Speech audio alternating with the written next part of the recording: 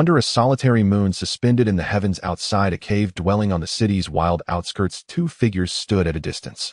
A woman clutched a swaddled infant tightly, her face streaked with tears as she gazed longingly at her child. The man by her side spoke reverently, "Empress, please hand the child to me." The woman, possessing a graceful and refined beauty with delicate hands as luminous as the autumn moon, remained steadfast. But when she heard him address her as Empress, she glared fiercely and snarled, "Since I left the palace, I am no longer an empress. Do not call me so again." The man hastily corrected himself. "Yes, Madame Lu." He quickly reached to retrieve the infant from her arms. The sleeping baby, sensing the separation from its mother, suddenly burst into wailing. Unable to bear it, the woman snatched the child back and held him close as tears streamed down her face. Timidly, the man glanced behind him and saw a carriage parked not far off. From within, a lone figure had lifted a corner of the banner, revealing a pair of fierce, almost demonic eyes that instantly shrouded the place in an aura of murderous intent. Observing the woman's profound sorrow, the murderous glint in those eyes seemed to wane. After a moment, the banner was slowly lowered. The man murmured, "Madam, it is late, you should." The woman cast him a cold look, then tenderly gazed at the infant. She produced a white silk handkerchief from her bosom, its corner embroidered with a deep crimson character Lu, a mark she had stitched herself. Gently she placed the silk into the swaddling cloth, finally entrusting the child away. The man accepted the infant and hurried outside the cave. In this forlorn refuge on the outskirts of Dingzhou City, a temporary haven for homeless beggars, he left the baby at the cave's entrance and quickly departed. The woman, standing amidst the cold wind, watched everything unfold. As if her soul had deserted her, her face turned ashen, an expression vacant, as she slowly made her way toward the carriage, leaving only a forlorn silhouette behind. An hour later, the infant was roused by the biting night wind and began to cry out loudly, the feeble sound echoing in the dark. Time passed swiftly. 15 years later, outside Dingzhou City flowed a mighty river, its waters clear year-round, known as Qingtian River. Along its banks lay a small town, aptly named Qingtian Town due to its proximity to the river. That day the town was abuzz with market activity. People bustled and pressed against one another in a vibrant throng. A street vendor's drum resounded with a steady beat, summoning clusters of children, while teams of porters hurriedly carried goods toward the riverside wharf. Groups of women strolled together, chatting as they wandered about the market. Shops and taverns brimmed with customers, their voices merging into a cacophony of sounds. Under a dilapidated wall, a cluster of ragged child beggars solicited alms from passers-by. In small groups, when encountering elegantly attired women, the youngest would rise to bow respectfully. They chanted, "Noble madam, you radiate wealth and auspiciousness and possess the heart of a bodhisattva. Please spare some coins for food." When encountering passing merchants, 2 or 3 would swarm around, offering respectful bows. They also called out to kind strangers, "O great benefactor, your countenance exudes fortune and longevity. May your wealth abound, and your house be filled with progeny." Sometimes a few copper coins were tossed their way. After a verse, if they encountered a burly, miserly man with a rugged face, they would block his path, step in front of him, and by bashing a ramshackle bowl over his head until it shattered with splinters that cut his skin, they would then sing, "Sir, this path is forbidden. Beware of the blood splatter." The irate man would usually hurl 2 copper coins in impatience, shooing them away with a dismissive gesture, and if his temper flared, he might even administer a couple of kicks. Unafraid, the little beggars would gather the stray coins and sing behind him, "May fortune forever smile upon you, sir." And if food was offered, they would huddle together to share every morsel from their broken bowls. In a shadowed corner sat a gaunt boy of about 15 years, his thin hands hanging limply over bony legs, his bare feet cold on the ground as he curled up quietly. His tattered trousers were rolled up to his knees. Beside him lay a broken stick and a chipped bowl. His untidy hair, sallow face, and misaligned eyes gave him a disordered, almost deranged appearance as he sat with eyes half closed. A fellow child beggar approached and gently placed a small stale biscuit into his bowl, saying, "Lame brother, eat." The boy opened his eyes and glanced at his companion. Murmuring, he said, "I'm not hungry." You eat," and returned the biscuit to his bowl. Then he softly inquired, "Slim Monkey, what time is it now?" In a hushed tone, Slim Monkey scratched his head and replied, "I'm not sure, it seems to be past the SI hour." The boy fretted, "I fear it may be too late." In alarm, the boy grabbed his broken stick for support, rising unsteadily as he limped toward the eastern part of town. After wandering with intermittent rests for what felt like several tea breaks, the little beggar finally arrived at a secluded spot in the east of the town. The clear, resonant sounds of recitation emanated from a humble thatched cottage. The boy, leaning on his crutch, hurried over and settled by a bamboo window, listening intently. Inside, in the main hall of the cottage, hung a plaque bearing 3 characters, Mingshitang. Beneath the plaque sat an old square table behind which a teacher in a coarse blue cotton robe around 40 years old, sat with his eyes closed stroking his beard as he listened to the students reciting their lessons. The cottage was modest and worn with several bamboo windows facing east, while on the western earthen wall hung a large horizontal plaque inscribed with Jipeng Yunxiao. Over a dozen pupils sat in 3 rows of wooden benches. The younger ones practiced calligraphy while the older recited scriptures. The little beggar, utterly absorbed, began to show a spark of life on his sallow face. After the recitation, the teacher relaxed his furrowed brows in satisfaction, then rose to boldly inscribe the character Xia on a piece of yellowish paper. With a resonant voice, he declared the character of today is none other than Xia. A Xia embodies loyalty, sincerity, righteousness, martial prowess, and youthful vigor, qualities to serve the nation above and bring solace to the common people below. At these words, the little beggar's heart surged as he recalled his early days on the streets, witnessing heroic figures astride white steeds, their gleaming swords and majestic presence leaving him in awe. He remembered how each of those heroes, clad in golden sword sleeves and black tiger boots, with hair streaming and eyes aglow, exuded an awe-inspiring majesty that filled him with endless admiration. In his excitement, he picked up a withered twig and carefully etched the character Xia into the earth stroke by stroke. Unbeknownst to him, midday had passed, the class had dispersed, and the children, dressed in coarse patched garments, joyfully ran out of the cottage. It was clear that the dilapidated cottage served merely as a village school for children of humble families. 2 mischievous boys glanced back and saw the little beggar outside. Disdainful that a humble street child would study alongside them, they began pelting him with stones. Struck on his back by a stone, the young beggar was momentarily startled, yet continued to focus on practicing his characters on the ground, even as the boys jeered, "Stinking beggar! Who told you to learn to write?" As the boys prepared to throw more stones, a man's sharp command suddenly broke through. "Stop! If you do not disperse and return home after school, your teacher will discipline you." The speaker was none other than the teacher who had unexpectedly appeared before the beggar. The boys, chastised, pouted, stuck out their tongues, and quickly scattered. Seeing his teacher, the little beggar quickly propped himself up on his stick, bowed respectfully, and murmured, "Greetings, Mr. Lu," lowering his eyes in deference. Mr. Lu, whose surname is Lu, named Daoyuan and styled Yuzhai, served as the instructor at the village private school near Qingtian town. Upon noticing that the character Xia had been written so squarely today, he nodded in quiet approval. In a soft voice, he said to the beggar, "I suppose you have been listening to my lectures here outside for over 3 years now, steadfast against storm and rain." Then he recited, "Indeed, perseverance is the essence of learning. Though you make your living by begging, your aspiration for knowledge is truly commendable." The beggar listened to his teacher's praise, his emaciated face flushing with joy, though he dared not lift his eyes to Mr. Lu. "It is a pity that, having lived as a beggar from childhood, you do not even have a proper name. I recall you once said your surname was Lu. Am I right?" Mr. Lu inquired. "I remember you once mentioned your surname. Is Lu correct?" The boy stuttered, "Yes, Mr.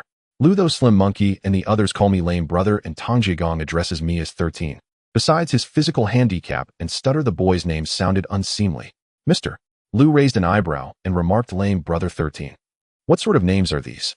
He continued, "I had long intended to give you a proper name, and I believe today is the day. What do you say?"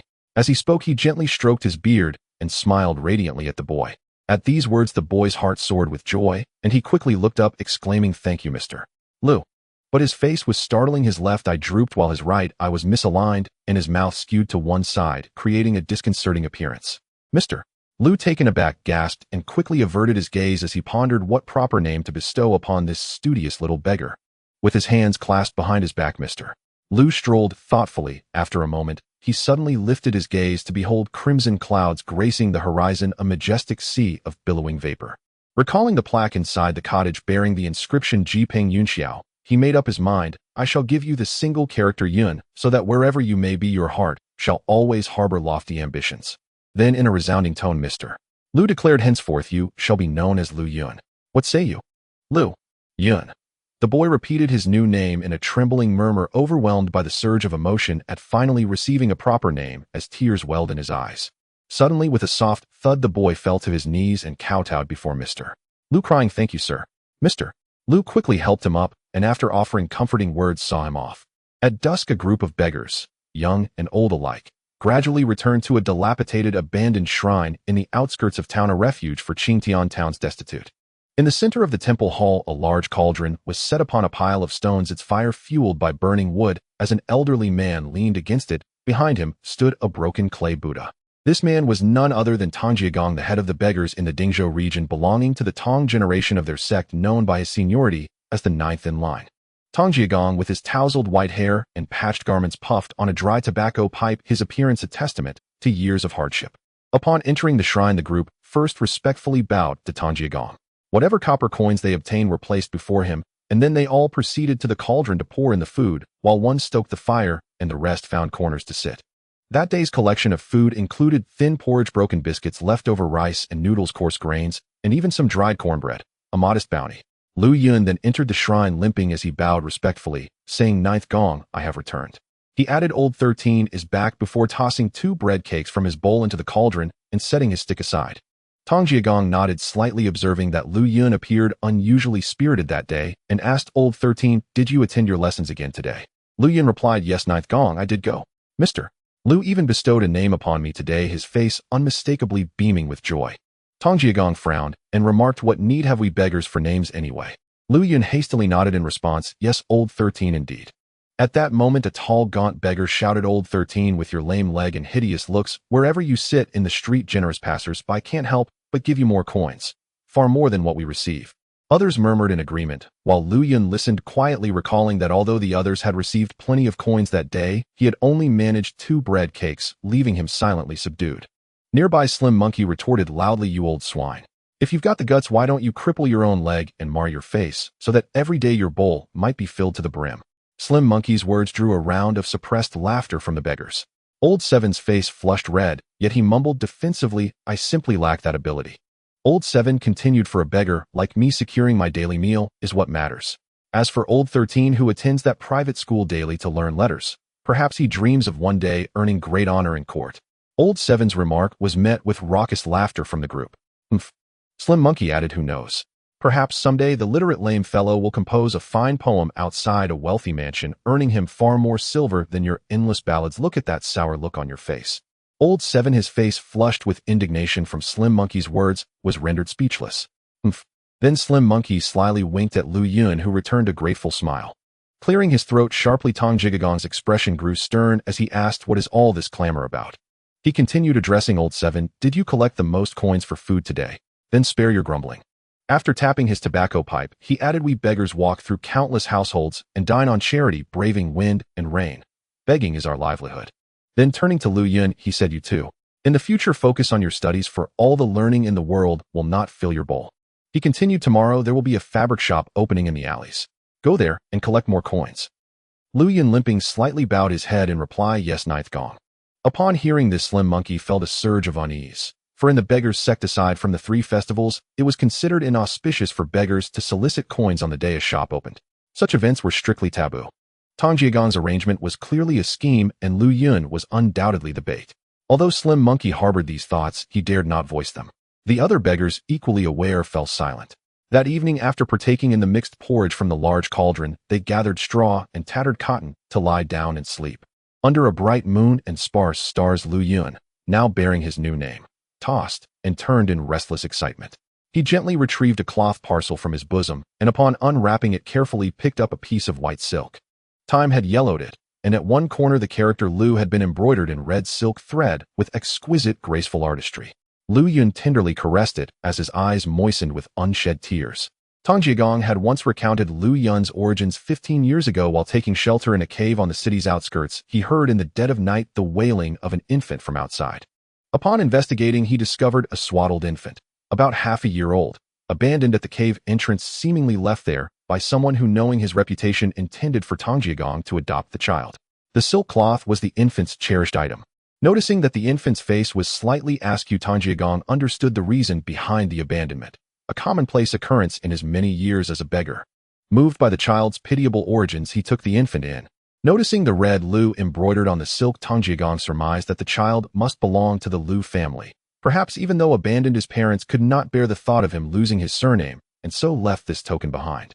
That infant grew up to be the young man known today as Lu Yun, dubbed Old 13 in accordance with the beggar's sect tradition, for he was the 13th child taken in by Tang Jiagong. In that moment, Lu Yun longed for his birth parents to know that after all these years, he had finally received a proper name. Yet the thought soon shifted as he recalled how his own flesh and blood, repulsed by his deformity, had heartlessly abandoned him, condemning him to a life of begging. Overwhelmed by sorrow and indignation at such callousness, he wept bitterly throughout the night. The following morning, the bustling streets were filled with excitement as a new cloth shop opened its doors. Distinguished guests flowed in and out, and the venue brimmed with esteemed company. Lu Yun limped to the entrance of the shop. Due to his stutter, he could not perform the celebratory tune, so he chose a secluded corner and sat down. No sooner had he seated himself than a figure emerged from the shop, bellowing harshly, "You filthy beggar!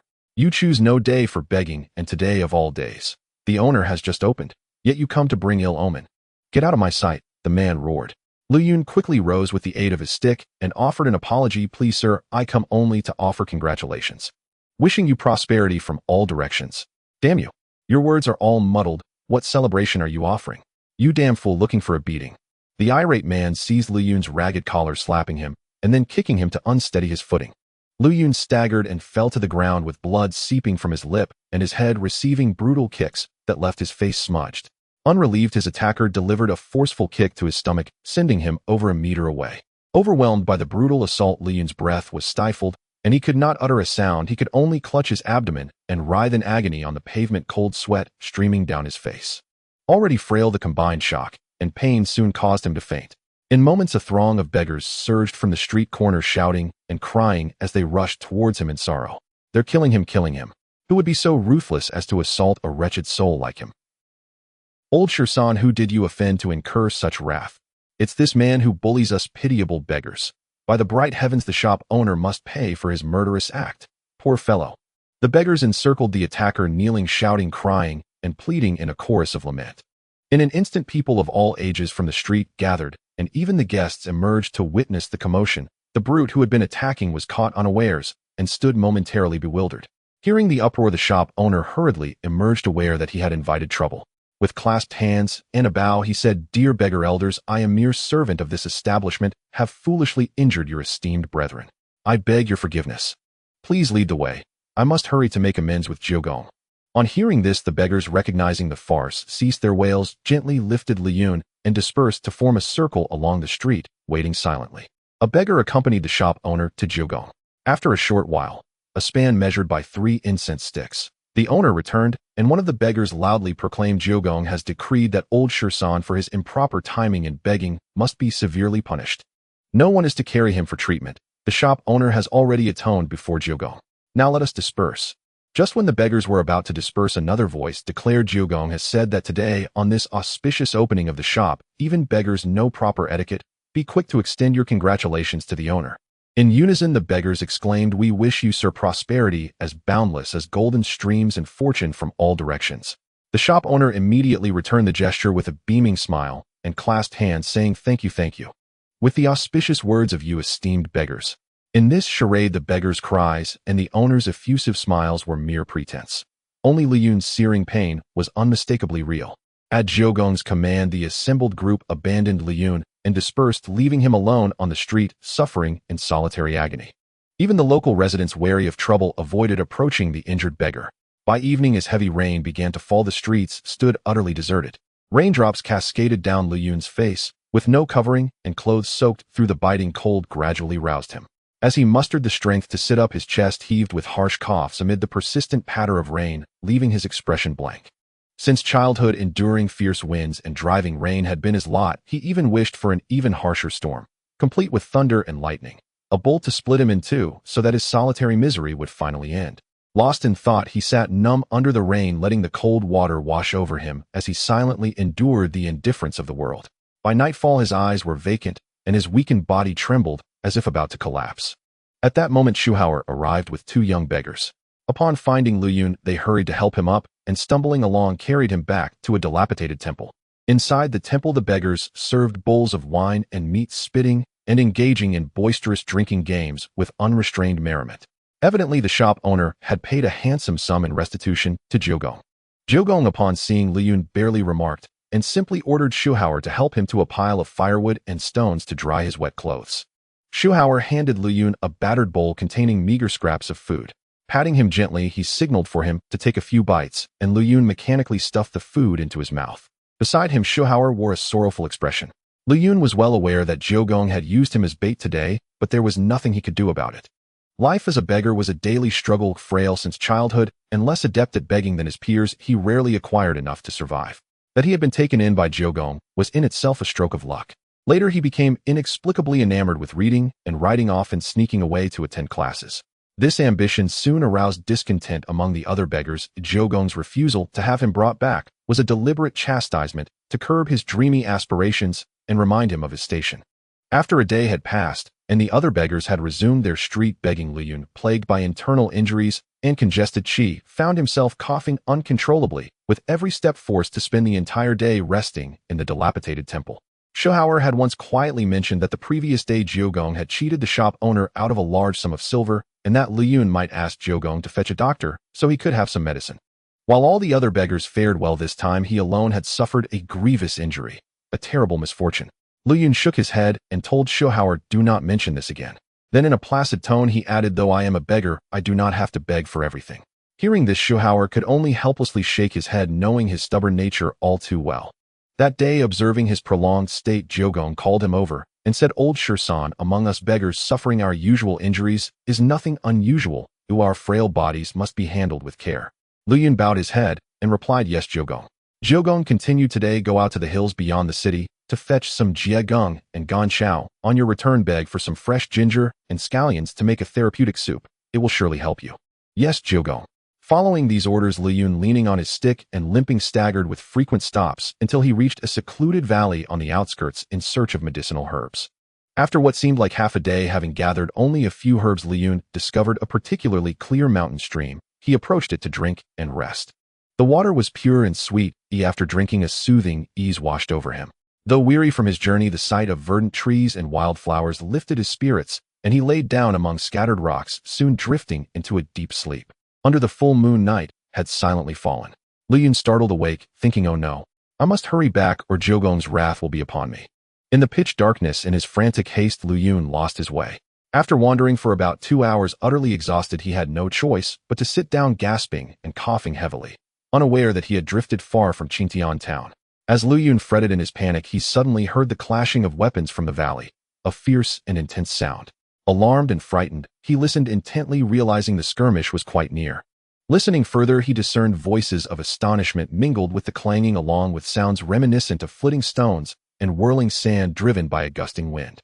Trembling, yet overcome by curiosity, Liyun recalled his lifelong fascination with tales of chivalry, especially inspired by Lu Diyuan's expositions on heroism, and almost involuntarily, he began to move toward the source. After barely half a mile by the light of the moon, he observed several shadowy figures moving among rugged rocks in a mountain hollow. Intermittent flashes of cold light revealed the gleam of swinging weapons. For the first time in his life, Liyun witnessed such a scene. His heart pounded wildly like a rabbit, his body trembled, and he quickly crouched on a small hillside, timidly peeking over to look down into the hollow. In the mountain hollow, he saw several figures standing in silent mutual gaze. 5 of them had encircled a lone man, yet they deliberately kept a distance of over 10 yards from him. At that moment, the sounds of combat ceased, and a loud voice declared, "I have long heard that the master of the Tianlu sect Mu shouts and wields the Yujing Shinshao sword technique, ever-changing, gentle as a flowing stream, yet concealing a thunderous strike that ensnares the unwary. Truly an unrivaled marvel among modern sword arts. I have just witnessed its power." The speaker, wielding a Qingtian Ryu Dao with sideburns and beard, dressed in a leopard skin vest with a plain short jacket, blue trousers, and long boots, appeared strikingly ordinary. "Shintabao, you and your Meishan Wutsu have followed me for days, and today you have finally dared to act. I mu consider myself truly fortunate." The one who replied was the man encircled at the center, dressed in a silver narrow-sleeved brocade robe, in his 50s, wearing a black cap and sporting a gracefully hanging beard. He exuded an air of refined elegance. He carried a long sword in his hand, and his demeanor was calm and composed. Shintabao said, "I have heard that Director Mu always keeps his sect's secret manual of the Yujing Shinshao sword technique close at hand. Today the 5 of us have dared to request a chance to peruse it. We shall return it promptly after our inspection. What say you?" Director Mu merely snorted in response without speaking. Why waste so many words? Surely he knows our intent. If he wishes to give it, so be it. If not, well, seize it by force. An elderly man interjected, forcefully brandishing a roughly 2-foot-long baton, his attire equally unremarkable. Who in the martial world does not know that once the 5 of us act together, even a top-notch master will not escape our grip? Another, holding a pair of tiger head hooks with a smug expression, said, "Indeed," and added, "Let's see if Director Mu knows when to yield." Among them, one wielded a dragon-shaped chicken claw weapon, while another brandished an iron chain meteor hammer. Li Yun understood that these five had come to seize something using their numerical advantage to bully, certainly not chivalrous heroes. That sect leader was surely doomed. Oh, as he watched with bated breath, someone sneered, "Had the sword manual. None of you are fated to see it. Shintu Bao Tai Shuking's Ilagongsan Hiliankyu. You five have sullied your reputations by defeating numerous martial masters. In the Jianghu all are condemned. As the leader of a great sect, how could I fear you? Enough prattle. I have witnessed your skills, which are modest at best. Come if you dare attack me together." After he finished speaking, Mu Xiaoxin's inner energy surged through his sword hilt, making the tip hum. Upon hearing this, Shintu Bao bellowed, "Very well. Mu Xiaoxin, cease your arrogance, and prepare to surrender your life." With that, he leaped into the air, wielding the Qingtian Ryu Dao with both hands. In a flash of cold light, he swung it down over Mu Xiaoxin's head. Mu Xiaoxin swiftly dodged by twisting his body and countered with a reverse sword thrust aimed straight at Shintu Bao's neck. With a resounding clang, Shintu Bao turned to parry as the clash of weapons reverberated. Soon Zokilu brandished tiger head hooks in both hands, while Gongsan wielded a pair of chicken claw weapons to attack Mu Xiaoxin from both sides. Their weapons not only inflicted injuries, but could also hook an opponent's weapon, a troublesome tactic indeed. Mu Xiaoxin employed a move from the Shunxiao sword technique, called Shunlong Yu Wei. With rapid sweeping strokes of his long sword, he deftly repelled the two attackers. Shwa shwa shwa. The two launched another assault, their four weapons whirling in a dazzling, disorienting dance. Performing a move known as Xinjiang Koan, Mu Xiaoxin spun and leapt into the air, slashing his sword horizontally toward their foreheads. Both opponents raised their blades to block and attempted to hook his sword, but he retracted his move so swiftly that their efforts came to nothing. Suddenly, a gust of wind heralded the advance of Hiliankyu's meteor hammer aimed low at Mu Xiaoxin. He quickly lifted his foot and turned to evade it. The hammer then soared up with a resounding whoosh, racing directly toward his face. He raised his sword in defense. The blade clashed with the meteor hammer's chain as their inner energies collided. With a deft maneuver of raising and lowering his sword, he redirected the hammer along its original path. Before his move had fully retracted, he felt a force strike his back. Tai Shuking unleashed an attack with his iron-like baton, swiftly targeting three vital points, Fengqi Mingmen and the tail channel, with formidable power. If these 3 points were struck by such force, one would be grievously wounded or even killed. Yet Mu Xiaoxin, without a moment's hesitation, turned his sword to protect his back. With a move called Tianshi Fusho, he nullified the attack. Then turning swiftly, he pointed his sword, forcing Tai Shuking to block and retreat hastily while guarding his throat. After this exchange, Mu Xiaoxin silently concluded that while the individual skills of these five were mediocre in unknown duels, their combined assault, even for a top master, would demand considerable effort. Of course, he was unafraid, but with five assailants attacking simultaneously, though he could parry each move, it was difficult to break free and land a killing blow. How long would this battle endure? Delay was not an option. He must defeat them one by one. Meanwhile, Shintu Bao and his four cohorts were equally astonished, realizing that few in the Jianghu could withstand the combined might of all five. Yet Mu Xiaoxin responded with calm assurance, unfazed by the onslaught. Indeed, the Shunxiao sword technique was formidable, his relentless counterattacks further fueling his resolve to subdue his foes. From his vantage point high above, Lu Yun watched in stunned amazement, his heart pounding wildly. He had never witnessed such a battle before, where the combatants moved like celestial beings in an intricate dance. After a brief pause, the five resumed their assault.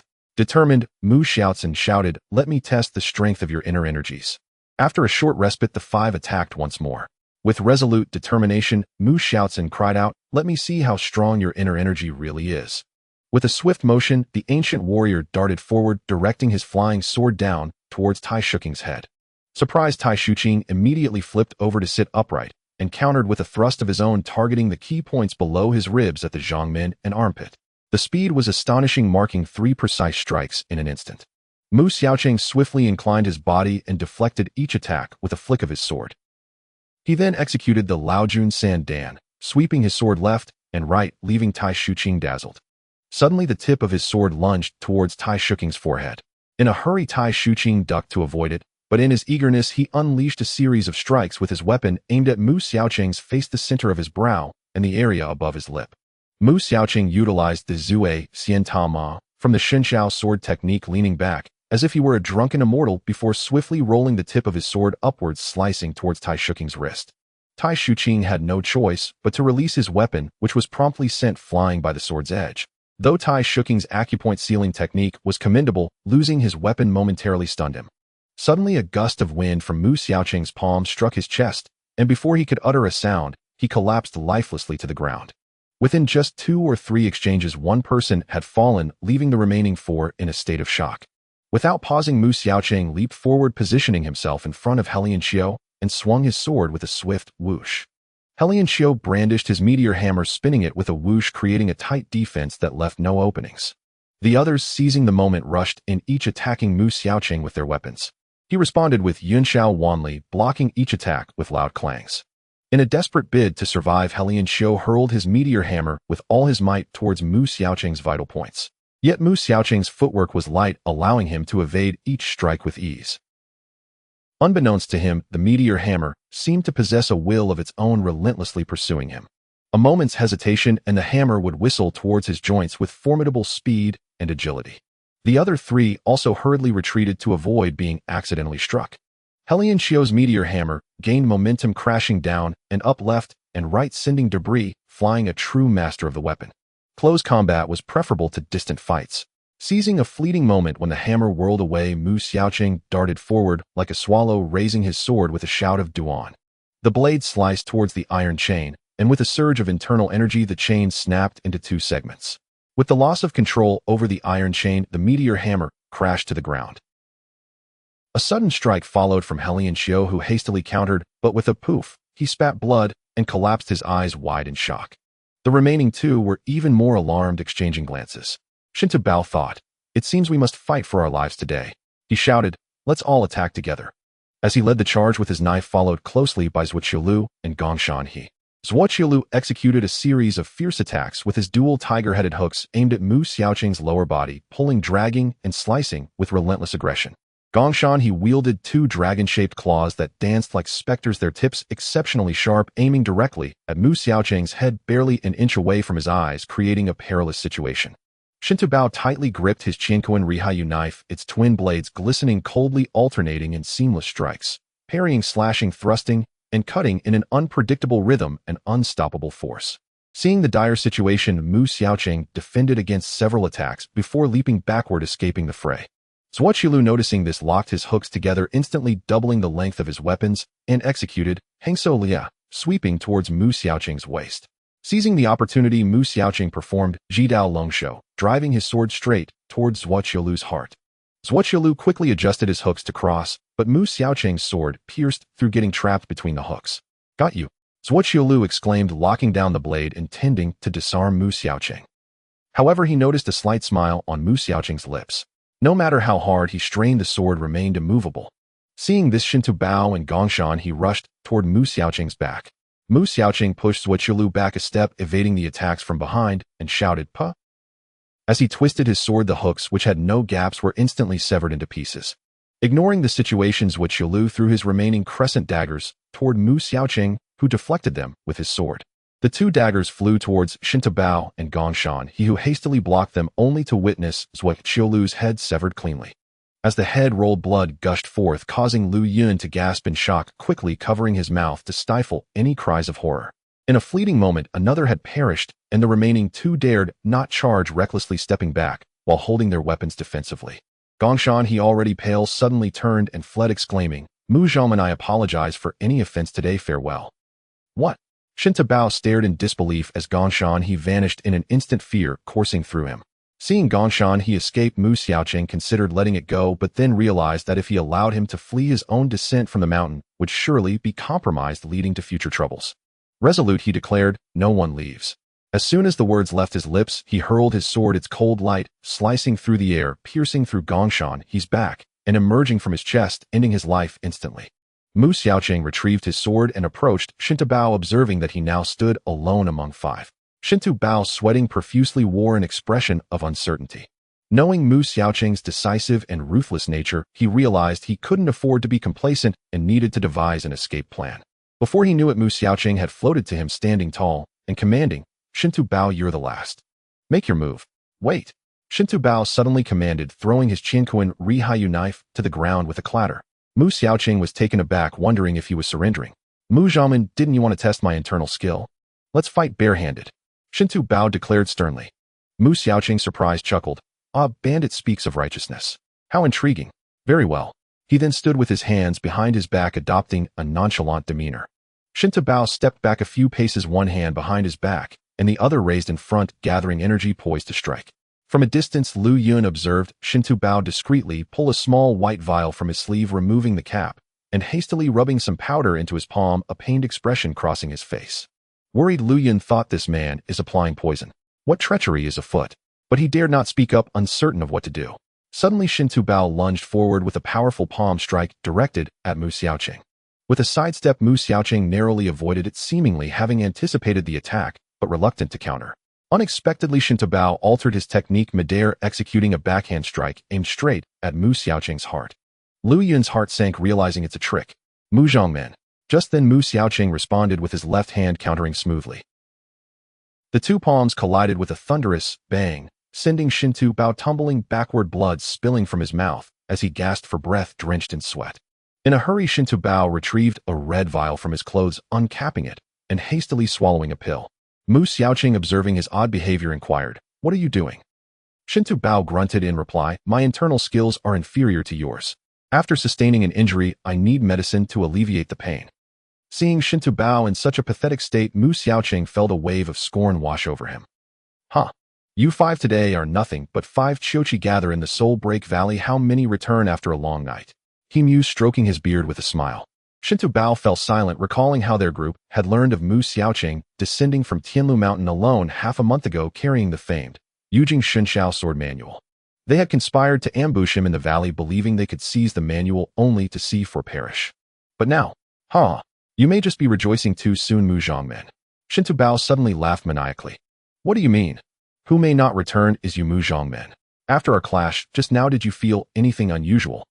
Mu Xiaoqing's brows furrowed, sensing an unpleasant fishy taste spreading from his palm. Glancing at his left hand, he discovered it had turned nearly black, resembling signs of poisoning. Alarm bells rang in his mind.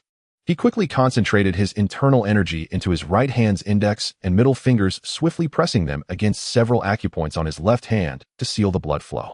Yet with every movement of his internal energy, a wave of weakness washed over him, nausea and pain coursing through his body, his vision spinning, and his legs giving way as he collapsed to the ground. Mu Xiaoqing immediately sat cross-legged, focusing on regulating his breath and stabilizing his qi and blood, daring not to act recklessly.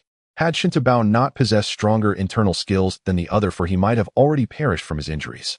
Now he too hesitated to act. "Mu Zhongmen, there's no use in straining yourself. You likely never anticipated that I would coat my palm with poison for our clash. I have already ingested the antidote, while you can only wait here to die slowly. Before your demise, why not recite a few more verses of poetry?" With his scheme successful, Shintu Bao reveled in delight. Lu Yun felt a heaviness in his heart, realizing that the scheme had succeeded and Mu Zhongmen was poisoned, leaving his fate grim. He cursed himself for not speaking up earlier, otherwise Mu Zhongmen would surely have triumphed.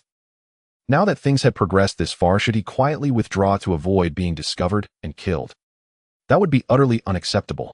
Caught in indecision, Lu Yun braced himself, remaining still. After a while, Shintu Bao felt slightly recovered, the poison's effects waning significantly, and he eagerly approached Mu Xiaoqing, muttering, "Since you refuse to give it to me, I shall take it myself." As Shintu Bao drew near, Mu Xiaoqing steadied himself, suddenly moving his hand. His sword flew toward Shintu Bao. To his surprise, Shintu Bao effortlessly caught the sword, knowing Mu Xiaoqing dared not exert too much internal energy at this moment, dismissing it entirely. With a loud bang, Shintu Bao effortlessly snapped the sword in two, tossing it aside. "I advise you, Mu Zhongmen, to stop struggling and hand over the manual lest you suffer more."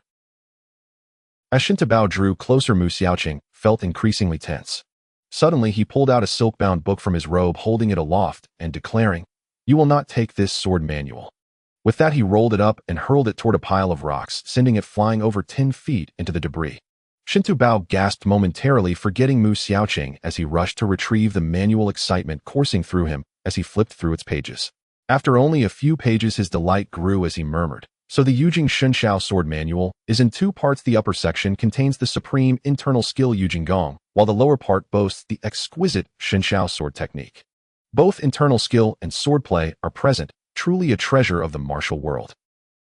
With a murderous glint in his eye, he glanced back at Mu Xiaoqing, who was meditating with his eyes closed, drenched in sweat, calculating, "This man is too preoccupied with himself.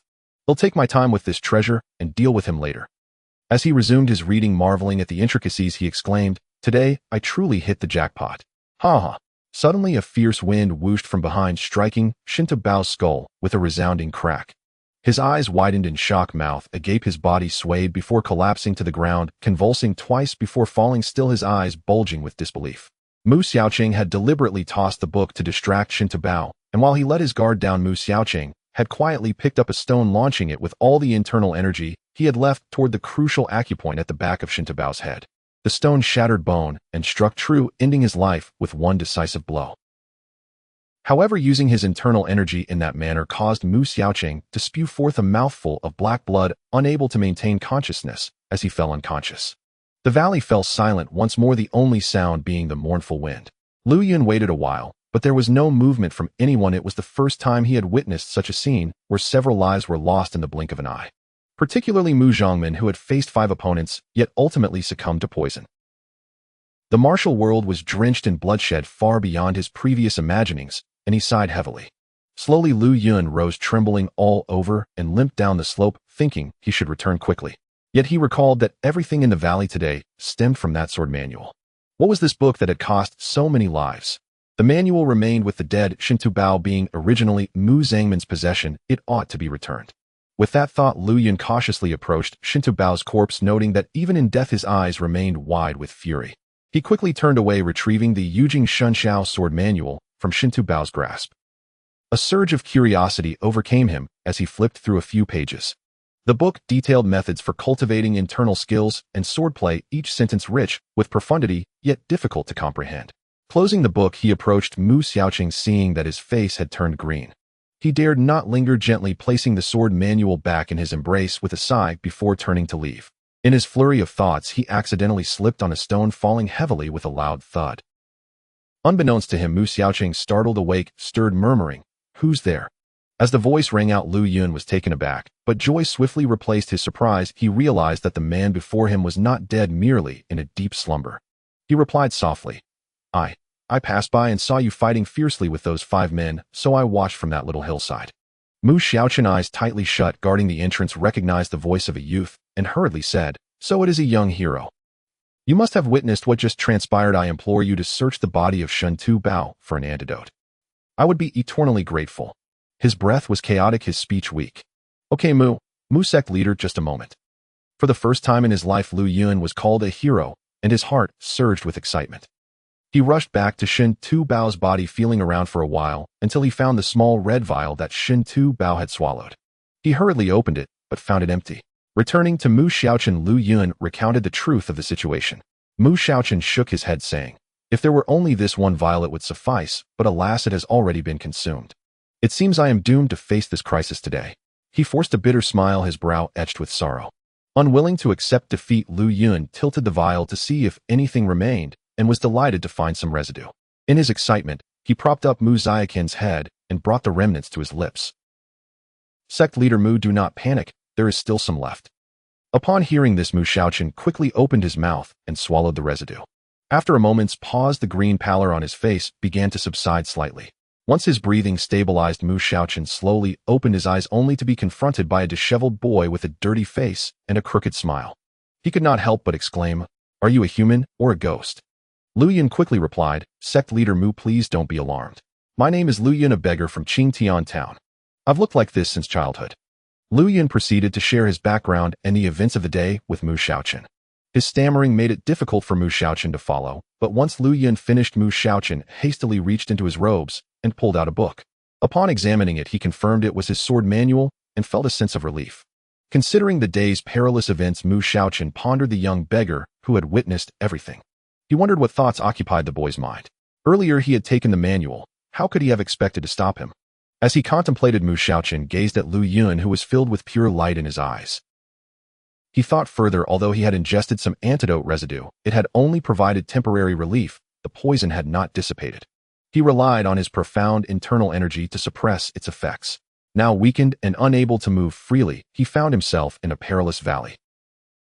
It would be best to have someone by his side, and this boy who fortuitously encountered him could serve that purpose. At that moment, Lu Yun asked with concern, "Sect leader Mu, do you feel any better?" Mu Xiaoqing collected his thoughts and replied slowly, "I am not gravely harmed, however I have fallen prey to treachery and am too weak to cultivate." I see the goodness in your heart, young hero, and meeting you today is a stroke of great fortune. I kindly ask you to stay by my side for a few days so I have someone to rely on. Each time Mu Xiaoqian called him young hero, Lu Yun's heart soared and his mind swirled. He reflected meeting a martial arts hero was already a stroke of luck, and being able to accompany the leader of such a sword sect was a chance he could not have dreamed of. However, given his appearance, he feared he might be rejected by the hero. Moreover, if he did not return home soon, he would surely face punishment from his guardian old Jiao.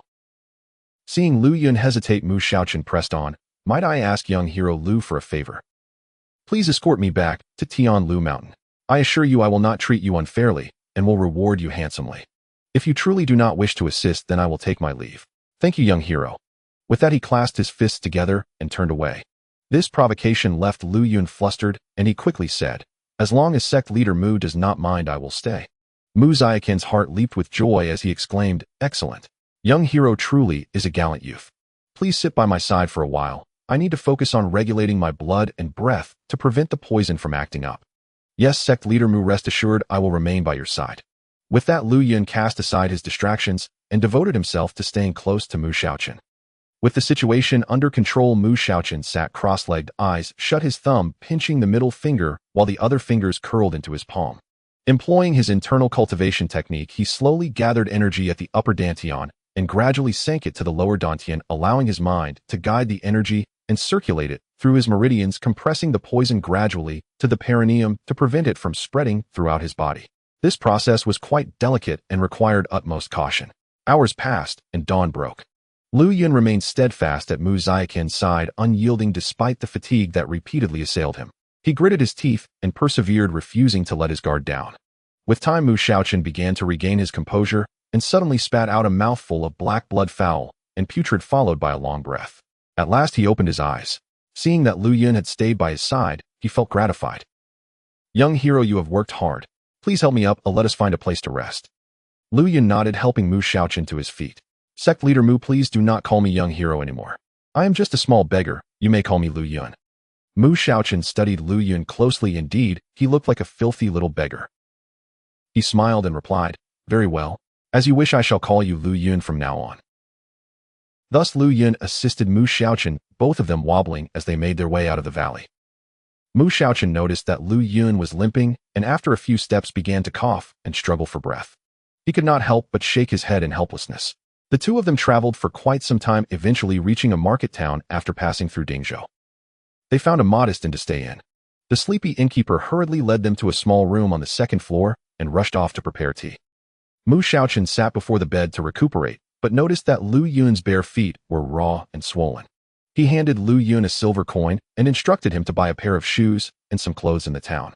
Since Lu Yun was now accompanying him, he could not allow him to continue looking like a beggar, as it would tarnish his own reputation as a sect leader.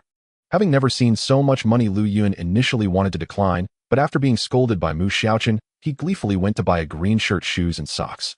While the shirt felt a bit awkward, putting on the shoes was immensely comfortable. Mu Xiaoqian then asked him to fetch some food. Lu Yun prepared steamed buns with pickles and millet porridge for himself, which he considered the best meal he had ever had. After being reproached by Mu Xiaoqian, once more he reluctantly returned to the shopkeeper to buy some fine beef and wine. Once the meat dishes were served, Mu Xiaoqian finally started eating. Naturally, Lu Yun joined in, but Mu Xiaoqian found Lu Yun's crooked smile while eating quite unappetizing. Aware of his own appearance, Lu Yun turned away to chew in silence, which slightly touched Mu Xiaoqian's heart. That evening, Mu Xiaoqian insisted that Lu Yun take a bath in the inn's washroom. After much reluctance, Lu Yun finally enjoyed a rare bath, and even tied his hair up for the first time in his life. Upon returning to the room, he was no longer the dirty little beggar, but a normal-looking youth, which pleased Mu Xiaoqian somewhat. He brought a chair to the door and sat beside it, falling asleep while guarding the entrance. Mu Xiaoqian then focused on regulating his meridians, feeling the poison inside him had lessened compared to the previous day. Only then did he feel safe enough to sleep, and the night passed without incident. Before dawn the next day, there was a gentle knock on the door. Mu Xiaoqian, alert, asked, "Who is it?" A soft voice replied from outside, "Honored guests, it is the innkeeper's boy. Please allow me to speak with you." Mu Xiaoqian rose and indicated for Lu Yun to open the door. The innkeeper's boy cautiously entered after looking around, speaking softly. "Honored guests, last night some fierce men came to the inn asking if an old man in a silver robe and black hat had stayed here. They looked menacing, each armed, so I told them no. I feared they would cause trouble here, and I could not risk damaging the inn's reputation by disclosing the presence of guests to strangers. Hearing this, both Lu Yun and Mu Xiaqian's hearts tightened. The boy continued, I heard them mention something that sounded quite like your appearance, so I hurried here to inform you, hoping I am just being overly cautious. Do you know where they are now, Mu Xiaqian asked in a calm voice. They stayed here last night. I guided them to a shabby room at the corner downstairs and have been watching them closely. The boy stepped aside, showing no intent to leave. Mu Xiaqian smiled slightly, took out a small piece of silver, and had Lu Yun pass it to the innkeeper's boy, saying, You have shown kindness and care to us. Please accept this token of appreciation. The boy gratefully accepted, saying, Rest assured, honored guests, I will not pay any heed to those ruffians, and will find an opportunity to send them on their way. Please rest easy. With that, he quietly exited the room. Once the boy left, Mu Xiaqian furrowed his brows and immediately instructed Lu Yun. Lu Yun, please go downstairs and verify what the innkeeper's boy said. Understood. Lu Yun hurried downstairs and cautiously approached the shabby room's door. It was still early and there was no sound from within, so he leaned against the wall, listening for any movement. As dawn broke, voices finally emerged from the room. Lu Yun pressed his ear to the door, straining to hear. He caught a voice saying, You two hurry up and wash up. We need to search the town and surrounding areas for that Mu Xiaqian. Another voice chimed in. I heard the 7 masters of the Flying Claw gang have already arrived in Jinzhou. We should head there too. A third voice agreed. Right, Jinzhou is at the foot of Tianlu Mountain, the route Mu Xiaqian must take to return. If we go there, we can wait for him to come to us. The first voice retorted, Fool. How many people do you think are gathered on the roads leading to Jinzhou? Do you think we can outmaneuver them?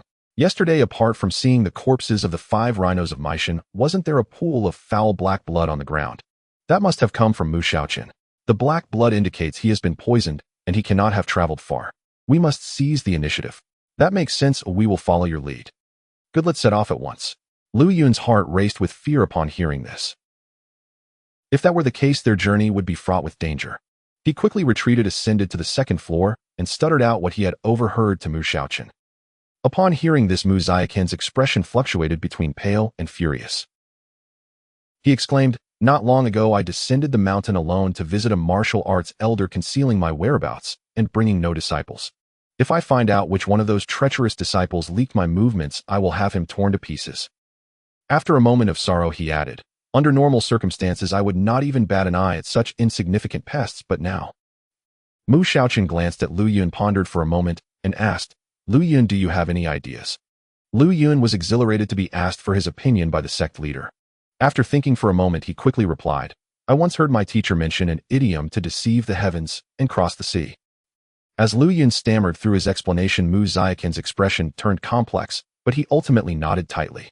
He immediately instructed Lu Yun to prepare. Afterward, Lu Yun wandered the streets, finally returning to the inn with 2 bulky bundles wrapped in cloth. A fierce-looking man with a thick beard was interrogating the innkeeper's boy. I told you to find us some good horses. Why is that not done? Are you afraid I won't pay you? The innkeeper's boy nervously replied, Honored guest, you must understand this remote place has very few good horses. We barely have any lean ones. How can they accommodate your stout frames? The burly man's face twisted in irritation. Enough. Let me ask you, who is staying in the small room upstairs? Seems to be a grandfather and grandson. The old man looks ill, covered in sores, and that grandson looks as ugly as a ghost. I avoid them when I see them. Look, that's him. He pointed at Lu Yun. The rough man glanced at Lu Yun, recoiling in shock. He spat, Bah, what bad luck. With that, he hurriedly grabbed his knife and dashed out of the inn. Lu Yun recognized the man's voice as one of those he had overheard in the room that morning. He quietly returned to his room and shut the door, refusing to go out again. Finally, as night fell, the two of them left some silver coins as lodging fees and quietly descended the stairs. They saw 2 ragged beggars stealthily exit the inn, each leaning on a broken stick and carrying a worn-out bowl. One limped while the other swayed, supporting each other as they cautiously made their way down the street. The older beggar had his face wrapped in torn rags, revealing only his eyes, which glared fiercely. When a passerby, seeing his appearance, tossed a few coins into the bowl, he barked, Get lost. Startling the passerby, the younger beggar quickly pulled him back, bowing to express gratitude before they scurried off. The 2 beggars were in fact Lu Yun and Mu Xiaqian, disguised to avoid attention as they stealthily traversed the night. This was Lu Yun's idea. Although Mu Xiaqian was reluctant, he knew they urgently needed to return to Tianlu Mountain without delay and had no choice but to accompany Lu Yun as a beggar. Amidst the cold and desolate wind, the rugged road stretched long ahead, and the two beggars appeared like a pair of unfortunate companions wandering through the darkness. In the mountains outside Jinzhou City, a towering peak rises majestically into the clouds surrounded by an array of unique formations and deep ravines. This is Tianlu Mountain. Atop the mountain lies a complex of hundreds of buildings and pavilions intertwined with green tiles and vermilion ridges. In the center stands a circular platform known as Tianlu Terrace, measuring several hundred zhang across, constructed from square stone blocks, exuding a grand aura. On this day, a faint sound of swords clashing echoed from the terrace, where a man and a woman were engaged in sword practice.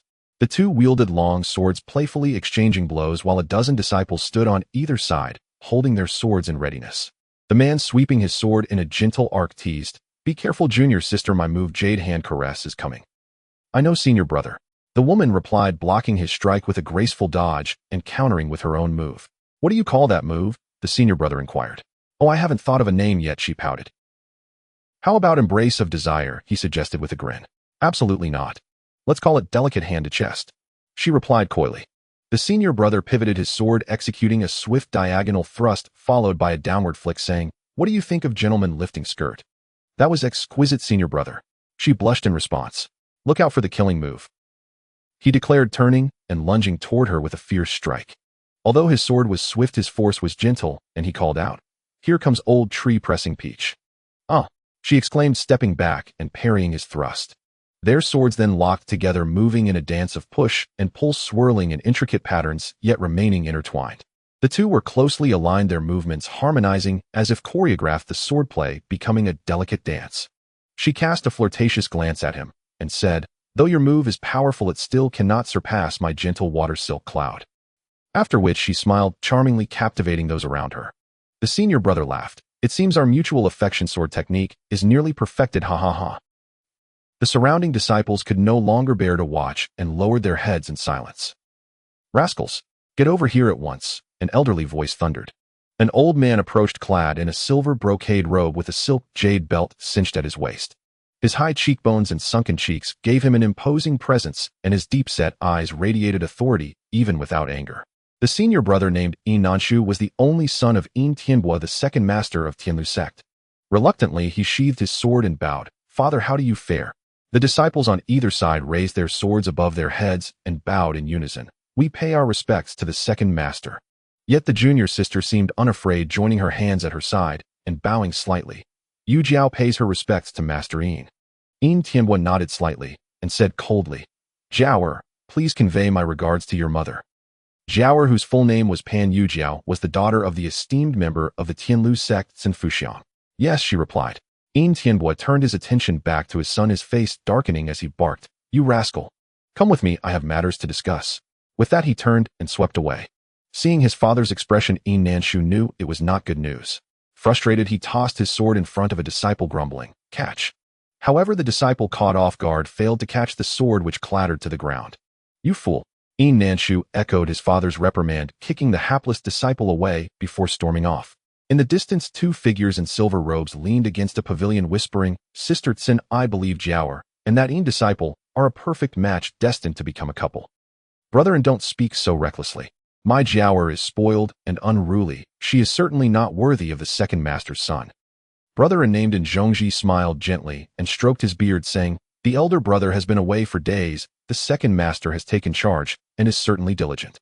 Sin Fuxiang responded, "Indeed, since the second master took over, all his disciples have moved to practice swordsmanship here at the Grand Tianlu Terrace. Our disciples have been relegated to the smaller, dilapidated courtyard of the little Tianlu Terrace. Is that not diligence?" And Zhongji waved his hand dismissively. "Sister, do not hold a grudge. The second master's disciples are numerous. We ought to yield a bit lest we disturb the harmony. By the way, the second master still needs me to arrange for someone to clean the hall. I must take my leave. It would not be good to arrive late. Please, brethren." The two exchanged polite farewells, and Sin Fuxiang called, "Jiao, let's head home." Pan Yujiao sheathed her sword and gracefully approached Sin Fuxiang. In their fragrant boudoir, Pan Yujiao inquired, "Mother, what were you and the third master discussing just now?" "That old sly fox. He can't compete with Yin Tianbua, so he tries to provoke me with his words to incite my anger." Sin Fuxiang gazed at Pan Yujiao and gently brushed her cheek, saying, "My dear Jiao, you are growing more beautiful each day. If your father were still here and saw you now, how wonderful that would be." Tears welled up in her eyes. "Don't be sad, mother. Remember, my father died for the Tianlu sect. The entire sect should respect us more, Pan Yujiao comforted. Yes, those ungrateful wretches seem to have forgotten, Sun Fuxiang said with a fierce glare. Zhao, that Yin Nanshu is impulsive and unpredictable. You must handle him with care. Do not worry, mother. That foolish boy is of no concern to me.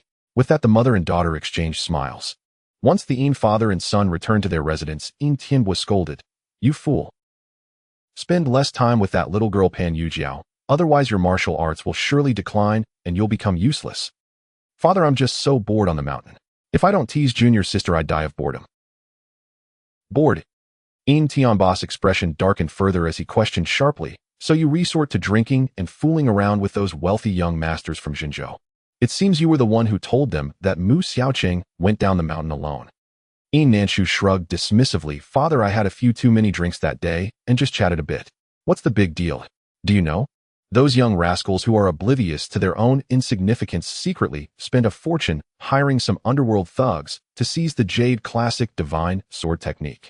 5 of them have already been killed by Mu Xiaoqing. What? Stunned Yin Nanshu was momentarily speechless. Humph. My elder brother is naturally suspicious and keeps our sect's secret manual on him at all times. It's truly laughable. Those wealthy young masters you associate with could never hire anyone from the righteous sects. They aren't even worth doing such things. The people they hired are all from second-rate shady organizations. How could they possibly be Mu Xiaoqing's match? Yin Nanshu began to realize he had caused trouble, feeling increasingly anxious. Yin Tianbu's expression hardened as he continued. When Mu Xiaoqing returns, he will definitely investigate this matter. He is decisive in his actions. What will you say then? Where will I stand as the second master? Yin Nanshu panicked at the mention of this. Father, what shall we do? Yin Tianbu shot him a cold glance and replied slowly, Fortunately, I have my informants in Xinzhou, so I learned of this. I've already dealt with those drinking buddies of yours. From now on, you must never admit to this, even if it costs you your life. Do you understand? Yai's father. At that moment, Yin Nanshu had lost all his arrogance and could only lower his head in acknowledgement. Seeing his son had learned his lesson, Yin Tianbu finally softened his expression. He didn't care much for Mu Xiaoqing's life or death. He was more concerned that if the Jade Classic Divine Sword Technique fell into someone else's hands, his foolish son would have committed a grave mistake. All those years of hope would be in vain. With everything being uncertain, Yin Tianbu could no longer remain seated. He set out alone to a separate courtyard. This courtyard, spacious in its own right, measured several dozen zhang and was constructed similarly to the Grand Tianlu Terrace, though on a smaller scale, hence it was named the Little Tianlu Terrace. There over 100 disciples diligently practiced swordsmanship, led by a tall, spirited disciple. Yin Tianbu called out, Tingbai, come here for a moment. The disciple named Tingbai heard him immediately, sheathing his sword and approaching, bowing. Greetings, second master. Yin Tianbu nodded in acknowledgement and said, Your master has been away for some time. It's about time he returns. Recently, the Xinzhou area has been unstable, and he is alone out there.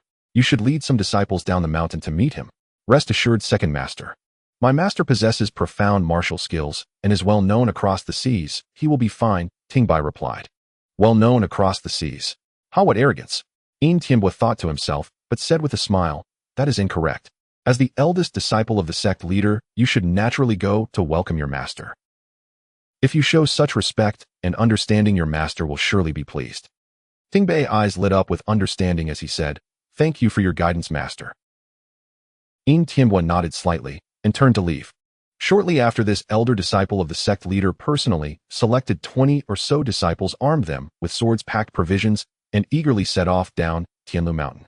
Meanwhile, Lu Yun and Mu Xiaoqing had been disguised as beggars for several days. Though it was arduous, the journey was uneventful. By day they walked confidently, and by night they sought a place to rest. Mu Xiaoqing needed nothing but to speak, while Lu Yun ran errands, taking excellent care of him. However, Lu Yun would cough incessantly after a few steps. Mu Xiaoqing taught him a few simple breathing techniques, and after several attempts, Lu Yun managed to expel a large amount of black phlegm from his mouth, feeling a lot better afterward. One evening, the two arrived at a remote little town only a day's journey from Tianlu Mountain. After searching for a while, they found an abandoned, dilapidated courtyard to rest. As they anticipated their return, Mu Xiaoqing discarded his tattered clothing and the cloth covering his face, finally revealing himself and letting out a long sigh of relief. Yet the poison within him had been suppressed by his inner strength, requiring him to circulate his energy through his meridians repeatedly. He felt exhausted and visibly emaciated. Though Lu Yun had accompanied him through all the hardships, he never once complained of fatigue. The overgrown courtyard was filled with weeds, and the dilapidated house had many holes. After settling in, Lu Yun was about to ask for permission to gather some firewood when he suddenly noticed Mu Xiaoqing's expression tighten. He raised a finger to his lips, signaling for silence, and then pointed to the beam above. Lu Yun looked up, but saw nothing unusual. He then noticed Mu Xiaoqing waving him outward, signaling him to exit the house. Though Lu Yun was confused, he complied with Mu Xiaoqing's gesture and quietly stepped outside. Just as he exited the courtyard, he heard Mu Xiaoqing's deep voice sing, "To the friend on the roof, it's windy up there, why not come down and sit for a while?" After a long pause, a voice responded, "I have long heard of Master Mu's reputation. I apologize for my rudeness." With that, a shadow suddenly leaped down from the roof, landing lightly in the courtyard with agile movements, indicating considerable skill. However, this figure seemed wary of Mu Xiaoqing, keeping a distance of over 3 zhang. The person was dressed entirely in black with a hood obscuring their face, and wore a tight-fitting black outfit and long boots. A black scarf covered half of their face, and they carried a slender, sharp dagger on their back, resembling an assassin. In the darkness, one sat inside the house, while the other stood outside, neither moving. Mu Xiaoqing understood that this person was not friendly. If a fight broke out, his weakened state would make it impossible to use his internal energy to defend himself, risking his life. Moreover, he was unarmed and had nothing to defend himself with. Caught in a dilemma, he couldn't think of a solution, so he decided to stall for time and probe the situation further. Earlier, he had heard movement in the rafters, which was why he had sent Lu Yun outside. Otherwise, if a fight ensued, he would be distracted and hindered. "May I ask who you are?" Mu Xiaoqing began cautiously. "I am Yefeng, a lone wanderer." The newcomer replied, their voice deep and resonant. "Then may I inquire what business brings you here?" "To my shame, I am an empty-handed thief robbing the rich to feed the poor." "Oh, so you are a thief." "Thief? I dare not claim such a title. I simply do what I must to survive." Mu Xiaoqing thought to himself, how unfortunate. I've encountered a petty thief now, and here I am, a tiger fallen to the plains, being bullied. Under normal circumstances, these riffraff wouldn't dare approach me. With a calm demeanor, he continued, "You have come here for a reason. What is it?" Yefeng replied, "Master Mu is a prominent figure in the martial world. It is a stroke of luck to meet you here. I have an ungracious request. I have heard that your Jade Classic Divine Sword technique is a treasure of the martial world, and I greatly envy it." It appeared he was also after the sword manual. Mu Xiaoqing shook his head in distress. This book meant more to him than his own life. It was not merely a martial arts manual, but a crucial support for his position as the leader of the Tianlu sect. His master had established a rule during his lifetime: whoever became the leader among them would be responsible for safeguarding this manual. If he were to relinquish this inherited sect treasure, how could he return to Tianlu Mountain and face his fellow disciples? Furthermore, as the leader of a sect, if he couldn't even protect the sect's martial arts manual, there would be no face left for him to walk the world of martial arts. But if he refused to hand it over and the man tried to take it by force, could he truly defend it? He could risk losing both the manual and his life. At this point, Mu Xiaoqing was sweating with anxiety, unsure of what to do. Seeing Mu Xiaoqing silent, Yefeng grew bolder. He had heard that many from the underworld were gathered around Jinzhou, eager to seize the manual from him. He also learned that Mu Xiaoqing seemed injured and was traveling alone, surely taking more obscure paths to avoid attention. Thus, he had decided to stake out in this remote village in hopes of a stroke of luck. And now it seemed his luck had finally arrived. Yifenka slowly stepped forward and inquired, "I noticed that the esteemed Master Mu does not appear to be in good health. Might I ask if you have sustained any injuries?" Mu Xiaoqing adjusted his breath discreetly and replied calmly, "A few days ago, I dealt with some miscreants who harbored ill intentions and in the process suffered a minor injury. It is nothing serious now." Upon hearing this, Yifenka abruptly halted. In the darkness, he could not clearly see Mu Xiaoqing's face. He merely feigned concern. In terms of martial prowess, he was certainly no match for Mu Xiaoqing. His eyes darted around as he cautiously probed, "I have no desire to peruse that sword manual, but I have long admired your profound swordsmanship, Master Mu. If you would be willing to teach me a few moves tonight, I would be deeply satisfied. Please draw your sword." With that, he grasped the Yin Qi Dao from behind him and took a few steps closer. "Draw my sword." "But I have no sword." Mu Xiaoqing felt a profound sense of despair and difficulty, yet he steeled himself and said, "I have engaged in too much killing recently, and my heart is clouded with killing intent. If my friend wishes to spar, it would be better to come another day." Yifenka, hearing this, hesitated, uncertain of his next move. After waiting for a considerable time, without seeing Mu Xiaoqing draw his sword, he tightened his grip on the knife and resolved to take a chance. Just as he was about to launch an attack, a voice called out from behind, "Master Mu, your sword has been cleaned and is ready." A young boy limped past, holding a long sword reverently, which he placed beside Mu Xiaoqing. Mu Xiaoqing was utterly perplexed. When did this lad acquire a sword? Lu Yun then added, "Master Mu, your sword had absorbed too much blood. I spent half the day cleaning it by the stream, and the water turned red." Mu Xiaoqing understood that Lu Yun was fabricating a story, but with a sword in hand, he decided to play along. "Ah yes, you're right. The blood scent has been quite strong lately. I sent you to clean it, and you took so long." Lu Yun replied, "There was too much blood, it wouldn't wash clean. Master Mu, you should try to kill fewer people." Hearing the exchange between the two, Yi Fengka's courage waned, yet he remained insatiable and asked, "And this young brother is?" "I'm nothing special. I encountered some ruffians on the road who wanted to kill me because of my ugly appearance, but Master Mu saved me, dispatching them with a few strokes. I am grateful for his life-saving grace and decided to stay and serve him," Lu Yun explained, surprisingly managing to complete his sentence in one breath. Yi Fengka looked at Lu Yun and noted his truly grotesque appearance, immediately turning his gaze away. After a moment of contemplation, he said, "I have long admired Master Mu. Today, upon meeting you, I must do my part. The night is cold, and young brother, with your limp, I will gather some firewood to warm us." Without waiting for a response, he swiftly exited the courtyard. The sounds of snapping branches echoed as he returned with a bundle of dry twigs, igniting a fire and sitting down around it. Mu Xiaoqing and Lu Yun exchanged glances, thinking that this fellow intended to linger. As the firelight rose, Mu Xiaoqing discreetly adjusted his breathing and circulated his internal energy from his dantian through his channels, allowing the blood to flow as his complexion briefly regained its vitality, appearing spirited and full of energy. Yi Fengka scrutinized Mu Xiaoqing's face closely, but saw nothing unusual. He then wore a flattering smile, remaining silent. Mu Xiaoqing pondered, "This fellow, despite harboring suspicions, seems quite fearful. He is waiting to see if I reveal any weakness, trying to ascertain if I am truly injured. If he discovers my lack of strength, he may strike decisively. Prolonging this is not a feasible strategy, I must devise a plan." He then let out a hearty laugh, saying, "Since you have chosen to stay, might it be that your wishes remain unfulfilled?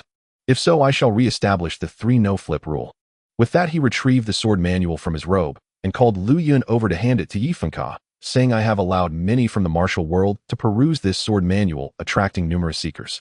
It is not my desire to create further bloodshed, thus I established this rule: anyone I wish to befriend may view a couple of pages to satisfy their curiosity. However, anyone greedy enough to flip past 3 pages shall meet with my wrath. Several have already tried, you may join them." Yi Fengka was taken aback, his face a mix of surprise and suspicion. He quickly stood up to accept the manual, which indeed was the jade scripture of the celestial sword technique. He was at a loss as to Mu Xiaoqing's intentions, but felt a surge of excitement. After a moment's thought, he held the manual in his left hand and began to flip through it with his right, keeping his gaze fixed on Mu Xiaoqing for any sign of reaction. Mu Xiaoqing closed his eyes and remained silent. Lu Yun observed from the side, saying nothing. Yi Fengka slowly turned a page, his eyes captivated by the content. After a long while, he finally raised his head, his hand involuntarily grasping half a page. Mu Xiaoqing still kept his eyes lightly closed and said nothing. At that moment, Lu Yun exclaimed urgently, "Big brother, don't flip anymore." The 5 Chiu of Meishan all flipped past 3 pages. 2 were struck dead with a palm, 1 had his head severed, and the remaining 2 had their hearts pierced by swords and their skulls shattered by stones. It was a horrific sight. With that, he cradled his head, breathing rapidly, his face a mask of fear. Yi Fengka looked at Lu Yun, his mind racing. Flip or not? Try or not? Life and death hung in the balance, and his heart raced with panic, beads of sweat forming on his forehead. He had heard of the 5 Chiu of Meishan and their gruesome fates. It seemed Lu Yun was speaking the truth, otherwise why would Mu Xiaoqing so generously allow him to flip through? He must have been prepared. Yet after lying in wait for days with the manual finally in hand, how could he let it go? Amidst his indecision, greed began to overpower him, and he slowly flipped the page, his heart pounding wildly. At that moment, Mu Xiaoqing suddenly gripped the sword sheath, and with a swift flick of his thumb, the sword's hilt was drawn out with a crisp sound, as if he were about to unsheath it. Lu Yun shouted, "Not good. Master Mu is going to kill someone again." He then crouched down, hugging his head and scurrying away. Yi Fengka, already feeling guilty, was now terrified out of his wits. He quickly closed the manual, placing his hands respectfully in front of him, and trembled as he said, "Thank you, Master Mu. I shall take my leave." With that, he turned and fled, vanishing in an instant. Mu Xiaoqing felt the energy he had been holding dissipate, and his entire body relaxed as he collapsed. Lu Yun hurried over to support him, his legs still trembling uncontrollably. The next morning the sun rose in the east. Mu Xiaoqing stretched his body feeling in high spirits. Lu Yun had already risen early preparing a fire for cooking. After Yi Fengka left the previous night, the two had not dared to linger and had quickly moved to an even more secluded spot, refraining from lighting a fire to avoid attracting attention. Mu Xiaoqing inquired about the origin of the sword, and Lu Yun recounted the truth. It turned out that Lu Yun had overheard Yi Fengka was also after the sword manual. He feared a fierce confrontation was imminent. Yet Mu Xiaoqing was empty-handed, and with Lu Yun being unskilled in martial arts, he panicked, but suddenly remembered a blacksmith shop he had passed by in town, where a sword hung amidst the tools. The shop was not far from their location, and Lu Yun hastily sprinted there, calling the shopkeeper to exchange all his broken silver for the sword. The shopkeeper was astonished and delighted, as that dull sword was not worth so much silver. Lu Yun rushed back limping with pain, yet he concealed his discomfort, arriving just in time to see Yi Fengka poised to strike a truly harrowing moment. When Mu Xiaoqing drew the sword and examined it, he found it rusted and dull, not yet sharpened. He chuckled. "You traded away all our belongings for this broken sword." Lu Yun lowered his head. "I'm sorry, Master Mo. I was too anxious than everything else." He faltered, unable to finish his sentence. Mu Xiaoqing laughed heartily, thinking this lad is quite loyal, or otherwise he would have run off after the first opportunity. Moreover, he is quite clever, seamlessly cooperating with me. Since we met, he has repeatedly helped me out of peril. This fellow will prove to be of great use in the future. Contemplating this, Mu Xiaoqing decided it was time to reward Lu Yun for his hard work over the past few days. He called Lu Yun over, scrutinizing his face closely before reaching out to touch it. After examining him, he asked, "Have you ever sought treatment from a doctor for your crooked mouth?" Lu Yun, confused, replied, "No one has ever treated my face."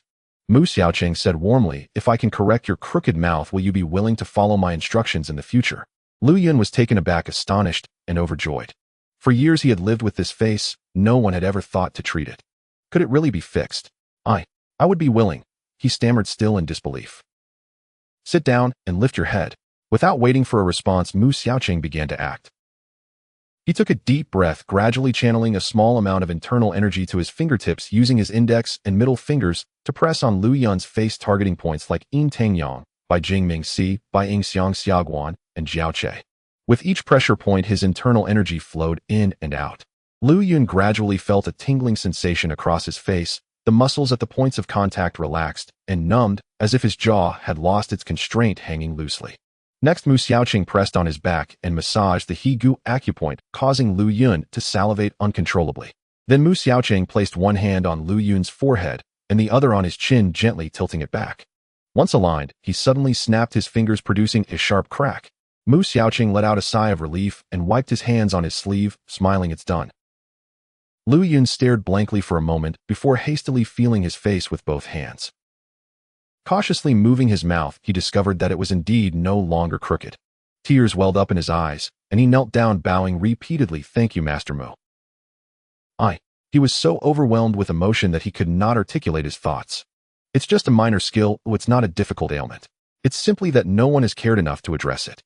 You needn't be overly formal. Rise." Mu Xiaoqing stroked his beard, quite pleased. Lu Yun raised his head joyfully, and Mu Xiaoqing glanced at him casually, only to be taken aback. He had not expected that merely correcting the corner of his mouth would render the lad significantly more handsome and refined, almost like a different person, leaving Mu Xiaoqing astonished.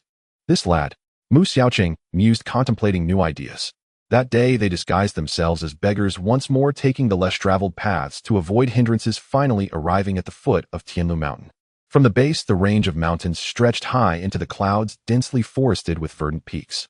A pathway composed of countless stone steps wound upward like a silver ribbon, cascading down from the summit, a truly magnificent sight. Beside the entrance to the steps stood a massive stone tablet inscribed with the words Tianlu Mountain. Several disciples dressed in silver outer robes and black training attire, with belts at their waists and swords in hand, stood guard on either side of the steps. Just as the two were about to ascend, one disciple suddenly brandished his sword and shouted, "Who goes there?" Mu Xiaoqing, momentarily forgetting his beggar disguise, responded, "I have returned from the mountain, and today I come back to my sect. Please summon the disciples above to bring a palanquin to receive me." The disciple, seeing Mu Xiaoqing's beggar-like appearance, but hearing such presumptuous words, retorted angrily, "Who do you think you are, making such grand claims? This is Tianlu Mountain, and do you think a beggar like you can just walk in? Begone." Mu Xiaoqing's expression shifted, his eyes widening as he provocatively asked, "Oh, is this majestic mountain the property of your family?" The disciple replied sternly, "This is the sacred ground of the Tianlu sword sect, renowned throughout the world. If you wish to join our sect to learn, you must pay 20 taels of silver as tuition. If you merely wish to visit, take the winding path nearby." He gestured to a nearby winding trail that barely peeked through the foliage.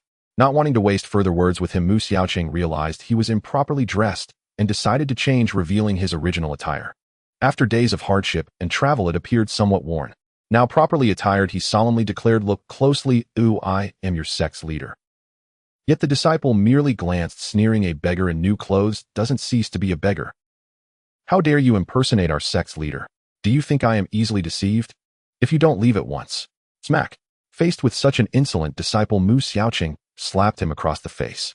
The disciple was sent sprawling to the side, 5-finger marks blooming red on his cheek like a sunset. "Ouch! You!" The disciple, stunned, lay on the ground, clutching his stinging face, too shocked to speak. "Blind fool!" Mu Xiaoqing fumed. His anger stirred his blood, causing a surge of toxic energy to rise, nearly making him faint. In the distance, another disciple, noticing the commotion, hurried over to check what was happening. Upon recognizing Mu Xiaoqing, he immediately bowed and said, "I did not realize the sect leader had arrived. Please forgive me." He dared not lift his head, holding his breath in fear. The oblivious disciple stood there, mouth agape and frozen in shock. Seeing this, several other disciples rushed forward to pay their respects. Mu Xiaoqing sternly inquired, "Which disciple of that scoundrel is this?" The humbled disciple replied, reporting to the sect leader, "He is a new disciple under the second master. We, being disciples of the third master, certainly recognize the sect leader. We humbly apologize for our tardiness." "It seems the disciples under the second master only recognize him, and not me, the sect leader," Mu Xiaoqing remarked coldly, casting a disdainful glance at the disciple on the ground. "Forgive me, sect leader. I am a new disciple under the second master, lacking in insight and speaking indiscriminately. Please spare me." The disciple began to cry and knocked his head repeatedly on the ground. The other disciples nearby did not even look at him. What sort of disciples has my junior brotherine taken in? They are tarnishing the reputation of our Tianlu sword sect. Having said this, Mu Xiaoqing turned his back on the disciple and commanded, "Hurry and fetch 2 sedan chairs from the mountain to carry us up." Yes. 2 disciples darted toward the mountain. Soon after, another disciple brought a stool for Mu Xiaoqing to sit and rest while waiting. Originally in high spirits, he felt displeased upon his return, his expression darkening. Mu Xiaoqing then turned to Lu Yun and said, "Lu Yun, come with me up the mountain." Up the mountain? Yes, come with me to Tianlu Mountain to join our Tianlu sect as my personal disciple. Lu Yun's mouth fell open in shock.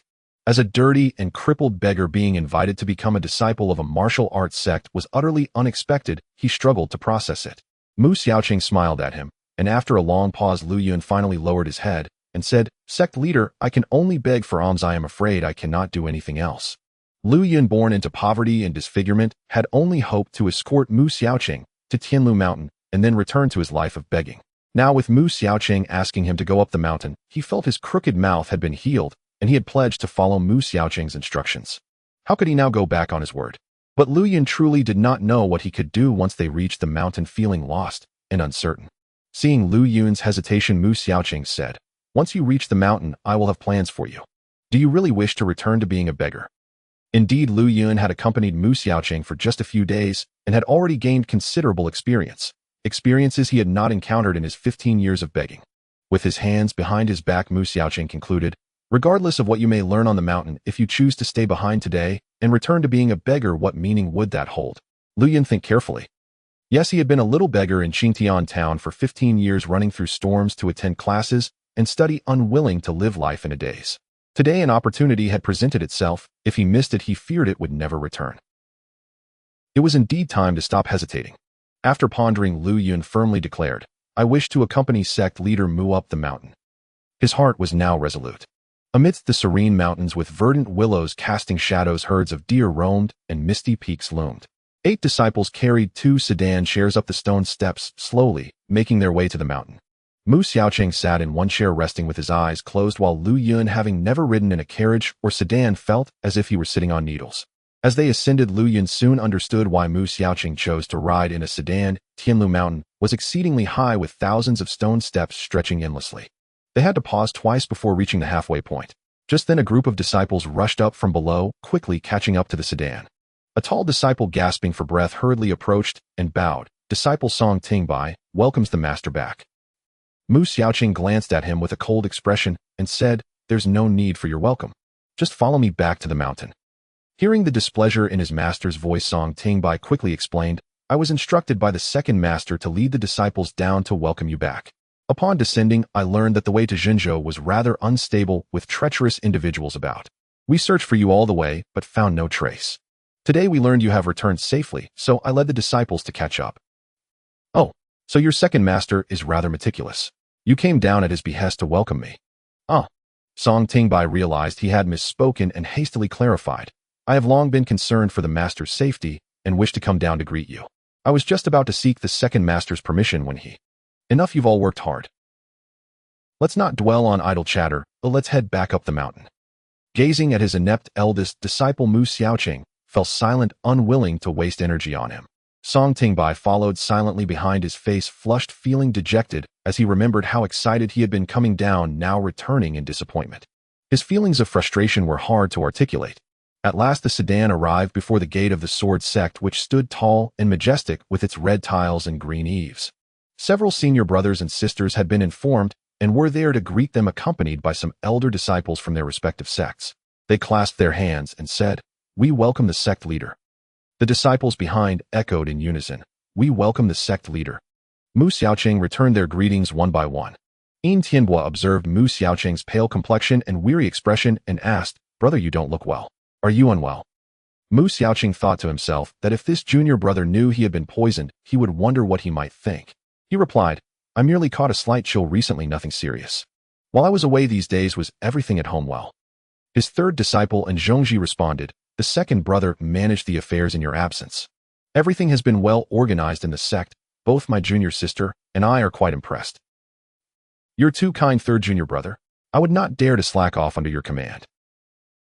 Tianlu glanced coldly at him, then turned to Lu Yun and asked, "Brother, who is this?" "This young brother is named Lu Yun. He accompanied me here, and today I will bring him up the mountain, intending to take him as my disciple and personally instruct him." At these words, Lu Yun's heart jolted, and Song Tingbai, drenched in sweat behind him, felt as if struck by lightning, standing there in a daze. "Oh, a disciple taken by you, brother." And Zhongji and Sister Tsin were taken aback and quickly began to scrutinize Lu Yun. "Lu Yun, remember, these elders in front of you will be your second, third, and fourth uncles. There are also a few senior brothers and sisters. You can get to know them later," Mu Xiaoqing said cheerfully. "Wow, what a good thing. Look how handsome this young man is." Sister Tsin, whose name was Tsin Fuxiang, smiled brightly at Lu Yun, seemingly oblivious to his crooked eye and limp. "Lu Yun is kind-hearted and righteous, and it is rare that he is persevering despite his disabilities. At first sight, I took quite a liking to him," Mu Xiaoqing smiled. Tianlu, seeing his brother take in a disabled boy as a disciple, wondered how he could possibly learn swordplay and thought it was quite ridiculous. "Congratulations, brother. You have gained a clever disciple," he remarked, his gaze lingering on Lu Yun, his expression inscrutable. "There's no need for excessive courtesy, though everyone should head back. I need to rest for a few days. And junior brother, please help settle this new disciple of mine." "Rest assured, brother," and Zhongji replied with a smile. "Take care of yourself, brother, and do not overexert yourself." Tsin Fuxiang clasped her hands as she sent him off. "Song Tingbai, help me back to my quarters." Song Tingbai, waking from a dream, hurriedly stepped forward to assist Mu Xiaoqing back to his own courtyard. Once inside, seeing no one around, Mu Xiaoqing ordered, "Quickly descend the mountain and summon the great physician Mr. Wu. Do not delay." Song Tingbai, feeling melancholic about Lu Yun being accepted as a closed-door disciple, wanted to ask more, but held back and went down the mountain. Meanwhile, Zhongji led Lu Yun through a maze of turns until he settled him in a secluded little room, exchanging a few polite words before leaving. Ever since Lu Yun arrived at the mountain, it felt like a dream. To be accepted as a disciple by the sect leader and given a private room, though small, was something he had never experienced before. He explored the room carefully, sitting down on the bed, feeling the softness of the bedding. Suddenly the door opened and a young girl entered. Lu Yun sprang up from the bed, standing awkwardly. The girl was taken aback and quickly bowed. "I greet you, young Master Lu. I am Yinger, a maid from Master N's courtyard. Master N sent me to bring you clothes." She placed the garments down and said, "These are the sect's disciple robes brought for you." Yinger had delicate features, her cheeks like jade, her eyes glimmering like water, and her lips a soft red, her figure graceful. This was the first time a girl spoke to Lu Yun so much, and his face flushed with embarrassment as he stammered, I am not a young master." Yinger glanced at his clumsy demeanor and stifled a smile, then said, "The sect leader instructed that once you are ready you should come to his courtyard." "Yes, but I don't know the way." Lu Yun's expression showed his dilemma. "I will come to guide you shortly," Yinger replied before exiting, leaving behind a faint scent. That evening Lu Yun donned the robes he had been given. The black training uniform felt invigorating, and the silver outer garment, coupled with a belt, made him look much more spirited. After dressing, Lu Yun followed Yinger to a quiet courtyard and entered the bedroom. Upon stepping inside, he saw Mu Xiaoqing seated on the bed with his eyes closed, two maids exiting the room with empty bowls. Lu Yun bowed. "Sect leader Mu, may you be well." Mu Xiaoqing raised his brows, slightly not responding. Yinger quickly tugged at Lu Yun's sleeve and whispered, "You should address him as master."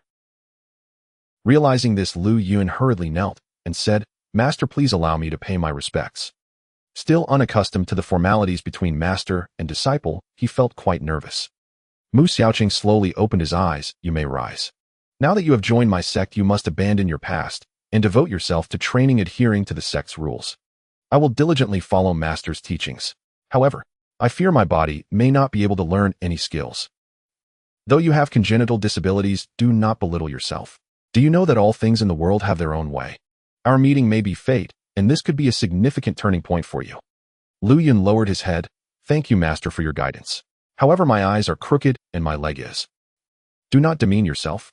Since I have accepted you as a disciple, I would not deceive you. If you truly could not learn any skills, why would I take you in? It would be better to give you some silver and send you back to your life as a beggar. Let me tell you, in the current martial world, there are 3 great treasures: the secret technique of the Golden Light Temple on Fulong Mountain, the Sunan Heart, Sword of the Suvian Cliff in Yunzu, and our sect's Jade Scripture of the Divine Sky Sword Technique. These are coveted by all martial artists." As Mu Xiaoqing spoke, his spirit lifted, continuing, "I took you in not only because of your pure heart, but also because I see potential in you for martial arts. While you may not be able to practice the Divine Sky Sword Technique due to your physical condition, the Jade Scripture." At this point, Mu Xiaoqing paused, and Yinger sensed the moment and quietly excused herself, gently closing the door. Mu Xiaoqing continued, "Lu Yun, our founding ancestor of the sect, Shizangzi, was paralyzed throughout his body from birth. He was a disabled child, but his talent was extraordinary and his willpower exceptional. He entered the Taoist sect at a young age and, driven by his obsession with martial arts, left the Taoist path to create the Jade Scripture, drawing from his life's insights. Once he trained his body to be like that of an ordinary person, he used the Jade Scripture as a basis to develop the Divine Sky Sword Technique. Because he was disabled, the unique aspect of this technique requires the practitioner to initially close their 12 meridians and 8 vessels, obstructing the flow of energy and blood circulation in the body. For ordinary people, as their meridians weaken, they must then train to regain strength." After a moment's pause, Mu Xiaoqing added, "However, if the practitioner already has blocked meridians, they can directly move from weakness to strength without needing to obstruct their energy circulation first, thus avoiding the pain of broken bones and closed meridians." Although Lu Yun did not understand everything, he grasped the general idea that the Jade Scripture required one to weaken first before growing stronger. Since its creator was disabled, the process was unique, making it more complicated for normal people to practice. My fellow disciples and I trained with an ordinary body, closing our meridians in pursuit of mastery. We faced many hardships but struggled to break through, eventually resorting to focusing on the Divine Sky Sword Technique. Though the sword technique is refined, it lacks the powerful inner strength to support it, and I have only reached the 6th level of this skill. If my strength could increase by 1 or 2 levels, expelling the poison of Shinda Bao would be a piece of cake, and I wouldn't have to suffer so much." He sighed, lowering his head in self-pity. Hearing this, Lu Yun was astonished. In his mind, Mu Xiaoqing was already an exceptional martial artist, yet he had only reached this level. If he fully mastered it, how powerful would he be? Lu Yun dared not think further. "I think master is already very formidable." Mu Xiaoqing waved his hand dismissively. "Those in the martial world do not understand the intricacies. Everyone desires to acquire it. It is truly laughable and lamentable. And you, having been afflicted since childhood, are not injured, but suffer from a congenital dispersal of vital energy. You are precisely suited to practice this technique. As long as you persist, your meridians will become stronger and smoother, allowing you to draw upon inner strength to heal your injuries. Gradually, as your skill increases, you will surely find your path. Today, I will teach you the foundational breathing and energy gathering methods for inner strength. Practice diligently and return tomorrow for further guidance." With that, he explained some simple mantras and clarified them in detail. Lu Yun diligently memorized them, trying them out, correcting his mistakes, and soon got the hang of it. After finishing, Lu Yun eagerly asked, "Master, is there any way to resolve the poison in your body? For now it is manageable.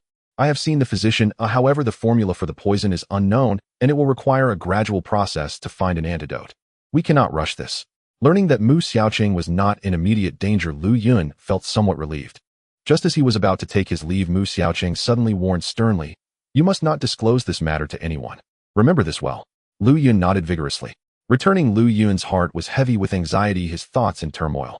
Yinger watched him curiously, unable to fathom why Mu Xiaoqing held him in such high regard, granting him personal instruction in internal martial arts upon entering the sect. She began to contemplate. After Lu Yun left, Mu Xiaoqing felt utterly drained, his expression dark. Mr. Wu had already come to examine him, and although the poison within him was not some extraordinary toxin, each poisoner has their own method. The one who poisoned him, Xintu Bao, was dead, and the formula was lost, leaving only trial and error for the antidote, the outcome of which was unpredictable if he made a mistake with any herbs along the way. Mr. Wu was a renowned physician in Jinzhou, and could do nothing but hurriedly return to study medical texts and try to concoct an antidote, a process that would take a long time. Mu Xiaoqing, having some understanding of medicine himself, knew Mr. Wu spoke the truth. Were it not for daily practice of the Jade Scripture to suppress it, he would have already succumbed to the poison. However, with each passing day of effort, his body would inevitably wear down, and how much longer could he endure? With this thought, Mu Xiaoqing let out a deep sigh. The stars shifted in the night sky, and darkness enveloped the world. Lu Yun tossed and turned in bed, unable to find sleep. With utmost care, he took out a white silk handkerchief from his possession, gently stroking the character Lu embroidered on it. At a glance, the silk seemed to have aged even more, and a wave of sorrow washed over Lu Yun's heart. He was no longer the small beggar he once was. He had become a disciple of the Tianlu sect. His crooked mouth had been healed by his master, he wore clean clothes, and he slept on a soft couch. Did his biological parents ever think of him, or wonder how he had fared all these years? Although he did not know if they had missed him, they were the only relatives he had in this world. No matter what he felt inside, he could only wish to speak to them. Tonight his insomnia was particularly poignant. As for the future, he could only strive to take care of himself and plan accordingly. Lost in thought, tears welled up in his eyes, soaking the bedding. At dawn, the disciples of the Tianlu sword sect began to clean the quarters. Lu Yun rose early, tidied his room, and was soon led to the hall to have breakfast with the other disciples. Upon hearing of the master's acceptance of a limping newcomer, the other disciples scrutinized Lu Yun, some whispering among themselves, while others looked at him with disdain. When Lu Yun saw Song Tingbai, he quickly cupped his hands in greeting, saying, "Lu Yun pays his respects to the senior brother." Song Tingbai merely grunted in acknowledgement and turned away as if he hadn't seen him. A disciple quietly asked, "Song's senior brother, do you know where this boy came from? The master hasn't seen you since he returned, but he spent an hour with him last night. Perhaps he imparted some superior martial arts." Song Tingbai, feeling frustrated, replied, "Stop talking nonsense. A new disciple who doesn't even know the basic techniques, how could the master teach him martial arts? Hurry up and eat, I'll take you to practice." After a while, hundreds of disciples were divided into groups under the leadership of the senior disciples for their morning exercises. Due to the large number of disciples, the rest were squeezed into a smaller training area. The sounds of practice echoed across the vast platform, swords flashing like shadows. Each disciple moved gracefully, their steps light, swords like a forest in the wind, their energy akin to a soaring dragon. Song Tingbai stood at the front, leading the practice, drenched in sweat, his every move filled with vigor. Lu Yun watched from a corner, feeling a profound shock and an overwhelming envy, as if within the crowd of disciples he too wielded a sword with great heroism. After watching for a long time, Lu Yun finally made his way back. On his way to his room, he encountered several disciples who sneered at him from a distance, their faces full of contempt. He paid them no mind, fully aware that his arrival at Tianlu Mountain was already a stroke of fortune. With a master willing to teach him, all he needed to do was focus on learning, disregarding the opinions of others. Back in his room, Lu Yun began to practice the breathing technique earnestly. Sitting cross-legged on a mat, he gently closed his eyes, focusing inwardly on his heart, listening to his breath, remaining silent. He visualized the breath entering through his mouth, circulating in his dantian before exhaling. Each exhale was accompanied by a mental intention guiding the breath from his throat to his heart. With each breath, he gradually slowed and lengthened it, allowing his mind to become empty and tranquil. After a while, Lu Yun opened his eyes, feeling a notable clarity and ease in his chest. For several consecutive days, Lu Yun practiced the breathing technique thrice, each morning, noon, and night, and each evening, he visited Mu Xiaoqing's room for instruction. He felt his body growing lighter and stronger, filled with vitality, which brought him joy. However, he couldn't help but notice Mu Xiaoqing's deteriorating condition, which filled him with deep concern, hoping for his master's swift recovery. Seeing Lu Yun's diligence and good comprehension, Mu Xiaoqing decided to teach him the basic principles of the Jade Sutra, urging him to practice diligently. Days passed with Lu Yun mostly staying in his room to practice. One day a knock sounded at his door. Startled, he opened it to find a beautiful woman dressed in elegant white garments draped in a purple veil, Pan Yujao. Lu Yun had never seen such a stunning woman. His face flushed red as he quickly lowered his head. Just as he was about to speak, Pan Yujao said, "Oh, I've long heard that the master has taken in a closed-door disciple. Is that you, little brother?" She examined him from head to toe. "Yes, I am Lu Yun. May I ask who you are?" he stammered. "Guess who I am. My mother is your fourth Shirshu," she replied, looking at him playfully. "So you are my Shiji," he managed to say. "Don't call me that. Just call me Jiaoer. Little brother, you are quite handsome. Even if your eyes are a bit askew and your leg is slightly lame, it doesn't matter. The more I look at you, the more I like you." Her compliments mixed with teasing remarks about his flaws left Lu Yun speechless and blushing even more. "Ha ha ha." Pan Yujao laughed. "Why won't you let me sit in your room?" "Oh, please Shiji, come in." Pan Yujao entered the room and looked around, noting its simplicity. "You've been here for a while, and as your Shiji, I should have come to see you sooner. Don't hold it against me." Lu Yun felt awkward and quickly replied, I wouldn't dare, Shiji. You worry too much. I haven't properly greeted you yet, please forgive me." Pan Yujao glanced at him and said with a smile, "What's there to forgive? You're too polite. By the way, ever since you came to the mountain, you probably haven't had a chance to explore. Come, today I'll take you around Tianlu Mountain for a breath of fresh air, instead of staying cooped up indoors." "Thank you, Shiji, but Oh, stop with the excuses. Just follow me," she said, already tugging at his sleeve, leading him away. The buildings of the Tianlu sword sect were constructed atop the peak of Tianlu Mountain, with pavilions and courtyards arranged harmoniously amidst the clear, majestic surroundings. Pan Yujao led Lu Yun to the large and small Tianlu platforms, the sect's temple, and various pavilions, explaining everything in detail at each stop. She then took him to a high peak in Tianlu Mountain, and as they gazed into the distance, they saw the sprawling mountains, lush greenery, and herds of deer. Overwhelmed by the grandeur of the mountains, Lu Yun felt a surge of emotion atop that lofty peak. Yet as Pan Yujao pulled him along, he felt both embarrassed and restless, struggling to maintain his composure. Pointing down the mountain, Pan Yujao asked, "Do you know why this range is called Tianlu Mountain?" I don't know. Please tell me, Shiji." It is said that in ancient times there was an old immortal who loved to ride a colorful divine deer wandering the world. One day the immortal went to refine elixirs, leaving the divine deer bored in the celestial palace. It happened to glance down from the sky and saw this land of lush grass and azure seas, feeling tempted to come down to graze. After eating, it fell into a deep sleep, not realizing that it would sleep for 1,000 years. Eventually it chose not to return to the heavens and transformed into this magnificent mountain, hence the name Tianlu Mountain, Pan Yujao explained with enthusiasm. Seeing that Lu Yun was captivated, she continued, "Our founder established the sect here and named it Tianlu sect. So this was the origin of the Tianlu sword sect's name. Our Tianlu sword sect is one of the great sects in the martial world with over 1,000 disciples. For the master to accept you as a disciple is indeed a tremendous blessing." Lu Yun nodded vigorously, saying, "Yes, I must practice diligently to repay my master's kindness." Pan Yujao, with a hint of concern, remarked, "I wonder what illness has befallen the master, keeping him indoors all day. It's been hard for me to see him." "Oh, little brother, since you returned to the mountain with the master, you must know the details. Can you tell me?" Lu Yun was taken aback. His master had instructed him not to reveal anything about his poisoning to others. He pondered how to respond. Noticing Lu Yun's hesitation, Pan Yujao said in a gentle tone, "Little brother, I've brought you around, and I'm quite tired talking. Are you treating me well?" "Yes, thank you for your kindness, Shiji," Lu Yun replied. "I am only worried about the master's health, but he refuses to see me. It makes me anxious. Little brother, do you care about your sister?" Lu Yun felt a headache coming on but gritted his teeth and replied, "Shiji, please don't worry. The disciple and the master are both well, but on the way back to the mountain I caught a slight chill. There is nothing else." Pan Yujao looked at him, asking, "Is that true? You can't hide anything from your sister?" Lu Yun lowered his head. "I wouldn't dare." After lingering for a while, Pan Yujao took Lu Yun back. Once inside her chamber, Tsun Fuxiang asked, "Jiaoer, did you go see that boy?" Pan Yujao took a sip of tea and replied, "Mother, if that boy weren't lame and cross-eyed, he would be quite a handsome young man, far better than that useless Nanshu. Impudent girl, why are you looking at him like that? I'm asking why my senior brother took him as a closed-door disciple and personally taught him the techniques." There must be some reason behind it. This boy seems to hold a significant place in my senior brother's heart. That daft disciple Song Tingbai is bound to be sidelined. It wouldn't hurt to win him over. But what illness has overtaken my senior brother?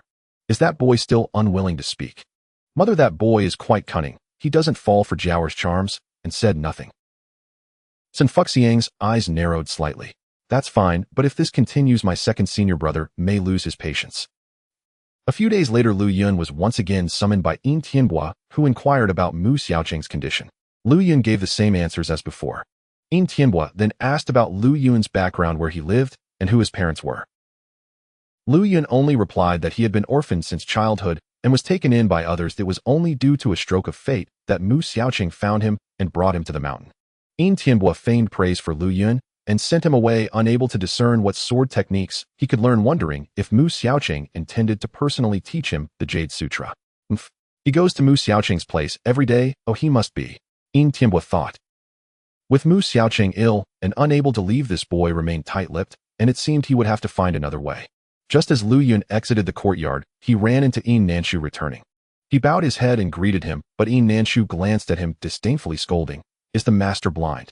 Accepting any stray dog as a disciple. With that hideous appearance, you'll only bring disgrace to our sect. Get lost. After scolding him, he turned away with contempt. Lu Yun walked silently beneath the pale moonlight, his solitary figure thin and frail. Suddenly, he recalled the words of the disciple who had blocked his path when he first arrived at the mountain. Hasn't the beggar changed his clothes? Is he no longer a beggar? Remembering this now, pain surged in his heart. Upon returning to his room, he found Yinger, who had delivered his clothes that day, waiting inside. Surprised, he asked, Sister, what brings you here? Yinger replied, I was instructed by Third Shirshu to specifically attend to young Master Lu. What? I cannot accept this.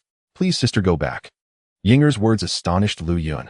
There's no need for you to stand on ceremony, young master. Among the disciples of Tianlu sword sect, who else has their own private room to stay in? You've been here for a while now. Lu Yun remained silent, lost in thought. Seeing him quiet, Yinger continued, You need not worry so much. I was sent by Third Shirshu, but I wasn't meant to take care of you. Lu Yun looked up at her in surprise. Third Shirshu asked me to keep an eye on you daily to inquire about Master Mu's condition. To Lu Yun's astonishment, Yinger spoke the truth so openly. He smiled bitterly and slowly sat down, saying, Please don't call me young master anymore. I was abandoned by my parents as a child. If it weren't for my master taking me up the mountain, I would still be a beggar. He suddenly lowered his head. Yinger, hearing this, asked softly, How old are you now? I'm 15. I was just a few months old when my parents abandoned me, and I've been begging for about 15 years.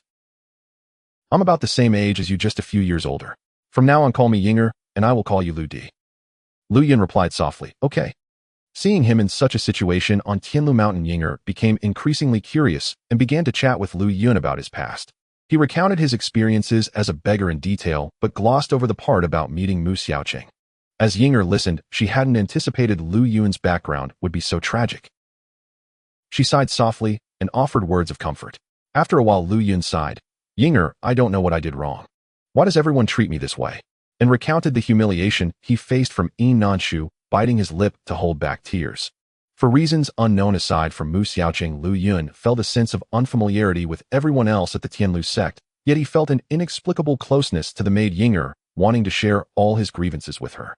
Yinger consoled him, Don't mind Yin Nanshu, he is just a pompous fool good for nothing outside. He relies on his father Yin Tianbua to bully the disciples here. Lu Yun nodded, feeling relieved. Being able to share this with you makes my heart feel much lighter. Yinger smiled slightly and urged him to rest, saying she would return the next day. That night, after Mu Xiaoqing took his medicine and lay down, he soon caught a faint scent of mandrake flowers, and his consciousness began to blur. Realizing something was amiss, he quickly covered his nose with the quilt and was about to call out when he heard the door creak open. A shadow slipped and swiftly paused momentarily, and then stealthily approached the bed. The two maidservants on night watch outside were silent, likely already incapacitated by the sleeping gas. The figure moved lightly, dressed in tight black clothing and wearing a mask, and crept to his side. Mu Xiaoqing remained still, watching what the intruder would do. He felt a hand gently lift the quilt and probe near his nose, detecting his steady breathing. The assailant then nudged him, but Mu Xiaoqing did not respond. The intruder's hand then reached towards his chest, feeling around until it brushed against the sword manual he kept hidden, attempting to pull it away. With a roar, Mu Xiaoqing shouted, You audacious thief! Dare to act against me, do you not value your life? The intruder was startled, turning to flee, but Mu Xiaoqing seized their hand tightly. Realizing escape was impossible, the intruder struck back with a palm. Mu Xiaoqing, reacting instinctively, met the blow with his own. With a resounding clap, the two palms collided, and the intruder's internal energy surged from their palm. Mu Xiaoqing instinctively channeled his own energy to counter it, but he soon felt dizzy, and his blood surged, leaving him momentarily weak. The intruder, already unsteady from the impact, suddenly found their grasp loosened and fell to the ground. Without hesitation, the intruder sprang up and dashed out of the room. Mu Xiaoqing slowly sat up, panting heavily. He had used only a small amount of energy, and yet felt this weak. Had the intruder been bolder, he might have met a dire fate. Calming his thoughts, he considered the situation. This thief had come for the sword manual and was evidently familiar with it, indicating they were an insider. In his current state, Mu Xiaoqing could barely protect himself. If he faced nightly intrusions, how could he endure? He would have to expend substantial effort to counteract the poison, leaving little energy to investigate further. If the manual remained with him, it would only invite more troubles. The following day, Mu Xiaoqing secretly summoned Lu Yun to his side and handed him the sword manual he had kept on him, instructing him to safeguard it well and ensure that no one else discovered its existence. Lu Yun was taken aback and hurriedly asked, "Master, what is this for?" Mu Xiaoqing replied in a grave tone, "There are thieves on the mountain." "Ah, could it be that Feng Kaoshan followed us here?" Lu Yun exclaimed in shock. "He dares not venture alone into Tianlu mountain. He lacks the courage for that. This is an internal traitor from our sect, and she is a woman." Last night, when Mu Xiaoqing had captured the person, he had felt her delicate, smooth hand and immediately discerned her gender. "You are still untrained and must exercise utmost caution, especially around the women nearby," Mu Xiaoqing warned earnestly. Knowing the gravity of the situation, Lu Yun did not hesitate to nod in agreement. He then asked, "When will the poison in Master be eradicated?" Mu Xiaoqing shook his head. "There is no solution at present. In these past days, I used my internal energy to expel some of the toxic blood, thinking that with the right antidote, I could eliminate it completely. However, the toxic blood only breeds more toxic blood endlessly. Unless the correct antidote is found, it will be difficult to eradicate." He sighed and continued, "I can only blame myself for being careless and falling into a villain's trap, leading to this disaster. The poison has begun to attack my internal organs, making the circulation of my vital energy increasingly strenuous. Mr. Wu has been working tirelessly to concoct medicine day and night. It is only now that I realize worldly fame and fortune are as fleeting as smoke. What does being the sect leader matter in the face of life? Take the sword manual and practice on your own. If there's anything you cannot comprehend, you can wait until I recover to teach you. But if I do not make it..." Upon finishing, Mu Xiaoqing looked at Lu Yun, his eyes filled with despair. "Master, do not lose heart. I firmly believe you will recover. I will guard this sword manual with my life and will not harbor any reckless thoughts. Once you are well, I will return it immediately," Lu Yun vowed. Mu Xiaoqing had intentionally tested Lu Yun, and the latter's response made him feel that this lad was quite perceptive. In truth, hearing Mu Xiaoqing's words, Lu Yun was deeply saddened. In his heart, Mu Xiaoqing was the heroic figure he admired, the one who should be vibrant and gallant, yet now he had become so frail. This little beggar had finally found such a master who took him in and taught him martial arts, and he was immensely grateful, always hoping to repay him in the future. But given the current situation, if anything were to happen to Mu Xiaoqing, his own future would surely become even more uncertain. Days later, Qingtian summoned Song Tingbai and asked with concern, "Tingbai, how is your master doing lately?" Song Tingbai frowned and replied, "Reporting to you, Uncle Master, since my master ascended the mountain, he has been taking medicine daily. Dr. Wu comes every few days, and when I inquire about my master's condition, he only says it is due to a chill." He then complained, "My master only tells me to ensure the younger disciples practice diligently and has not provided any guidance since. Yet almost every evening he calls that Lu Yun to his room to impart the heart method. I truly do not understand what my master sees in that little cripple." Qingtian stroked his beard and asked, "Nephew, how many levels have you reached in the Jade Scripture?" "Reporting to you, Uncle Master, I am only at about the 2nd level. Alas, the sect leader should be aware that among the disciples of Tianlu sect, there are very few who can reach the 2nd level. You are his most prominent disciple and ought to be taught with more diligence." Hearing this, Song Tingbai lowered his head in silence. "By the way, you should inquire in detail with Dr. Wu about your master's illness. We the uncles are all quite worried about his condition." "Yes, I will make sure to ask thoroughly and not let the uncles worry." Qingtian lightly patted Song Tingbai, saying, "Do not be discouraged. I see that you are talented and diligent in your practice. You will surely achieve great things in the future." "Thank you, Uncle Master." Song Tingbai felt a swell of joy at the praise. If you learn about the sect leader's condition, you must inform me as soon as possible. Do you understand? Yes, Uncle Master, I will report the details. Satisfied with Song Tingbei's response, Qingtian departed. As for Lu Yun, since he began practicing the introductory heart method of the Jade Scripture, he felt a warm energy, gradually rising within him. His breathing became smoother, and his legs grew stronger. The introductory skills of the Jade Scripture focused on the lower body, and following his master's teachings, Lu Yun pressed his palms together, crossed his fingers, extended one foot forward, and then bent the other foot inward and outward while alternating his breathing techniques. Each time he switched feet, it took half a stick of incense, and practicing with his lame leg was painfully excruciating, leaving him drenched in sweat. Lu Yun gritted his teeth, tongue pressed against the roof of his mouth, trying to keep his mind clear of distractions. However, this surge of warm energy was inconsistent. When it did appear, he struggled to guide it to his dantian to settle. Every day Yinger came to care for Lu Yun, and as they spent time together, they gradually grew closer. Yinger often shared amusing stories from Tianlu sect, bringing laughter to Lu Yun and lightening his heart. One night, as the wind blew gently and the clouds were faint, Dr. Wu came as usual to examine Mu Xiaoqing.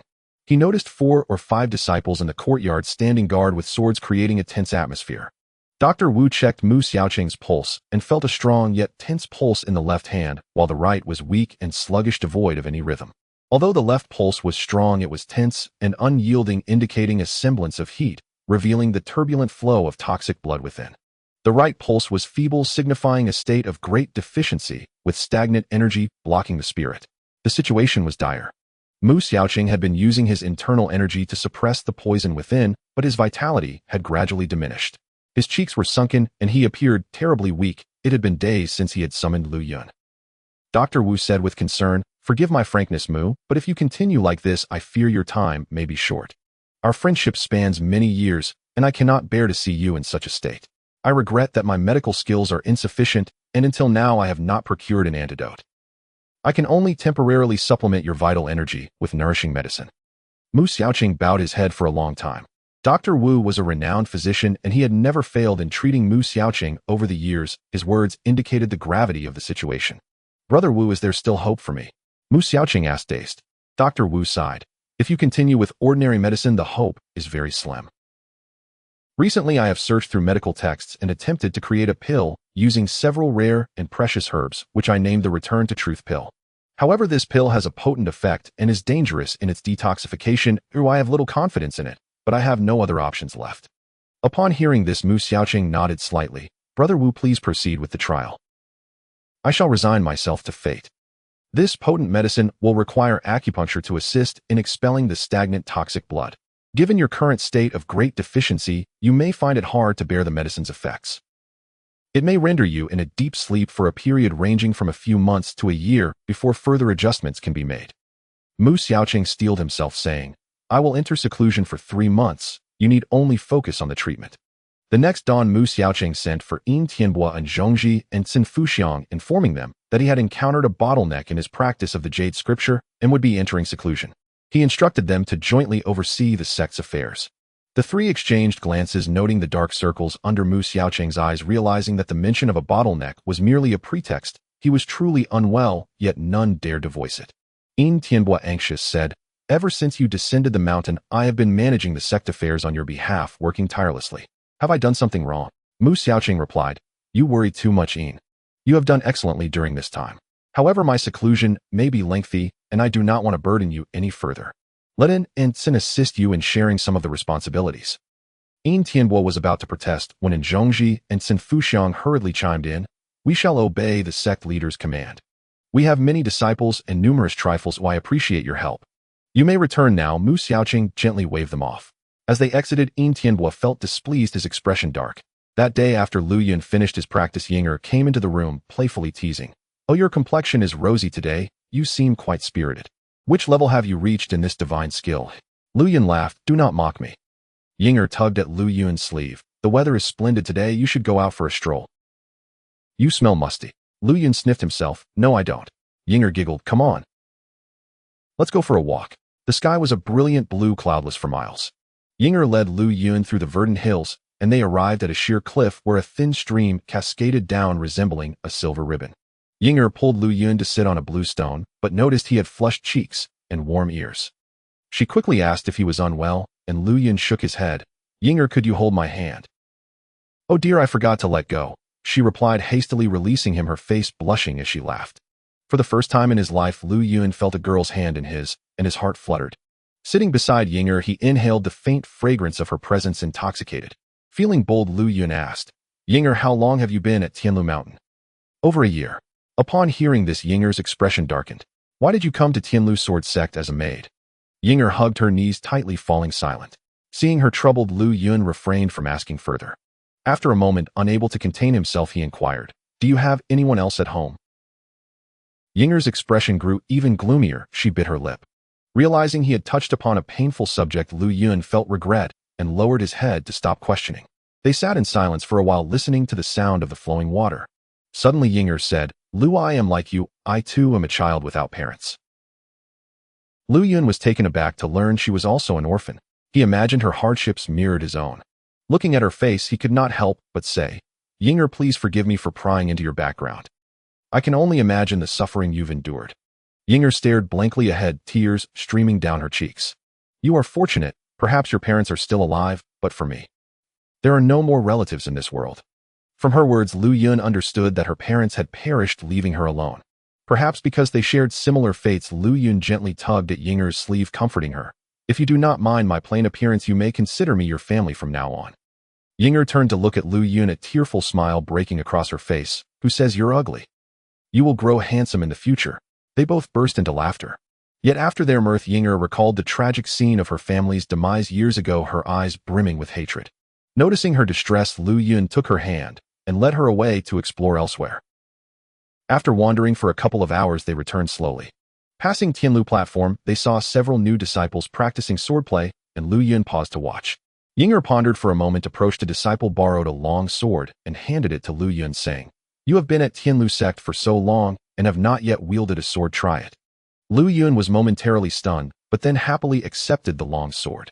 He waved it a few times and found it felt as if it had become an extension of his arm, growing more skillful with each movement, igniting his enthusiasm to spin the sword in circles. Suddenly, with a whoosh, the blade accidentally sliced through his sleeve.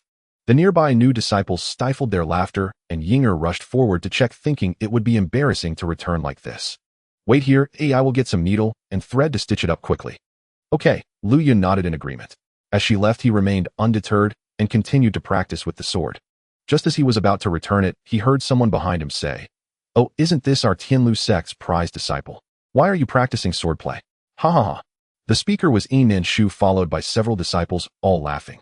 It was truly a misfortune to encounter an enemy on such a narrow path. Lu Yun suppressed his anger and lowered his head, greeting, Good day, senior brother. Yin Shu sneered. Lame boy, is that sword heavy in your hand?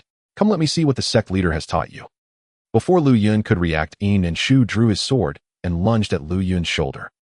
Lu Yun was shocked and quickly dodged, shouting, Senior brother, you. Before he could finish, Yin Shu slashed horizontally at Lu Yun's neck.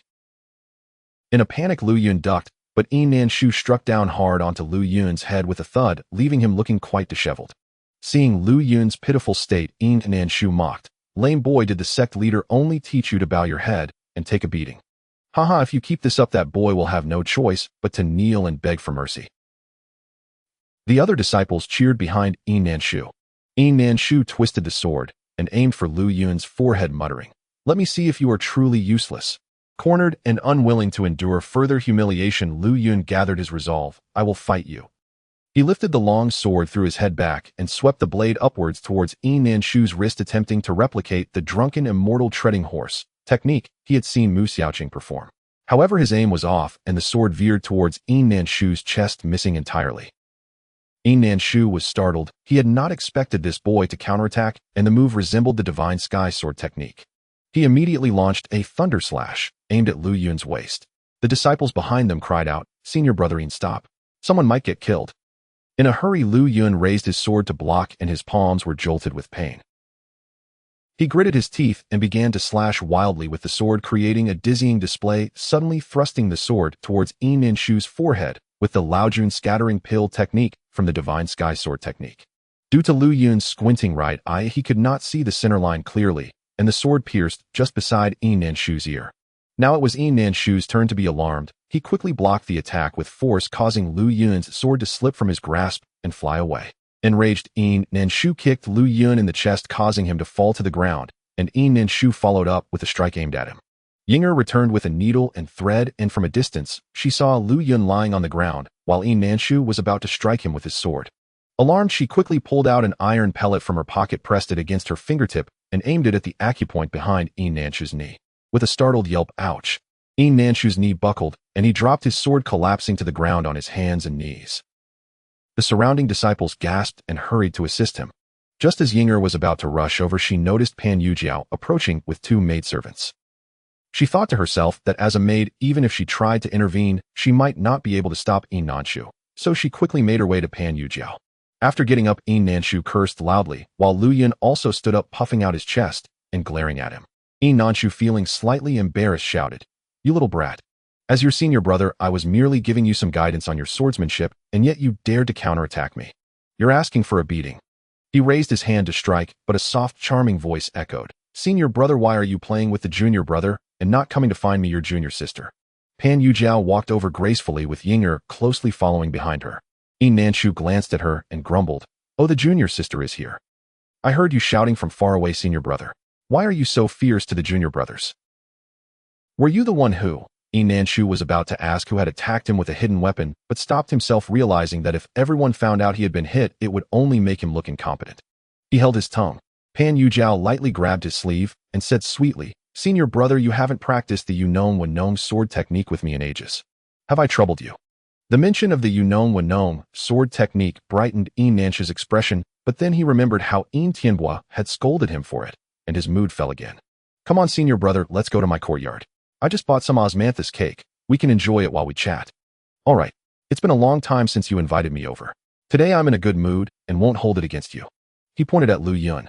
"Right, why should Yin Shige bother with this limping kid? Let's go." The other disciples, knowing Yin Nanshu's temperament, rushed to persuade him to leave before things escalated. After they departed, Yinger hurried to check on Lu Yun's injury. Finding it not serious, she quickly stitched a couple of stitches at the torn seam of his sleeve, and they returned to the house, swords in hand. Lu Yun sat on a stool, crossing his arms and sulking silently. Yinger approached and gently patted his shoulder, comforting him. "Don't be angry with Yin Nanshu anymore. He isn't worth your time. If you let him upset you, that's only hurting yourself." Lu Yun nodded, but still pouted. After a while he said, "Yinger, how could there be such a person in the Tianlu sect?" Yinger sighed. "Alas, in the world of martial arts, which major sect isn't like this? Since you asked, I will tell you about the prominent figures in the Tianlu sect. Are you willing to listen?" Lu Yun looked at her and nodded. Yinger began, "First, let's talk about Master Mu. In his youth, he was obsessed with martial arts, wanting to make a name for himself in the martial world. He devoted himself solely to training, leaving no room for other pursuits, which is why he remained single at this age. Then there are the Yin father and son. Yin Nanshu lost his mother at a young age, and Yin Tianbua doted on him, so he grew up spoiled and arrogant in the Tianlu mountains, yet he has little actual skill." As she spoke of Yin Nanshu, Lu Yun furrowed his brow tightly. Yin Tianbua is self-important and cunning, always resenting Mu Xiaochun for being the sect leader, and he has long desired to replace him. This is known to all. The third elder in Zhong is a slippery old fox, rich in silver. I've heard that in the past he did something to Zhong's wife that made her send her family away to the capital to escape him, and since then he has harbored resentment, but dared not confront him openly. Lastly, there are Cin Fuxiang and Pan Yujiao. 20 years ago, Cin Fuxiang married a senior brother from our sect, when Tianlu was still an unknown minor sect. One day they were attacked by enemies led by skilled martial artists. Master Mu and a few senior brothers fled, leaving only Pan Yujiao's father to fight them off alone, ultimately sacrificing himself to protect the Tianlu sect's reputation. Cin Fuxiang has since found it hard to let go of this matter, feeling that the sect owes her family a debt. With Yinger's explanation, Lu Yun finally grasped the turmoil within the Tianlu sect, chaotic indeed. He sighed, and Yinger shook her head, saying, "In major sects with numerous disciples, there is much competition and intrigue. People like you and me who are solitary and struggling find it hard to stand firm." Lu Yun sighed too. Yinger was right, he was no different now. Why does Yin Tianbua want to be the sect leader so badly? Lu Yun asked in confusion. Why does everyone want to feast on meat? Because it smells good. If he became the sect leader, his status in the martial world would be unquestionable, and within the sect his words would carry great weight.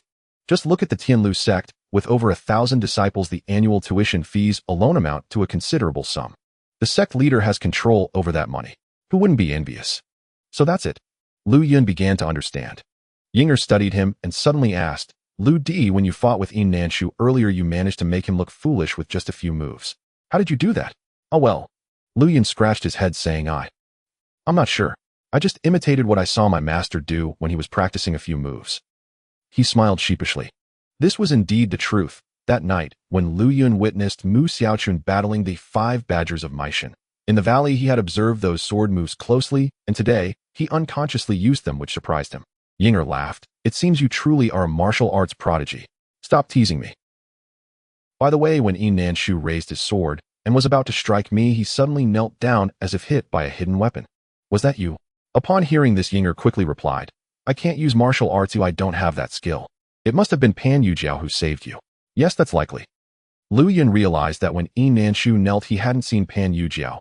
She only approached from the side afterward. If she had indeed thrown a hidden weapon, her position wouldn't have been right. He suddenly recalled Mu Xiaochun's warning to be wary of the women around him, and a sense of unease crept into his heart. Time flew by, and more than 2 months had passed since Mu Xiaochun entered seclusion.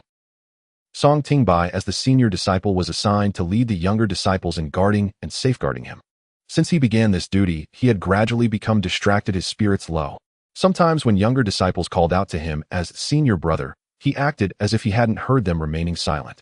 One day, lost in thought, he felt a hand on his shoulder. Song Shitty, I see you wearing a worried frown every day. Do you have something on your mind? Startled, he turned to see Yin Nanshu and quickly replied, Senior brother, hello. Yin Nanshu approached saying, I see you're burdened with worry. What's troubling you? Come, let's go to my courtyard and drink a few cups of wine. I just found some rare brew from Jinzhou, perfect for lifting your spirits. Song Tingbai was about to decline, but was pulled along by Yin Nanshu into another courtyard. At the table, after several rounds of drinks, Yin Nanshu poured more wine, but Song Tingbai, feeling slightly tipsy, waved his hand and said, Senior brother, no more. I feel like the more I drink, the more suffocated I become. Yin Nanshu looked him over and said, Let me guess what's troubling you, my junior brother. It must be your future path and how to decide on it. Startled that his troubles had been exposed, Song Tingbai was caught off guard when a voice interrupted, You should indeed think it through. It was Yin Tianbua entering the courtyard. Song Tingbai quickly stood up to greet him, and Yin Tianbua gently patted him, urging him to sit down, smiling. You've been working hard guarding Master Mu in seclusion. Come. I'll toast you a drink. He raised his cup. Song Tingbai hurriedly replied, No, senior uncle, you flatter me. He quickly lifted his own cup and drank it down. How is your master doing in seclusion? Yin Tianbua asked. Song Tingbai lowered his head and replied, It's all right. Is that so? Yin Tianbua stroked his beard, his gaze penetrating. My master is said to be in seclusion, but in reality he is unwell, isn't that right? Why does the senior uncle say that? Song Tingbai was taken aback. Who can't see that? People just don't speak of it. And if he weren't seriously ill, he wouldn't need to be in seclusion for 3 months. Yin Tianbua's eyes fixed on Song Tingbai. Seeing that Song Tingbai was silent, Yin Tianbua continued, I know my senior brother's temperament well. If he had any spirit left, he would definitely show himself. Now it seems he's struggling with this trial. At that moment, Yin Nanshu, having filled his cup, remarked, If something were to happen to master, you'd be left without support. Who in the sect would recognize you as the so-called senior disciple then? You'd be worthless. Your life would become difficult from then on. Am I right? Hearing this, Song Tingbai could no longer hold back, collapsing onto the table in tears. He had been guarding Mu Xiaochun daily, witnessing the maidservants carrying out blackened blood from the room. Each time he entered to check on his master, he saw his face pale and bloodless, only able to feed him water. No matter how he called out, he remained in a deep coma. Every time Mr. Wu came to examine him, he would shake his head and sigh. Song Tingbai felt his master had little time left, and he didn't know what to do in the future, which left him in a state of low spirits. Seeing Song Tingbai like this, Yin Nanshu and his father exchanged glances. Yin Nanshu quickly stood and helped him up, saying, Junior brother, you should have made plans long ago, but there's no need to be so sorrowful. My father values you highly. Song Tingbai was taken aback and momentarily stunned. Yin Tianbai's gaze sharpened as he spoke slowly. Junior nephew, your loyalty is commendable, your demeanor humble, and your talent notable. I've said before that I have high hopes for you. If you were my disciple, I would wholeheartedly teach you. Among all the disciples under me, you would still be revered as the senior brother given authority to command. Song Tingbai's mind raced, and taking advantage of the moment, Yin Tianbua added, If one day I become the sect leader, wouldn't you? Suddenly Song Tingbai stood up and then knelt heavily, crying, I, Song Tingbai, Thank you, Master Yin, for your kindness. I will not disappoint your painstaking efforts in nurturing me. Yin Tianlu stroked his beard lightly and said solemnly, it all depends on whether you can recognize the situation. The next day, Mr. Wu came as usual to check on Mu Xiaochun's condition, only to find Song Tingbai and Yin Nanshu waiting outside. Song Tingbai stepped forward and clasped his hand, saying, Greetings, sir. Mr. Wu was puzzled, wondering why there was an extra person today, but since he was not from the Tianlu sect, he refrained from asking. The three proceeded to Mu Xiaochun's bedroom, where 6 disciples stood guard with swords. After the trio arrived, one of the disciples asked, Senior brother Master is currently in seclusion. Unrelated personnel should keep their distance. Why is Senior brother Yin here today? Song Tingbai replied coldly, I was ordered by Master to have Senior brother Yin accompany Mr. Wu today. Do not ask further. The disciples were confused, but since Song Tingbai had been in charge of guarding Master Mu since his seclusion, only he, Mr. Wu, and a few maidservants had been allowed to enter. They knew nothing about the situation inside. The disciples exchanged glances, unsure how to proceed. Mr. Wu was even more puzzled. Could it be that Mu Xiaochun had awakened? Just as he was about to ask, Song Tingbai said, Please refrain from speaking while we are outside. Mr. Wu had no choice but to comply. Seeing that the disciples remained unresponsive, Song Tingbai shouted, Why are you still standing there?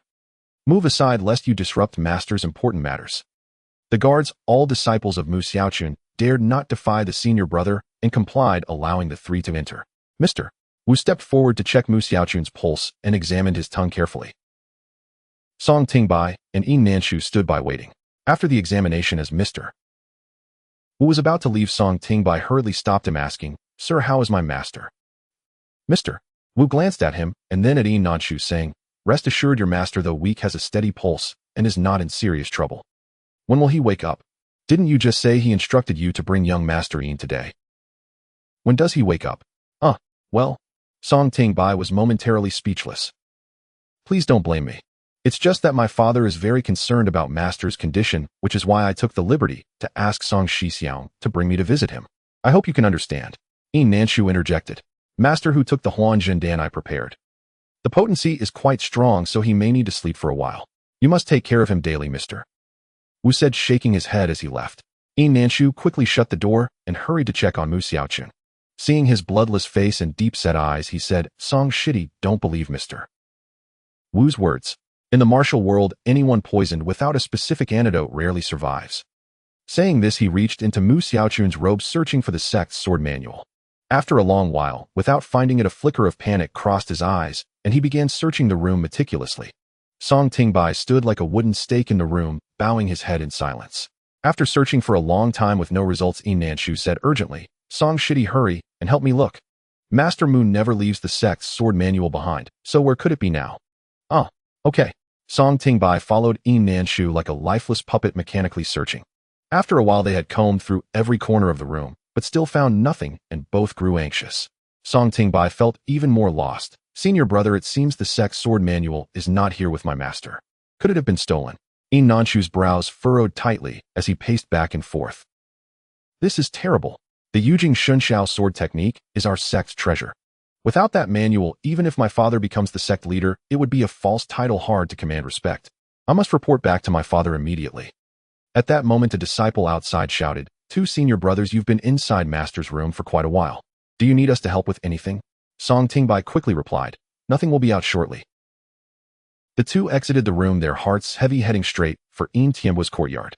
Afternoon, Yin Tianbu invited in Zhongji and Xin Fuxiang to discuss an important matter. Once they arrived, Yin Tianbu got straight to the point. I've asked you both here to talk about our elder brother, the sect leader. The 2 exchanged glances, sensing that the news was not good. And Zhongji said, Please speak, brother. Let's have Song Shixizi explain first. Yin Tianbu called for Song Tingbai. He lowered his head, avoiding eye contact with the 2 greetings uncles. My master. He has been poisoned. He then recounted the illness of Mu Xiaocheng and the poisoning incident. Xin Fuxiang asked, How do you know the sect leader is poisoned? Returning to you, fourth Shi's uncle, every time Mr. Wu finishes his diagnosis, I accompany him down the mountain. During the journey, he often murmurs about what rare herbs could counteract the poison in my master's body, indicating that he has been unable to find a solution. I once asked him what illness my master had, but he hesitated and refused to tell me. Xin Fuxiang considered this and recalled Mu Xiaocheng's condition. Despite taking medicine daily, there was no improvement. What Song Tingbai said seemed credible. Tianlu continued. After I learned of this, I feared someone might take advantage of my brother's unconscious state to secretly steal the sword manual from him. So I asked Song Shizizi to take a look with my son as a witness. To my surprise, my brother had nothing on him. "Oh, why didn't you involve us?" And Zhongji inquired. Indeed, why did Song Shizizi only inform Brother Yin about the sect leader's condition and not us? Sun Fuxiang asked coldly. Song Tingbai was momentarily at a loss for words. Isn't that why I called you here? Song Shizizi, knowing the sect leader is gravely ill, was understandably flustered. These minor details can be overlooked. I summoned you both for two matters to discuss. Tianlu interjected. First, with my brother in such a condition, we do not know when he will recover. If something unforeseen were to happen, the Tianlu sect must have someone in charge. Second, we need to find our sect's sword manual as soon as possible. Otherwise, we would not only disappoint our ancestors, but also lose face in front of our many disciples. Sun Fuxiang said, "Let us go to Brother Mu's room. I want to search for it myself." She understood the gravity of losing their sect's martial arts manual and did not fully trust Song Tingbei's words. Junior sister is right. The sword manual is of utmost importance. We can discuss other matters later. And Zhongji agreed. All right, let's all go take a look. But this matter must not be made public. Tianlu said, troubled about the sword manual. The group arrived at Mu Xiaoqing's villa, where over 10 disciples were stationed inside and outside. They inquired among the guarding disciples if any suspicious individuals had come by, and the disciples replied that aside from Nanshu no one else had entered, and every person was thoroughly questioned upon entry and exit. The new disciple Lu Yun did visit the sect leader often, but was always stopped at the gate and never allowed inside. The few senior disciples reached the door and ordered the guarding disciples to open it, but they did not move. In a fit of impatience, Sun Fuxiang injured 2 of them, and the others dared not obstruct them further. The group burst into the room and gathered around Mu Xiaoqing, observing him closely and calling his name several times, but he remained in a deep slumber. Sun Fuxiang began to search Mu Xiaoqing's body while the others looked around the room. After a long while, they found no trace of the sword manual. They then called for a maid to search her quarters as well, but there were no results. Each person left with their own thoughts. Song Tingbai trailed behind the group, receiving fierce glares from the guarding disciples, but he pretended not to notice. Once outside Mu Xiaoqing's villa, Tianlu declared, from today on, all mountain passes leading down from Tianlu Mountain must be guarded strictly. No one from the Tianlu sect is allowed to descend the mountain. What do you both think? And Zhongji pondered for a moment. I think it's wise to follow your suggestion. Junior sister, what do you think? Very well, this is the only course of action for now. We can discuss who will take charge later. Song Shizizi, please take good care of the sect leader's health. Understood. Please do not worry, Uncle's boy will. Before Song Tingbai could finish, the 3 had already left, leaving him behind like a solitary shadow.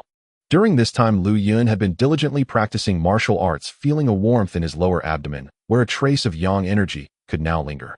While training, he could no longer hear his own breath and felt his legs growing stronger with sensations of activation in the acupoints of his lame leg. Every time he completed his training, he would be drenched in sweat. This was the practice method for the first level of the Yujing Gong. One evening, as Inger was about to visit Lu Yun, she was suddenly called from behind by Zhongji. Today I learned that our sect's sword manual is neither with the sect leader nor in his room. The sect leader is in seclusion and under tight guard. I suspect the manual might have been given to someone else. Lu Yun has often received special favor from the sect leader. You should investigate whether it is with him and report back to me quickly, and Zhongji instructed. Understood, third Shirbua. Inger will go check right away.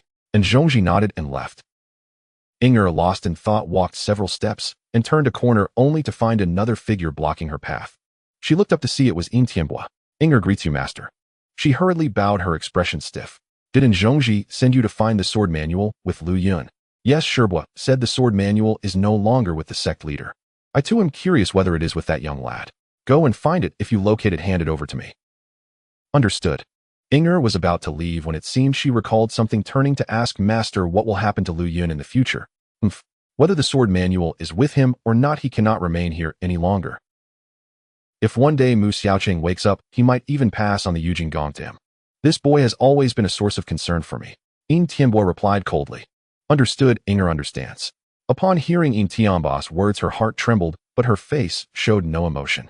After a while, Inger opened the door, and when Lu Yun saw her, he exclaimed in joy, Inger is here. I'm so hungry, have you brought food? Inger, burdened with thoughts, forced a smile and said, I forgot to bring something. I'll go get it now. No need. I'm not hungry, I was just joking with you. Please sit down. Lu Yun hurriedly poured a cup of water for Inger, grinning foolishly as he looked at her. You seem so happy today. Did you make progress in your training? Hee, I can't hide anything from you. As he said this, his stomach growled loudly. At that moment, Pan Yujiao gently pushed the door open holding a sandalwood food box and cheerfully said, "Little Lu, I came to see you and brought some food." Lu Yun beamed, "Thank you, senior sister." Pan Yujiao opened the food box to reveal osmanthus cake, water chestnut cake, pineapple puff, and almond cookies, all looking and tasting delightful. Lu Yun, not being polite, thanked her and began to eat. Pan Yujiao laughed, "Eat slowly, little brother. Don't choke. If you want more, I'll bring it next time." Lu Yun ate, while squinting and grinning, his demeanor adorably foolish. Inger watched from the side, smiling silently. Pan Yujiao observed Lu Yun and exclaimed, "I didn't expect that." Upon closer inspection, little brother is quite the handsome lad. Once you master the Yujing Gong, and your leg is no longer lame, and your eyes no longer cross, you could easily captivate a crowd of girls. Lu Yun's heart tightened at her words. How did she know he was training in the Yujing Gong? He shook his head vigorously, saying, "Senior sister, don't joke about me. How could I possibly practice such advanced techniques?" "Haha, little brother, you're quite clever. We all know you've been visiting the sect leader's quarters every night, so we're aware of what the sect leader has imparted to you." With others knowing, Lu Yun ceased to hide it, chuckling, "Senior sister, you don't know.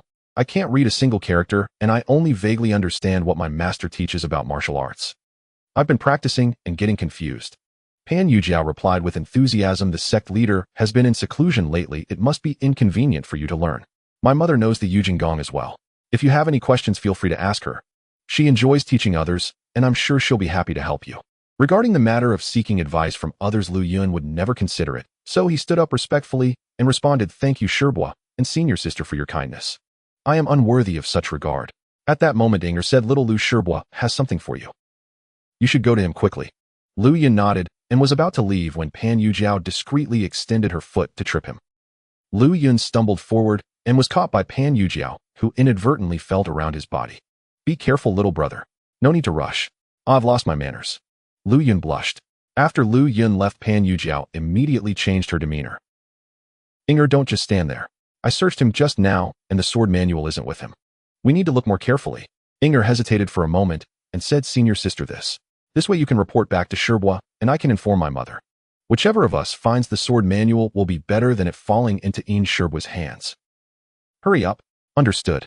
The two rummaged through the bedding and searched the small room, which was simply furnished. After a short search, they finished and still didn't find any trace of the sword manual. When Lu Yun returned, Pan Yujiao had already left, and he found Inger alone in the room, deep in thought. "You're back. Did Shirbois have any matters for you?" Inger asked. "Nothing much, just inquired about my recent situation." Lu Yun glanced at the bed.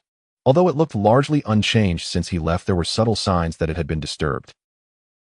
After contemplating for a while, he quietly sat down beside Ing. The two sat in silence for a while before Lu Yun asked, "You seem downcast today. Is there something on your mind?" Inger sighed lightly and shook her head. "I'm fine. I don't think too much about it."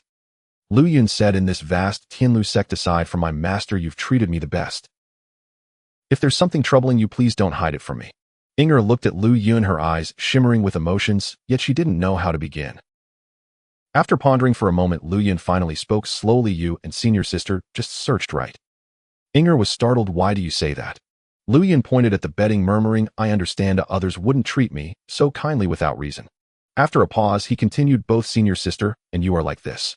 With that, Lu Yun lowered his head in silence, tears streaming down his cheeks.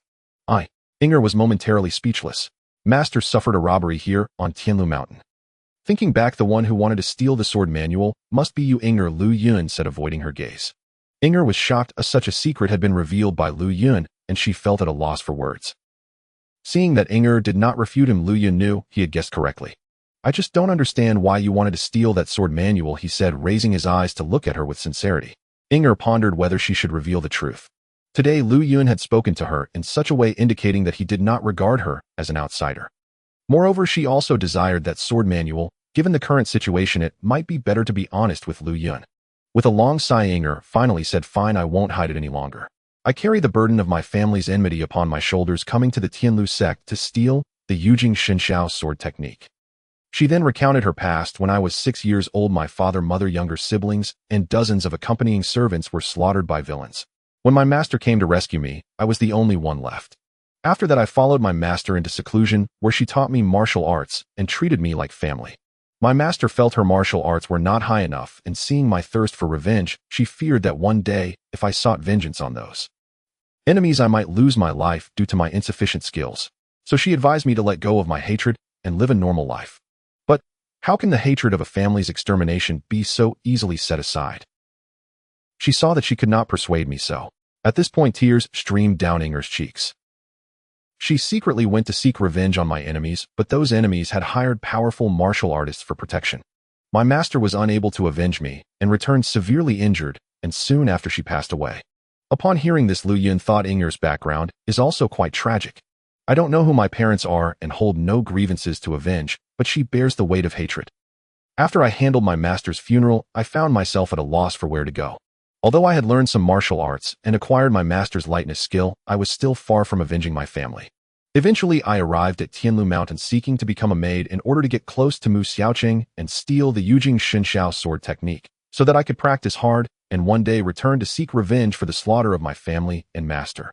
Little did I know that Mu Xiaoqing kept the sword manual with him at all times, and I had yet to find an opportunity to act until he fell ill and returned to the mountain. Lu Yun, I too am alone, and without family in this Tianlu Mountain. You are the only one I can confide in today. Lu Yun listened attentively, feeling that Inger's words were sincere. After a long silence, he asked, then why not become a disciple of the Tianlu sect? To become a disciple, the yearly tuition is quite substantial, not to mention that it takes at least 10 or 20 years to master the essence of the sword technique. My thirst for revenge burns fiercely. I simply cannot wait that long. Back in that valley, everyone risked their lives for this sword manual, and now it's still for this. Lu Yun said, his gaze dim. Valley? You mean in that valley? Lu Yun no longer concealed anything and briefly told Inger about that night. So it turns out the sect leader was poisoned. Given this, your situation may not be good. After listening to Lu Yun's account, Inger said worriedly, now that everyone knows the sect leader's seclusion is a cover and that he is indeed poisoned, they also learned that the sword manual isn't with him. They are likely to suspect you. Several senior disciples have instructed me to keep an eye on you, hoping to find the sword manual from you. In this case, you. Lu Yun furrowed his brows deep in thought as the dim oil lamp flickered in the room. After a long while, he finally spoke. Inger, during my time on Tianlu Mountain, thanks to my master and your care, I have managed to stay here, and I will never forget this kindness. If one day my master were to really, then I would have nothing to miss about Tianlu Mountain. I also can't help you if you want to see that sword manual come tomorrow. With that, Lu Yun turned away, no longer speaking.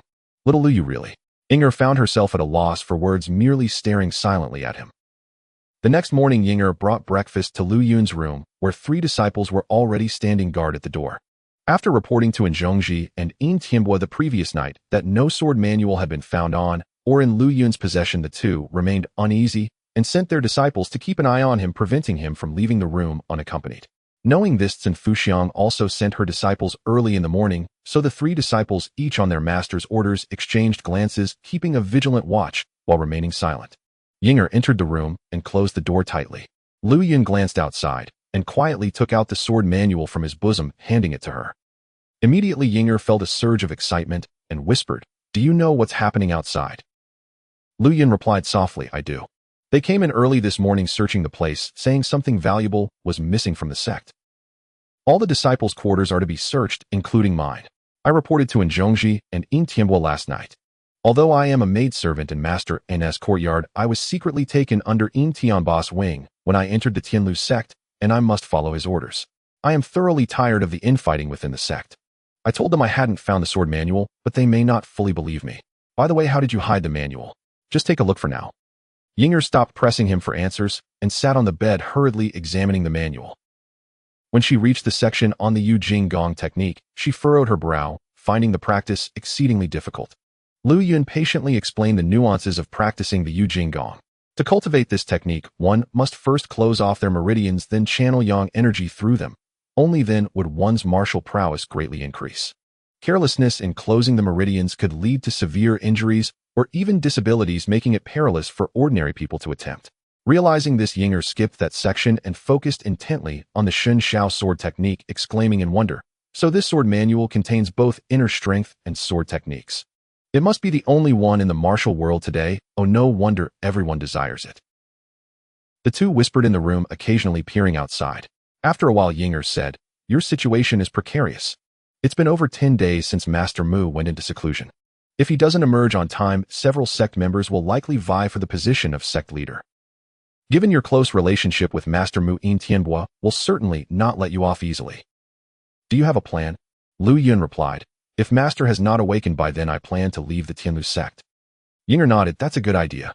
I will help you quietly take the sword manual down the mountain, and you can study it slowly later. Lu Yun shook his head, saying, although Master entrusted me with this sword manual for safekeeping, it ultimately belongs to the Tianlu sect. I will not take it with me, I will return it to Master. Then, won't it be a pity if you don't practice the Yujing Gong? What's the use? Even if I practice, what will it matter? Lu Yun thought to himself, if Master is gone, he cannot remain in the Tianlu sect. In this world, he is already alone without kin or support, and will likely have to return to being a beggar. What use is it to carry this sword manual? It might even invite trouble. Yinger pondered for a moment, and then had a bright idea. I have a suggestion. Since you know how to read, why don't we memorize the sword manual together? You can return it later, wouldn't that be better? Upon hearing this, Lu Yun realized that Yinger was right. This way he could continue practicing without taking the Tianlu sect's martial secrets away, thus fulfilling both their needs. However, we have little time left to memorize the entire manual. I already know some inner techniques, and my master's lightness skill is top-notch. If I don't practice the inner technique, I can first learn the Shun Xiao sword technique. Since you can't practice sword techniques with your current condition, you should first memorize the Yujing Gong and practice later. All right, let's do it your way, Lu Yun said happily. I must go outside now, though I fear the people outside will become suspicious if I linger. With that, Yinger stood up and left the room. For the next few days, Lu Yun diligently memorized the Yujing Gong in solitude. The disciples outside would occasionally enter to check on him, making it inconvenient. Only late at night, when the guards changed and fell asleep, could Lu Yun concentrate on memorizing. If he encountered any difficulties, he would wait for Yinger to arrive the next day to ask her for clarification. Each day Yinger brought him food, but she could only sit for a brief moment, stealing a few glances at the Shun Xiao sword technique before leaving. During the nights when no one was watching, she would secretly practice a few techniques. In those days, apart from eating and sleeping, Lu Yun spent every waking moment memorizing. He was so fatigued that his head felt heavy, compounded by his stutter, which made memorization even more arduous. Yet thinking of the impending changes, he gritted his teeth, repeating one phrase after another, one paragraph after the next, and one page after the other, until he nearly became obsessed, even dreaming of reciting. In his entire life, he had never faced such a mentally taxing challenge. He needed to memorize the entire Yujing Gong word for word in just a few days, something even a diligent scholar would find difficult, let alone Lu Yun. However, he understood that if he missed this opportunity, he might never have the chance to learn the technique again. One day, Qingtian arrived uninvited. Lu Yun quickly greeted him with a bow. After sitting down, Qingtian closed his eyes and fell silent. Lu Yun, unsure of how he would be interrogated, could only remain quiet, and the room was eerily still. After a long while, Qingtian finally spoke. According to the schedule, your master should emerge from seclusion the day after tomorrow, but as far as I know, he remains in a deep slumber and might not awaken. Hearing this, Lu Yun felt as if he had fallen into an ice cavern, wondering if he would ever be able to return the sword manual to his master. By the way, Qingtian seemingly expressed concern while looking at Lu Yun. How is your Yujing Gong coming along? Lu Yun lowered his head, avoiding Qingtian's gaze, and replied timidly, Thank you, Master Uncle, for your concern. I've just started. Qingtian smiled and stroked his beard. You possess great talent and will surely achieve much in the future. It's just a pity that your timing is unfortunate with your master's illness. Why not come under my tutelage? I will teach you everything I know. Lu Yun thought to himself that this was surely an attempt to win him over, and he could guess what would follow. Since he had already decided to leave, he might as well play along for now. Thank you, Master Uncle. I certainly wish to learn more martial skills, but I can barely read, so I'm afraid I won't learn well. Qingtian laughed. You need not be so modest. Within our sect, apart from your master, I am the one with the highest inner strength. You just need to follow me closely in your studies. However, you cannot learn the Yujing Gong solely from my words. It requires the exquisite guidance from the sect's manual as well. If you want to learn well, you must hand over the sword manual to me, so I can teach you according to the key points in the manual. What do you say? Lu Yun looked at him with confusion. But Master hasn't entrusted me with any manual, though I've never seen one. Oh, is that really the case?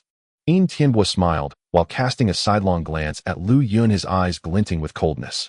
I wouldn't dare deceive Master Uncle, Lu Yun replied, lowering his head. He thought even if he had to hand over the sword manual, it wouldn't be to him. If my master has not entrusted the sword manual to anyone else, it would be another matter if it turns up in someone else's possession in the future. Who would dare steal our sect's martial secrets? The entire Tianlu sect would not tolerate such a thing. Do you understand? He suddenly waved his sleeve and stood up. I understand, Master Uncle. Is the sword manual truly missing? Qingtian did not respond, but shot Lu Yun a cold look before turning to leave. That night Yinger arrived with tears in her eyes. Lu Yun hurriedly asked what had happened. Yinger told him that on her way she encountered Yin Nanshu, who blocked her path and said that all disciples of the Tianlu sect had been searched recently, and maids were no exception, before reaching out to grope her. Yinger dodged, but was forcefully restrained by Yin Nanshu, her clothing torn, and he touched her waist.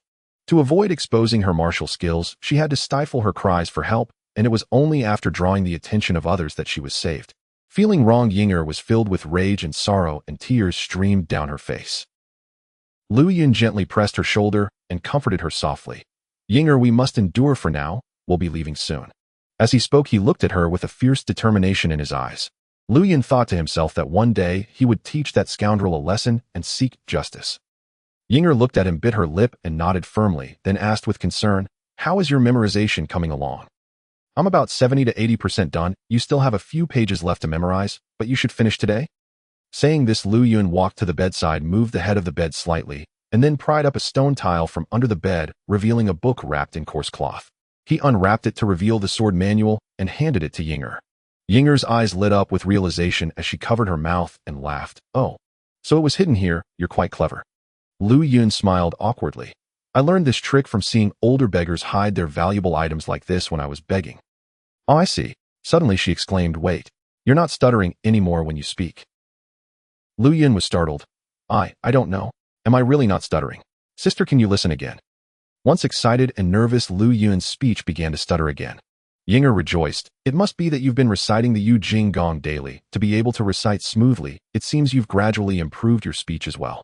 Lu Yun remained skeptical and muttered to himself, "Is that so? Have I really stopped stuttering? Can I speak like an ordinary person now?" Yinger stood up, took both of Lu Yun's hands, and exclaimed, "You need not doubt, I can hear you clearly. You are truly no longer stuttering." They both became elated. 3 days later, Mu Xiaocheng was supposed to finish his seclusion, but as Yin Tianbua had predicted, he remained in a deep sleep. At noon that day, Yin Tianbua summoned in Zhongji and Xin Fuxiang to a tall tower to discuss important matters concerning the sect. This tower, known as Fengshao Pavilion, served as the Tianlu sect's meeting place. Other disciples of the Tianlu sect were not permitted to move about without orders, while Yin Tianbua's disciples guarded every entrance. Lu Yun had hidden the sword manual on him early on, preparing to take the opportunity to return it to his master and bid farewell. However, upon hearing that Mu Xiaocheng had yet to awaken, he felt uncertain about what to do. Just then the door suddenly opened and Yinger walked in. Lu Yun cheerfully said, "Yinger, you're here, we can." But Yinger interrupted, "Don't talk so much. Master Yin has issued an order for me to take you to Fengshao Pavilion. Come with me." Her face showed no expression. Lu Yun was confused and felt anxious inside. He had no choice but to follow Yinger out of the room, where 3 disciples stood at attention with swords in hand, their expressions serious. Yinger led Lu Yun through narrow alleys, turning left and right. The 3 disciples followed silently, and although Lu Yun wanted to ask, Yinger's stern demeanor made him refrain from speaking, which only heightened his unease. Everywhere they went there were disciples on guard, vigilance palpable. As they reached a corner, Yinger suddenly pulled Lu Yun forward and whispered, "Did you hide the sword manual on you today?" Hearing Yinger's voice, Lu Yun finally relaxed and replied quietly, "I originally planned to return the sword manual to my master today, but I didn't expect he would still be unconscious. Yin Tianbua is likely scheming for the position of sect leader today. Outtaking you to Fengshao Pavilion is surely no good. It's probably related to the sword manual. Since you don't wish to bring it down the mountain, what will we do?" Yinger said anxiously. Noticing the 3 disciples approaching from behind, they fell silent and pressed on. As they passed a long corridor, they suddenly saw Pan Yujiao, supporting Yin Nanshu as he stumbled toward them. Yin Nanshu, appearing drunk, mumbled to Pan Yujiao, "Junior sister, one day in the Tianlu sect, my father will be the sect leader." Pan Yujiao looked at him with disdain, and upon seeing Lu Yun and Yinger, hurriedly dropped Yin Nanshu on a nearby seat, saying anxiously, "Lu Yun, Yinger, hurry over here." When they reached her side, Pan Yujiao instructed the disciples behind her, "I need to talk to them, you don't need to follow." The 3 disciples had no choice but to stop, unable to come any closer. Pan Yujiao leaned in and whispered to Lu Yun, "When you reach your destination, don't eat or drink anything, not even wine. Yin Tianbua has poisoned it." "What?" Lu Yun was stunned. "If you eat, you'll be poisoned. He will use the antidote to coerce you into handing over the sword manual, otherwise you will die from the poison." How could Master Yin do such a thing? Lu Yun still couldn't comprehend. "He has long since ceased to tolerate you," Yinger said angrily. This was also Yin Nanshu's idea. Tianlu is certain that the sword manual is on you, and by forcing you to hand it over today, his path to the sect leader's position will be secured. But even if you hand over the manual, they won't provide you with the antidote. Lu Yun felt a sudden realization. He had never expected that someone would seek to take his life today, nor did he think that the Yin family would be so malicious. At that moment, Yinger asked, "How did Senior Sister Pan find out?" "If it's not difficult to get Yin Nanshu to talk when he's drunk. I've had quite a few drinks with him today, and I managed to get it all out of him." The news of the sect leader descending the mountain alone was also leaked by him in his drunkenness, leading to this trouble in the martial world. Then Master must also be involved. Lu Yun turned to glare at the drunken Yin Nanshu, his fists clenched. Pan Yujiao sighed. "It's truly unfortunate that our Tianlu sect has produced such a scoundrel." Yinger's eyes glimmered with determination as she said, "Senior Sister Pan, please return. It'll help him back, but right now the disciples in the entire sect cannot move freely, so how can he dare to?" Pan Yujiao glanced at Yinger and understood her intentions. Since Yinger wanted to deal with him, she would let her handle it. She had no desire to get involved in such trifles. If it weren't for her concern about Lu Yun's honest nature, she wouldn't have mentioned the poison at all. "Who in the Tianlu sect dares to manage him? You take him back. By the way, regarding the sword manual." Pan Yujiao's gaze turned serious as she fixed her eyes on Lu Yun. Yinger replied, "Senior Sister Pan, the sword manual will find a suitable place. You need not worry. With so many disciples under Yin Tianlu, their influence is immense. Even if your mother gets the sword manual, she may not secure the position of sect leader against him." Pan Yujiao pondered deeply. Yinger's words, though harsh, held truth. Sin Fuxiang's disciples numbered less than 100, making them the fewest in the Tianlu sect. How could they compete against Yin Tianlu? It was just that her mother was displeased and insisted on contesting. Pan Yujiao turned to leave, but Lu Yun bowed deeply and said, "Thank you, Senior Sister." "What for?" "I'm just uncertain if I will ever see you again after today," Pan Yujiao said, looking at Lu Yun with a hint of reluctance. She sighed and turned to leave. Yinger dared not delay further, urging Lu Yun to quietly hand over the sword manual, and then helping Yin Nanshu up, calling to the three disciples in the distance, "You all escort Lu Yun to Fengxiao Pavilion. I'll take young Master Yin back to the courtyard." "Yinger, you." "Lu Yun, hurry along. I have my plans. By now you must understand that this sword manual will not reach Master Mu today no matter what. However, it ultimately belongs to the Tianlu sect, so who it is handed over to is not your concern. Keeping it on you will only invite disaster." Though Lu Yun was reluctant, the situation was beyond his control, and he could only limp toward Fengxiao Pavilion. The three disciples followed closely behind him, while Yin Nanshu, now thoroughly drunk, suddenly awoke to find himself being supported by Yinger. He mumbled, "Yinger, is that you? Where's Junior Sister Pan?" "Yinger, hey, you're looking quite lovely, let me." He began to make lewd comments toward Yinger. Enduring Yin Nanshu's lewd behavior, Yinger bit her lip, her chest heaving with anger. She closed her eyes, composed herself, and said to Yin Nanshu, "Young Master Yin, your father sent me to take you to the pavilion to discuss matters. We should be on our way." In the center of the pavilion, Yin Tianlu had set a lavish banquet with Zhongji and Sin Fuxiang seated on either side. Despite the array of delicacies laid out, no one touched their chopsticks. At that moment, Song Tingbai arrived leading Mr. Wu. Yin Tianlu immediately greeted him with a smile, saying, "Good day, Mr. Wu. I have summoned you today primarily to inquire about something." Mr. Wu's expression remained impassive. "What is it?" Yin Tianlu stroked his beard and replied slowly, "As you may already know, my senior brother's retreat is a facade, but his poisoning is genuine. Today was supposed to be the day he would emerge, yet he remains in a daze, able to drink and sleep, but unable to open his eyes or speak. I wish to ask you, when will my senior brother recover?" Mr. Wu sighed deeply. "Since you all are already aware, I shall not hide the truth any longer. At present, Mu Xiong is hanging by a thread. Those afflicted by poison require an antidote from their assailant. Without it, unless one possesses profound internal strength to expel the toxic blood with true energy, the situation is dire. I have studied medical texts day and night to save him, administering the Huanzhen Dan for him to take. For now he clings to life, but his internal energy is depleted and he can no longer heal himself. Relying solely on external medicine to counter the poison is exceedingly difficult. As for when he may awaken, I cannot say. It is up to fate." He shook his head with a sigh. Mu Xiong's condition. Alas, Yin Tianlu shook his head and swiftly changed the subject. "Mr. Wu, do you know anything about our sect's sword manual?" "I do not concern myself with matters of your esteemed sect, nor do I care about any sword manual, Mr. Wu replied. Having had dealings with the Tianlu sect for over a decade, Mr. Wu had never involved himself in any disputes. Thus the others believed him. At this moment, Zhongji could no longer restrain himself, and asked Song Tingbai, nephew, you guard the master's courtyard day and night. I ask you, do you have the sword manual with you? Song Tingbai quickly clasped his hands and said, uncles, like all disciples, I have been searched. I, Song Tingbai, swear by the heavens that the sword manual is not with me. My master thinks me dull-witted and has never considered giving the manual to me. I do not have the audacity to steal or conceal it. If I truly had the manual, I would immediately hand it over to my master's most trusted Uncle Yin and would not dare to keep it for myself. After speaking, Song Tingbai looked up at Yin Tianbua with an ingratiating expression. Song nephew is loyal and honest. Why still believe him? Yin Tianbua's eyelids flickered and a faint smile appeared at the corners of his mouth. Very well. And Zhongji and Xin Fuxiang exchanged knowing glances, already aware of Song Tingbai's intentions, and averted their eyes from him. Looks like I have nothing more to do here. Farewell, everyone. Mr. Wu cast a sidelong glance at Song Tingbai. Ah, it seems Mu Xiong has indeed taken on a good disciple. With that, he turned and left. Song Tingbai lowered his head in silence. At that moment, a disciple approached to report Lu Yun has arrived. Lu Yun stepped forward and greeted the three uncles, who all nodded in response. Yin Tianbua said, I called you here to ask you something, but at this hour you may have not eaten yet.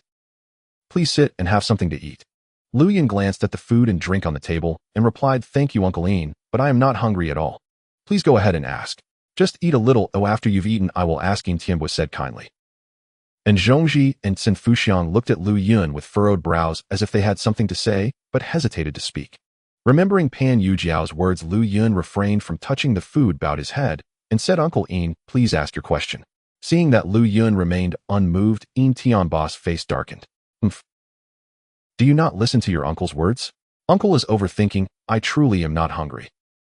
Please go ahead and ask, Lu Yun replied, still not yielding, glancing at Zhongji and Xin Fuxiang. Xin Fuxiang stood up and coldly said, since he is not hungry, Uncle Yin, there is no need to force him to eat. Just ask what you need to. Indeed, brother, I also feel it unnecessary, and Zhongji concurred. Yin Tianbua slowly picked up the wine jug and poured a cup standing before Lu Yun and said leisurely, since you have come to Tianlu Mountain, I have not had the chance to inquire about your well-being, which is indeed neglectful. Here, a toast to you. With that, he gazed at Lu Yun kindly and offered him the cup. Yin Tianbua's sudden gesture of toasting certainly held ulterior motives. Lu Yun lowered his head even further, quickly stepping back and bowing deeply, saying, Uncle speaks too highly of me. I am just an ordinary disciple and do not dare to let you treat me in such a manner. He still did not take the cup. Yin Tianbua furrowed his brow. When I say drink, you drink. Why all this unnecessary chatter? Do you want me to stand here and wait indefinitely? Seeing that Yin Tianbua was already angry, Lu Yun thought that this person was determined to put him to death today, and he no longer needed to hold back. If it came to it, he would simply fight to the end. Thus he steeled himself and said, forgive me for my earlier words, uncle. I suspect the question you wish to ask concerns the sword manual. I have already reported to you last time that my master did not give me the sword manual, and I do not know where it currently is. Should it be found on me, I am willing to accept all punishments. Before Yin Tianbua could respond, Song Tingbai rushed forward and quickly searched Lu Yun from head to toe, finding nothing and retreating dejectedly to the side. Yin Tianbua pondered for a moment and said, I only intended to drink with you. I did not mention anything else. Drink. Clearly Yin Tianbua did not trust him at all, and Lu Yun could only accept the cup. Enough. If the sword manual is not on him, even if you force him, it is pointless. Why waste a life? Lu Yun, I must ask you to answer honestly, did you truly not obtain the sword manual? Xin Fuxiang questioned sternly. In response to Uncle Xin, I did not. Lu Yun could only deny it to the bitter end at this point. Calm down, sister. Lu Yun, you usually stutter when you speak. Why are you not stuttering today? Yin Tianbua's eyes gleamed with cold light. Lu Yun was secretly alarmed. Oh no, I forgot about this detail. How can I explain it? Just then someone stumbled in. Father, you call me here for what? Could it be that everyone has recommended you as the sect leader and you want me to come celebrate with you? Yin Nanshu walked in, prideful and intoxicated. The disciple guarding the entrance attempted to stop him, but was kicked aside. Yin Tianbua's heart sank sharply. You wretch! Who called you here? Seeing Yin Nanshu, Lu Yun realized Inger had also arrived. He quickly looked behind him and saw Inger peeking out from below the stairs, giving him a glance that signaled everything was arranged. Was it not you who called me here, father?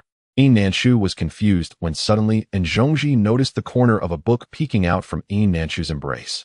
What is that? And Zhongji suddenly had a suspicion. Yin Tianbua bellowed, when did I call you here? Everyone please wait. The matter of the sword manual has caused quite a stir within our sect. All disciples have already been searched, yet only young Master Yin. And Zhongji probed. And shitty. What do you mean by that? Yin Tianbua was extremely angry. Ahaha, and uncle, you are actually going to search me. Just as Yin Nanshu was about to argue, he stumbled on a chair, and with a crash a book fell from his embrace. Everyone was startled. Oh, just as they were puzzled, Sin Fuxiang quickied and quick-handed seized it first. Staring in shock, she saw the cover boldly inscribed with the words Yu Jing Shun Xiao Jianfa, which was undoubtedly the sect's secret manual, and her face turned ashen. Humph. So that's how it is, truly a case of the thief calling out to catch the thief. Sin Fuxiang sneered. Brother Yin, I recall that when the sect leader was in retreat, only your son entered his room. It seems this sword manual. And Zhongji stopped short. Brother Yin pretends to search all my disciples, yet the sword manual is right with your son. After obtaining the treasure, you still put the blame on others, truly a pair of good father and son.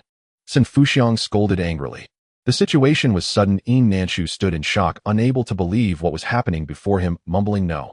No. Father, I did not take it, it must have been that. Suddenly a sharp smack echoed, as Yin Tianbua struck him across the face, leaving 5 finger marks. What exactly is it? A good-for-nothing item that only causes trouble. Yin Tianbua felt humiliated, filled with anger. Yin Nanshu, dazed, felt a wave of clarity wash over him, crying out, it must have been Pan Yujiao. She urged me to drink today. You speak nonsense. Sin Fuxiang shouted angrily. No, it was not her, it was. Yes, it was Ying. She said you were looking for me and helped me here. It must have been her scheme. Upon hearing Ying's name from Yin Nanshu, Lu Yun quickly looked back, but she had vanished from sight. Yin Nanshu was correct. When Inger helped him up, she had stealthily tucked the sword manual into his embrace, while no one was around, guiding him all the way to the Fengshao Pavilion. This clever ruse not only resolved Lu Yun's predicament, but also allowed Inger to vent her frustration. Father, I am going to find that wretched girl to settle the score. Yin Nanshu gritted his teeth and turned to rush out. Today's events unfolded just as Yin Tianbua had expected. Not only did he suffer great humiliation, but the sword manual had also fallen into Sin Fuxiang's hands. Although he was anxious and furious, he had to focus on solidifying the position of sect leader first. Other matters could be addressed later. Everyone, this matter is indeed suspicious and requires thorough investigation later. Currently, since Mu Xiong can no longer assume the role of sect leader, our sect has been without a leader for too long and would be laughed at by other sects. Today I dare to recommend myself for this important task. What do you two think? Yin Tianbua looked toward Zhongji and Sin Fuxiang. With over 700 disciples under Yin Tianbua, he held a significant majority and was the highest in rank in the sect besides Mu Xiaoqing. Thus, Zhongji and Sin Fuxiang were wary. Competing with him for the position would be unwise. And Zhongji and Sin Fuxiang exchanged glances and said, Brother Yin can take charge of our sect. We have no objections. However, since Mu Xiong is still present, if you want to become the sect leader according to the rules, there should be an acting title before the leader's name. If Brother Yin does not wish to be the acting leader, we can take it over or simply kill Mu Xiong with a sword now and remove the acting title. We would have no further comments. Sin Fuxiang mocked, causing Yin Tianbua's face to flush with anger. Very well. I shall act as the acting leader to relieve Mu Xiong of his burdens. Sister, since I am now the acting leader of our sect, that sword manual should be kept by me. Yin Tianbua understood that only by obtaining the sword manual could he secure his rightful position as the sect leader, otherwise he would struggle to gain the trust of others. Back in the day when a host of enemies came knocking, where were you all? Had it not been for my husband risking his life to fight, would there even be a Tianlu sect today? Brother Yin, in terms of merit, can you compare to my husband? Sin Fuxiang asked sharply. Yin Tianbua recognized the weakness of his position and replied, Sister, your husband indeed made great contributions to our sect, but he is gone now. You should let go of that. Let us discuss today. If my husband were still here today, he would have been the one to take this sect leader position. I will keep the sword manual in his stead. With that, Sin Fuxiang tucked the manual into her sleeve. Sister, this is a precious item of our sect and should be kept by me. Your willfulness is quite inappropriate. Oh, this sword manual fell from your son's embrace. How he obtained it requires an explanation from you. If you want the manual from me, first expel Yin Nanshu, the thief of the sword manual, from the Tianlu sect. You. Yin Tianbua's anger flared as he tightened his grip on the sword at his waist, drawing part of the blade. Good. Very well. If you want to do it this way, then I shall not waste words. I am willing to spar with you, brother, and see who is superior in the Shun Xiao sword technique that we've practiced for years. Sin Fuxiang kicked over the table and swiftly drew her sword, the blade humming with energy. Seeing this, Song Ting Bai hurriedly advised, Uncles, please calm down, and let us avoid harming our peace. Get out. This is no place for you to speak. Sin Fuxiang showed no mercy toward a disciple who had switched sides. The situation became tense, and Lu Yun thought that if he did not speak now, no one would care about his matter later. He quickly set down his cup and shouted, "Uncles, I have a request." Everyone paused, and Sin Fuxiang turned around. "Speak quickly." Lu Yun bowed to the 3 sect elders. "Today I humbly request that you allow me to withdraw from the Tianlu sect and return home." "Go ahead. Your master is indisposed, I, an uncle, and will grant you permission on behalf of your master. Leaving our sect may give you more freedom. From now on you will have no ties with the Tianlu sect." Sin Fuxiang, being straightforward, agreed without hesitation. Lu Yun knelt down, clasping his hands. "Thank you, uncle. Please take care of my master in the future." He then bowed deeply 3 times in the direction where Mu Xiaoqing resided. "Rest assured you need not say this." And Zhongji replied, "Uncles." Lu Yun thought for a moment. His status was lowly and he had little influence. Since he was no longer a disciple of the Tianlu sect, he had no standing to offer counsel. He sighed and said, "Uncles, please take care." With that he got up and left. The others turned back. "Sister, are you truly unwilling to hand it over?" Yin Tianbo no longer regarded Lu Yun and with furrowed brows stepped calmly toward Sin Fuxiang, sword in hand. "I can accept you as the acting leader, but do not even think about the sword manual. I did not expose your poisoning earlier to save face for the Tianlu sect. Your actions are not befitting a righteous sect." Sin Fuxiang stood her ground resolutely. "Why be so stubborn, sister?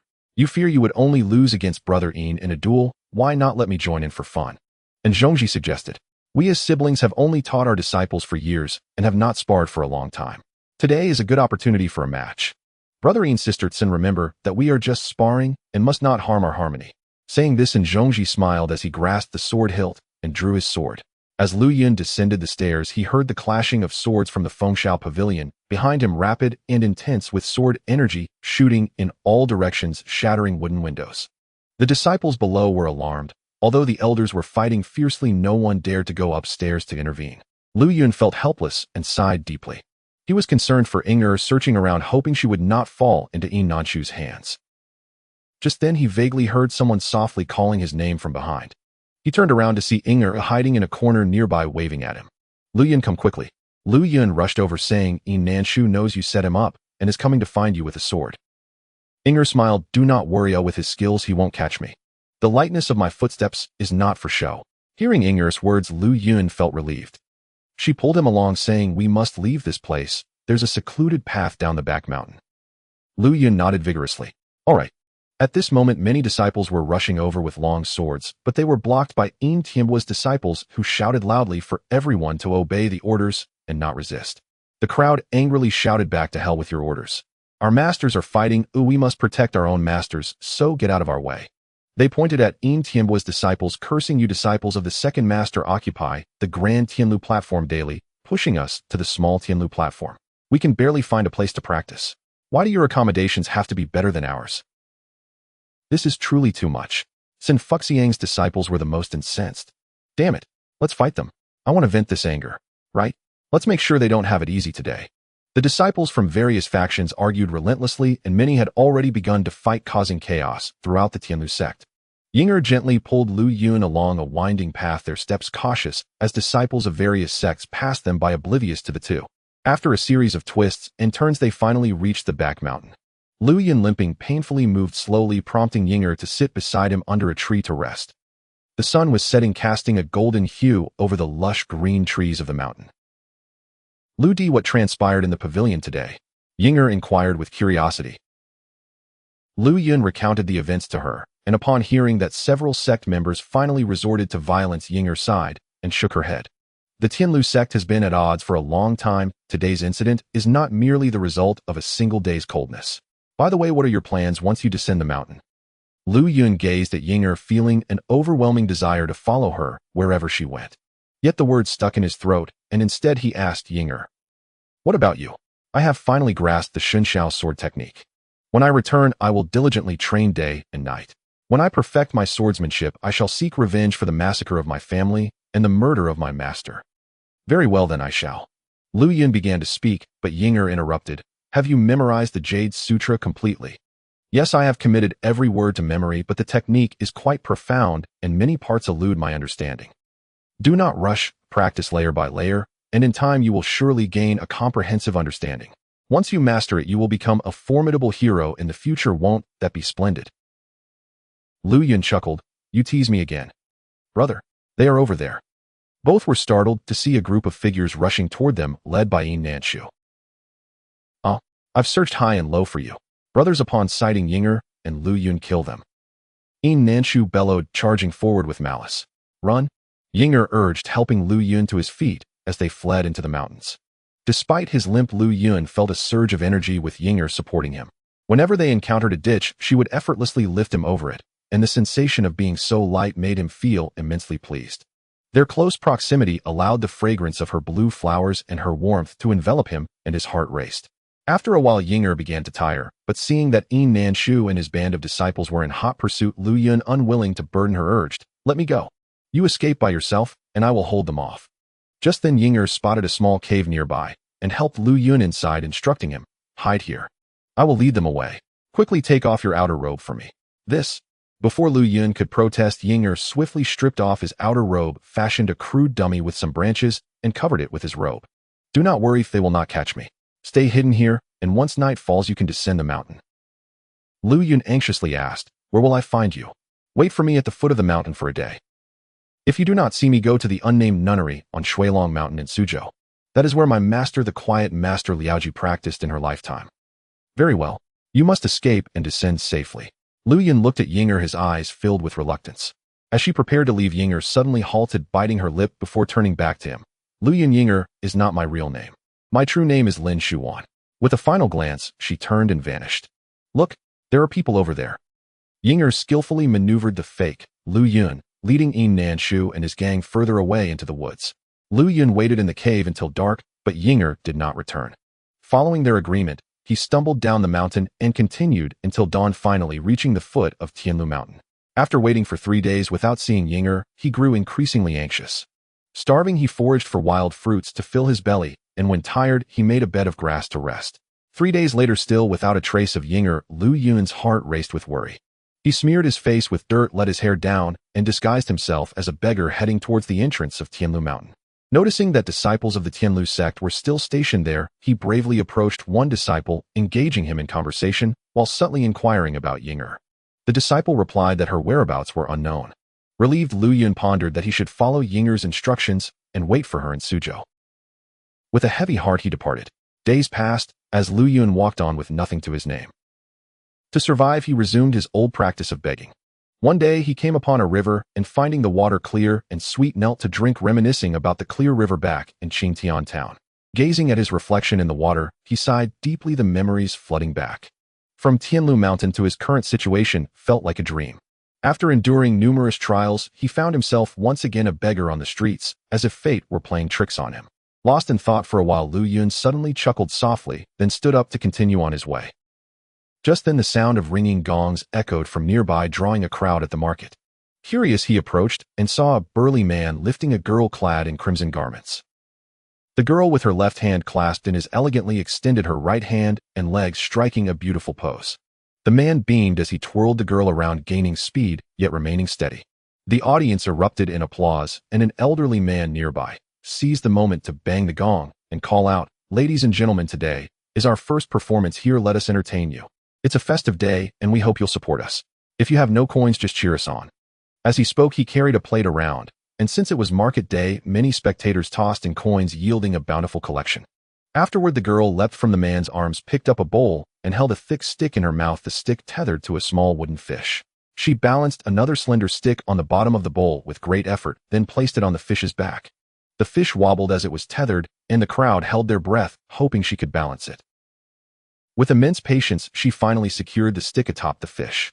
Just as the crowd prepared to clap, the girl gave a swift clap of her hands, and the fish's tail began to sway side to side, as if it were swimming, while the stick remained perfectly balanced atop it, the bowl spinning rapidly.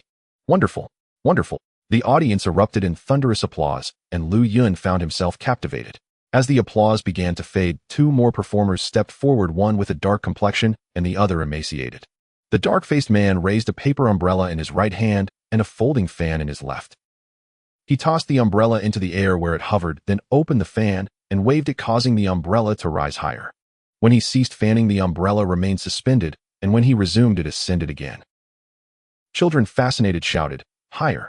Higher!" The dark-faced man responded, "If you all give a little more, I will make the umbrella go even higher." The paper umbrella soared a full 3 feet higher, revealing a thin cord dangling from its frame. The slender man carrying a wooden box placed the box on the ground and straightened the cord at its opening. When he opened the box, 6 small, white mice scurried out. With a whistle from him, the mice began to climb the cord one by one, reaching the top of the umbrella. At this point, the dark-faced man waved his fan again, and the umbrella began to spin rapidly. The little white mice formed a circle, racing around the edge of the umbrella in a delightful spectacle, earning more cheers from the crowd.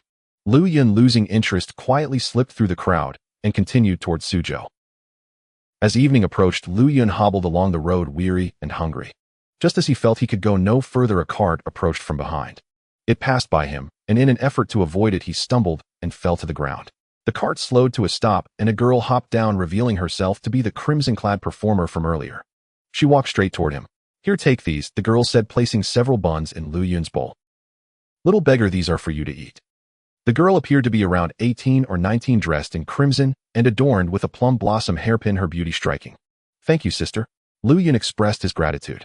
"Don't thank me, but it was my father who saw you and asked me to give you these." With that, she turned and walked back.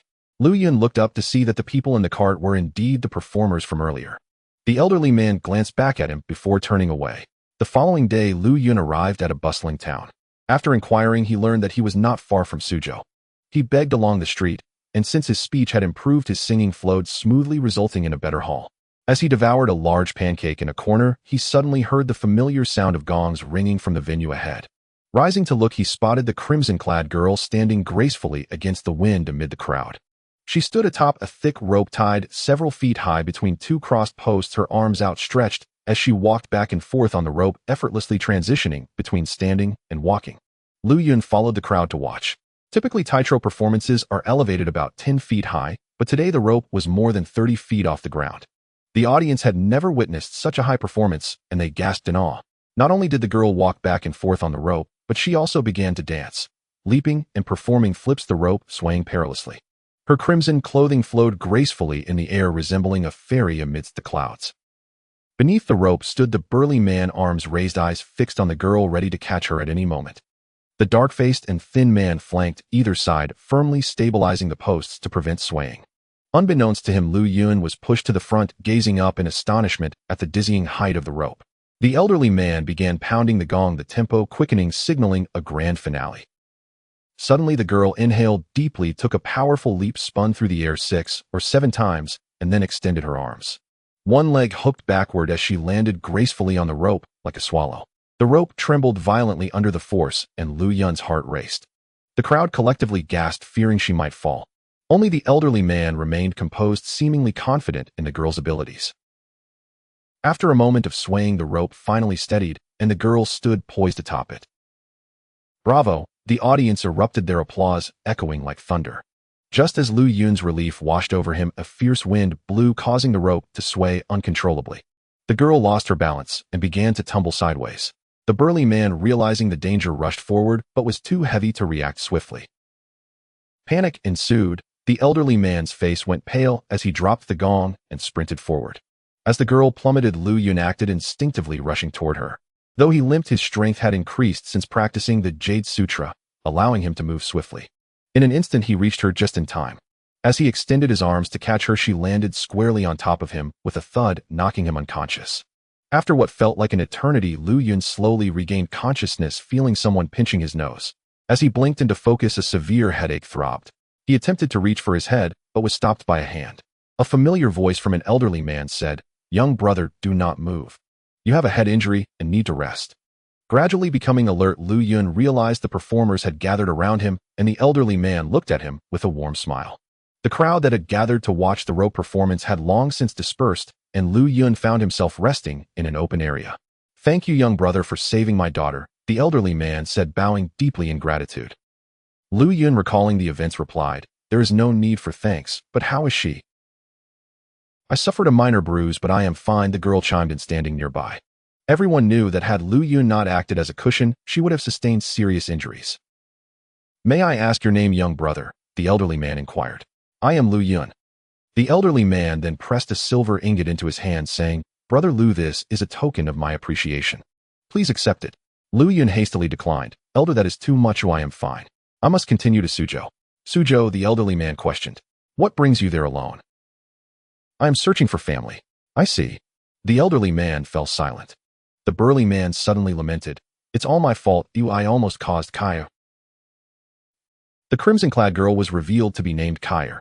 "Father, do not blame the big guy. It was my fault for being careless, causing us to lose our reserve." And she nearly mentioned losing a silver ingot, but caught herself upon seeing Lu Yun. "It was our fault for not securing the posts properly. The wind loosened the ropes." The dark-faced and thin man expressed their regret. "Enough, it is inevitable for performers to have mishaps. The important thing is that there are no serious injuries," the elderly man reassured them. Seeing that everyone was well, Lu Yun struggled to stand and leave, stubbornly refusing the silver ingot. The elderly man then instructed the dark-faced man to buy some bread for him, which Lu Yun finally accepted. As they parted ways, the elderly man said, "Brother Lu, my surname is Gu. I am known in the Jianghu as Gu Jiangwang due to my expertise in water. Should we meet again, I will express my gratitude properly. Take care." "Take care, Gu Wang," Lu Yun replied. With that, they bid farewell, and as they left, Kaya bowed respectfully to Lu Yun before turning away. After traversing mountains and rivers, Lu Yun finally arrived in Suzhou. After inquiring with the locals, he learned that the people of Suzhou lived in vast lands, and that Xielong Mountain was particularly remote with perilous peaks that would require over 10 more days of travel to reach. Lu Yun couldn't help but ponder the journey was so long. Had Yinger already arrived? Was she still on her way, struggling through hardships? Whenever he thought of Yinger, a warmth blossomed in his heart. During their time at Tianlu Mountain, although Yinger had concealed much from him, she had taken great care of him. Without her, he would have long since been unable to stay at the Tianlu sect. Throughout his life, Yinger was the first person who willingly drew close to him. He recalled the day she had helped him flee, the scent of orchids lingering at the tip of his nose, causing his heart to race with longing. Furthermore, both were orphans, which unknowingly deepened their bond. By day he traveled, and by night he practiced the Yujing technique. Over the past several days he had become familiar with the foundational practices. However, some unfamiliar terms in the subsequent techniques left him perplexed. That night, Lu Yun found a deserted land temple to rest. After making himself comfortable, he sat cross-legged to practice. Today he attempted to circulate the yang energy residing in his dantian, following the instructions of the Yujing technique. Carry the energy from the dantian upwards, gather it in the qi si, and reach the juk point to release. The term release puzzled him. He wasn't sure if it meant to gather the energy, sink it down, or disperse it. In despair, he decided to try raising the yang energy to the juk point, pausing there for a moment before slowly sinking it down. Just halfway through, he suddenly trembled, his body stiffened, and the yang energy became stuck between the Xiaopuan and Zongpuan points, rendering him speechless. His body fell to the ground, unable to move, realizing he had misaligned his energy during practice and could not untangle it.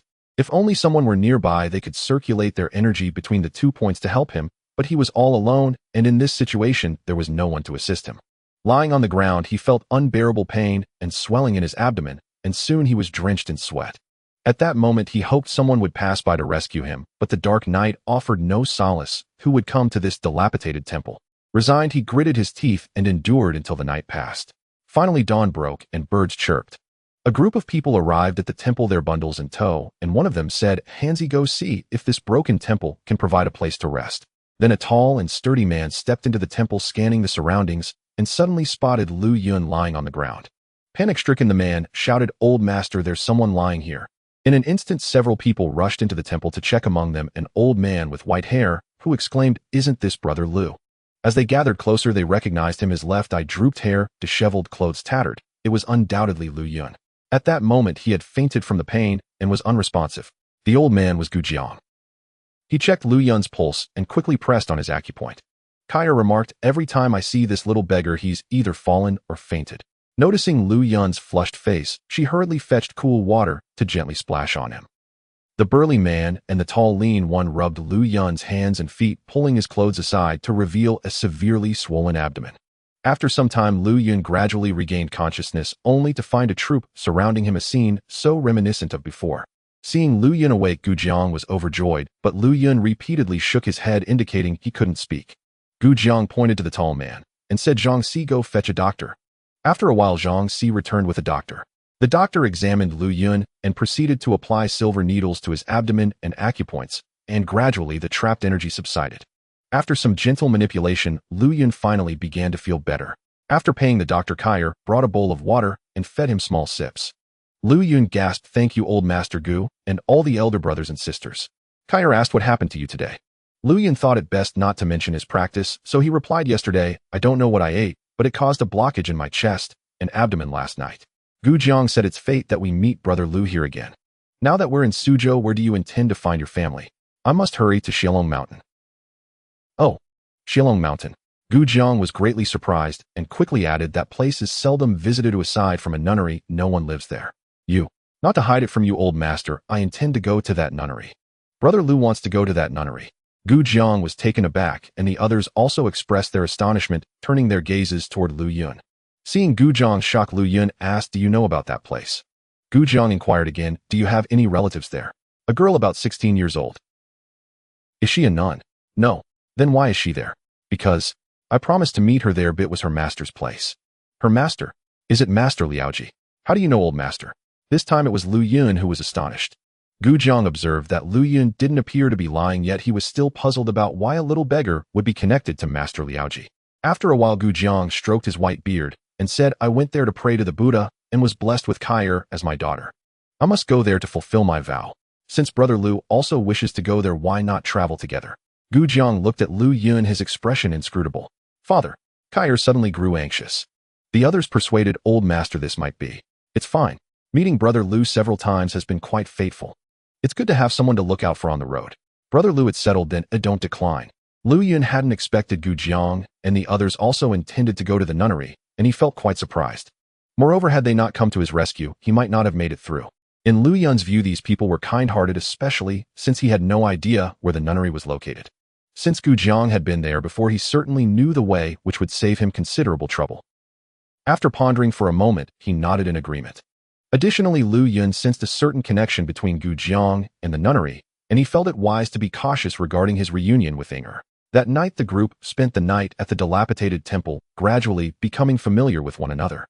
This troop was called the Gu family troop, with Gu Jiang as the leader. The sturdy man was named Hanzi, who according to Gu Jiang was strong and had an enormous appetite, spending all day grinning.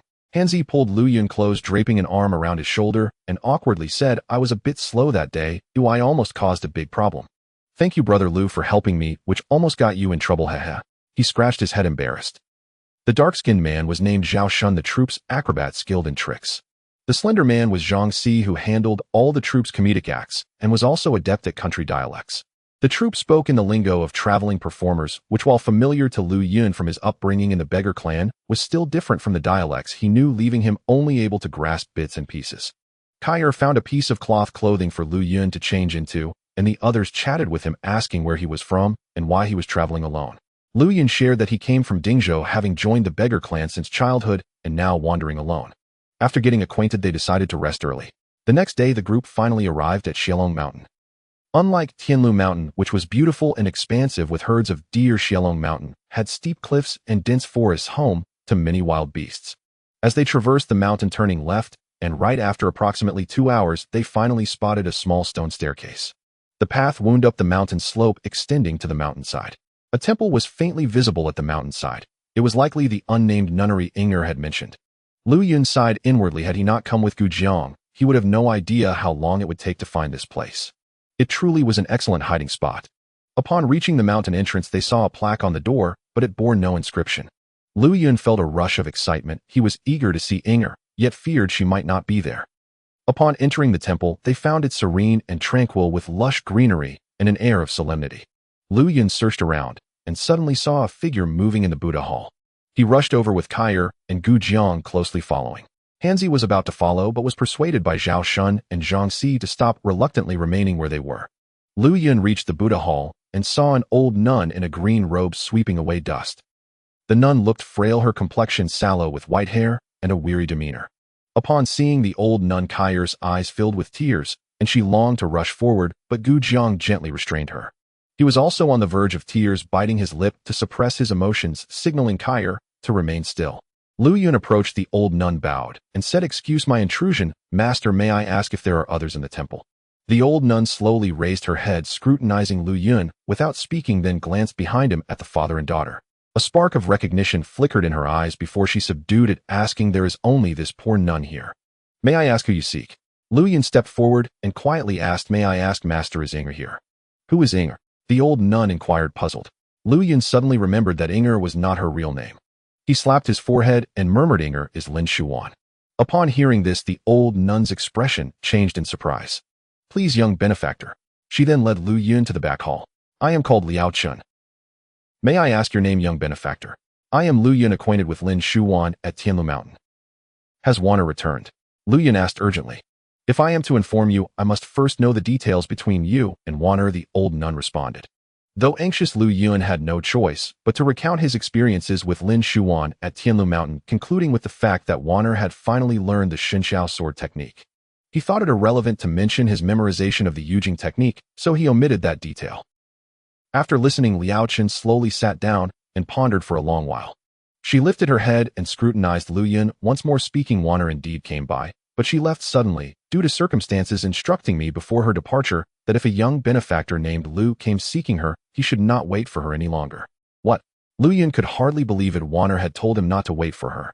Seeing Lu Yun's expression, Liao Chen continued, Wanner will not return. Young benefactor, you should leave. Why is that? Lu Yun felt deeply confused. Wanner's undertaking is extremely dangerous. She likely does not wish to involve you. Moreover, I am now plagued by illness and fear I may not have much time left. After this, there will be no one left in this nunnery, Liao Chen said, her tone heavy with sorrow. Lu Yun, upon hearing this, fell silent, his body stiff as a wooden post, unable to utter a word. Liao Chen stood up and softly said, Young benefactor, you must try to understand. Please rest here while I go to the main hall.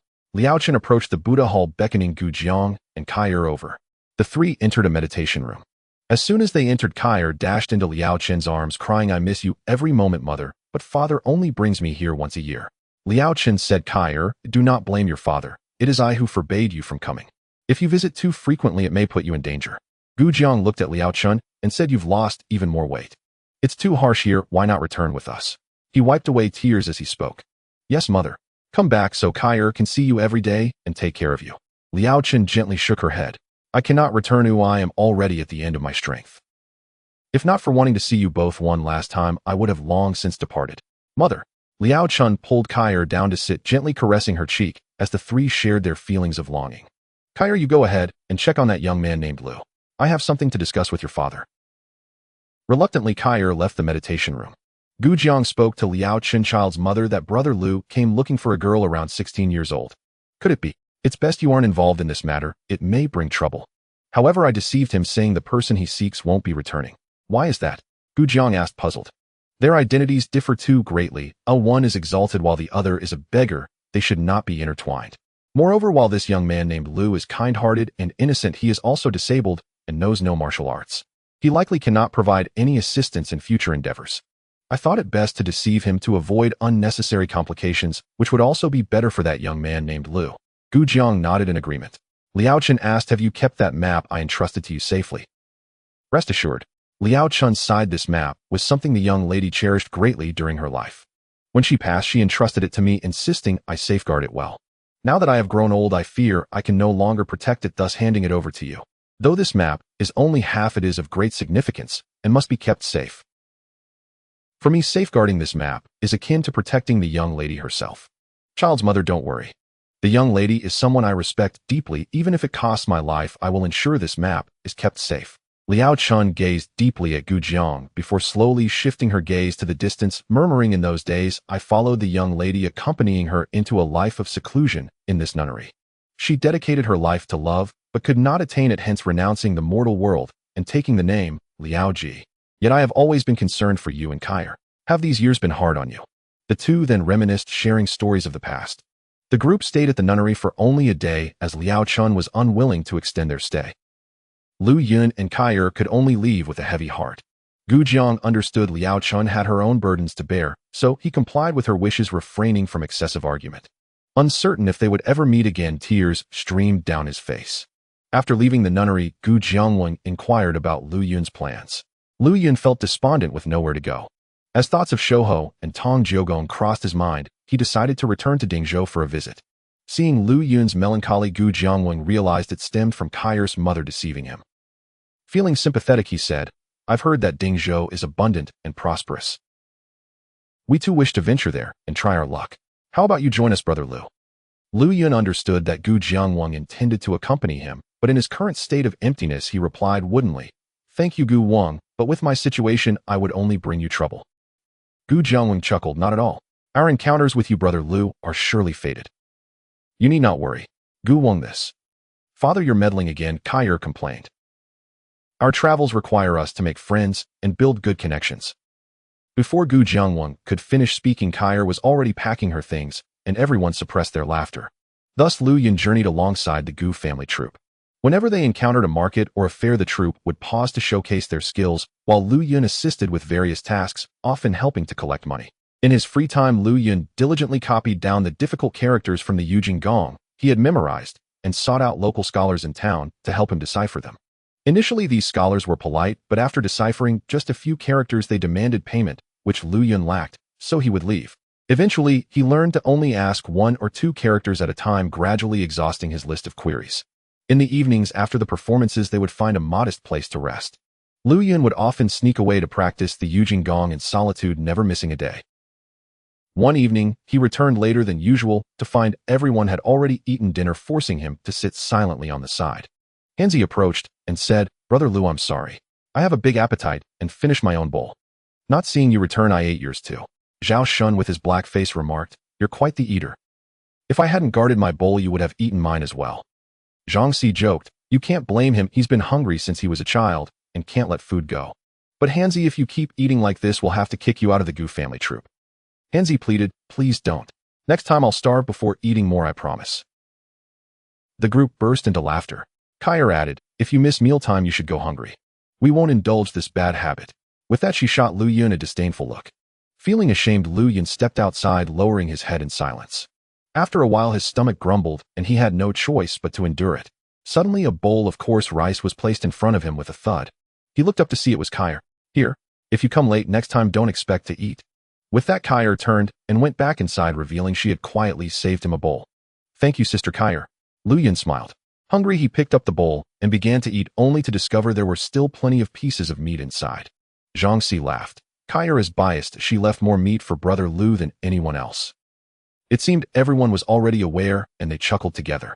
Lu Yun's face flushed with embarrassment, yet his heart felt warm. That day, the Gu troop encountered a waterway and hired a small boat to travel downstream. The river flowed swiftly, the autumn breeze was gentle, and the lush green forests lined the banks. Kai'er sat at the bow of the boat, gazing at the surging river.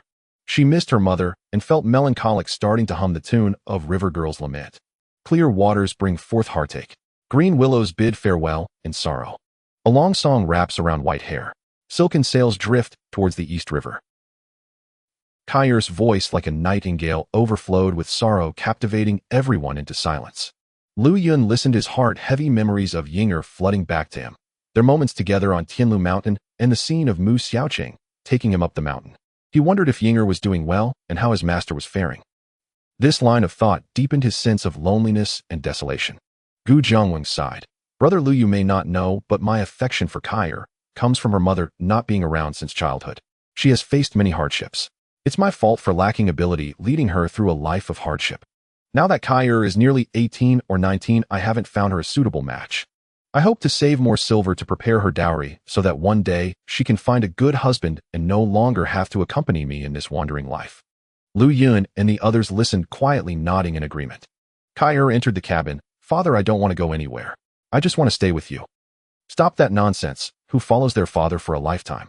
Gu Jiangwing looked at her with loving eyes. The boat continued downstream until it reached the dock, where a group of people approached. The leader came before Gu Jiangwing and cupped his hands in greeting. "May I ask if you are Gu Jiangwang?" "I am indeed," Gu Jiangwang replied, returning the gesture. The man smiled broadly. "That's splendid. I'm the steward from Master Pei in this town.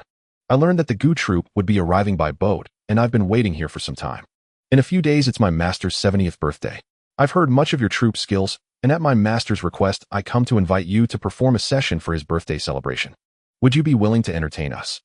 Upon hearing of such a grand opportunity, Gu Jiangwang quickly responded, "Thank you for the honor, we will certainly attend." The steward joyfully replied, "Then we look forward to your performance. The venue will be right by the riverbank. My master will invite many neighbors to enjoy the show. As long as you perform your best skills, the payment will be generous." Gu Jiangwing assured him, "Rest assured, we will put on a good show for Master Pei." Thus the Gu troop settled in town, preparing for the upcoming performance. Zhao Shun and Zhang Si shared numerous tips for tricks with Lu Yun, who was greatly intrigued, and the group enjoyed a harmonious time together. Days later at the riverbank, a crowd gathered as a stage was set up on the embankment where the Pei family sat watching. The embankment was spacious, with the Gu troupe performing in the center, surrounded by several hundred spectators. Today, for Master Pei's birthday, many villagers had come to enjoy the festivities. Lu Yun skillfully helped to set the stage, and the troupe put forth exceptional efforts, showcasing their various talents, eliciting applause from the villagers. However, Master Pei, who sat on stage, appeared somewhat impatient. After a while, he summoned the steward and whispered a few instructions, prompting the steward to hurriedly approach Gu Jiangwang. The steward pulled Gu Jiangwang aside and said, "Gu Wang, my master mentioned that today he invited neighbors to witness your performance. If the Gu troupe only showcases ordinary tricks, the payment might be problematic." Gu Jiangwang frowned slightly, and the steward continued, "I've heard of the Gu troupe's exceptional skills. If you have any special tricks today, please bring them out. As long as Master Pei is satisfied, the payment will be generous." He bowed respectfully afterward. Gu Jiangwang pondered for a moment, then suddenly shouted, "Excellent. Please inform Master Pei that our best performance is coming right up. Today we have many tricks. Gu Wang wishes to show you the sharp skills." Kaier performed the water swing. A while later, two wooden boats anchored facing each other with a distance of 5 to 6 zhang between them. Each boat set up a swing. Hanzi and Zhao Shun firmly held the left swing, while Zhang Si and Lu Yun supported the right. Kaier stood on one swing, and as it began to sway, the amplitude grew. Gu Jiangwang watched closely from the shore. As Kaier reached the highest point, he shouted, "Jump." Kaier leaped into the air, flipping several times before landing on the opposite swing, grasping it securely and swinging down. Steadying herself, she prepared for another jump, performing various tricks midair. Kaier flew back and forth between the swings, never touching the ground. The boats rocked unsteadily on the river, and the audience had never seen such a thrilling performance. As Kaier soared to the highest point, murmurs of "Oh no" escaped the onlookers. Lu Yun stood beneath the swing, watching intently, his hands trembling in fear that Kaier might fall. He thought that even someone skilled in martial arts would find this performance perilous. He only wished to hold the frame steady to minimize its swaying. Finally, Kaier balanced a stick on her forehead and placed a plate on the tip, spinning it vigorously. As she swung up and down, the plate continued to spin without faltering. Gu Jiangwang shouted again, "Jump." Kaier leapt into the air, spinning once more, and landed steadily on the opposite boat, the plate still spinning rapidly atop her head. The crowd erupted in cheers, applause ringing like thunder. Master Pei's father beamed with joy, and only then did Master Pei show signs of satisfaction. Kaier dismounted from the boat, panting heavily. Next, Gu Jiangwang produced a palm-sized iron ball, asking the steward for a piece of red cloth to wrap and secure it.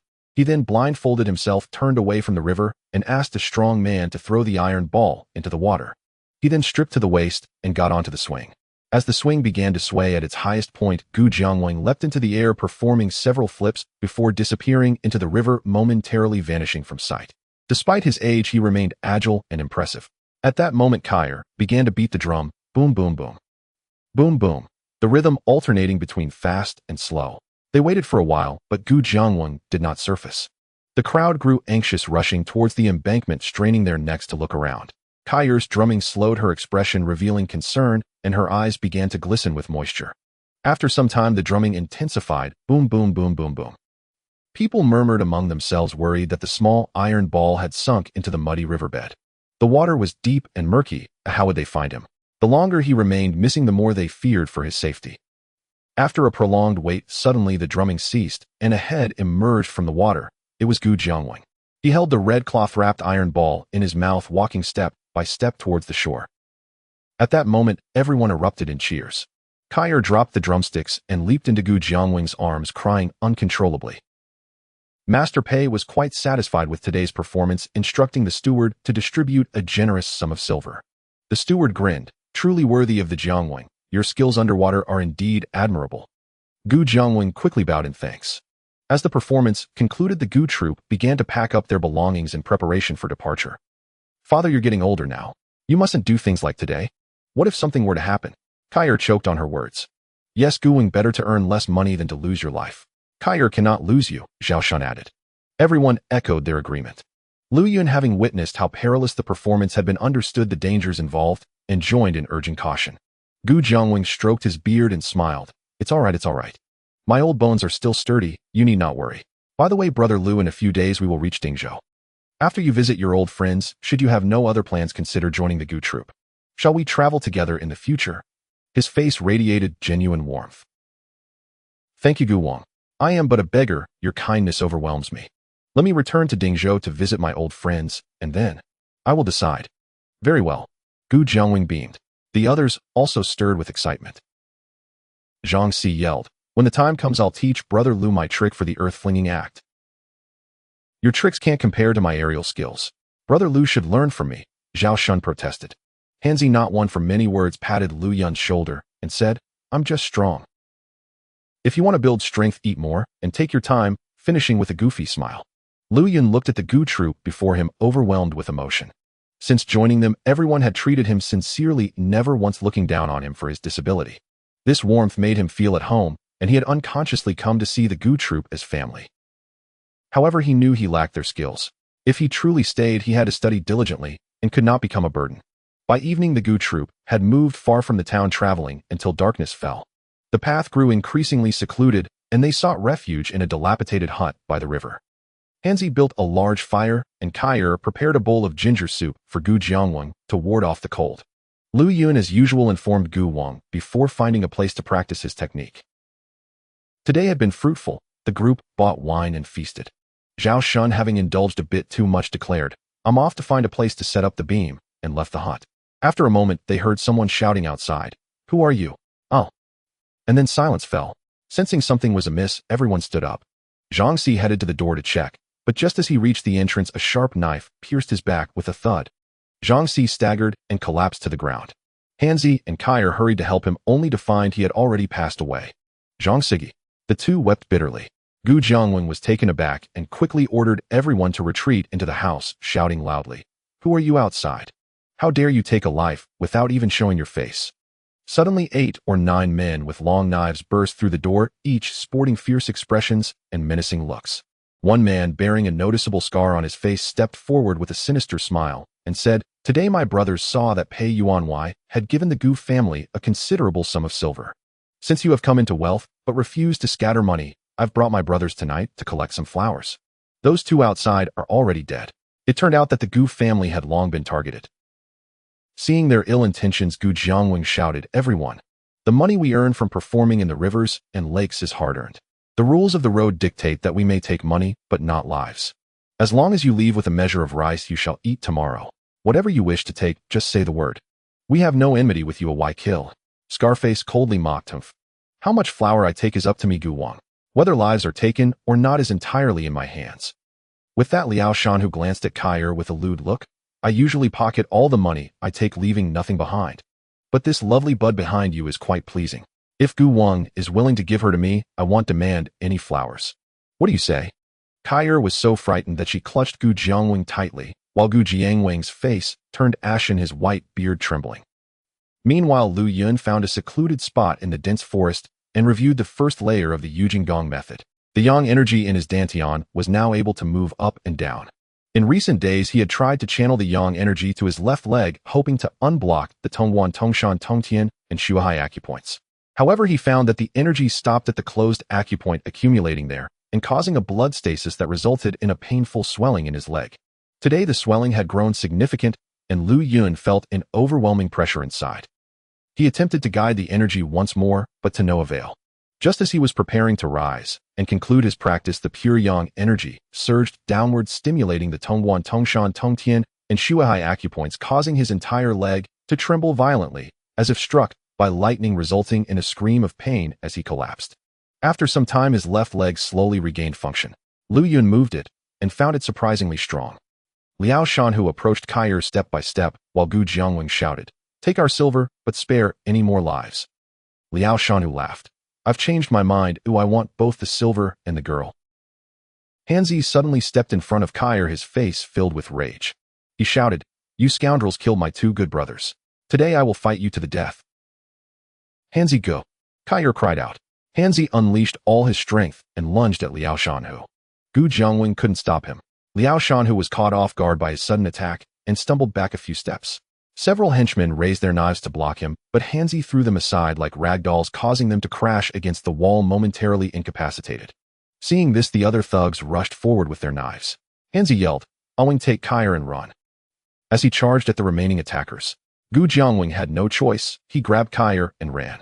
Just as they were about to burst through the door, a flash of a blade caught Hanzi, and he instantly spewed blood, collapsing to the ground with a thud. He clutched his neck, gasping for breath, unable to utter a single word. Liao Shanhu had taken advantage of Hanzi's moment of distraction, slashing his neck. Kai'er fell to her knees trying to stem the blood, but it flowed uncontrollably, and soon Hanzi breathed his last.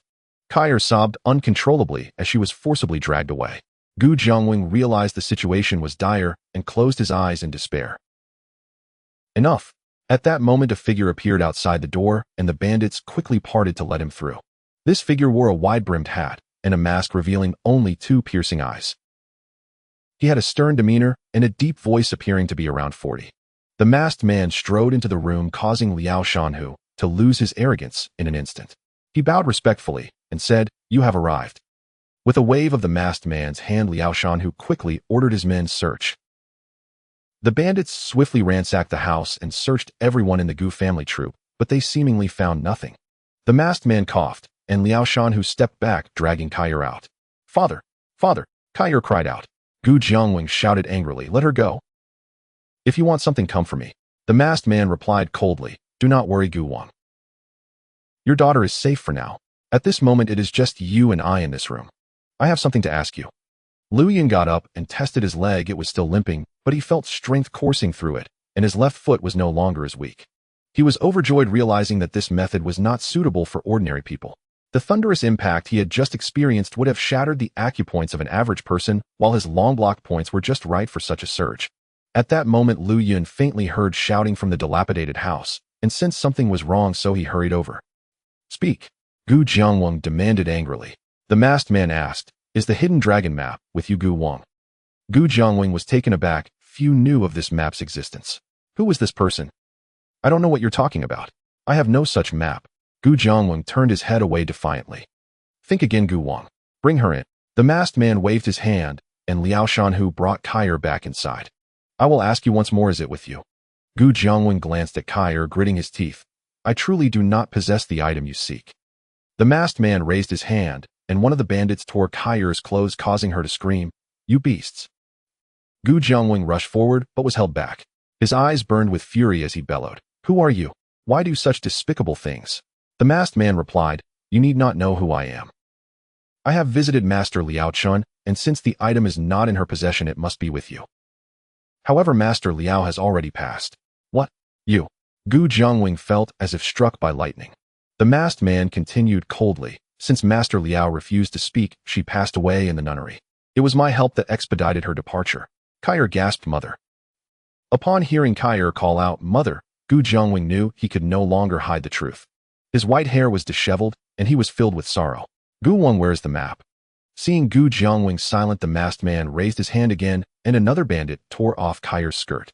The bandits snickered as Kai'er's fair skin was fully exposed, yet she shook her head vigorously, signaling her father to stay silent.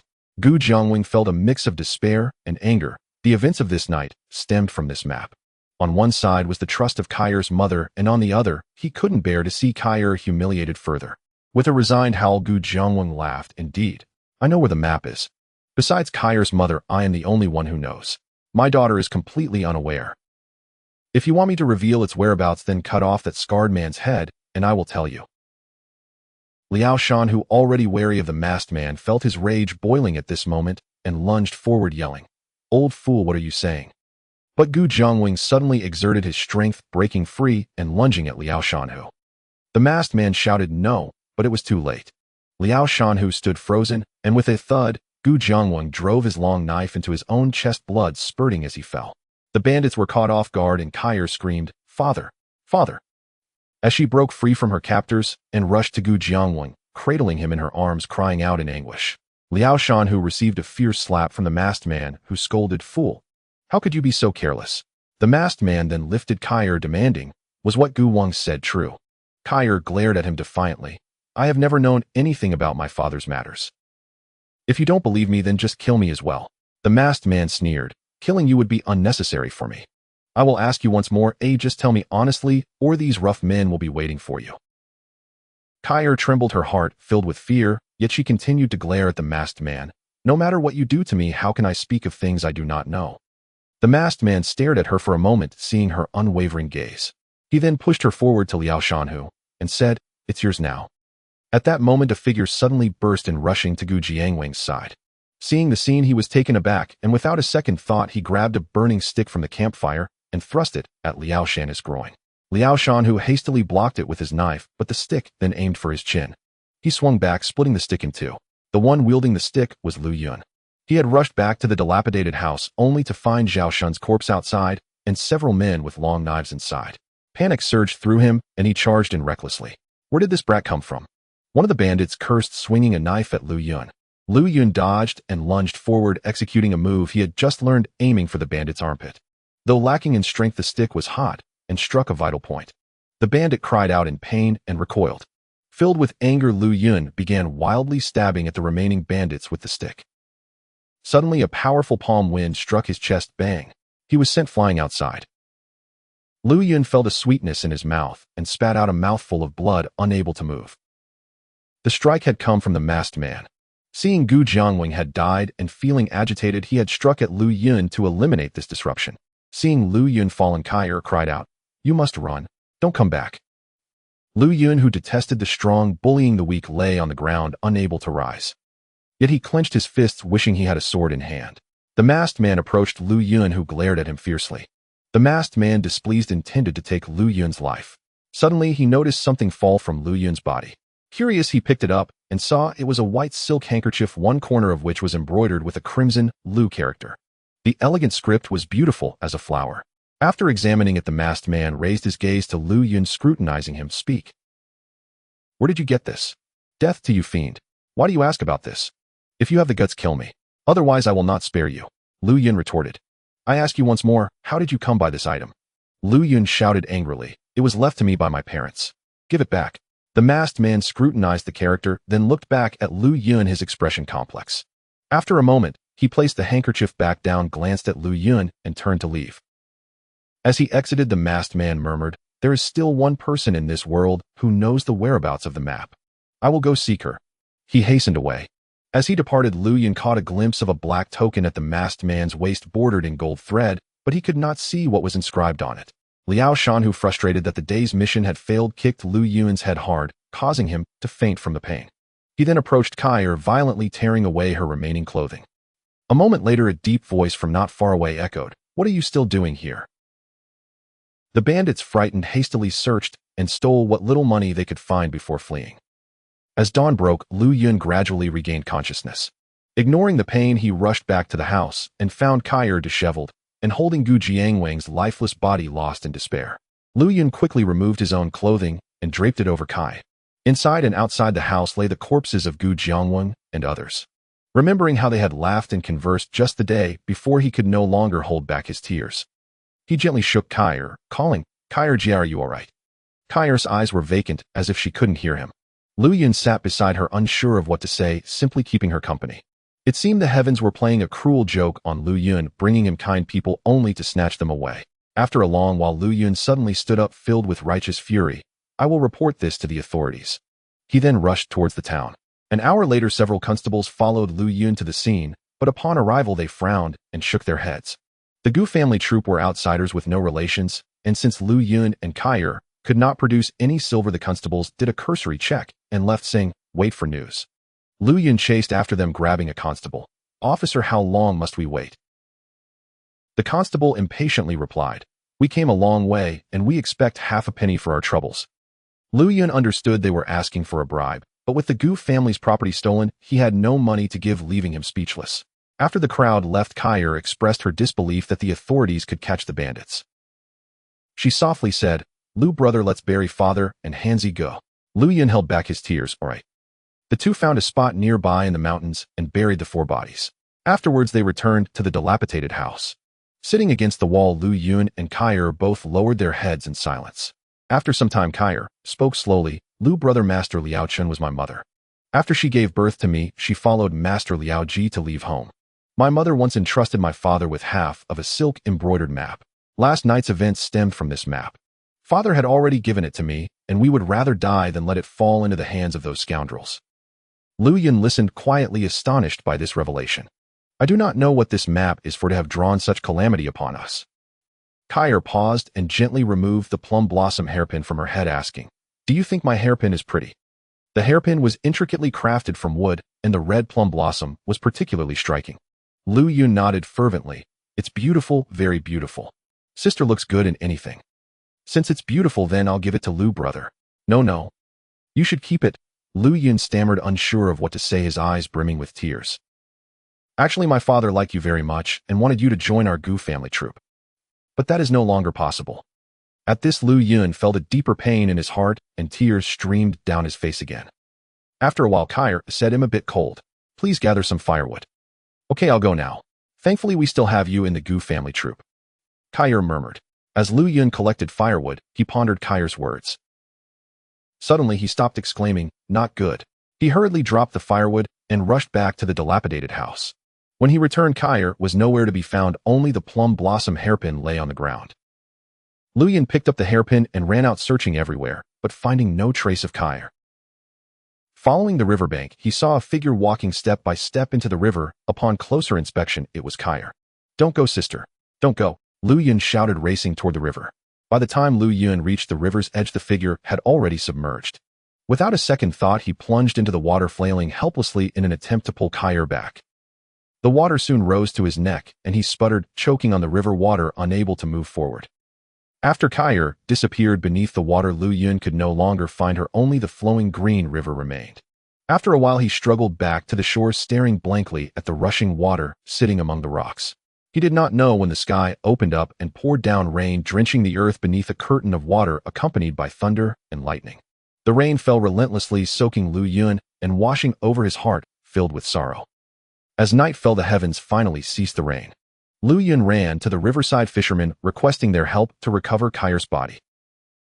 However, facing the torrential current, the fishermen searched all night, but found nothing but a floating red garment in the river's depths.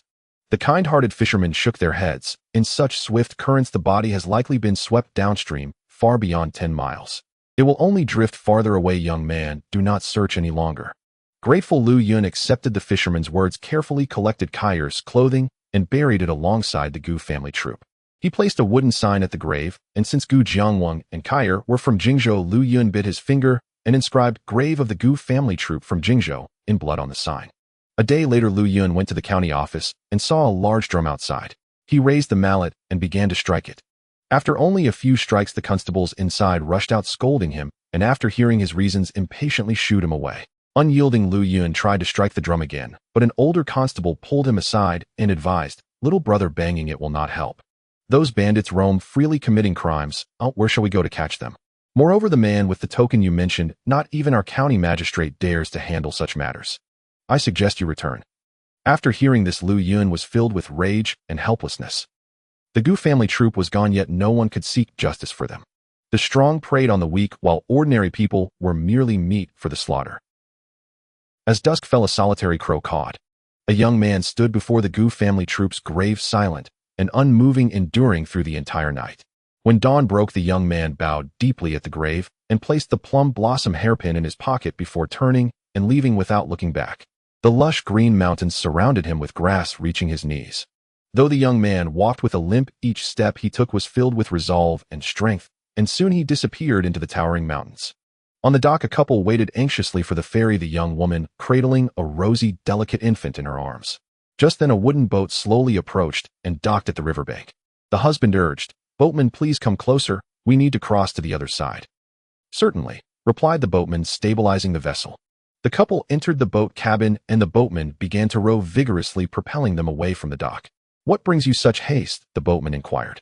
"My father-in-law is celebrating his birthday today, but we were delayed by other matters, and we must hurry lest we miss the time," the husband explained. The boatman glanced at the couple, noting their silk garments and luxurious attire and the expensive gifts they carried. Inside the cabin, over 10 passengers were already seated, including a few burly men. The boat sailed slowly through the patches of reeds, swaying gently in the breeze. With a spark of enthusiasm, the boatman began to sing a tune. "Born in the river, living by the shore, tossed by the waves, rowing my golden, or carefree and blissful like an immortal." As the passengers listened enraptured, the boat reached the middle of the river. The young woman, still holding her infant, exclaimed, "I didn't expect this tune to be so delightful." "Huh, my song is not for naught," the boatman replied, setting his oars down. Suddenly 2 burly men stood up from beneath the deck, drawing short knives, and shouted, We are now in the river's heart.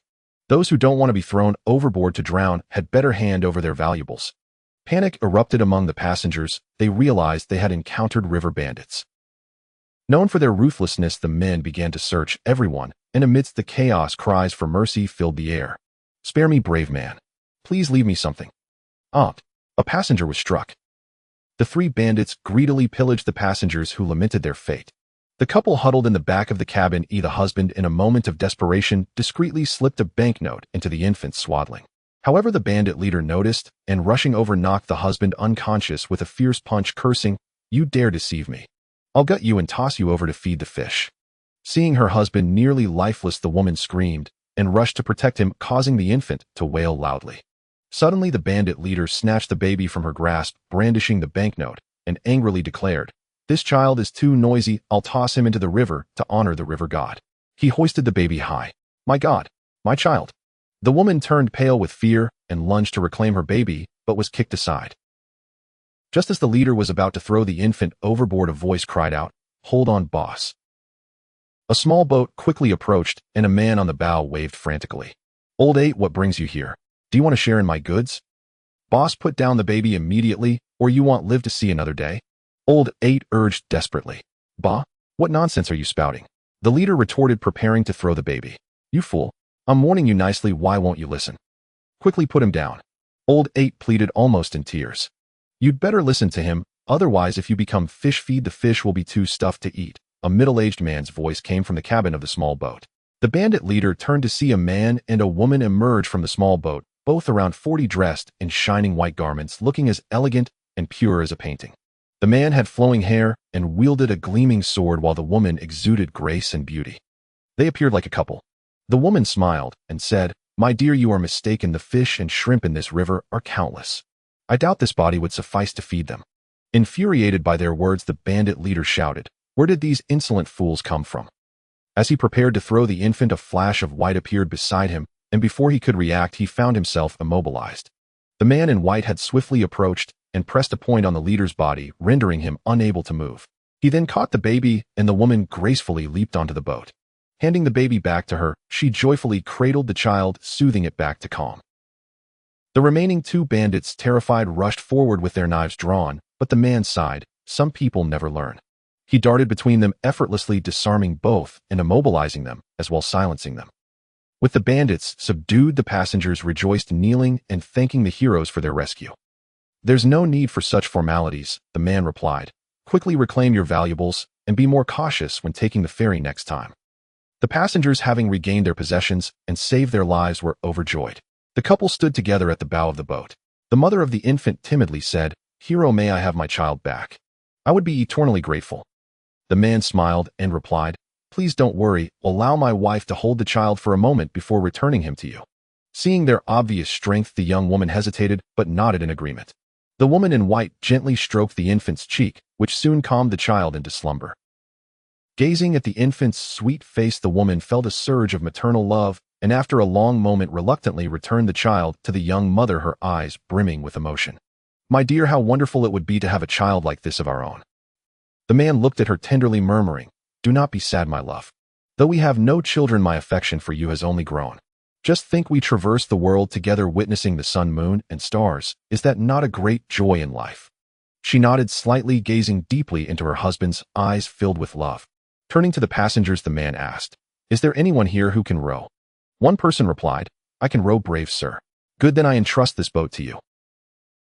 With a gentle poke, the man sent the three bandits tumbling into the water, then instructed Old 8 from the small boat, "The pressure points I pressed on them will release in an hour. Go rescue them, but be quick. Should they ever engage in such banditry again, they will not escape punishment." Old 8, trembling with fear, bowed deeply, stammering, "I understand, thank you for sparing us." He then jumped into the river to retrieve his comrades. Reflecting on his misfortune that day, Old 8 had initially thought to intercept the couple for a robbery, only to find himself at the mercy of such formidable foes. Once arrangements were made, the woman softly said, "My dear, after a few more days of travel, there's a beautiful place called Wanjian Valley. Oh, let's go see it." The man smiled. "If it truly holds such enchanting scenery, we can linger there a while longer." With a shared smile, they gently leaped from the boat's bow, harnessing their superior internal energy and gracefully soared toward the riverbank, swiftly disappearing into the vast expanse of reeds. In the serene embrace of verdant mountains, a shimmering lake lay nestled among the hills, a magnificent body of water known as Biang Lake. Renowned for its crystal-clear waters, the lake was a favored retreat for poets and scholars seeking inspiration. A narrow path meandered along the lakeshore, leading to an ancient courtyard. This courtyard spanned over 40 paces with a grand, yet weathered appearance, housing more than 10 dilapidated buildings. Above the entrance hung a plaque bearing 4 characters, Biang Sword Sect, its paint worn and faded with time. On this day, several disciples clad in rough yellow garments lounged in the courtyard, basking in the sun with their legs crossed. One of them lazily remarked, "Senior brother, I've been feeling dizzy and weak lately. Could it be an illness?" Another replied, "You're not sick. You've just been too hungry from all that watery porridge." "Don't just blame him. I often feel lightheaded too. I can barely lift a sword," chimed in a third disciple. After lamenting, they turned to their senior brother, saying, "Senior brother, why don't you speak to master? The porridge we eat is becoming increasingly thin. Could we have something heartier?" The senior brother wiggled his toes and retorted, "You 3 are too demanding. Always pushing me to seek trouble. Why don't you go ask?" They shook their heads just as a youth approached along the path, appearing tattered in clothing and slightly limping as he walked toward the gate. The disciples quickly stood up, and upon his arrival one shouted, "Who are you? What do you want?" The youth, stepping with determination, replied, "Brothers, I have come to learn martial arts." Upon hearing he sought to learn the sword, one disciple rushed to summon the master. A moment later, a middle-aged man emerged, followed by a plump woman. The senior brother introduced, "This is our sect's master, the teacher of all disciples." The youth bowed respectfully, saying, "I am Lu Yun, here to humbly request to be accepted as a disciple." The master, named Kai Yushan, observed Lu Yun, noting his crooked left eye, squinting right eye, and slight limp. Kai Yushan furrowed his brow, stating, "Our Biang Sword Sect has been established for over 70 years, and we are strict in accepting disciples. It is difficult for anyone lacking innate talent to join. Perhaps you should return." With that, he turned to leave, and the matron, Mrs. Chui, shook her head disapprovingly at Lu Yun before following. The other disciples exchanged glances, concluding that Lu Yun did not seem like someone capable of learning martial arts, and they waved him off. Lu Yun bowed his head in silence, expressionless, as if he had grown accustomed to such scenes. He stood outside the courtyard, staring longingly at the tranquil ancient structure before finally walking away. Seeing this, the disciples began to chatter, noting that it had been a long time since a new disciple had sought entry. They found it odd that this unusual boy with his crooked eyes and limp would wish to learn swordsmanship. The following day, as the disciples practiced their swords, the senior brother, lounging nearby, suddenly spotted Lu Yun, the limping boy, returning. He nearly spat out his drink in surprise and impatiently blocked the entrance, shouting, "Didn't we tell you we aren't accepting you? Why are you back? Go away." Lu Yun cupped his hands and said, "Please, senior brother, inform master that I have brought a token of respect." He then produced a cloth bundle from within his garments, revealing a handful of silver pieces, approximately 4 or 5 taels. The senior brother paused, muttering, "Wait here." He hurried off to find the master. Kai Yushan learned that Lu Yun had returned with silver, and instead of meeting him, sat in silence for a while. Mrs. Chui, anxious, tugged at his sleeve, urging, "Dear, I think this young man is quite earnest. He has come to us repeatedly. Why not accept him?" Kai Yushan, appearing conflicted, replied, "Very well, I will accept him. However, learning martial arts is not a short-term endeavor. We must first assess his aptitude. He can assist my wife with chores like chopping wood and cooking." Hearing that the master would finally accept him, Lu Yun felt a rush of excitement and vowed to diligently follow the master's teachings. From a distance, Kai Gao, the senior brother, observed this and turned to his fellow disciples, saying, "Looks like we won't be having watery porridge for a while." The Biang sect finally accepted Lu Yun. Master Chui helped him change into the rough yellow robe of a sword sect disciple and settled him into a humble hut, assigning him various chores. Lu Yun dutifully took on his tasks without complaint. Once a renowned member of the 4 great sword sects, the Biang sect had faded over the past 70 years as its elite members perished, leaving only about 20 disciples. Perhaps due to the lack of interest from so few members, they would only begin their sword training after the sun had risen high in the sky. When they saw a newcomer doing menial work, they all took the opportunity to slack off, leaving Lu Yun to handle all the chores while they enjoyed their leisure after practice. Months passed. During the day, Lu Yun toiled with the chores, but at night, when the world was quiet, he secretly practiced the Yujing skill. With a focused mind, his progress was rapid, and the yang energy stored in his dantian could now circulate throughout his body. He had memorized the names and positions of all the acupoints. However, the accumulation of true energy at the acupoints made him suffer from pain and swelling that was nearly unbearable. When he finally managed to break through, it felt like being struck by lightning, driving him to the brink of madness. One day, Lu Yun went to the main hall to see Cai Yushan and asked, "Master, when will you teach me the sword techniques?" Cai Yushan replied, "I see that you have been diligent and honest these days, but you still lack strength. Our Beyong sect employs heavy swords, and without arm strength you cannot train well. Continue with your chores for a while longer to build up your strength." "Yes, master." Thus Lu Yun continued with his chores for another 2 months, sweating profusely every day, focusing on exercises to build his arm strength. One day he approached Cai Yushan again, saying, "Master, I have diligently practiced my arm strength and can now swing an axe to cleave through logs as thick as my arm. Can you teach me the sword techniques now?" Cai Yushan pondered for a moment, then turned to fetch an iron sword, handing it to Lu Yun. "Try to see if you can handle it." With delight, Lu Yun grasped the sword, waited, and began to swing it. The more he swung, the faster he became, the blade slicing through the air with a sharp whoosh. Cai Yushan was secretly astonished. This young man, though seemingly delicate, wielded the heavy sword with the ease of a mere wooden stick. What Cai Yushan did not know was that Lu Yun had already reached the 3rd level of the Yujing skill, unconsciously employing his internal energy while swinging the sword, making it feel as light as paper in his hands. Just as he was feeling pleased, Cai Yushan commanded, "Now thrust the sword toward this." He held up an egg between 2 fingers. Lu Yun tilted his head, squinting at it. Just as he was about to thrust, Cai Yushan sternly said, "Stand straight. Do not tilt your head." Reluctantly, Lu Yun straightened his head, only to find the egg before him becoming blurry. He made several attempts to stab it, yet failed to hit it even once.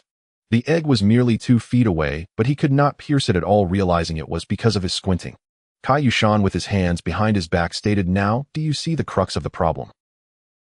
If you want to learn sword techniques, squinting is not going to work. The same applies to any other weapon. If you can correct this flaw, perhaps you may learn the sword." Cai Yushan glanced at Lu Yun, knowing well that correcting such a squint was no easy task. Fearing Lu Yun might get discouraged and withdraw his money, he added, "However, you can find methods to try and improve. Perhaps you might succeed. If you truly correct this flaw, I will definitely teach you the sword techniques." Feeling disheartened, Lu Yun bowed his head and replied, "Thank you for your guidance, master. I will remember it." Back in his hut, Lu Yun regretted not thinking of this sooner. If only he had considered it earlier, he might have found a remedy and learned the sword techniques by now.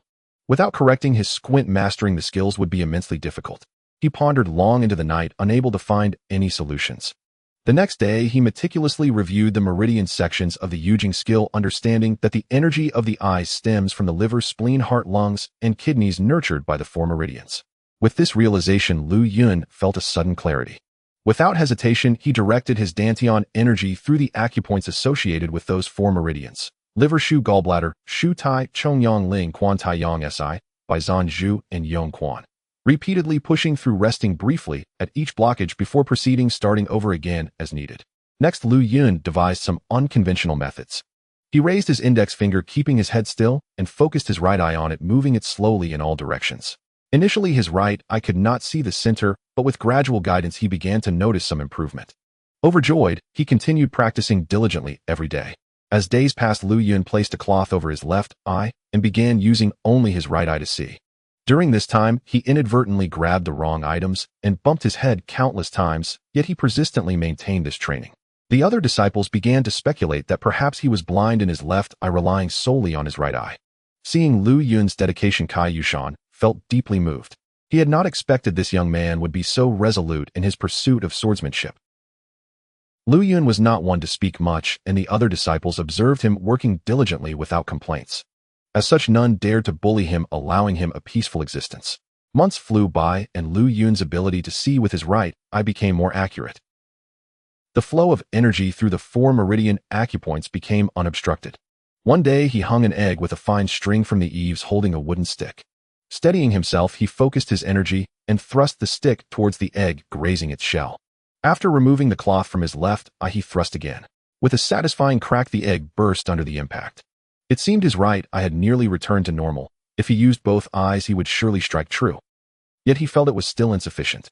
In the days that followed, he practiced thrusting with the wooden stick in private, replacing the eggs with stones to avoid arousing Master Sei's ire for wasting food. As days passed, the stones hung became progressively smaller, and he found he could strike them accurately, even while covering his left eye. Lu Yun began to shake the string, waiting for the moving stone to stabilize before striking, finding it increasingly enjoyable. After some time, he felt ready and approached Cai Yushan once more, saying, "Master, my squint has been corrected. Please teach me the sword techniques." Seeing Lu Yun's right eye steady and focused, Cai Yushan recognized that Lu Yun had indeed made efforts to rectify his condition. Moreover, Lu Yun's appearance had grown markedly handsome since correcting his squint, which surprised Cai Yushan. Such relentless perseverance was a rarity among disciples, and Cai Yushan felt a deep satisfaction. However, he wanted to test him again. He produced an item to hold, this time not an egg, but a copper coin. Cai Yushan, having found a slender twig, handed it to Lu Yun, saying, "If you can pass this twig through the square hole of the coin in one go, I will teach you." The copper coin was considerably smaller than the egg, and the square hole was narrow. Even a slight miscalculation would cause him to fail. Lu Yun carefully positioned the twig, preparing to thrust, when Cai Yushan called out, "Wait." He held the coin 3 feet away, shaking it in front of Lu Yun, exclaiming, "Come on." Lu Yun was perplexed, unsure why Master Cai was making this difficult for him. He thought, if that's the case, I will give it my all. If he challenges me again, I will refuse to do his menial tasks, return my money, and find another place. With determination, Lu Yun gripped the twig tightly, and seizing the moment, thrust it swiftly through the coin's hole, hitting it without a hitch. He had practiced this piercing countless times. Lu Yun bowed, saying, "Master, I have succeeded." Only then did Cai Yushan say, "It seems you've put in considerable effort these days. Since your squint has been corrected, starting tomorrow, I will teach you the sword techniques." Lu Yun felt a surge of joy and quickly knelt, saying, "Thank you, Master. However, you must continue your chores and not slack off," Cai Yushan reminded him. "Yes, I understand, Master." The next day, shortly after the rooster crowed, Lu Yun arrived early at the courtyard to wait. At this time, the courtyard was empty. The other disciples were used to their lazy ways and would not begin their morning drills until after sunrise. Cai Yushan had scolded the others several times, but it never seemed to last long, and eventually, he became disheartened, perhaps due to his own waning spirit, and gradually stopped enforcing it. Today marked Lu Yun's formal start to learning the sword, and he was determined not to slack off, arriving early to wait for Cai Yushan. Before long, Cai Yushan arrived in the courtyard, and seeing Lu Yun waiting showed a hint of pleasure. He handed Lu Yun a sword, saying, "From today, I will teach you the foundational techniques of our sect's swordsmanship." Lu Yun accepted the sword with both hands, focusing intently. "Our sect uses heavy swords, and there are a total of 64 techniques. There aren't many moves, but their power is like a mountain, relying on strength to prevail. There are 36 single-handed sword techniques and 28 double-handed techniques. When executing these moves, the internal cultivation of our sect must also be practiced to unleash their full potential. Do you understand?" "Yes, Master, I understand." Cai Yushan then guided Lu Yun through the basic stances, grip and energy concentration essential for the beyond sword techniques. After nearly an hour of practice, Cai Gao led several disciples into the courtyard. Upon seeing Lu Yun, they were struck with surprise and halted in their tracks. Cai Yushan barked, "From today, Lu Yun will practice swordsmanship alongside you. Take a look at yourselves, how lazy you've all become. You're worse than a new disciple. From now on, you will all arrive punctually for morning practice." The other disciples felt embarrassed and lowered their heads in silence, while Cai Gao, as the eldest disciple, felt particularly ashamed. He quickly said, "Father, you are right. We understand our mistakes." After the morning practice dispersed, Lu Yun continued to train vigorously with his sword. Since leaving the Tianlu sect nearly 2 years ago, he had only just begun to retrain in swordsmanship today, so he cherished this opportunity, immensely practicing until he could no longer lift his arms. Cai Gao approached with a few junior disciples and said, "Lu Shidi, don't come this early next time, it gets us scolded." Lu Yun felt torn. If he obeyed his master, he would offend the senior brothers, but if he yielded to them, he would disobey his master. He was at a loss for words. However, his eagerness to learn was overwhelming. After a long pause, he finally blushed and said, "Senior brother, it is a rare opportunity for me to receive instruction from master today. I have faced countless hardships to reach this point. I simply cannot afford to waste time, and I wish to learn diligently." Upon hearing this, several disciples scoffed and left, while Cai Gao could only sigh, helplessly pat Lu Yun on the shoulder and shake his head as he walked away. The next day, Lu Yun was again at the courtyard at dawn, waiting with his sword. Soon after, Cai Gao led the others, all yawning and grumbling as they looked at Lu Yun with resentment. As soon as they settled, Cai Yushan appeared on the high platform. Seeing the disciples had arrived, he was in a good mood and proclaimed loudly, "Good. Today we see a glimpse of what it means to be a disciple of the Beong sect. If you want to know what it means to be diligent in martial arts, look at Lu Yun. If everyone were like him, how could our Beong sword sect not flourish?" The other disciples answered weakly, "Yes, Master." Perhaps it was Cai Yushan's revitalized spirit, but today's morning practice ran longer than usual, and he personally guided several disciples in their sword practice, allowing them to endure a hard day. The next morning, Lu Yun rose early as usual to prepare to leave. He pushed hard against the door, but it wouldn't budge as someone had locked it from the outside and likely blocked it with heavy objects. He tried to push the window, but it wouldn't move either. It had been sealed shut. Realizing he had offended others, Lu Yun shook his head in resignation. It was nearly time for the morning practice when he finally rushed over panting, only to find the other disciples finishing up. Cai Yushan glared at him, saying, "Why are you only arriving now?" Several disciples smirked, secretly enjoying Lu Yun's predicament, while also worried he might report them to Cai Yushan, glancing at him furtively. Lu Yun lowered his head and replied, "Master, this morning I overslept." Seeing Lu Yun's disheveled clothes and dirt-streaked face, Cai Yushan asked sternly, "Is there something wrong?" Lu Yun answered, "No, master. I was late today. Oh, please punish me. I had just praised you a few days ago, and now you look like this. You have truly disappointed me. As punishment, you will squat in horse stance for an hour and practice the basic stances, pauses, slicing, and crashing techniques, each 100 times. Yes, master." Lu Yun did not offer further explanations and accepted his punishment silently. Under the sweltering sun, after a while, Lu Yun was drenched in sweat. The others watched, noting he did not utter a sound or even frown until he had completed all his tasks, at which point he finally slumped to the ground exhausted. Kai Gao, observing, brought a bowl of water to Lu Yun, advising Lu Shidi, "Why put yourself through such hardship?"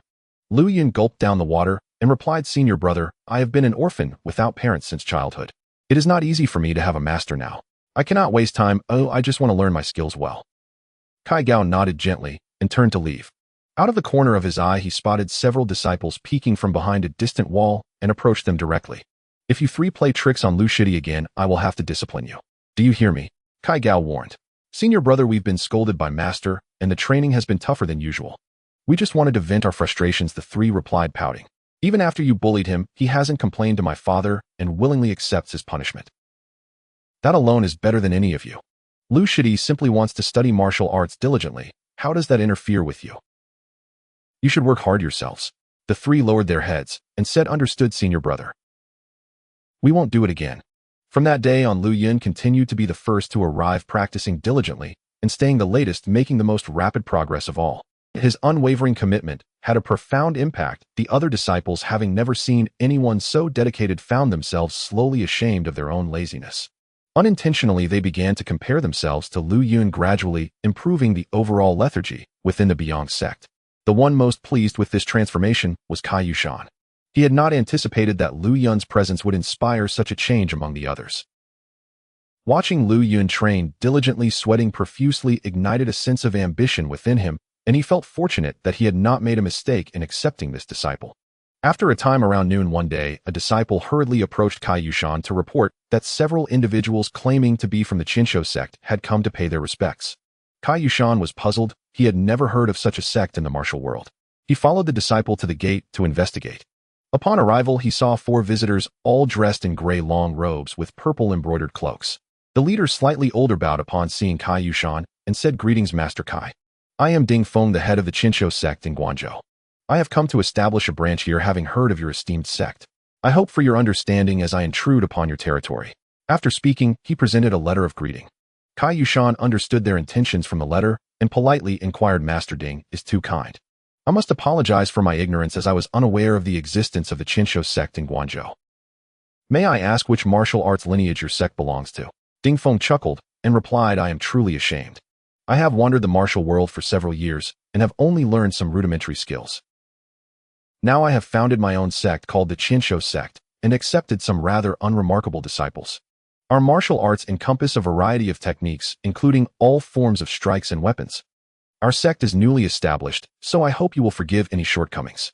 Realizing it was a recently formed sect, Cai Yushan understood why he had not heard of it before, yet their reputation seemed to precede them. Ding Feng appeared to be a versatile individual familiar with various martial arts, and it was not easy to establish a sect. Out of courtesy, Cai Yushan invited the 4 inside. He offered Ding Feng a seat of honor, while the other 3 stood respectfully behind him. Cui Shinyang and Kai Gao also joined them in the hall. After tea was served, Ding Feng took out a banknote worth 50 taels of silver and said with a smile, "This small token of respect is hardly worthy. I hope Master Kai will graciously accept it. Besides visiting you, I have another request and hope you will not refuse. Please feel free to speak, Master Ding." Ding Feng was indeed generous, but Cai Yushan was curious about what he would say next. I have long heard that the Beyond sect's sword techniques are exquisite and formidable. As we establish our branch here, my disciples are eager to witness your martial arts firsthand. I have brought them here to learn and hope for your guidance. While he spoke of visiting, he was essentially issuing a challenge. Cai Yushan felt displeased at this intrusion.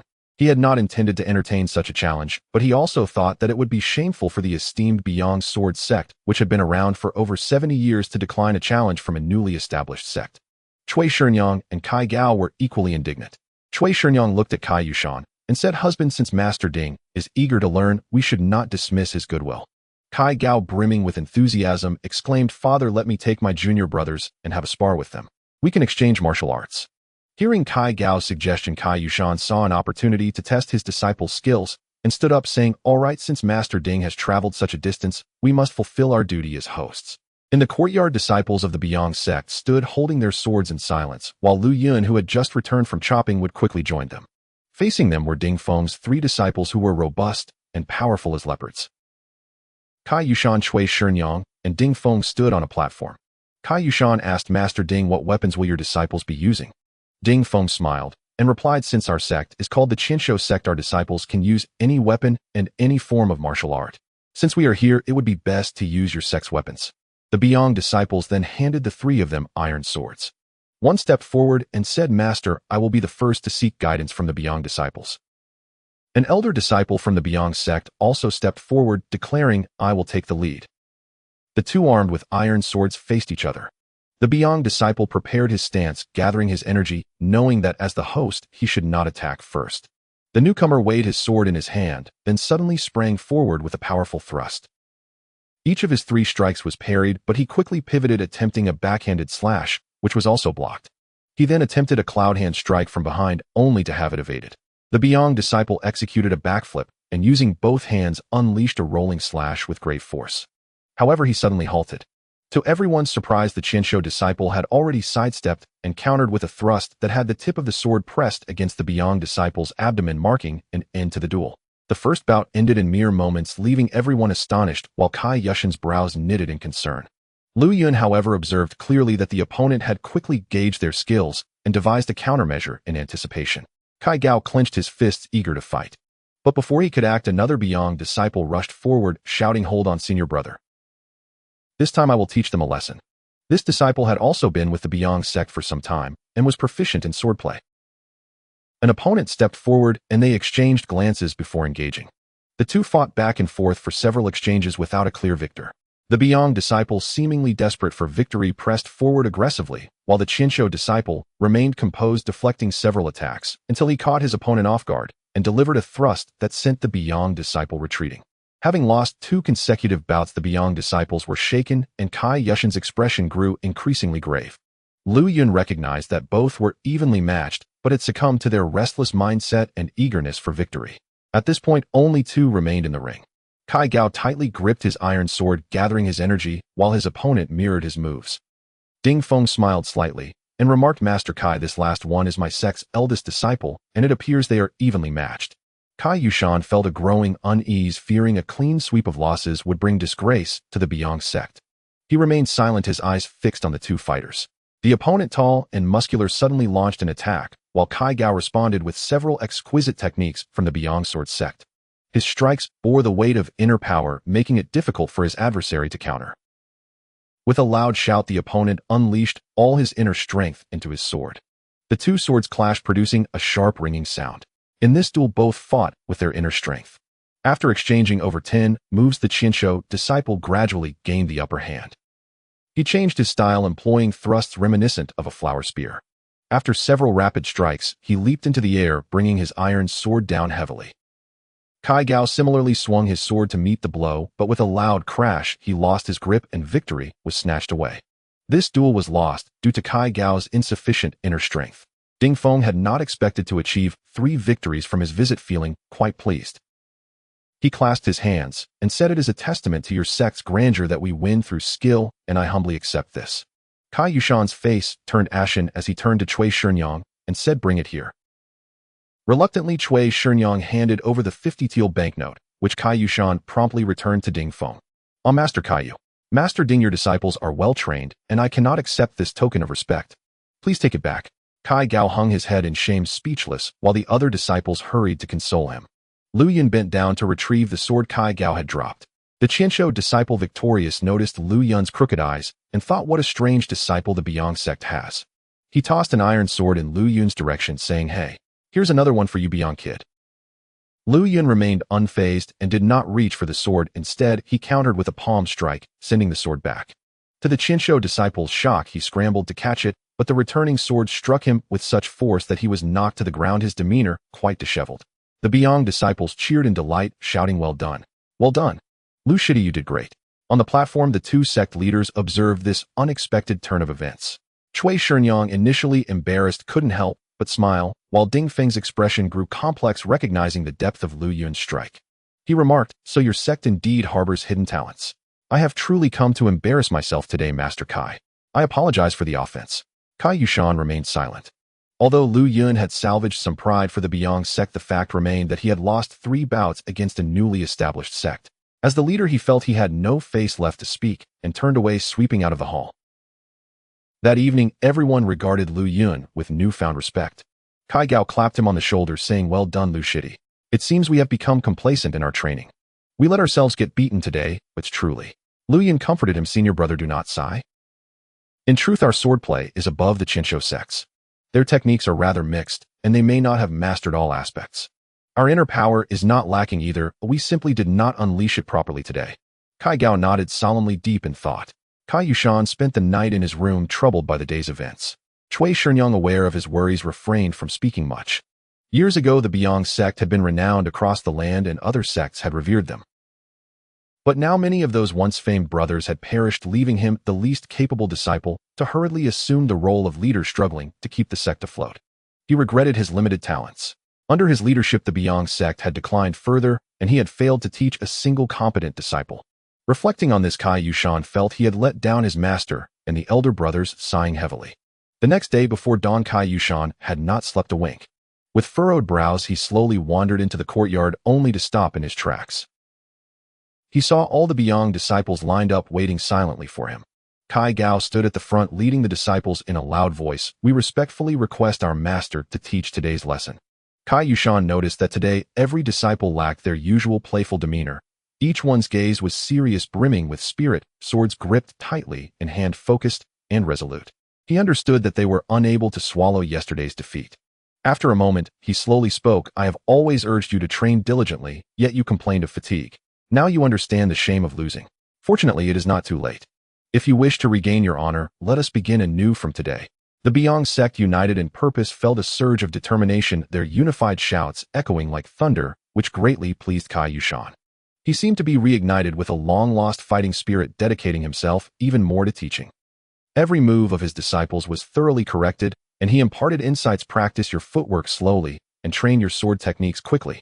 The disciples set aside their previous lax attitudes and began to train earnestly. Time flowed like a stream, and 3 years passed in the blink of an eye. Lu Yun had reached his comingafage years. During these years, the Beong sect had finally accepted a few new disciples who now referred to Lu Yun as Shige. Lu Yun reflected on how he had once been the youngest disciple, and now he had finally become a Shige. Initially, the younger disciples had called him lame brother behind his back, but as he practiced his internal technique over the years, his formerly lame leg gradually regained its strength. Now that leg was free of obstructions and strong as any other, and soon no one referred to him as lame brother anymore. In terms of diligence in practice, Lu Yun was undoubtedly the first among the Beong disciples. Besides his training, he also took on miscellaneous tasks which pleased Cui Shinyang immensely. During these years, news from the Tianlu sect reached them that Mu Xiaoqing had passed away 2 years ago. Upon hearing this, Lu Yun felt a deep sorrow. Mu Xiaoqing had been like a mentor to him, having brought him into the Tianlu sect and taught him the Yujing Gong, setting him on the path of martial arts. Every year during the Qingming festival, Lu Yun would go to the back mountain to burn incense in honor of his mentor. Each time he recalled their meeting, memories flooded back, and he couldn't help but shed tears. He reminded himself that he must master the Yujing Gong to honor his mentor's memory. One day, while practicing in the mountains, Lu Yun had long since mastered the 64 forms of the Beong swordplay. With the foundation of the Yujing Gong, he found the internal techniques of the Beong sect easy to practice. The Beong swordplay was simple and unadorned, with every move showcasing a sharp power. When enhanced with superior internal strength, its might became even greater. For 3 years Lu Yun had practiced the Yujing Gong without a single day of negligence. The heavens reward those who toil, and with his keen intellect, he had recently broken through to the 5th level of the Yujing Gong. The number of bottlenecks he had overcome and the extreme physical pain he had endured were known only to him. Such a difficult skill to practice, most ordinary people would likely have given up long ago. Yet in just a few short years he had achieved a level that even Mu Xiaoqing could not reach, showcasing his rapid progress. Now not only could he feel the powerful true energy within his dantian, but he gradually sensed another form of true energy within his body. However, Lu Yun could not articulate what it was, only that it felt purer than the energy from his dantian, flowing freely through his meridians, seemingly hidden within his very essence, continuously replenishing itself, but appearing intermittently. The Yujing Gong, authored by the founder of the Tianlu sect Zhangzi, did not provide much description regarding this mysterious energy. It merely stated that not every practitioner of Yujing Gong could perceive it, only those with exceptional innate qualities could sense and use it. According to the teachings of Yujing Gong, as one progresses, practitioners would develop a protective energy shield that could withstand cold and heat and be immune to poison. However, whether this energy was that which Lu Yun felt remained uncertain, as he had not yet reached that stage. After finishing his practice, Lu Yun took out the plum blossom hairpin given to him by Kair long ago and gazed at it quietly. Upon seeing the hairpin, memories of Kair walking towards the river surfaced in his mind, causing a pang of pain in his heart. From a beggar to a disciple of the Tianlu sect, and now Lu Yun felt that only the Gu family and Lin Shuan had treated him well. The more he thought about them over the years, the more solitude and emptiness he felt. At this moment he thought, with my current skills, I should be able to take revenge for Gu Jiangwang and Kair. He recalled the people who had warmed his heart, and the image of that masked figure and the villain named Liao Shan to flash through his mind, causing his fists to clench tightly. He then took out the treasured silk handkerchief and gently caressed it, remembering that the masked figure seemed to recognize it, which was why he had retreated from his murderous intent. Did he know my origins? If so, I must find this person. Moreover, this person's martial arts are peculiar. When he used his inner strength, a dark energy emanated from his fingers. What kind of technique is that? In this vast sea of people, where should I begin looking for him? As Lu Yun pondered these thoughts, he noticed 2 swift horses approaching from the foot of the mountain, raising clouds of dust behind them. In no time, they had reached the gates of the Biang sect. Kai Yushan was savoring tea in his residence when a disciple rushed in to report that 2 officials from the court had arrived to see the head of the sect. Confused as to why court officials would come here, he promptly followed the disciple outside to greet them. Upon reaching the courtyard, Kai Yushan noticed the 2 officials were already dismounting, and after performing a respectful salutation, one of them addressed him, saying, "Greetings, Master Kai. We are the martial guards of the Qinglong prefecture under the imperial Jinshi, sent by Lord Du to deliver an invitation for your perusal." The 2 men were clad in crimson official robes, wearing dark brown hats draped in black cloaks and adorned with iron-scaled armor. They donned bronze wrist guards, leather belts, and carried a variety of weapons, including a saber on the left, a small knife, wooden plaques, and a whistle on the right. They also had longbows and quivers slung across their backs, exuding a formidable aura without needing to raise their voices.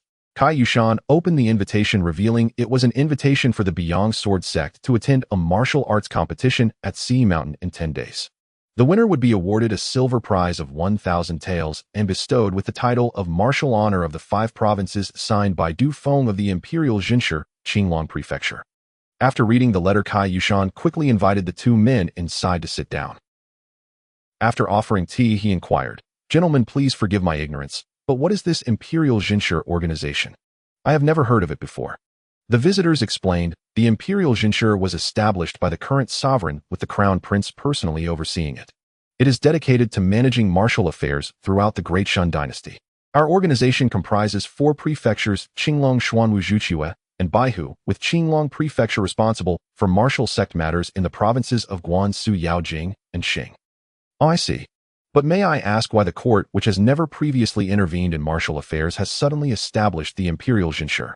Kai Yushan still felt puzzled. The official smiled and replied, "Master Kai, there is no need for concern.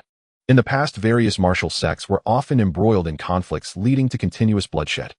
The establishment of the Imperial Jinshi by our sovereign is a benevolent measure aimed at resolving disputes among sects and revitalizing the martial world." Indeed. Kai Yushan stroked his beard, still perplexed. At that moment, the 2 officials stood up, saying, "It is getting late. We hope Master Kai will ensure that your disciples attend the competition at Sea Mountain." All martial sects from the 5 provinces under Qinglong Prefecture will gather there to celebrate. Farewell. After seeing the 2 martial guards off, Kai Yushan called for his wife Cui Shinyang and his son Kai Gao to discuss the matter. Kai Gao was instantly excited, saying, "Father, regardless of the reason behind the establishment of the Imperial Jinshi for the past few years, my fellow disciples and I have been diligently training, hoping to compete with the Qingtian sect one day and restore the glory of our Beyong sect." Cui Shinyang added cheerfully, "My dear, the prize for the winner is quite substantial, 1,000 taels of silver. Even if we do not win, this is a great opportunity for you and your disciples to broaden your horizons. Moreover, Sea Mountain is renowned for its beautiful scenery. It has been a long time since I've traveled far." Kai Yushan smiled slightly. "What you say is very true." The next day, Kai Yushan gathered all his disciples and informed them of the invitation. Excitement filled the air as they readied themselves for the journey. Kai Yushan then turned to Lu Yun, his expression complex. After a moment, he said, "The round trip to Sea Mountain will take some time, and the house must not be left unattended. Lu Yun, you shall stay behind." Everyone was taken aback. Lu Yun was the most diligent disciple in the Beyong sect and skilled in martial arts, certainly on par with Kai Gao. Why was he the one selected to remain? "Yes, master," Lu Yun replied, equally surprised. He had wished to see Sea Mountain and test his skills, but since Kai Yushan had spoken, he was not one to question orders regardless of his disappointment, and complied. Kai Gao was even more confused and began to ask, "Father, why?" "That is enough. This matter is settled. Everyone return and practice diligently," Kai Yushan stated, turning away without addressing the murmurs of his disciples. Once their master had left, some disciples voiced their discontent. "This arrangement is truly strange. Lu assured his skills are solid, and he should certainly attend the competition. Indeed, if master were to bring Lu Shidi, I would gladly stay behind." Right. My skills are mediocre compared to his, who I could easily take his place." Over the past 3 years, Lu Yun had formed close bonds with his fellow disciples, who all appreciated the humble and quiet disciple. They gathered around him, expressing their displeasure at the decision, but Lu Yun urged, "Brothers, there must be a reason for master's decision. Please do not make things difficult for him over this small matter. I appreciate your concern, but I am content to remain here." Kai Gao could no longer contain his feelings, exclaiming, "Brothers, wait. I will ask father why he treats Lu Shidi this way." Before Lu Yun could stop him, Kai Gao hurried to the house and found Kai Yushan reading. He rushed forward, asking, "Father, why don't you take Lu Yun to Sea Mountain? Is there some hidden reason?" Kai Yushan set his book aside and replied, "What do you know?" "There is a reason for leaving him behind." "What is that reason?" Cui Shinyang entered with tea and, seeing the father and son in a dispute, said to Kai Gao, "Your father values his reputation highly. He fears that others will mock our Beyong sect if they see a disciple with a crooked eye like Lu Yun. There's no need for additional words. This child knows nothing. If it were merely for appearances, Sake, then you are being too narrow-minded. Throughout history, talent has never been judged by looks. I dare say that if Lu Yun were to go, he would certainly impress others with the Beyong sect. Those who would impress others should be you, not Lu Yun." Kai Yushan retorted angrily. Realizing his father's true intentions, Kai Gao understood that Lu Yun's skills surpassed his own, and that this decision stemmed from Kai Yushan's personal biases. Determined to revitalize the Beyong sect, Kai Gao could not accept this arrangement, especially since they had a talented disciple who could help raise the sect's profile. He stormed off in frustration. That night, Lu Yun sat alone on the roof of the woodshed, gazing up at the starry sky, reminiscent of his childhood, when he would sit in a dilapidated temple looking up at the moon and wondering where his parents were. Suddenly, a figure leaped onto the roof. It was Kai Gao. Lu Yun attempted to greet him, but Kai Gao pressed him down beside him, sitting close. "Are you thinking of your parents, Shidi?" Lu Yun sighed. "I have thought about them for many years. I wonder if they still remember me." Kai Gao comforted him. "If they were my parents, they would surely think of me often. All parents are the same." Lu Yun nodded. "Perhaps. By the way, did you come looking for me for something?" "Today my father asked you to stay behind. Are you angry with him?" "Brother, that's not true. If master had not taken me as his disciple back then, I would not be where I am today. I only feel gratitude towards him." Kai Gao laughed. "You are a person of integrity, broad-minded. I find myself lacking in comparison. I hope that one day you can make the Beyong sect renowned like our predecessors." "Brother, you shouldn't say that. You are the brightest star of the Beyong sect and my fellow disciples, and I should follow you to further enhance our sect's reputation." Kai Gao laughed heartily. "You have quite the way with words. Brother, you jest again." Days later, the Beyong sect was ready to depart. Kai Yushan and Cui Shinyang arrived in the courtyard to lead the disciples, only to find everyone standing around empty-handed. Kai Yushan was perplexed and asked, "Why aren't you packing your belongings?" Kai Gao stepped forward, declaring, We kindly ask the master to allow Lu Yun to accompany us to Sea Mountain. If you do not permit it, I will not go either. Kai Yushan was taken aback. You brother is right. Please take Lu Shidi with you. If he does not go, it will be of no use for us to attend. Indeed, master. For such an important event, if Lu Yun doesn't go, what purpose do I have? Please, master, allow Lu Yun to go, even if just to observe. The disciples rallied around Kai Gao, challenging Kai Yushan's decision, making it difficult for him to refuse, filling him with both anger and frustration. Lu Yun was taken aback by the support of his seniors. It filled his heart with warmth like sunlight on snow, but he found himself at a loss. I truly appreciate everyone's kindness, but please do not defy master's orders on my behalf. I am well suited to stay behind and look after the house. I implore you all. Kai Gao insisted. There is no need to say more. Shidi. You are the most diligent disciple in our sect, and should see the world, not be left behind. If father refuses, I will stay with you. Seeing this, Cui Shinyang turned to Kai Yushan, saying, Dear, it would be fine to take Lu Yun along. I cannot carry all this luggage myself, and he has helped me before. I would be quite accustomed to having him assist me. Faced with this situation, Kai Yushan relented, saying, Very well, if you need a helper, Lu Yun may come along. He then designated 2 disciples to remain behind, and stepped outside, refusing to look at Kai Gao. The disciples rejoiced, quickly helping Lu Yun pack his belongings. Together they strapped on their swords and set off with Kai Yushan. The mountains stood tall and verdant, and Sea Mountain was one of the 4 famous peaks of the Great Shun dynasty. The undulating peaks met the sky, and from above one could see countless treetops shrouded in mist and cascading white water. As the poem goes, the peaks press against the North Star descending from the crown of Taiwan. The 9 springs gather in the Huachi, where the pure peaks echo the cries of 100 phoenixes. The highest peak of Sea Mountain was Taiwan Peak, where the 5 provinces martial arts competition would be held. After several days of travel, the Biang sect finally reached the mountain base. Cui Shinyang, in high spirits, began to explore the wide stone steps. However, the group had to hurry and could not linger, leaving her somewhat unsatisfied. Lu Yun followed behind, carrying Cui Shinyang's luggage.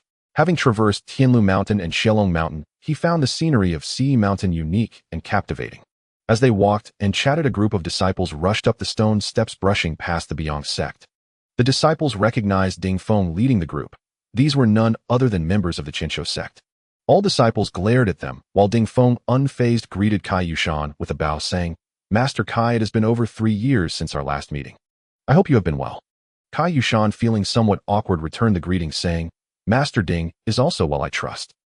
Ding Feng laughed heartily. Not at all. I have been busy these past years opening halls in various provinces and gathering many disciples. I feel I am aging too quickly with all the trivial matters at hand. Congratulations, Master Ding, on your new disciples, Kai Yushan replied. I remember when your sect had hidden talents among its disciples. I feel fortunate to witness them again today. I assume your sect is well prepared for this martial arts competition. A victory is assured, and it will be an excellent opportunity for my less skilled disciples to learn. Master Ding, you flatter us.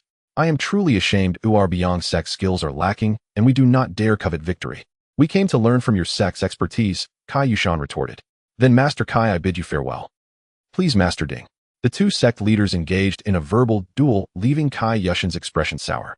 The Qingtian sect disciples moved ahead, each carrying various weapons ranging from spears to throwing daggers, an impressive array. As the group continued their ascent, they occasionally encountered other smaller sects, also making their way to Sea Mountain for the event. After exchanging pleasantries with Kai Yushan, they hurried along. At that moment, 2 large teams appeared from the foothills, passing by the Biang sect in a bustling throng. The first team, comprised of over 100 disciples, bore silver spears and belonged to the Zhitsong sect of Jingzhou. This sect was renowned for its 3-section spear technique, which allowed their spears to connect with iron chains, forming a long weapon for distant attacks, while splitting into 3 for close combat. The second team was even larger, with nearly 200 members, creating a grand spectacle. Each held steel knives exuding an impressive aura. Kai Yushan recognized them as the famed Filong sect of Yaozhou. Upon encountering the leaders of both teams, Kai Yushan offered respectful bows. They merely glanced at him before continuing their ascent. Half an hour later, the Biang sect finally arrived at Taiwan Peak, where they found the platform bustling with people. To the east, a high viewing platform stood, and in the central stone arena, a massive Tai Chi diagram could be seen, with 2 circular stone arenas positioned opposite one another, perfectly aligned with the yin and yang symbols of the diagram. These arenas, each 3 feet high, were designated as the Tai Yin and Tai Yang arenas. Surrounding the arenas were wooden benches for the leaders of various sects. Numerous martial guards from the Imperial Jinshi patrolled the area, standing with an air of authority. Colorful banners fluttered behind the viewing platform, and 10 large drums were flanked by 10 muscular men wielding drumsticks beneath them. The martial sects from the 5 provinces, over 30 in total, had gathered here, creating a lively atmosphere filled with the buzz of conversation. The disciples of the Beong sect were witnessing such a grand event for the first time, their eyes darting around in excitement. Cai Yushan found an inconspicuous spot to sit down and surveyed the scene. Disciples from various sects donned garments of different colors adorned with intricate embroidery and lavish belts, standing in clusters behind their respective leaders. In stark contrast, the Beong disciples wore plain yellow robes, appearing quite shabby. Lu Yun, laden with numerous pieces of luggage, stood behind the Beong disciples. It was also his first encounter with such a lively scene in the martial world. He mused that if this was merely a competition among the 5 provinces, what would it be like at a national martial arts conference where heroes from all corners gathered? After exchanging pleasantries, the leaders of the various sects took their seats.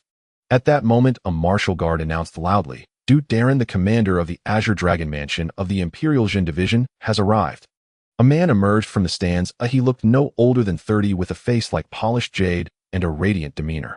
Like the other martial guards of the Imperial Jin Division, he was clad in a bright red official robe, though his was embroidered with golden clouds.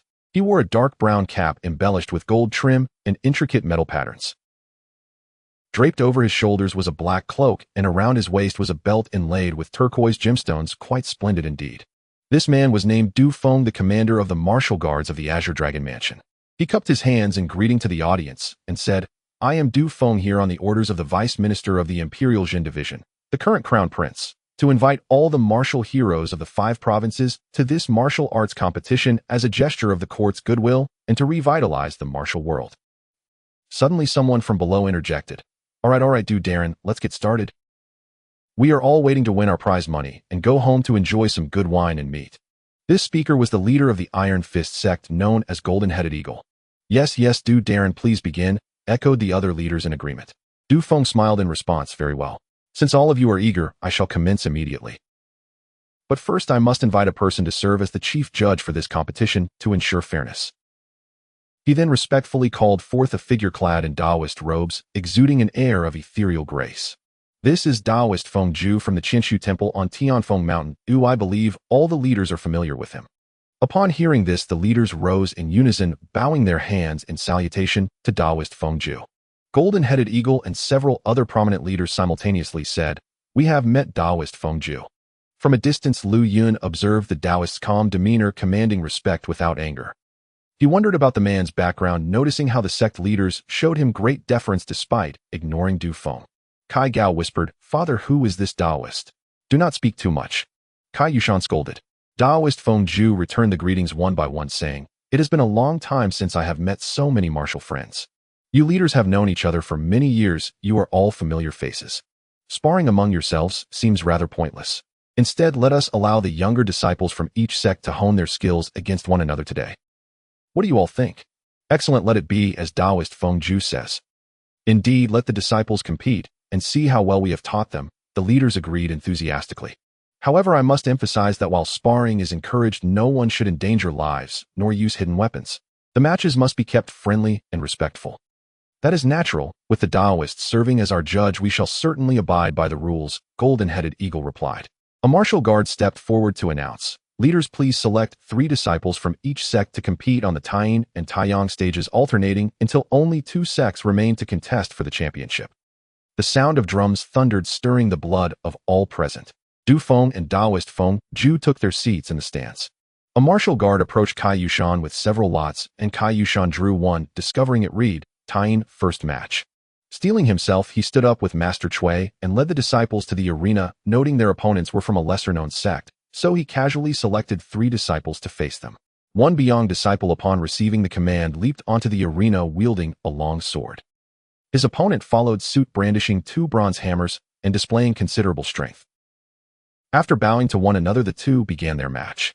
The opponent, tall and robust, unleashed a spinning hammer attack towards the smaller Beong disciple.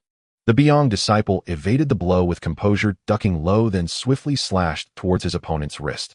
Startled, the opponent dodged only to have the Beong disciple leap back and then forward again, aiming for the opponent's throat with his sword, halting just an inch away. With a resigned sigh, the opponent relinquished his hammers in surrender. The Biang sect secured victory in the first round, eliciting cheers from the disciples, with Master Cui especially delighted. Cai Yushan knew well that over the past few years his disciples had trained diligently, their skills having markedly improved. The second opponent from the opposing sect entered standing 7 feet tall and wielding a heavy churning hammer. Facing a hammer with a sword was inherently disadvantageous, and unease rippled through the observers. The Biang disciple took the initiative, launching a slashing attack to prevent the opponent from wielding his hammer. However, the opponent's immense strength allowed him to easily block the attack, as if wielding a wooden stick. The clash of weapons forced the Biang disciple back. Just as he regained his footing, a gust of wind struck him. He quickly leaned back to evade and attempted a thrust with his sword, only to be met with the hammer's force. The 7-foot man swung his hammer with ferocity, pressing forward relentlessly and leaving the Biang disciple with little room to maneuver. Just as the disciple appeared to be on the verge of being forced off the stage, a flash of inspiration struck him. He suddenly tossed his sword into the air and kicked it toward the hilt. The sword soared toward the opponent's face, who hastily deflected it with the hammer.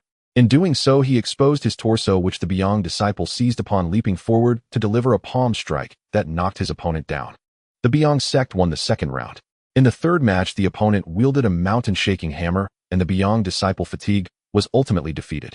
Another Biang disciple took the stage and quickly outmaneuvered the opponent, delivering a precise strike that secured yet another victory. The opponent's leader bowed to Cai Yushan, acknowledging the Biang sect's triumph in the first round, which greatly boosted the morale of their disciples. The Biang sect continued to secure victories, overcoming 2 additional sects as 5 of their disciples engaged in battle. Cai Gao, eager to join, kept fidgeting on the sidelines, but Cai Yushan held him back, noticing his impatience. "Gaoer, do not rush. Conserve your energy. Formidable foes await ahead." It seemed everyone had forgotten about Lu Yun, who, burdened with luggage, had been following along and was now dozing off in the grass, having been worn out by the journey. The Biang sect's consecutive victories drew the attention and respect of other sects, surprising many that this once nearly forgotten minor sect still possessed considerable strength. Next, the Biang sect faced the Qingtian sect, a rivalry that sparked particular intensity among the participants. While the Qingtian disciples utilized various weapons with mercurial tactics, their opponents, the Biang disciples, remained undeterred. For this match, Cai Yushan chose several seasoned disciples to participate. As soon as one Biang disciple stepped onto the arena, a Qingtian disciple approached, wielding an iron sword reminiscent of the weapon used 3 years prior, iron against iron. Whether it was intentional by Ding Feng, the choice of weapon seemed to challenge the Biang sect to outshine them in swordplay, showcasing their mastery of the sword far superior to the Biang sect, which had been established for over 70 years. Without further ado, the Biang disciple charged in, sword poised. The clash of metal echoed as he launched a flurry of attacks, denying the opponent any respite. The Qingtian disciple struggled to keep up and was soon forced to yield. Ding Feng, sensing urgency, sent in his senior disciple for the second round. This disciple, possessing remarkable internal strength, effortlessly neutralized every tactic thrown his way. When he retaliated, it was with overwhelming ferocity, leaving the Biang disciple unable to defend, ultimately leading to a loss. Cai Gao, eager to jump in, was halted by Cai Yushan. "Gao, let him tire out first." The second Biang disciple took the stage, dodging and weaving, refusing to engage the senior disciple Heaton. After several futile attempts to corner him, the opponent grew frustrated and began to lose focus. Seizing upon the opportunity, the Biang disciple launched a sudden strike. "Watch out for trap, senior brother," Cai Gao shouted, but it was too late. The senior disciple countered and sent him sprawling off the stage. As he lay injured, the Biang disciples rushed to assist him. With a nod from Cai Yushan, Cai Gao brandished his sword and leapt onto the stage. Both parties approached cautiously, each maintaining a wary distance. Cai Gao closed his eyes to gather his energy, then opened them and executed a swift horizontal slash, moving with blinding speed. The opponent, caught off guard, attempted to evade, but was forced to roll back. Cai Gao pressed the advantage with a move termed Immortal's Guiding Finger, thrusting toward his opponent's face. The senior disciple parried with his sword, but was quickly forced back as Cai Gao launched a powerful downward strike. With both hands gripping his sword, Cai Gao blocked the opponent's heavy attack, which had previously caused him to lose 3 years ago. This time he deflected it with ease. Cai Gao feinted a few steps, darting forward to strike at his opponent's vital points. The opponent, having blocked the initial assault, retaliated with a downward thrust aimed at Cai Gao's lower body. In response, Cai Gao executed a flying horizontal cut, striking heavily at his opponent. As both parties clashed, their internal energies erupted, forcing them to retreat.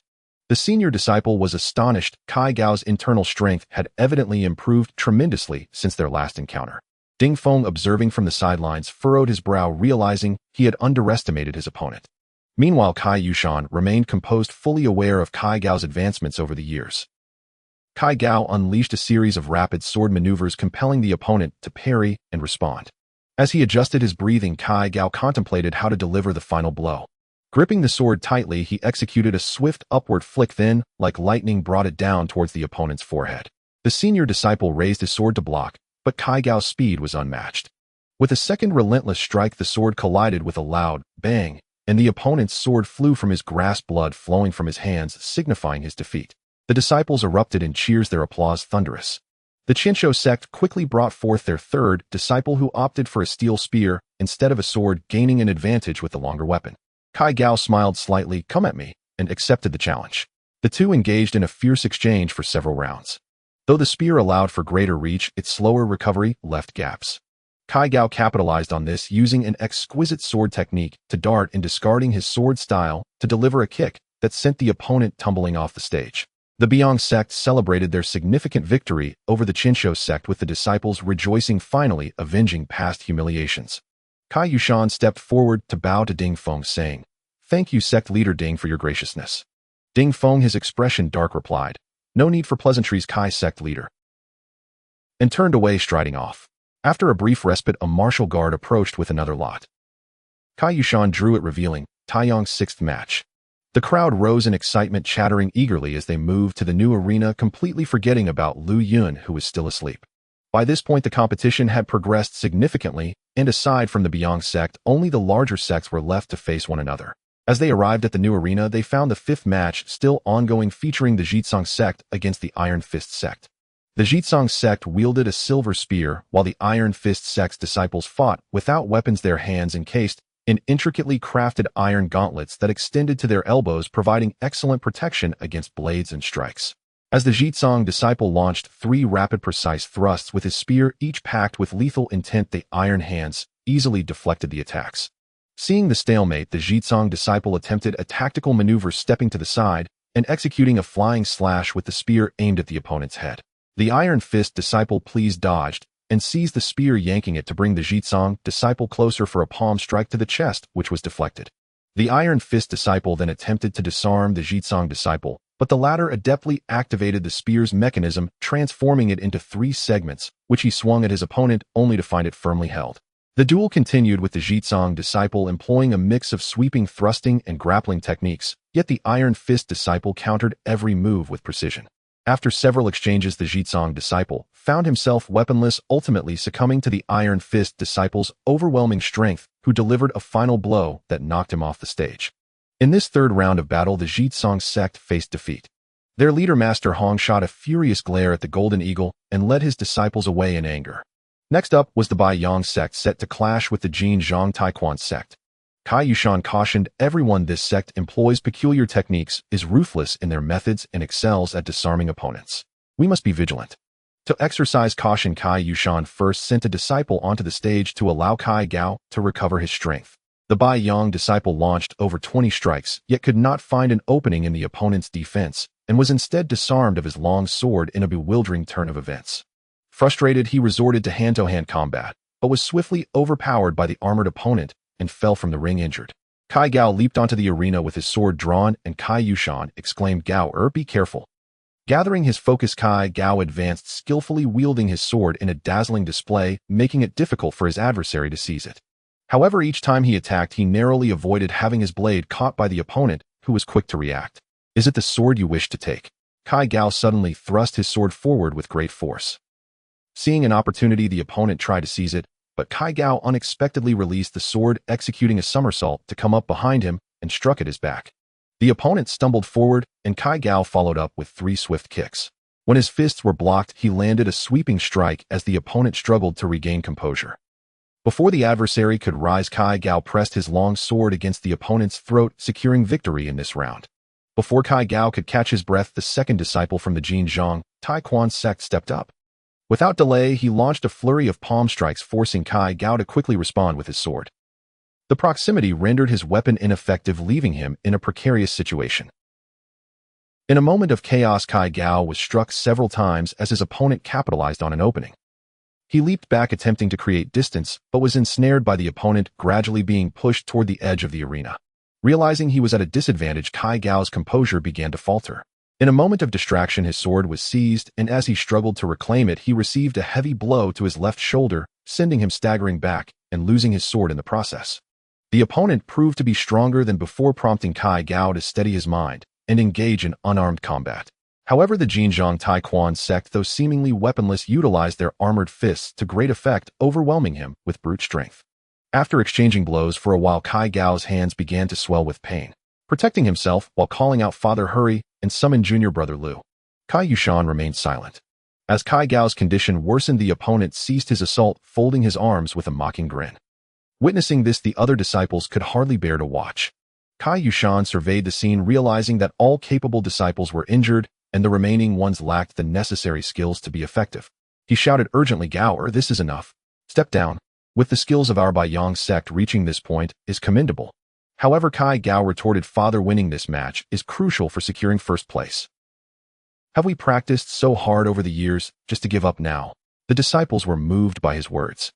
Over the years, they had transformed from their previous complacency, diligently studying swordsmanship to ensure that the Beiyang sect would thrive and no longer be regarded as a lesser faction in the martial world. Cui Shenyang, anxiously interjecting, urged, "Hurry, tell Lu Yun to go up.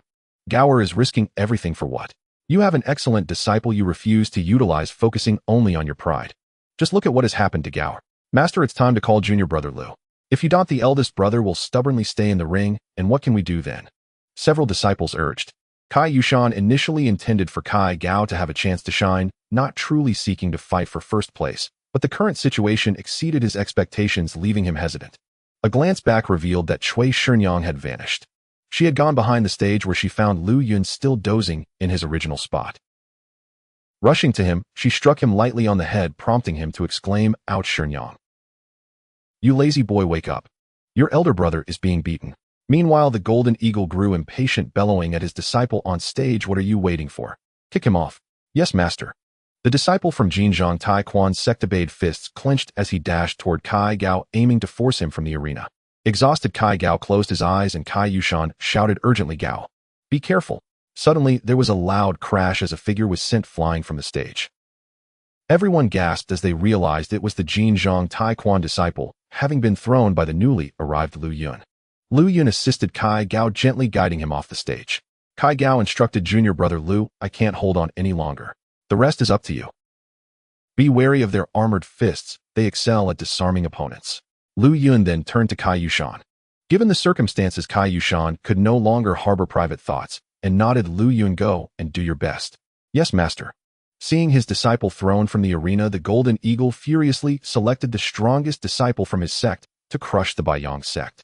A robust disciple leaped onto the stage, muscular and fierce-eyed, his armor clinking ominously. Without hesitation, he launched an assault on Lu Yun.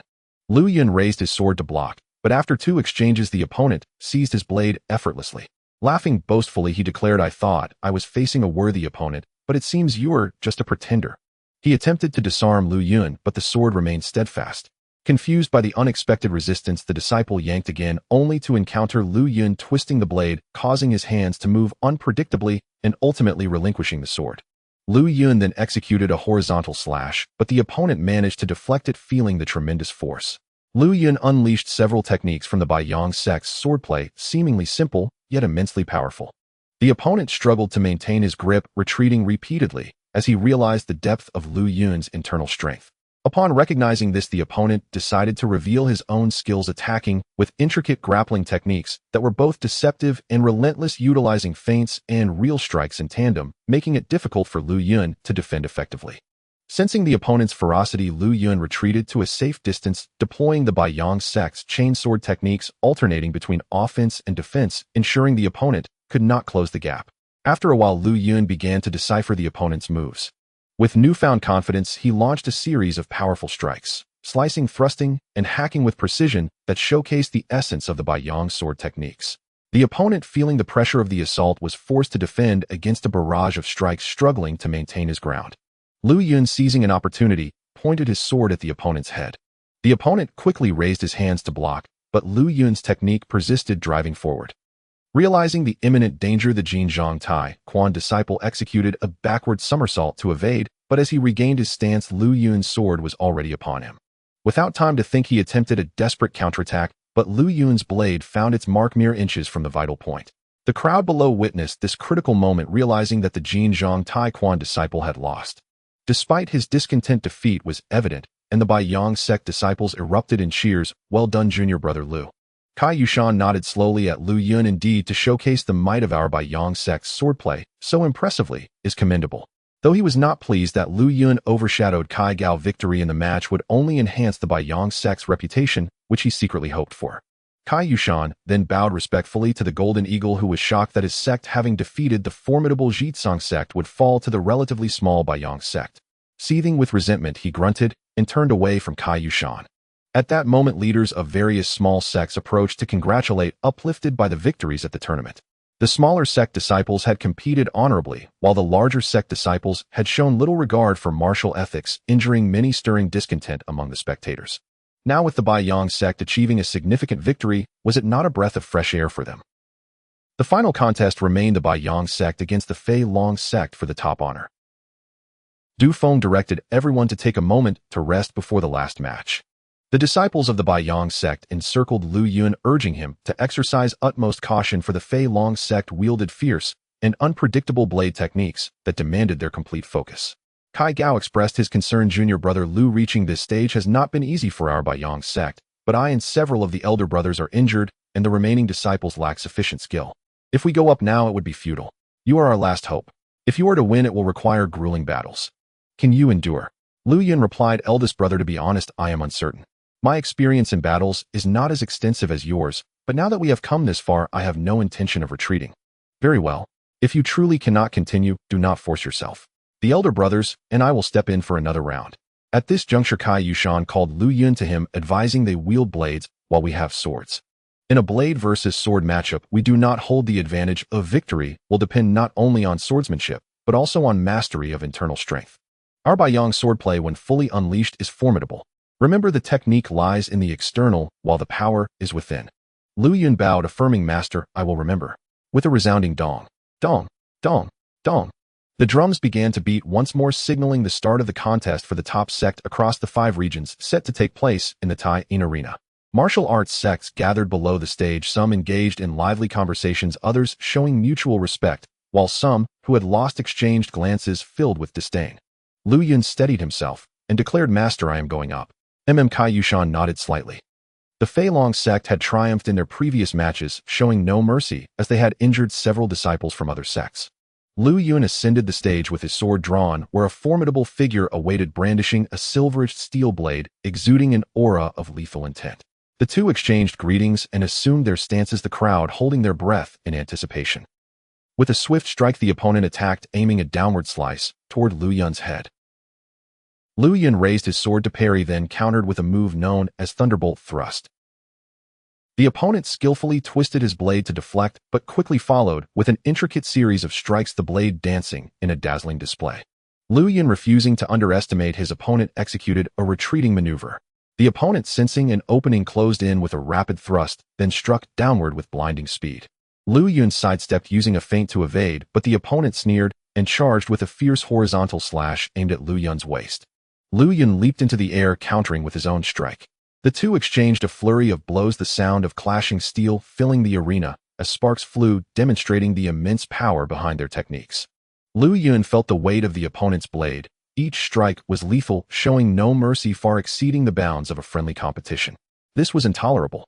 Enraged, Lu Yun pointed his sword forward and leaped, executing the Beiyang sword technique, mountains crushing down, aimed directly at the opponent's face. The opponent managed to parry, but Lu Yun swiftly followed up with an attack on the underarm. Startled, Lu Yun blocked the incoming strike and retaliated with snake extraction, then unleashed Golden Phoenix, washing head with a heavy horizontal slash. The opponent responded in kind, and their battle escalated into a dazzling exchange.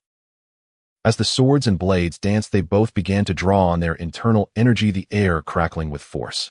Lu Yun's mastery of the Beiyang sword technique grew increasingly potent, while the opponent struggled to keep up, holding his blade firmly in the center line, revealing no weaknesses. Lu Yun thought, "Let's see if you can maintain that center line." He began to feint left and strike right, creating confusion as the opponent struggled to defend against the alternating attacks. Spotting an opening, Lu Yun struck lightly at the top of the opponent's head. The opponent instinctively raised his blade in defense, only to find Lu Yun's sword pivoting downward toward his abdomen. The opponent hastily pressed down to counter, but too late. Lu Yun's blade swiftly ascended to his throat. Both fighters had their weapons poised at each other's vital points, but Lu Yun had clearly gained the upper hand. The crowd erupted in thunderous applause, chanting Lu Yun's name as he secured the first victory for the Beiyang sect against the Fei Long sect. Lu Yun sheathed his sword and coolly stated thank you for the match. The opponent, visibly displeased, shot him a glare warning, just wait. You'll get your comeuppance soon. With that, he turned and exited the stage. Kai Gao and the others were filled with excitement, thinking that Lu Yun had indeed won the first round, bringing him one step closer to becoming the #1 sect of the 5 states. However, whether he could continue to win was uncertain. His opponents would only grow stronger, which left them deeply worried about Lu Yun. Master Mo of the Fei Long sect stroked his beard and turned to a disciple beside him who had his eyes closed. Zichio, it's your turn. Taking a deep breath, Lu Yun steeled himself, uncertain of the prowess of the opponent who would next face him. Just then a figure floated up from the audience and landed gracefully on the stage. This person took a stance, bowing forward while keeping his back foot relaxed, remaining utterly still. Lu Yun observed that this man had 2 straight blades fastened at his waist, his eyes tightly shut and his hands gently gripping the hilts of his knives. He tilted his ear, listening intently to the sounds around him, seemingly waiting for Lu Yun to make a move. Is this person blind? Lu Yun felt a shiver of apprehension. A normal fighter wouldn't intentionally close their eyes during a duel, rendering themselves unable to see their opponent. If both eyes were indeed blind, yet he wielded dual blades, his martial skills must be formidable. Confused, Lu Yun decided to test the waters first. He began to move slowly around the man, watching as the man's ears tracked his footsteps.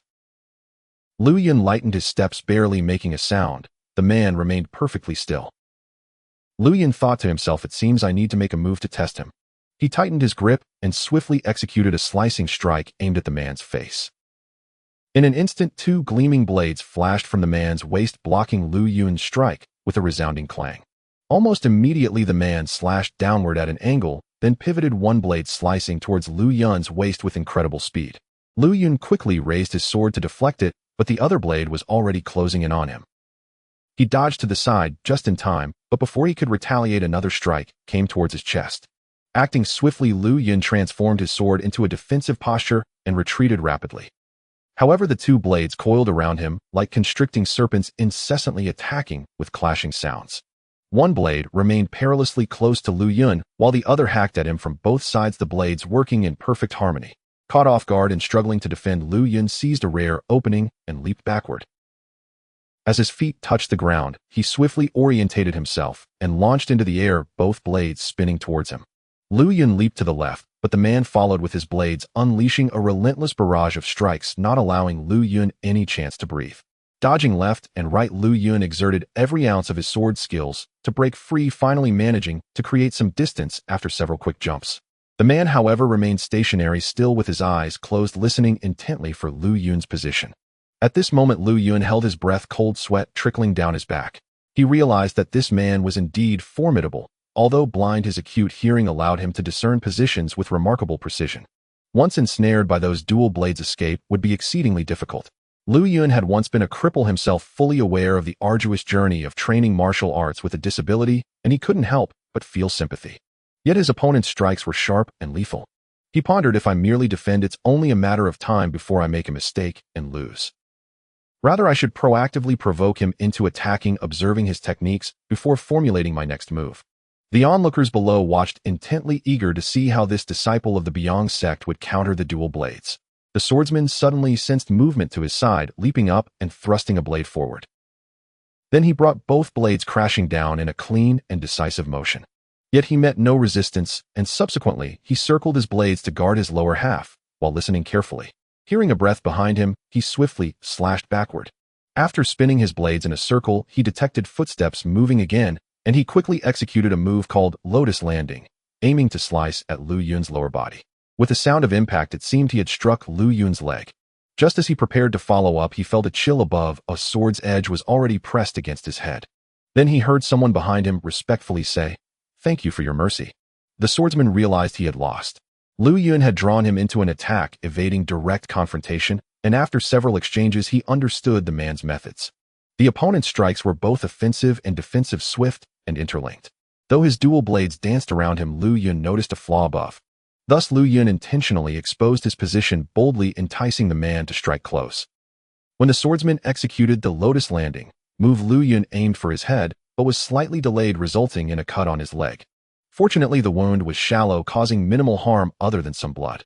The crowd erupted in applause, and Kai Gao was elated, thinking to himself that this junior brother was indeed promising. He shouted, "Junior brother, come here, let me bandage that." Lu Yun shook his head, saying, "It's just a minor injury, brother, Kai need not worry." In this contest, Lu Yun triumphed through wit and courage. Though Kai Yushan said nothing, he couldn't help but feel anxious. He feared that if Lu Yun continued to win, he might overshadow the others, yet he also worried about losing the opportunity if the Beong sect fell short. These conflicting thoughts intertwined in his heart, filling him with trepidation. On the viewing platform, Taoist Feng Zhu stroked his beard, saying, "It's been many years since I have seen such a disciple from the Beong sword sect." Beside him, Du Feng maintained a solemn expression, having closely observed every match. The martial arts world was indeed filled with hidden talents, stirring deep emotions within him. The blind man Zichou stepped down, but the disciples of the Filong sect showed no signs of contempt, promptly arranging for someone to escort him aside to rest. Master Mo had initially believed that the Filong sect would easily win this competition, but was astonished to find the unassuming Beong sect putting up such a fight, causing his anger to rise. He shouted, "Yuan Feng." From the crowd, a tall man approached and bowed. "Father, I am here." Master Mo commanded, "Go up there and defeat him." "Yes, watch closely, father." Having fought several rounds, Lu Yun was exhausted and his opponents were increasingly formidable. What awaited him next was unpredictable. Seizing a moment, Lu Yun quickly adjusted his breathing using the techniques of the Yujing Gong, sensing that his inner strength remained robust, as if his true energy was flowing throughout his body, gaining momentum. However, he was uncertain how to wield it effectively. Just then, a tall man from the Filong sect, wielding a massive Yinling knife, leaped onto the stage. The knife had a golden back and a steel body, its spine nearly half an inch thick. This man was Mo Yuanfeng, the only son of Master Mo, who was favored by his father and had mastered the inner strength of the Filong sect. Mo Yuanfeng fixed a cold gaze on Lu Yun, gripping the Yinling knife tighter. Soon the back of the blade began to emit a low hum. He was channeling his robust inner strength into the tip of the knife, causing the 9 copper rings on the blade's back to vibrate. Realizing the threat posed by his opponent, Lu Yun also focused his energy, gradually channeling his inner strength to his wrists. The audience fell silent, watching intently as the two prepared for their decisive clash.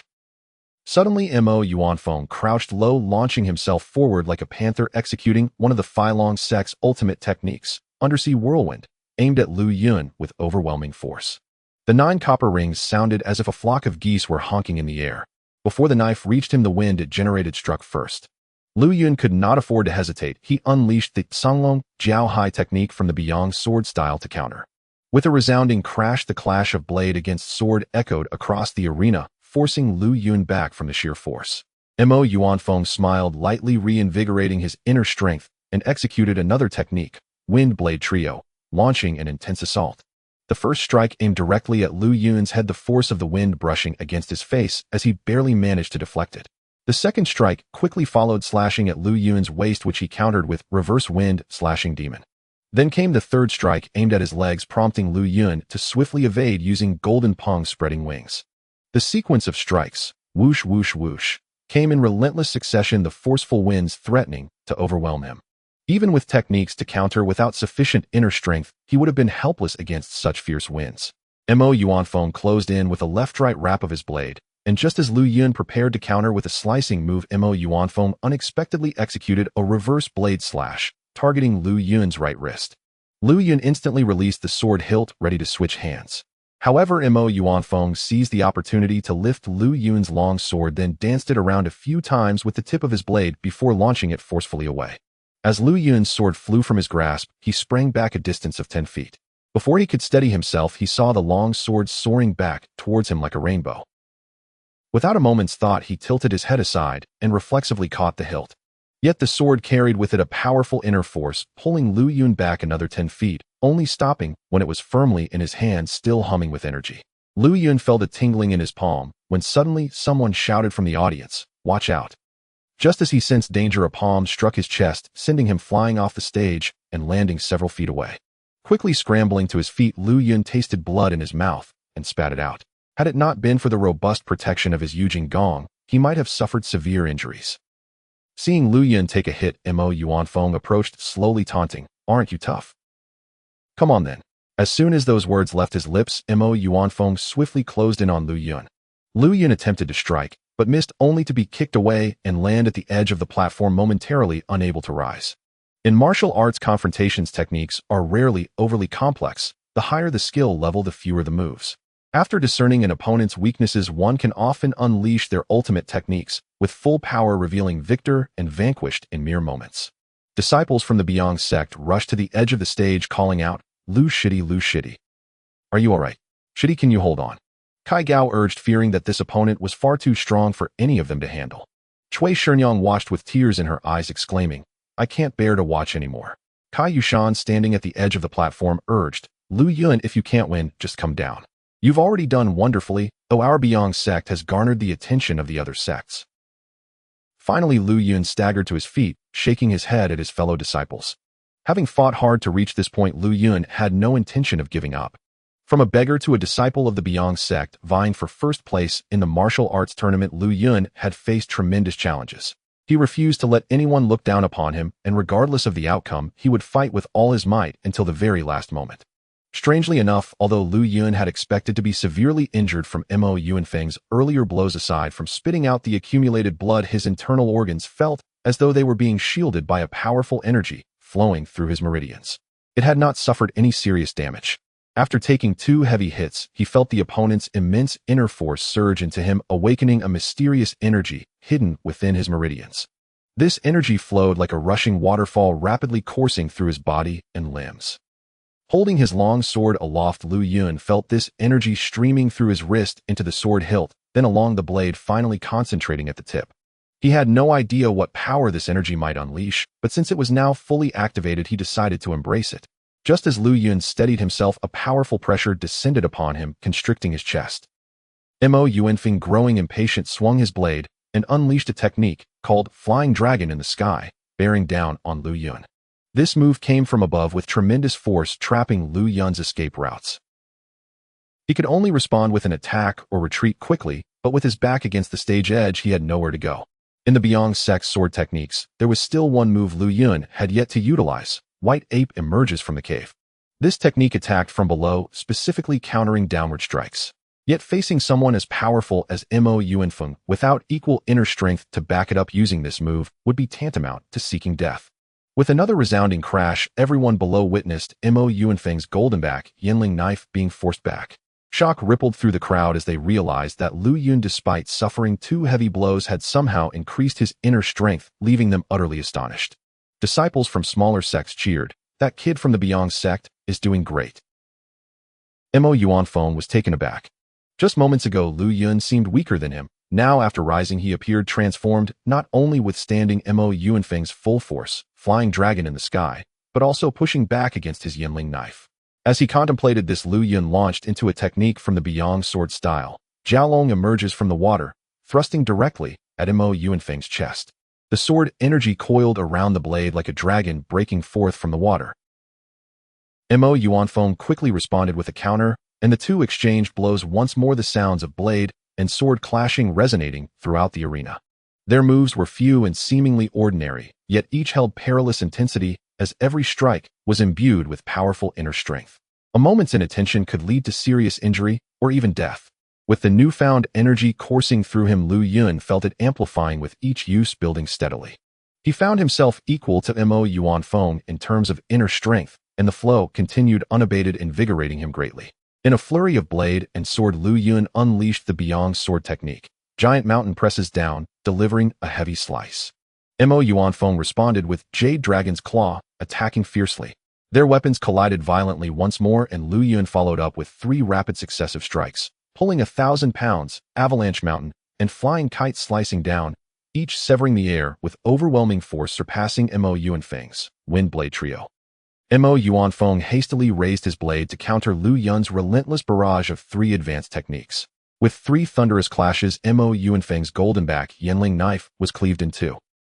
The disciples of the Filong sect were taken aback as the sect leader Mo stood with his hands clasped behind his back, his expression dark and heavy. Mo Yuanfeng's complexion changed dramatically in his shock and fury. He hurled a half-broken steel knife at Lu Yun and shouted, "Is there not a decent person in the Beyong sect? You send this crooked-eyed scoundrel up here. Just wait, he'll fight you to the death." With that, he prepared to charge forward unarmed. Lu Yun dodged the thrown knife and turned his head in anger. "Who are you cursing?" "I'm cursing you. What can a nameless little brat like you do about it?" This statement triggered memories for Lu Yun of the time when Gu Jia's troop was ruthlessly bullied. He felt a surge of indignation. He despised the kind of people who preyed on the weak. He had lacked martial skills in the past, but that was no longer the case. "Fine. Don't say I'm taking advantage of you." Lu Yun, filled with rage, discarded his long sword and engaged Mo Yuanfeng in a fist fight. After exchanging several blows, Lu Yun evaded a powerful punch from Mo Yuanfeng, took a stance, and executed a low push, slamming both palms against Mo Yuanfeng's chest. His anger lent him immense strength, sending Mo Yuanfeng flying several feet off the stage. Mo, the sect leader, swiftly reached out to catch him, while the other disciples rushed to assist him, yet they could not lift him. Mo Yuanfeng was bleeding from his mouth and unable to move. It seemed he had sustained serious injuries. The internal energy of the Beyong sect was formidable, whereas Lu Yun's internal power at that moment flowed like an unending torrent, resilient and explosive, akin to thunder and lightning.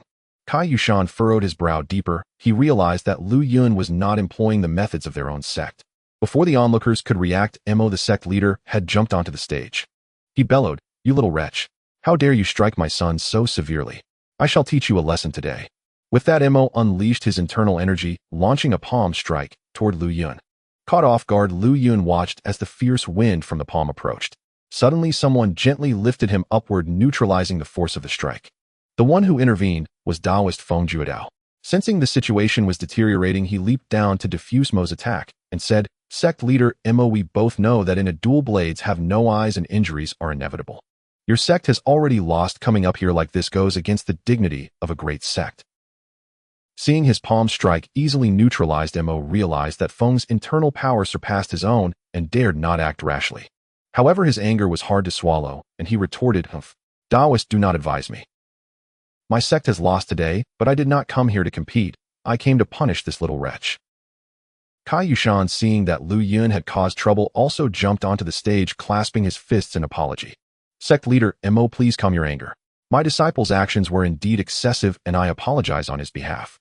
In the heat of battle, it is easy to lose control. We will cover all medical expenses for your son, and I hope you will forgive us."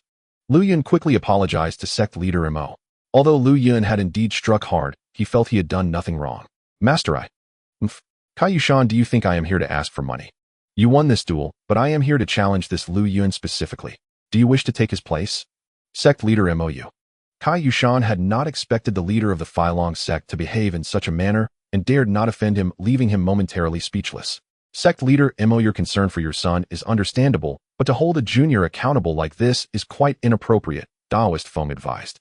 Seeing his son injured pained Mo deeply, and he had lost his reason. "Taoist, do not try to persuade me further. Can you stop me today? Will you be able to stop me tomorrow?" Upon hearing this, Taoist Feng furrowed his brow tightly. It seemed that if things did not go Mo's way today, the matter would likely not end well in the future. Lu Yun's anger surged further. He thought, "When I came to learn the arts, you so-called great sects all refused to accept me because of my appearance and disability. Now that I have defeated you, you dare to call me a little wretch. Is there any justice in this world?" He then shouted, "Master Taoist, I wish to spar with Senior Mo. Lu Yun, do not be reckless." Kai Yushan hurriedly admonished, "Very well. The disciples of the Beyong sect are formidable. I admire you." Jean Tudio called from below the stage. "The disciples of the Beyong sect have greatly improved. We also wish to witness the prowess of your sect's disciples," Ding Feng chimed in. "You two sect leaders must not speak lightly." Both of these sects had been defeated by the Beyong sect, and Kai Yushan was well aware that these two were fanning the flames, so he quickly intervened. Just as he was feeling troubled, Lu Yun spoke again. "Master, it's fine. Even if I suffer great harm today, I must comply with Senior Mo's request." "Very well. Kai Yushan, did you hear that? Your disciple has more backbone than you. You can step down." Mo declared, eager to cut off further conversation now that Lu Yun had agreed. Seeing this, Kai Yushan ceased his objections, saying to Lu Yun, "Be careful," as he left the stage. Since Lu Yun was willing to fight, Taoist Feng felt it was inappropriate to dissuade him further and returned to the spectator stand. As the situation began to slip out of control, Du Feng turned to Daoist Feng and said, Daoist, what do you suggest we do about this? Daoist Feng waved his hand. Du Darren, let the matters of the martial world be resolved by the rules of the martial world. On the stage, Imo did not wish to wait any longer. Gathering his energy in his palms, he lunged at Lu Yun. His palm techniques varied and unpredictable. Lu Yun found himself at a loss as to how to counter, being forced into a defensive position and soon suffered several heavy blows. Kai Gao thought to himself, how could Lu Yun be so reckless as to engage in a fight with a sect leader? He was still too young and impulsive, and Kai Gao's heart raced with worry for him. Recognizing that the situation was unfavorable, he felt it was crucial to pull Lu Yun off the stage quickly. At that moment, Lu Yun sensed danger and leaped back. His opponent's techniques were ruthless and experienced, and the blows were heavy. He had never encountered such a style and did not know how to counter it. Attempting to defend himself offered no hope of victory. Instead, he resolved to gather all his strength and clash with his opponent.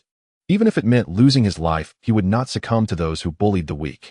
Just then, Imo launched another strike at Lu Yun's vital points, the fierce wind from his palm, causing Lu Yun's clothes to billow.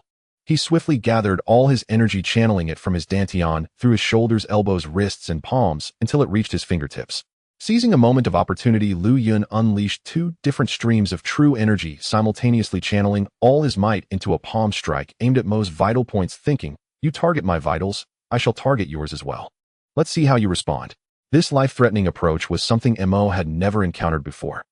He quickly adjusted his technique and responded with a swift palm strike. Crack!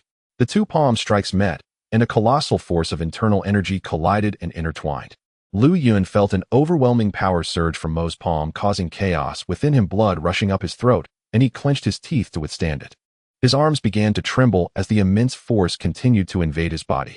Just as he felt he could not hold on any longer, Lu Yun thought, Father, Mother, I will only be able to seek you in the next life. Suddenly, Mo's mouth opened and blood spewed forth as he was sent reeling backward, collapsing on the stage and unable to rise. It turned out that he could not withstand Lu Yun's internal power and had fallen. The disciples of the Filong sect were thrown into chaos, rushing to assist him, while some quickly poured medicine into Mo's mouth.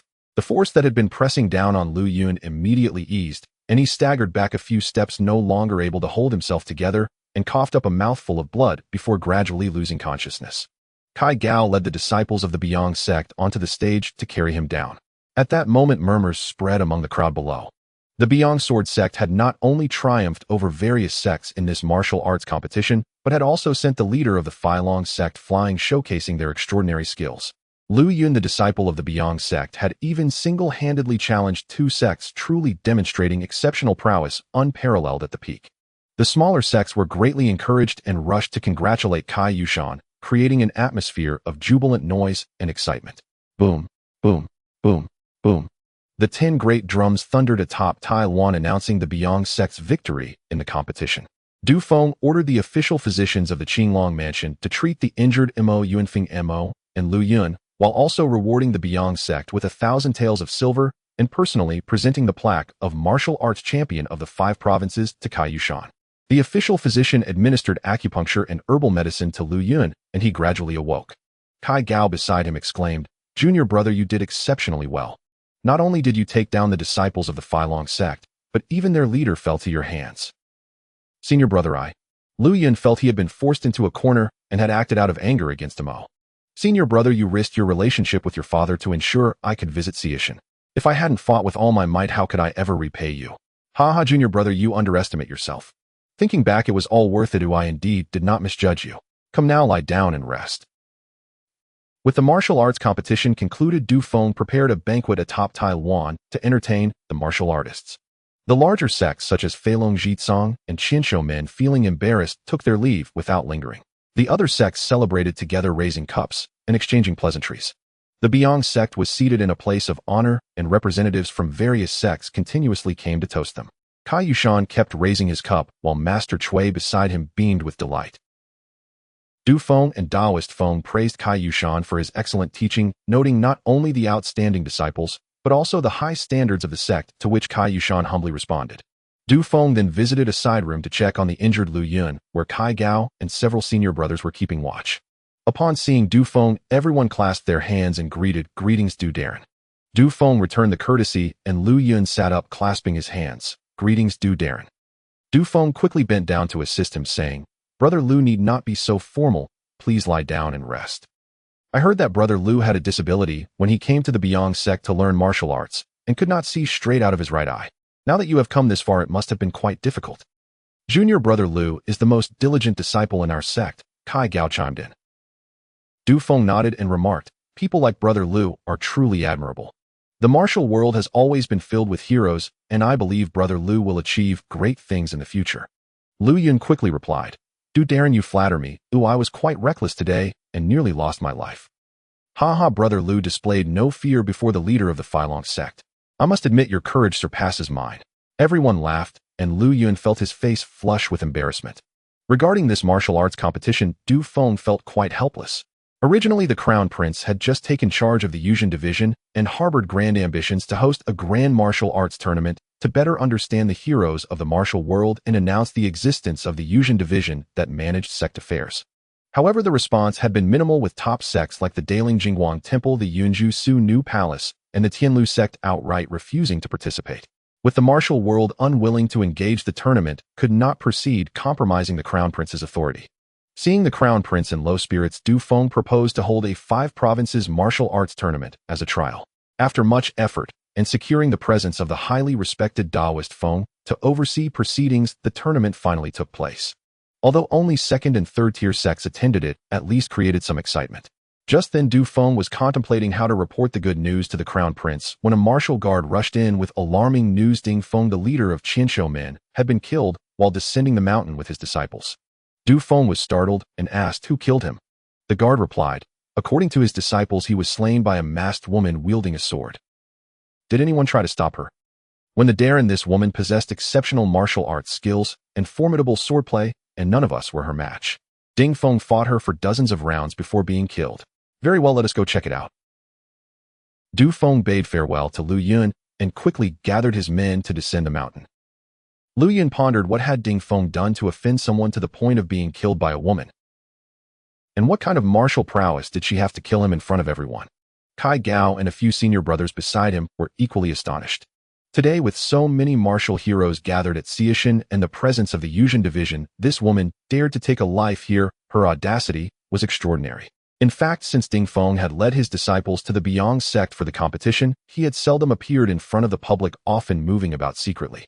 After the competition today, he had hurried back down the mountain with his disciples. Upon hearing about Ding Feng, the atmosphere at the banquet turned somber, and the sects began to leave one after another. Kai Yushan led the disciples of the Beong sect down the mountain. At the foot of Xiashan, amidst sparse trees, a crowd had gathered. These were all disciples of the Qingtian men, with martial guards from the Yuzhen division standing nearby. Ding Feng lay face up on the ground, blood pooling from his left chest. His eyes wide open in anger and fear. He had been dead for some time. Du Feng and Taoist Feng carefully examined Ding Feng's body. Du Feng asked a disciple of Qingtian men, "How did your leader meet his end?" The disciple wept, "We do not know why. We had just stopped here for a brief rest when suddenly a masked woman in black emerged and attacked our leader. We tried desperately to fend her off, but she seemed uninterested in harming us, only forcing us back. The leader exhausted all his strength to fight her for dozens of rounds, but ultimately was defeated. All his hidden weapons failed to strike her. We could not intervene. In the end, she pressed her sword to his heart and said something, leaving the leader in shock. He begged for mercy, but she pierced his heart with her sword and then fled. Did you hear what she said?" One disciple answered, "I didn't catch it clearly, but I think I heard the words Ju Ti Gu." Ju Ti Gu. Du Feng's eyes narrowed as he muttered, "Could it be related to that major case from 15 years ago? Did you see what she looked like?" Du Feng quickly inquired again. She wore a black hat dressed in a green and black gauze with her face covered. We could not see her features, but from her voice, she seemed around 20 years old, another disciple replied. At this point, a martial guard stepped forward and reported, "Darren, judging by the manner of death, it is similar to several other martial artists who were recently killed. All were pierced through the heart by a single strike. Based on the description, it is highly likely that it is the same person. With Ding Feng's death today, that makes 5. Du Feng's brows furrowed tightly, and he immediately ordered his men to carefully search the vicinity of Xiashan, issuing a notice to the Qinglong mansion offices in all surrounding states to join in the hunt for the masked woman. Taoist Feng looked grave. It seems that the martial world is on the verge of a bloodbath. After winning the martial arts tournament, Kai Yushan took his wife Master Chui on a leisurely journey through the mountains. After a few days of relaxation, they returned to the Zhangyo courtyard of the Biang sect. Lu Yun, having sustained internal injuries, had been resting in the woodshed since their return. The Biang sect's victory had brought them great fame, and for the past few days numerous visitors had come to seek guidance in their martial arts, turning the once quiet sect into a bustling hub. Master Cui was busy planning the construction of a new courtyard, hoping to accommodate the influx of disciples, while Cai Yushan remained troubled, wearing a heavy expression. One day Cai Yushan summoned Lu Yun to his study, closed the door tightly, and asked Lu Yun, "Tell me the truth, which sect's internal skills are you using?" The sudden question left Lu Yun stunned, unsure of how to respond. He realized that as the sect leader, Cai Yushan would not ask without solid evidence, and must have already sensed something amiss. It was unwise to continue deceiving him. "Master, I am using the internal skills of the Tianlu sect," he confessed. "Tianlu sect?" Cai Yushan exclaimed in surprise. Lu Yun then briefly recounted his past as a beggar, how he met Mu Xiaoqing, and how he was brought to Tianlu Mountain, avoiding details about Lin Shuan and the Gu family to prevent sowing distrust in his master. Cai Yushan's expression shifted between darkness and light, and after a moment of silence, he sternly warned, "You must never speak of this to anyone."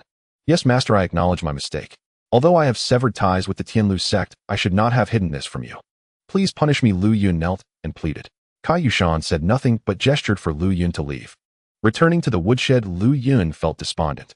He had concealed his past for the sake of learning swordsmanship, and now seeing his master's demeanor, he feared that a rift had formed between them, making his future there seem bleak. The reputation of the 5 states martial arts champion was indeed remarkable. In the following days, many came seeking to join the Biang sect, believing that since they had won first place, their swordsmanship must be profound, and being their disciple would mean joining a prestigious lineage. As new disciples continued to arrive, Cai Gao, the senior disciple, was appointed by Cai Yushan to lead the classes and training sessions. New disciples often asked him, "When will the brother Lu who challenged 2 sects teach us?" "Yes, we came here because of his reputation," another echoed. "Ah well, brother Lu is currently recuperating from his injuries. We will arrange for him to teach you all in due time," Cai Gao replied. An impatient disciple remarked, "If he doesn't teach us, I will demand a refund and leave." "Me too. If we are to learn martial arts, we should be taught by someone skilled," others chimed in. Cai Gao hurriedly reassured them, "Please be patient, I will speak to the sect leader." In truth, Cai Gao had already asked Cai Yushan several times to let Lu Yun teach the new disciples, given that many had come specifically for him, but Cai Yushan remained adamant. "Gaoer, if anyone insists on having Lu Yun as their teacher, you may revoke his stipend and send him home," he instructed. "Father, why? What is wrong with brother Lu? Why this harshness?" Cai Gao asked, bewildered. Cai Yushan, irritated by his son's repeated questioning, replied, "Though Lu Yun won the championship for our sect, you must know that he does not use our sect's internal skills. As the leader of this sect, how could I take pride in that? Father, is that really true?" Cai Gao recalled the tournament and had noticed that Lu Yun's internal skills differed from that of the Biang sect. Now hearing it confirmed from his father, he realized it was indeed true. Cai Yushan then recounted Lu Yun's confession from that day. "Keep this matter to yourself, do not speak of Lu Yun again." Cai Gao could only reply, "Understood, father." Meanwhile, in a deep alley of Nanzhou City, a grand courtyard stood, imposing its entrance adorned with the plaque that read Qingtian Escort Agency. A few escort guards inside were listlessly practicing with their sabers, while in the main hall a middle-aged man with a troubled expression sat. He was Wu Jinxiong, the head of the Qingtian Escort Agency. A woman next to him said, "Dear, yesterday manager Lu came again to press us for the money we owe. He knows our business is struggling, yet he insists on demanding payment. Our child is so small that he hides in fear when he sees him." The man sighed, "Do not worry, my dear. I have already asked friends for help. As long as there are goods to escort, we will take them regardless of the price. If Lu comes again, you need not deal with him. I will handle it." After a moment of silence, they both fell into their worries.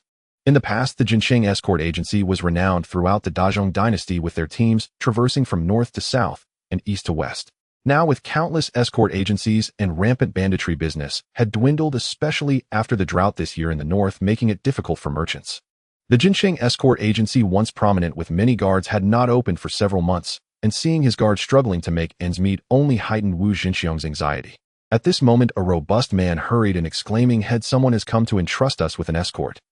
This man was Shun Huai, the deputy head of the Qingtian Escort Agency. "Oh, quickly bring him in." "Yes." Shun Huai rushed out with excitement. "Dear, this is truly a glimmer of hope," the woman said with delight. Wu Jinxiong managed a rare smile and rose to greet the visitor. Moments later, Shun Huai returned breathless. "Head, the visitor says he will not enter. He wishes to discuss outside." Surprised, Wu Jinxiong followed Shun to the entrance. There a portly man dressed like a steward stood waiting. Without pleasantries, he stated, "Greetings, head Wu. My master has sent me to your agency to entrust an escort. The goods are in the carriage."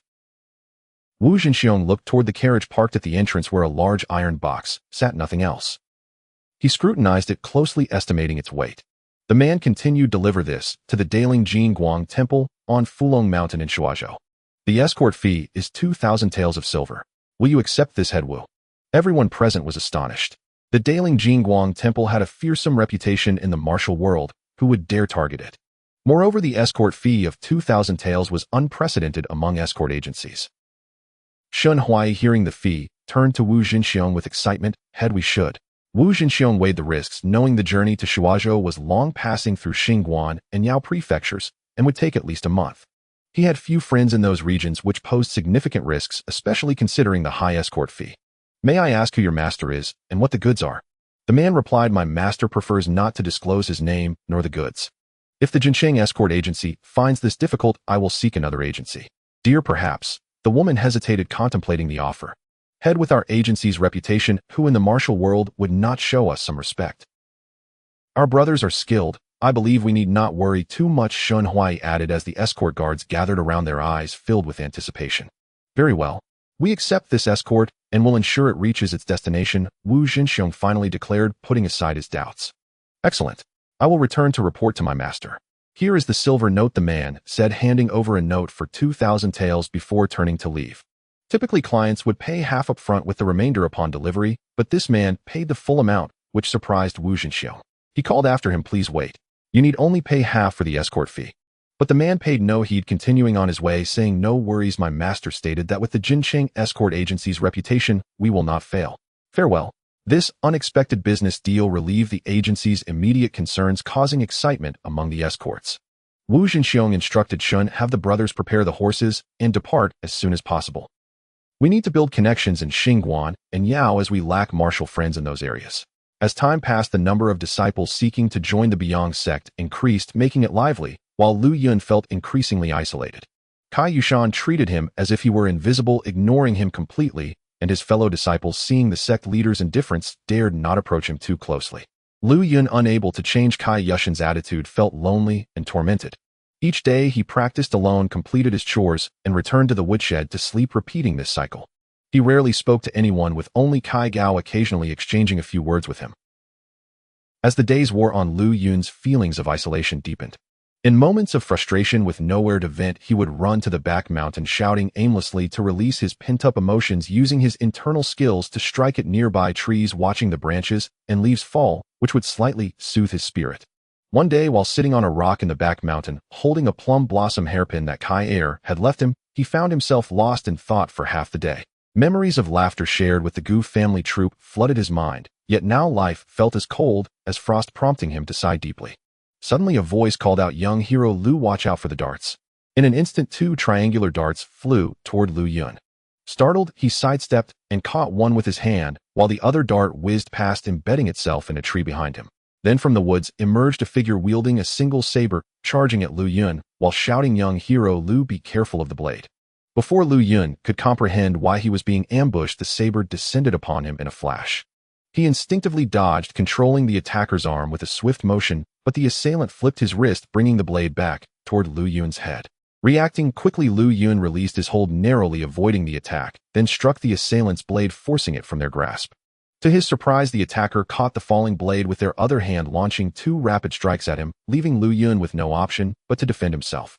With his empty hands, he quickly closed in and executed a cloud hand technique to block the attacker's wrist, vibrating the blade from their grip again. He countered with a palm strike that sent the attacker staggering back, all without expending too much internal energy. The assailant stepped back, laughing heartily, and bowed with clasped hands. "Young hero Lu, your skills are indeed extraordinary. I am Wu Jinxiong, head of the Jincheng escort agency in Nanzhou. I apologize for the earlier offense." Lu Yun, bewildered, returned the bow and asked, "I am Lu Yun, a disciple of the Beong sect. But why did you attack me so suddenly?" Wu Jinxiong responded, "I acted rashly. I came to seek your assistance, having heard of your prowess in repelling numerous foes at Sea Mountain. I was concerned that rumors might be exaggerated, so I took the liberty to test your skills. I hope you can forgive my impudence." He then handed Lu Yun a badge from the Jincheng escort agency. Upon examining the badge, Lu Yun saw it was engraved with head of the Qingtian escort agency, Wu Zhenxiong. Now aware of the man's identity, Lu Yun politely asked, "Head Wu, I am not a young hero. Please do not address me as such. What business do you have with me?" Wu Zhenxiong, a man in his 40s with thick brows and a broad face, smiled awkwardly. "Very well, I shall call you Brother Lu instead. You need not refer to me as head." "All right, I will follow Brother Wu's wishes," Lu Yun agreed, awaiting the discussion of the matter at hand. "I have come to ask for your help.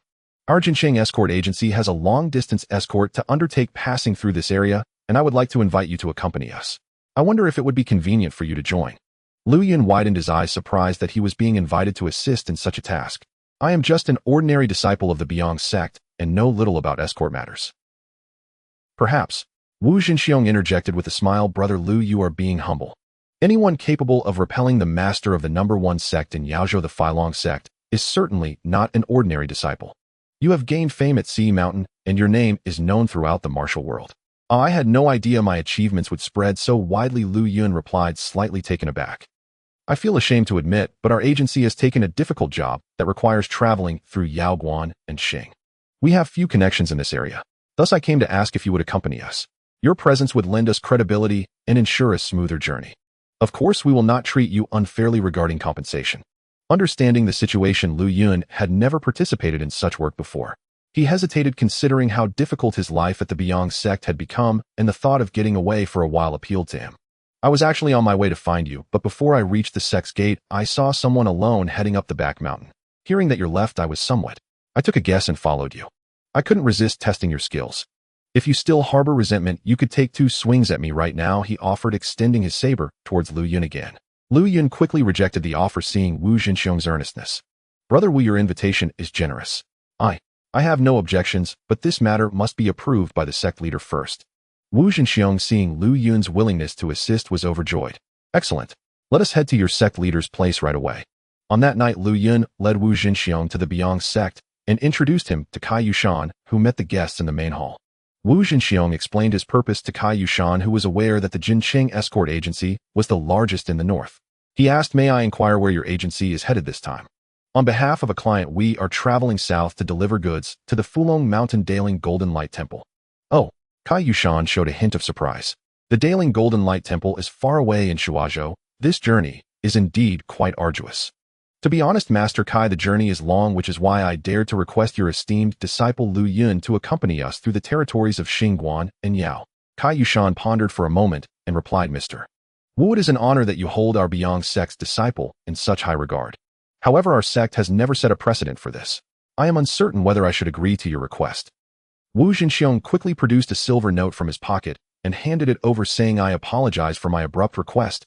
I hope Master Kai can forgive me. This is a silver note worth 100 taels, and I sincerely wish to befriend you." Kai Yushan's eyelids flicked up in surprise. He did not expect Wu Zhenxiong to be so generous. He glanced at Lu Yun and asked, "Are you willing to accompany Mr. Wu on this journey?" Lu Yun, who had been feeling restless, responded, "Master, I would like to take this opportunity to gain some experience." "Very well, however, the Beong Sword sect is a righteous sect and does not engage in escort work. Lu Yun may accompany Mr. Wu under his own name, but he must not represent our sect to avoid attracting trouble." "Rest assured, Master Kai, I will abide by this," Wu Zhenxiong assured him.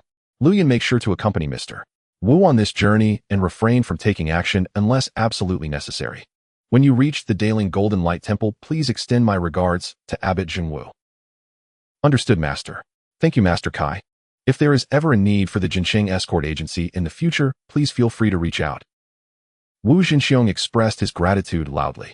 With the matter settled, Lu Yun prepared to set off with Wu Zhenxiong early the next morning, sword in hand and belongings packed.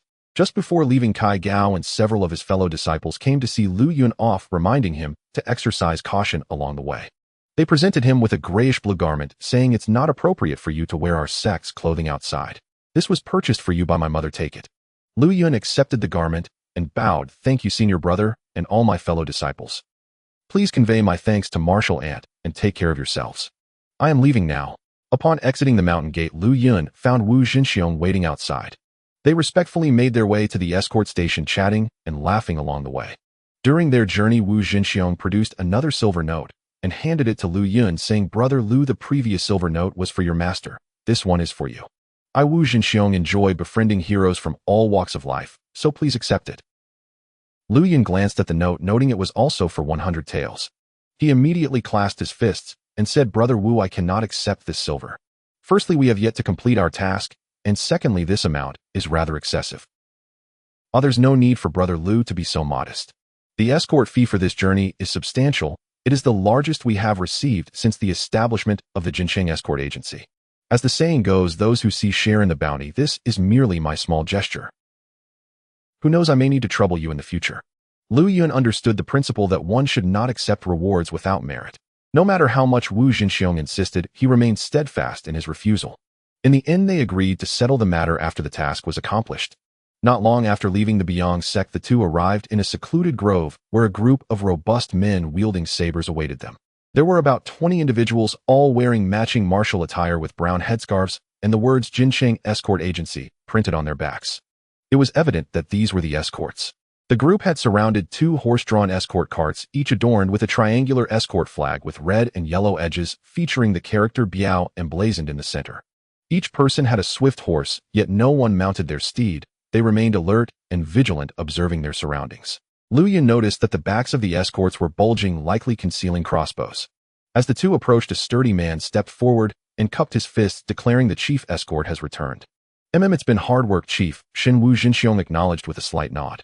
Everyone come and meet, this is the renowned Lu Yun, Lu Shaoshi.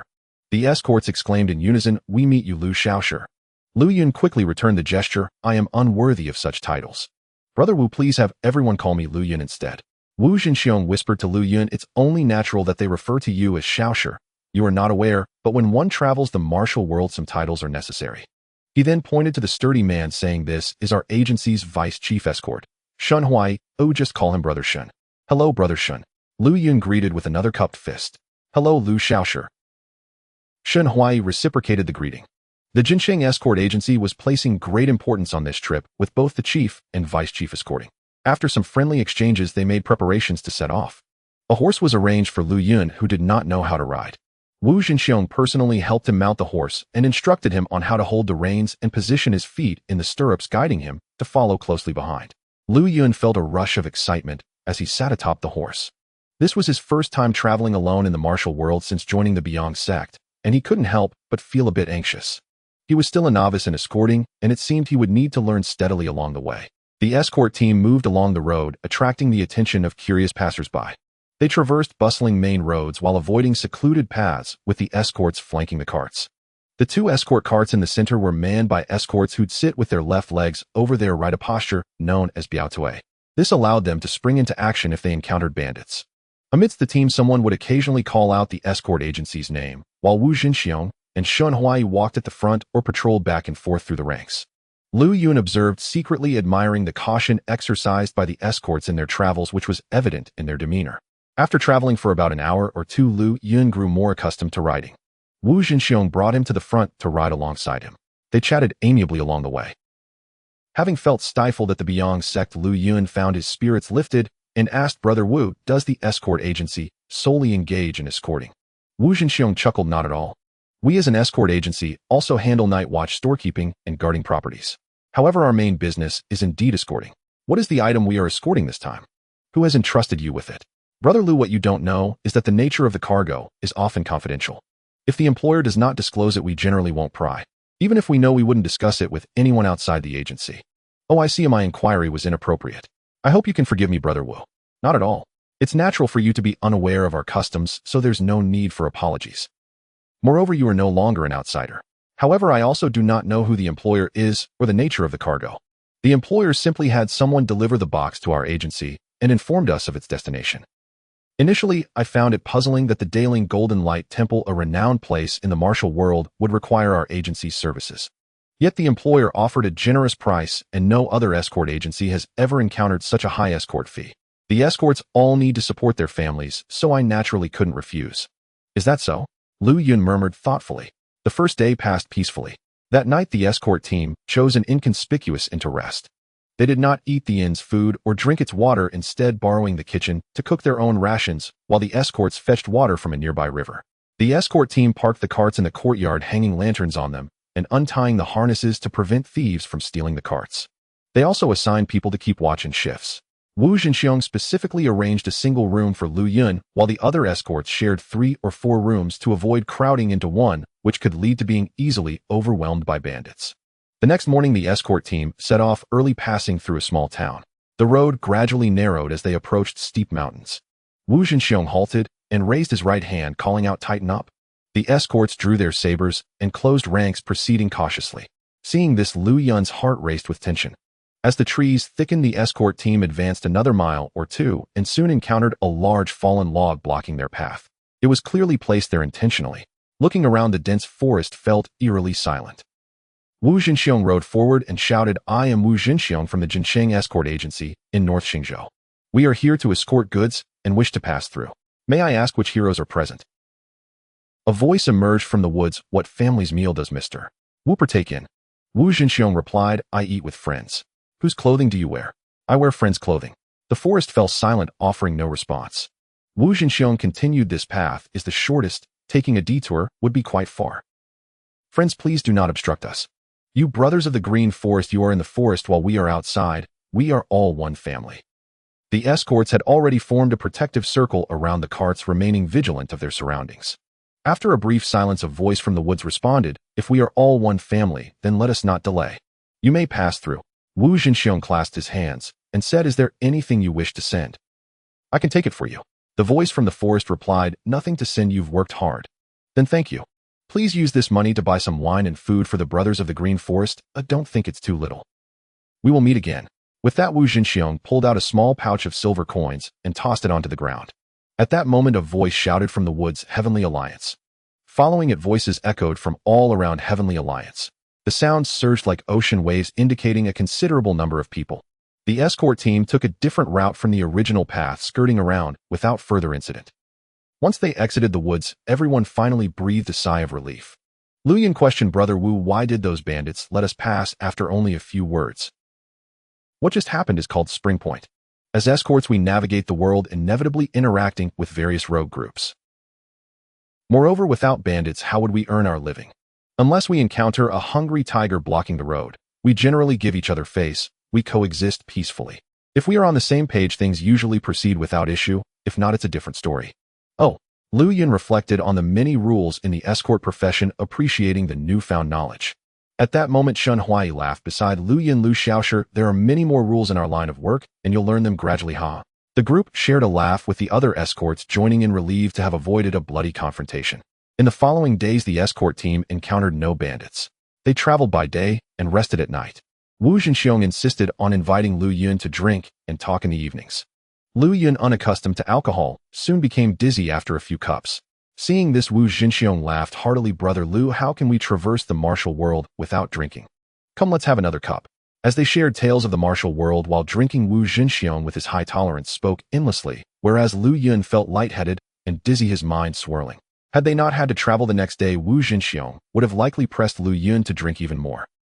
Thus, as the escort team approached the border of Xingzhou, Lu Yun realized he hadn't contributed much, though he had learned to ride a horse under the guidance of the others. Upon entering the territory of Guangzhou, Wu Zhenxiong sensed an uneasy atmosphere.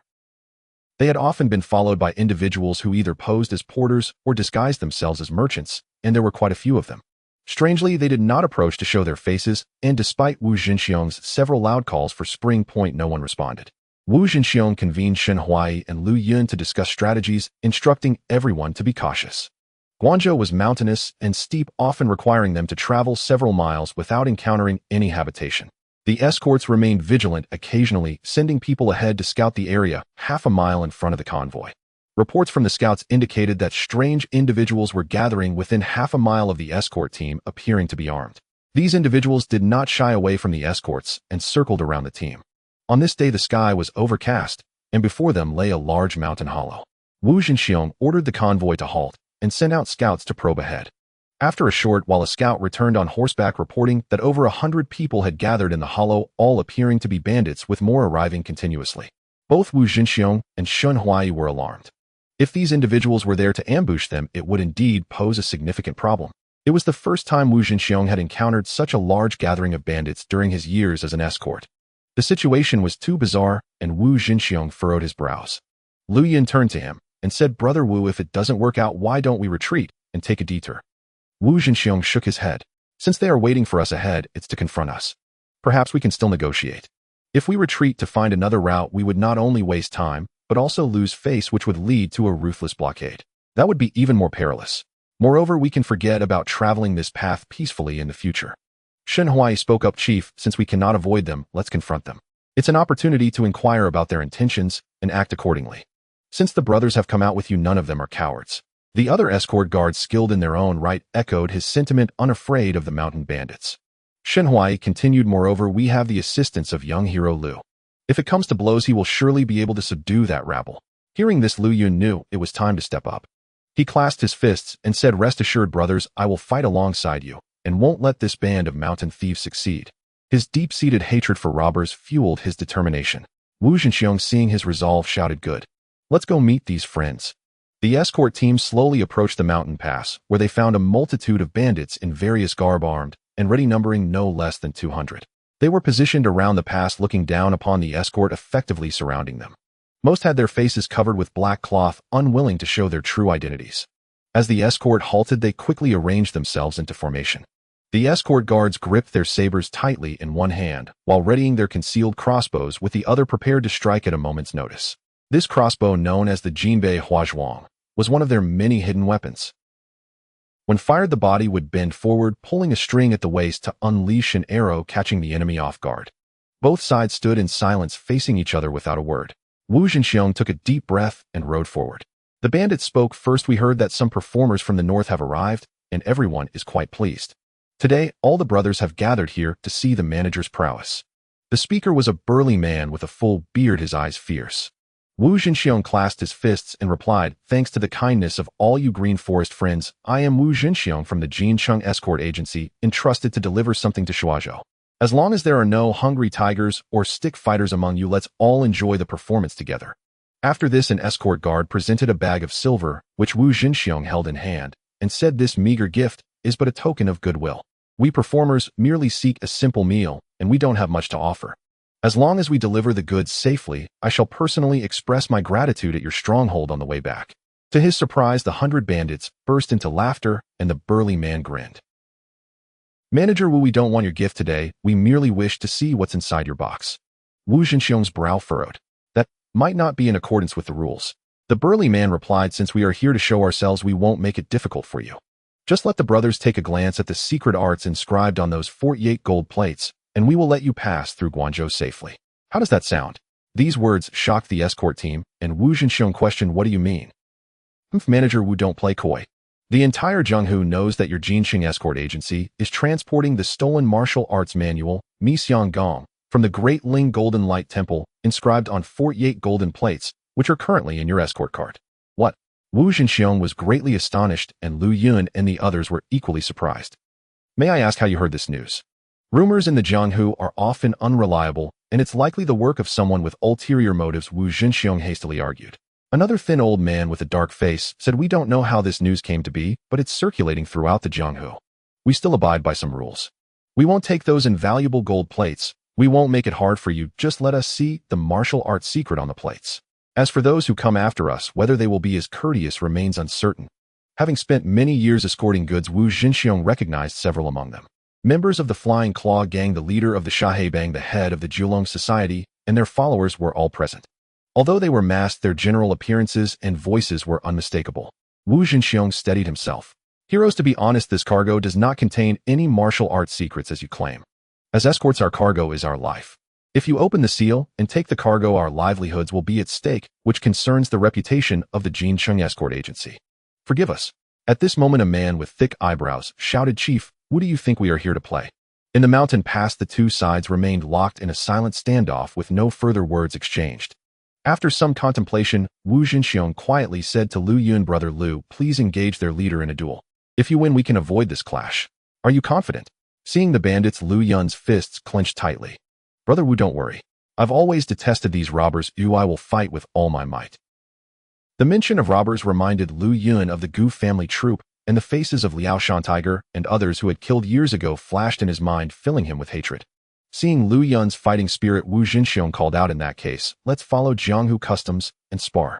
This is young hero Lu Yun who will accompany me on this escort.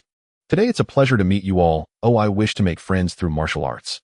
If my friend loses, I Wu Jinxiong have nothing more to say, and you may act as you wish. The Qingtian escort agency will not interfere. A murmur rippled through the bandits, and several leaders exchanged glances, feeling that this was a fair deal. If it came to a fight, the Qingtian escort agency's guards were no pushovers, and the situation could lead to mutual destruction.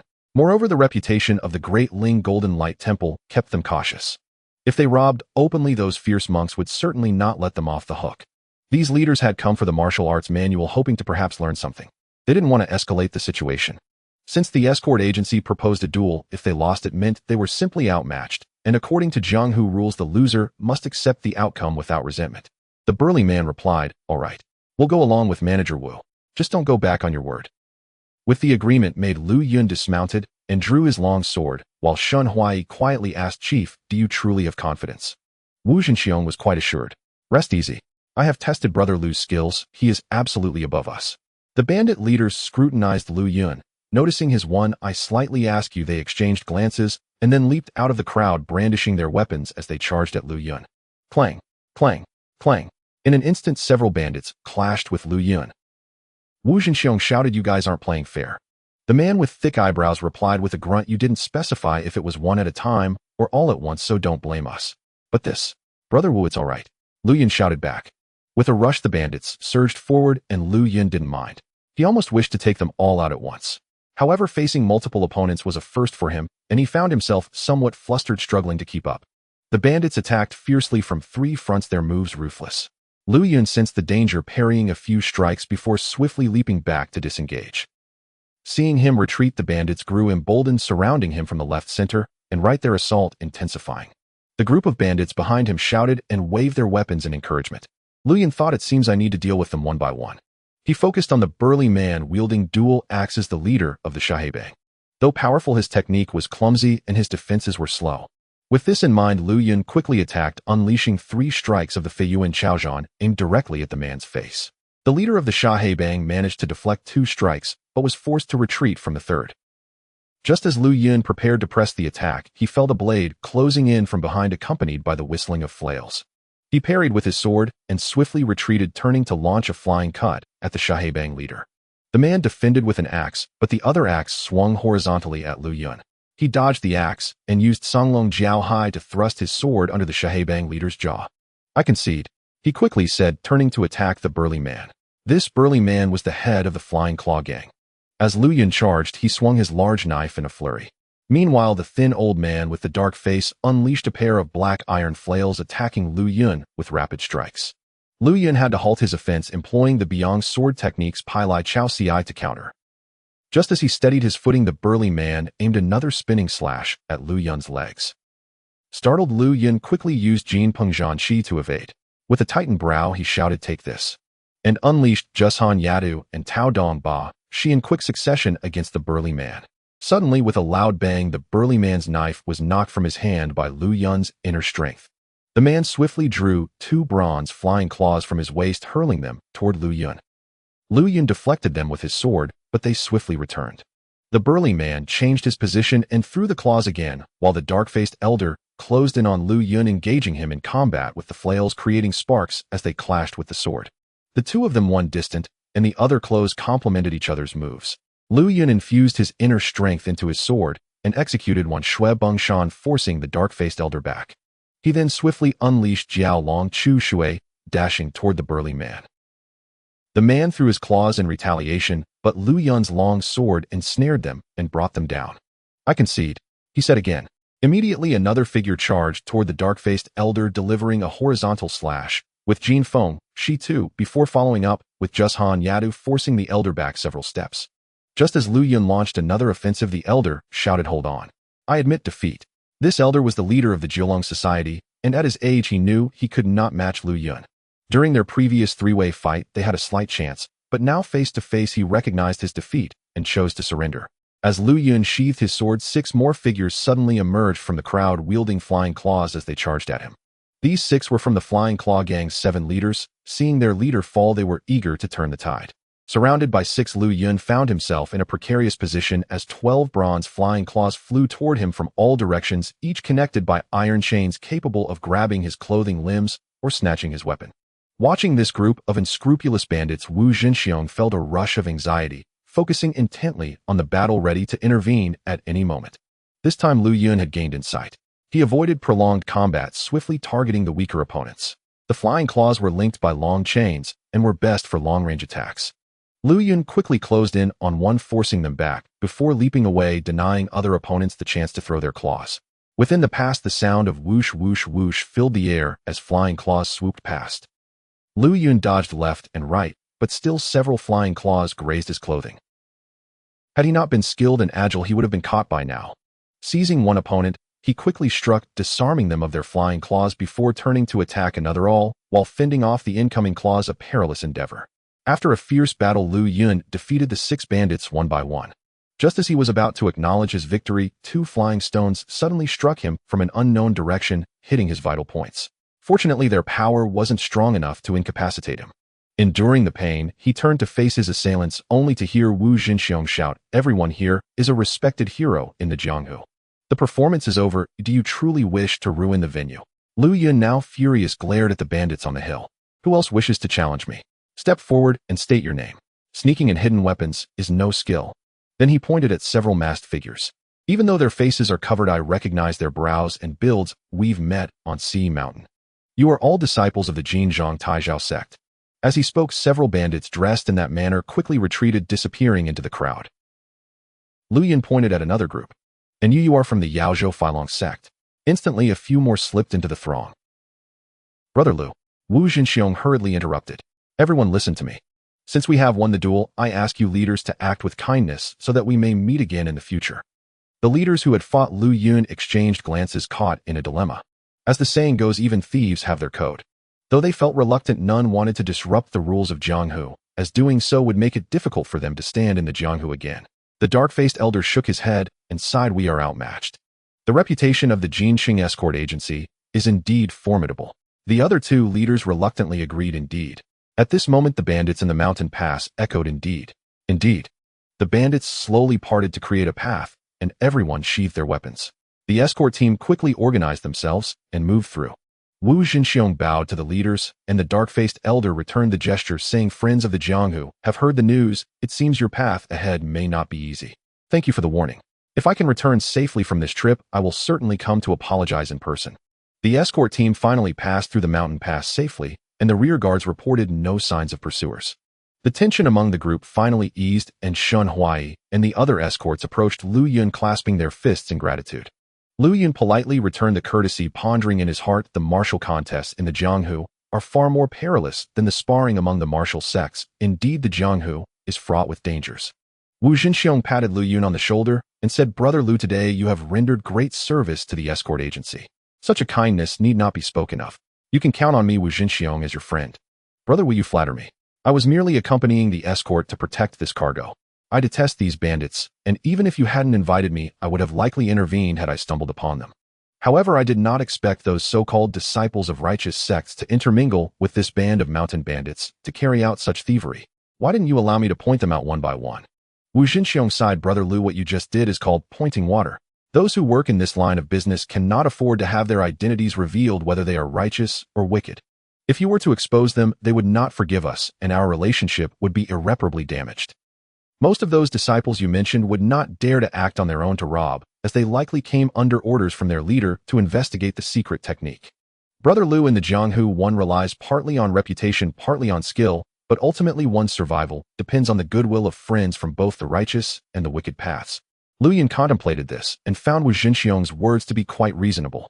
With his extensive experience and meticulous thinking, Wu Jinxiong was far more astute than Lu Yun, who felt like a reckless fool in comparison. That evening, the escort team found a deserted, dilapidated house to rest. Once the cargo carts were secured, they began to build a fire and cook.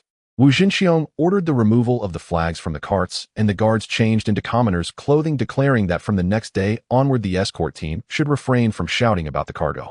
Lu Yun was puzzled by this, to which Shen Huai explained, "Brother Lu, due to changes in circumstances, our escort agency must switch to a covert operation." After dinner, Wu Jinxiong had someone brew tea, and they sat down to drink together. Unable to restrain his curiosity, Lu Yun asked Brother Wu, Brother Shun, I would like to ask you both a candid question. Do you truly not know what we are escorting? Wu Jinxiong furrowed his brow and drank down his cup of tea in one go. Brother Lu, to be honest, our Jincheng escort agency has been struggling in business over the past few years, making it difficult for the guards to make ends meet. Recently, someone entrusted us with this cargo, yet the employer did not show their face. They merely had someone deliver the box to our agency, instructing us to take it to the Daling Jingguang Temple and hand it over personally to the abbot Jingwu. When I inquired about the contents, the messenger remained tight-lipped, stating that the employer commanded either accept the cargo or they would seek another agency. Initially, I found this suspicious, but the sum offered was simply too high. 2,000 taels of silver. 2,000 taels. Lu Yun was momentarily taken aback by such a sum. Indeed, at first the chief guard hesitated, but I urged him, saying regardless of who entrusted this cargo to us, based on our Jincheng escort agency's years of experience, we can certainly handle any issues that arise along the way. Besides, this cargo is destined for the formidable Daling Jingguang Temple, who would dare to rob them. It's a gamble, and our brothers might just live a life of luxury. Thus, the chief guard ultimately accepted this task. Now it seems things are not so simple. Shen Huai, he added with a sigh. Brother Lu, we genuinely do not know what this cargo entails. However, it is strange how the rumor got out that we are escorting the Daling Jingguang Temple's Mixianggong. It is said that this technique was created by the first abbot Shi Xiang and is one of the 3 great treasures of the martial world. The other 2 are the Su Nu Gong's Su Nu Isen's sword and the Tianlu school's Yujing Xinxiao sword technique. Wu Jinxiong recounted. Upon hearing this, Lu Yun couldn't help but feel a deep sense of fortune. He had unknowingly learned such esteemed martial arts. Many had risked their lives for these precious techniques, and he felt lucky to be among the favored. Upon hearing this rumor, some so-called righteous sects will likely seize the opportunity to spy on this technique, but due to their sect's reputation, they probably wouldn't dare to act openly, much like today, sending disciples to mingle among bandits to gather intelligence. Wu Jinxiong, realizing the perilous journey ahead, couldn't help but sigh deeply. There's no need for concern, Chief Guard. We are determined to follow you without hesitation, no matter the storm. Good. With your assurance, I feel much more at ease. To reach Dalongshan's Daling Jingguang Temple, we must traverse the Xinguan and Yao states. Our Jincheng escort agency seldom travels this route, and we have few friends here. I heard Brother Lu became famous after the battle at Xishan, earning your sect the title of Wuzuan of the 5 states. That's why I dared to seek your assistance. I find conversing with you most pleasant, and you seem to be a person of great generosity and exceptional martial skill. I truly appreciate your help today. Brother Wu, you are too kind. Since I have been invited to assist with this escort, it is my duty. Lu Yun felt a blush rise to his cheeks at the praise. By the way, Brother Lu, do you have a reason for your hatred of these Jianghu bandits? Wu Jinxiong inquired. Lu Yun set down his teacup, memories flooding back, and began to recount his past with the Gu family troop. After listening, Wu Jinxiong exclaimed in anger, I never imagined you had such a past, Brother Lu. As the saying goes, even thieves have their code, bandits also follow certain rules. How could that scoundrel Liao Shanhu behave in such a manner, taking money and endangering lives, and even insulting Miss Tsai? Truly beastly. Rest assured, once we complete this escort, I will accompany you to track down those vile bandits, ensuring they are eradicated so they will no longer cause harm to the world. Thank you, Brother Wu. I have long awaited this day. Lu Yun refrained from mentioning the matter regarding the Yin Long Tu, fearing it might incite further Jianghu conflict. The next day before dawn, the escort team set off, disguising themselves as an ordinary merchant convoy. By noon, they spotted a tea house by the shaded roadside, a rarity in Guangzhou where establishments are often several miles apart, making travel quite inconvenient. Wu Jinxiong decided they should stop and rest. The tea house owner eagerly greeted them, sensing business. A guard speaking quietly informed Wu Jinxiong that the location was far from a water source, making it difficult for the escort team to fetch water. Wu Jinxiong nodded and requested several pots of tea from the owner. Feeling parched, Lu Yun sat down, with everyone feeling a bit more at ease. He raised his cup to drink, only to be stopped by Shen Huai beside him. As the tea house owner turned away, Shen swiftly stirred a piece of rhinoceros horn in the cup before signaling Lu Yun that it was safe to drink. Other guards at different tables also took out their rhinoceros horns and silver needles to check their tea before drinking. The owner, seemingly oblivious, busied himself with preparing tea. Wu Jinxiong took a sip and suddenly realized how far they were from a water source. How could there be a tea house here? Just as he stood up to command everyone to be alert, he found himself unable to move. Moments later, everyone was in the same predicament. Lu Yun felt dizzy, and seeing everyone in the same state sensed impending danger. It seemed they had fallen into a trap. As everyone collapsed to the ground, Wu Jinxiong felt immense frustration. Having been cautious since the start of the escort, he had let his guard down due to a moment of carelessness. He shouted, "Which friend is this? Please step forward and speak." The tea house owner smiled and turned around. "The falling god powder I concocted is not something ordinary folks like you can discern. As for my name, there's no need for you to know it was Qingtian." Then several men dressed as servants emerged from the grass hut brandishing crude knives, standing behind the tea house owner. Having recognized their identity, Wu Jinxiong said, "Friend, knowing our identities, are you really planning to break the plate with the Jincheng escort agency? Under normal circumstances, we would only dare to rob passing merchants, never confront your agency. But today what you are escorting is simply irresistible to me. Who doesn't want to catch a glimpse of the Mixiang Gong? Not to mention the 48 large gold plates that are worth a fortune." Wu Jinxiong quickly replied, "Friend, the rumors in the Jianghu are not to be trusted. What I am escorting is likely not the Mixiang Gong you speak of. Wouldn't it be clear once we open the box? Friends from all walks of Jianghu are searching for you. I had to strike first." With a flick of his hand, the bandits advanced, binding everyone's hands and feet before tossing them to the ground. The guards protested, but were quickly subdued by punches and kicks. Luyan found himself unable to move, filled with fury as he glared at the bandits, his eyes seeming to ignite with fire. Wu Jinxiong thought these men did not cover their faces. They seemed unconcerned about being recognized, indicating they had no intention of leaving any survivors. At that moment, the fake owner said, "If the contents of the box do not contain the rumored Mixiang Gong and gold plates, I will naturally release you all. If they do, then I'm afraid we'll part ways as enemies." Just then, a group of soldiers flying a government banner appeared in the woods. Everyone looked up to see the troops clad in bright red armor marching through the path. The fake owner immediately shouted, "No one is allowed to speak, otherwise I'll kill you." Some bandits pressed their knives against Wu Jinxiong's and Shen Huai's necks. Any sign of resistance would result in a swift demise. Shen Huai quickly exchanged glances with one of the guards, who suddenly shouted, "Officials, help! There are robbers here." Suddenly, thud. The guard was struck down with a knife. Another guard began to shout, "Officials, there are robbers." Before he could finish, thud. He too was silenced. Whoever shouts again will meet the same fate. The fake owner barked angrily, ordering his men to find cloth to gag everyone. Just then, a flurry of arrows whizzed overhead. The bandits holding knives were struck by the arrows and fell to the ground, unable to utter a sound as the sound of galloping hooves approached. Luyan looked up to see the troops had arrived, led by Du Feng of the Yuzhensi. The thief who had drugged them saw the situation turning against him and attempted to flee, but was quickly apprehended by the pursuing guards. Du Feng commanded the guards to free everyone, and they rejoiced at their rescue, though they still could not move. He hurried over to Luyan and asked, "Brother Lu, are you all right?" Luyan replied, "Thank you, Lord Du, I'm fine, but everyone has been affected by the falling god powder. You must ask him for the antidote." Du Feng immediately inquired, "Vile thief, how dare you rob in broad daylight? You truly have some gall. Hand over the antidote." The thief knelt on the ground, remaining silent despite the guards' beatings and scoldings. They searched him thoroughly, but found nothing. At this moment, Wu Jinxiong suggested, "Friend, if you reveal the antidote, we can plead for you with this lord and let you go. What do you think?" Du Feng contemplated this and said, "Very well. If you disclose the location of the antidote, I will agree to let you go and not pursue this matter. But if you dare to commit crimes again, I will not spare you." Hearing this, the thief immediately bowed his head and said, "Thank you, my lord. Thank you, Master Wu. The antidote for my falling god powder is quite simple. It just requires splashing cold water on the face. I beg you to let me off this time." Du Feng quickly ordered someone to retrieve a water bag from a horse and splash cold water on everyone's faces. Sure enough, after a few splashes, they regained their ability to move. After this, the remaining individuals were free from the drug's effects and could move freely once more. Du Feng instructed the guards to warn the thief before releasing him. Grateful, the thief thanked them profusely before vanishing in a puff of smoke. With the danger averted, they examined the two guards who had been killed. Wu Jinxiong felt immense guilt. The journey had been perilous. He ordered someone to find a suitable place to bury their bodies, promising to provide for their families in the future. Luyan sighed inwardly. This escort agency truly lives on the edge of a knife, and it is no easy task. As Du Feng approached, Luyan stepped forward to introduce him to Wu Jinxiong and Shen Huai. Brother Wu, Brother Shen, this is Lord Du from the Qinglong Fu of the Yuzhensi. He is the one who organized the martial arts competition at Xishan.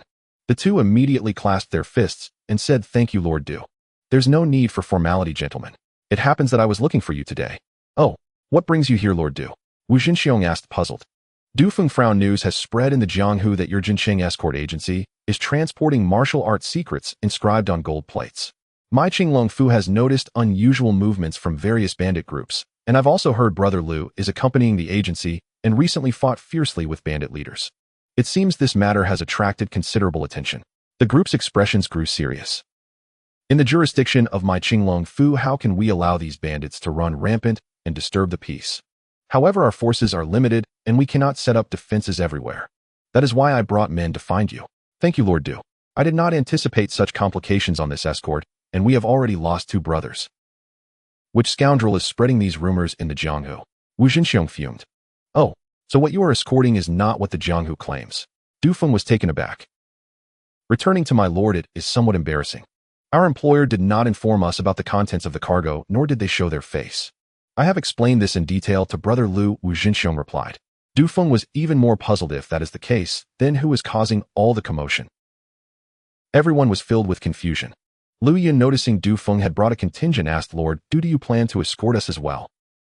While this matter has escalated into a martial conflict, logically it falls under the jurisdiction of my Yuzhensi.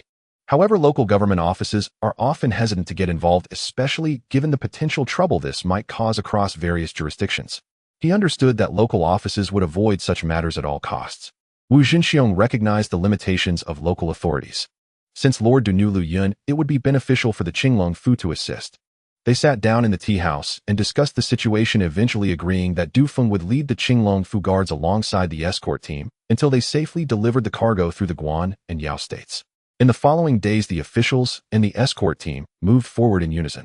Whenever the escort team sensed someone lurking in the shadows, the Qinglong Fu would dispatch guards to capture them. Thus, they traveled without further incident, allowing everyone to finally breathe a sigh of relief. 2 teams arrived at the border of Guangzhou, beyond Lei Yaozhou, and further ahead was Shuazhou, home to the Great Spirit Golden Light Temple. On this day, several martial guards from the Qinglong Mansion rushed in with alarming news. The 2 masters of the Heixiong Manor in Guangzhou had died overnight. These 2 brothers, renowned for their prowess with the Black Bear Whirlwind Whip, had been slain by a masked woman in black who pierced their hearts with a single sword strike. Du Feng's heart tightened as he immediately recognized the woman responsible. She was the same one who had killed Ding Feng at Sea Mountain. 9 skilled martial artists had already fallen to her blade, and he wondered who would be next. This case had thrown the entire martial world into turmoil, and now the Yuzinchi had taken it upon themselves to investigate the matter, with the Crown Prince personally overseeing the case. Du Feng did not dare to delay. Having spent several pleasant days with Wu Jinxiong and Lu Yun, Du Feng had grown fond of their company. Lu Yun in particular found Du Feng unlike other officials. He bore no airs of superiority, approached his duties with diligence, and took a handsome approach that earned Lu Yun's admiration. Today, with the case at hand, Du Feng had no choice but to return at once, realizing that capturing this female assassin would require more manpower. He felt a deep sense of regret at not being able to stay longer. Given the sudden turn of events, Wu Jinxiong dared not linger. He expressed his gratitude to Du Feng and sent many silver coins from the Qinglong Mansion's treasury as thanks. Du Feng initially declined, but Wu Jinxiong was insistent, and he ultimately accepted out of courtesy. Before departing, Du Feng said, After passing through Yaozhou, we will reach Shuazhou in 3 days. My friends, I can only accompany you this far. Please travel safely and deliver your cargo without delay. We shall share a drink when we meet again. He then turned to Lu Yun, saying, Brother Lu, may we meet again by chance. The others bid him farewell, wishing him a safe journey. Shortly after Du Feng's departure, a figure on horseback appeared in the distance, galloping toward the convoy. Lu Yun squinted to see a person dressed in yellow robes with a long sword strapped to his back, the attire of a disciple from the Beong sect. As the rider approached, he called out loudly, Is Brother Lu here? Master has summoned you back. Lu Yun stepped forward, recognizing the rider as Chen, a fellow disciple of the Beong sect with whom he shared a good rapport. Brother Chen, has Master called me back? Lu Yun asked anxiously. Dismounting, Chen took a sip of water and answered, Brother Lu, it's serious. Recently, many martial factions and sects have come to our Beong sect complaining that we, as a reputable martial sect, should not be engaging in escort missions. They demanded that Master recall you immediately and cease your involvement in this escort mission. Master was quite troubled. He said we cannot afford to offend these factions, so he sent me day and night to bring you back. Moreover, he instructed me to return the silver note given by Chief Wu as well. Upon hearing this, the escorts fell silent, and Wu Jinxiong's brow furrowed deeply. The journey to Yaozhou would likely be more perilous now. With Du Feng's guards just departed, the Beong sect's Master Kai was demanding Lu Yun's return, putting Wu Jinxiong in a difficult position. Lu Yun reflected that this trouble stemmed from their earlier sparring in the mountain hollow, when he had inadvertently offended these factions by using their techniques. Brother Chen, Master allowed me to escort on my own merit. This isn't about others. Furthermore, once I committed to the escort, I must be true to my word. Wouldn't it be a breach of trust to turn back halfway? Brother, no matter what, you are still a disciple of the Beong sect. Since Master has changed his mind, we must comply, Chen replied. After considering, Lu Yun said, Brother Chen will reach Shuazhou in just a few days. Let me finish this escort before I return. Chen was urgent. No, brother. If you finish this escort and then return, how will Master explain that to those factions? Master specifically instructed that if you do not return, you will be expelled from the sect. What? Expelled? Lu Yun was taken aback. Chen immediately handed him a letter penned by Master Kai. Upon reading it, Lu Yun found it brief, yet stern, echoing Chen's words. The letter criticized Lu Yun for engaging in combat, which had attracted trouble, inciting Master Kai's anger. Everyone gasped in shock. Wu Zhenxiong had not anticipated Master Kai would act so decisively. He turned to Lu Yun and said, Brother Lu, you've worked hard these days. We will be careful from here on. You should return. You don't want to face Master's punishment over this. Yes, brother, come with me, urged another. However, Shun Huai, irate, exclaimed, Chief, Wu, didn't Master Kai agree with us beforehand? How can he go back on his word now? Wu Zhenxiong motioned for Shun Huai to be quiet, signaling him to refrain from further comment. After reading the letter, Lu Yun furrowed his brows deep in thought as he paced back and forth before them. Memories of his time at the Beong sect flooded back. At that moment, a hand rested gently on his shoulder. Lu Yun opened his eyes to see it was Wu Zhenxiong. I know Brother Lu is righteous and understands the perilous journey ahead. However, I cannot allow you to be put in a difficult position for our sake. Brother Lu, please return. If we make it back, we shall share a drink together. Wu Zhenxiong pressed a silver note into Lu Yun's hand, insisting that he accept it. Chen urged, Come, brother. We must go. He swiftly mounted his horse. Lu Yun bit his lip and returned the silver note to Wu Zhenxiong, smiling. Brother Wu, didn't we agree to finish the escort before discussing this? It's only a few more days. Wu Zhenxiong looked astonished. Then Lu Yun took a few steps forward, kneeling on both knees in the direction from which they had come, and bowed deeply 3 times. Disciple Lu Yun expresses his gratitude for Master's kindness and nurturing. Now that the Beong sect has encountered trouble, to avoid implicating the sect, I willingly accept expulsion from the sect. I wish Master all the best. What? Everyone's eyes widened in disbelief at the scene unfolding. Chen quickly dismounted, alarmed. Brother Lu, what are you doing? Lu Yun steadied himself and replied, Brother Chen, during my years at the Beong sect, I have received kindness from my elder brother and fellow disciples. I am truly grateful. The Beong sect has now gained renown in the martial world, and I am delighted by this. However, whatever I do, I adhere to principles of loyalty and trustworthiness. I cannot obey Master's command this time. With that, Lu Yun exhaled with a sense of relief. Brother, why must it come to this? Chen urged.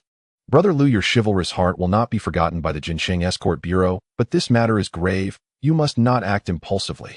Brother Wu, Brother Chen, I have made up my mind. There is no need for further persuasion. Chen hesitated for a long moment.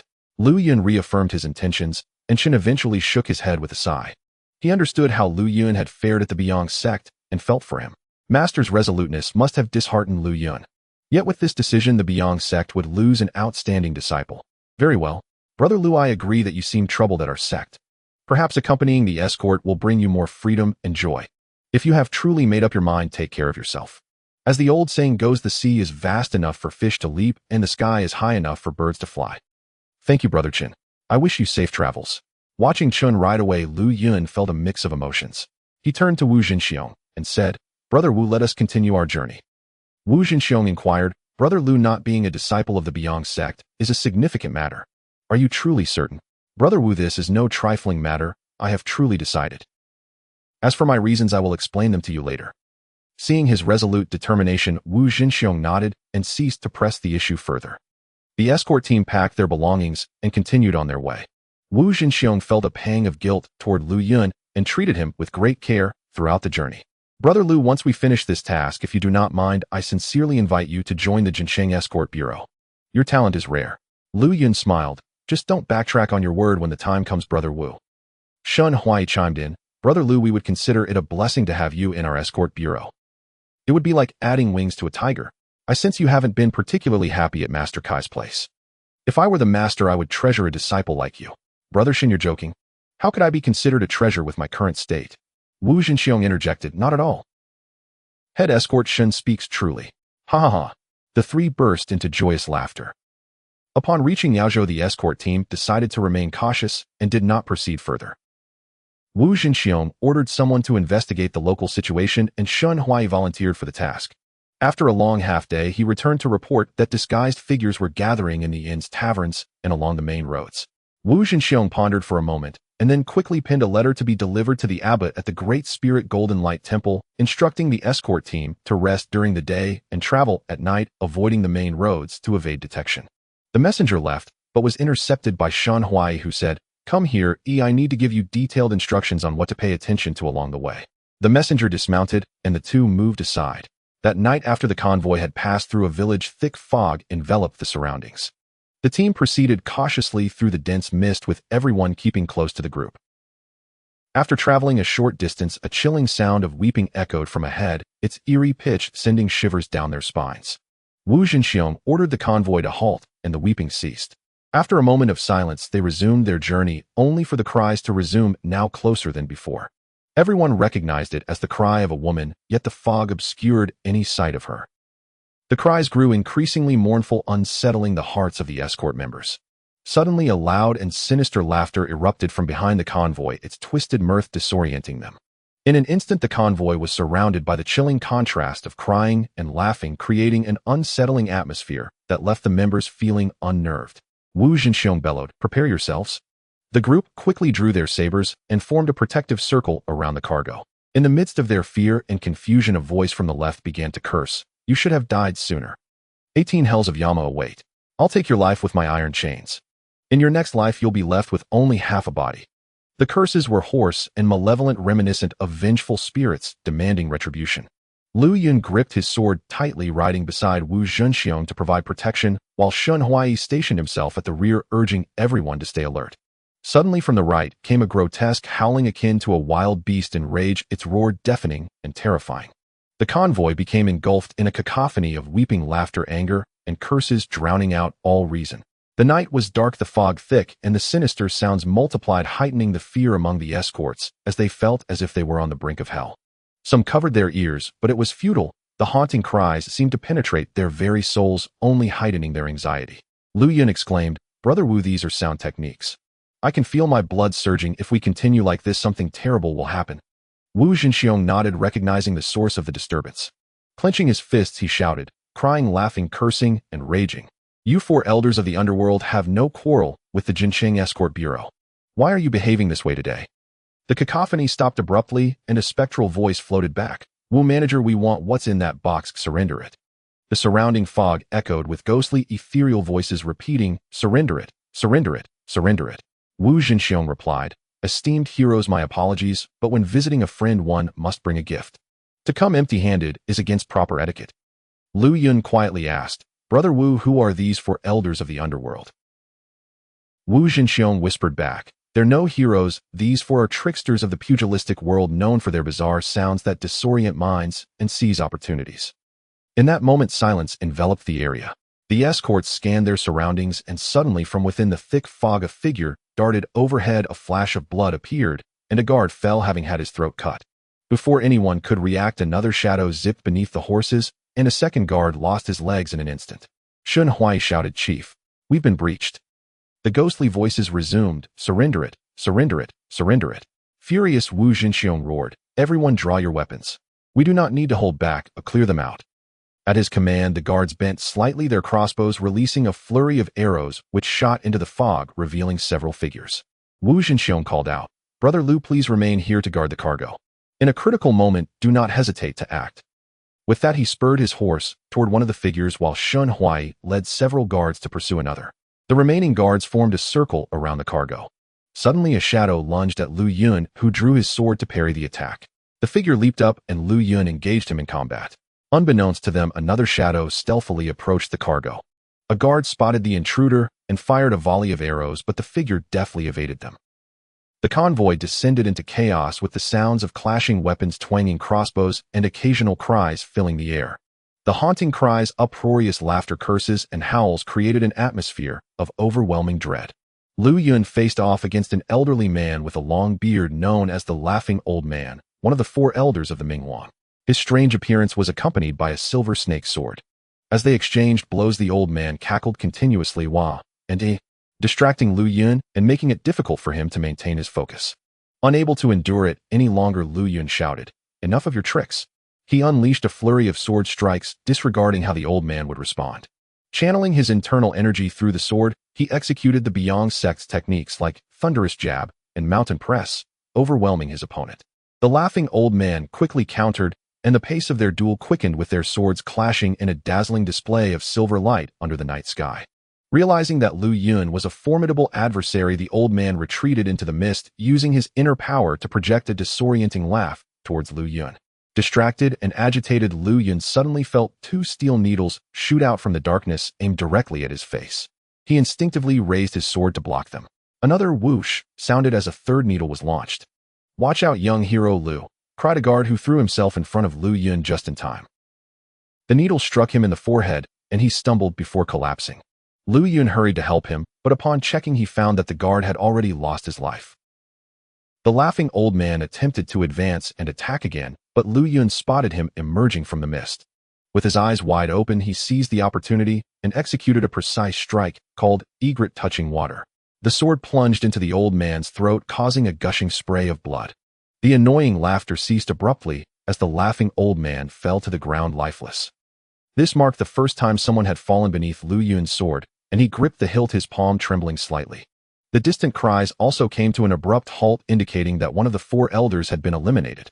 However, the curses from the remaining adversaries still echoed in everyone's ears. The guards, unable to tolerate the incessant taunts, charged towards the cursing old man, and in an instant several were killed in the mist. Seeing this, Lu Yun shouted, "Everyone, don't chase him. Surround him and shoot arrows." The guards seemed to regain their composure, dispersing to take aim at the cursing old man. They released a volley of crossbow bolts, but the old man, sensing danger, attempted to escape by dodging left and right. The guards, however, refused to let him slip away, constantly shifting positions to keep him surrounded. Countless crossbow bolts rained down from various angles. Some guards, having exhausted their bolts, resorted to throwing daggers at him. After a while, the cursing ceased. As they approached to search, they found the cursing old man collapsed beneath a tree, lifeless and riddled with arrows resembling a porcupine. This old man also had white hair and an unappealing, sharp-featured visage. As the thick fog gradually dispersed, the last of the piercing, bizarre howls faded away. After a fierce battle, Shen Huai and several guards were injured, bringing back the corpse of the angry old man. They quickly searched for Wu Zhenxiong, only to find him sitting on the ground, panting, with his dagger plunged into an old woman. Shen Huai approached, saying, "Chief Guard, the bandits have been cleared, but we have lost many of our brothers." Wu Zhenxiong was still in shock as Lu Yun helped him to his feet. He murmured, "The four elders of Minghuang are indeed formidable. Just now I was nearly overwhelmed by the crying old man's wails, which stirred a sense of grief within me, making me hesitate to strike. I almost turned my blade against myself. By the time I regained my senses, she had already wounded me, but thankfully it was not a fatal blow."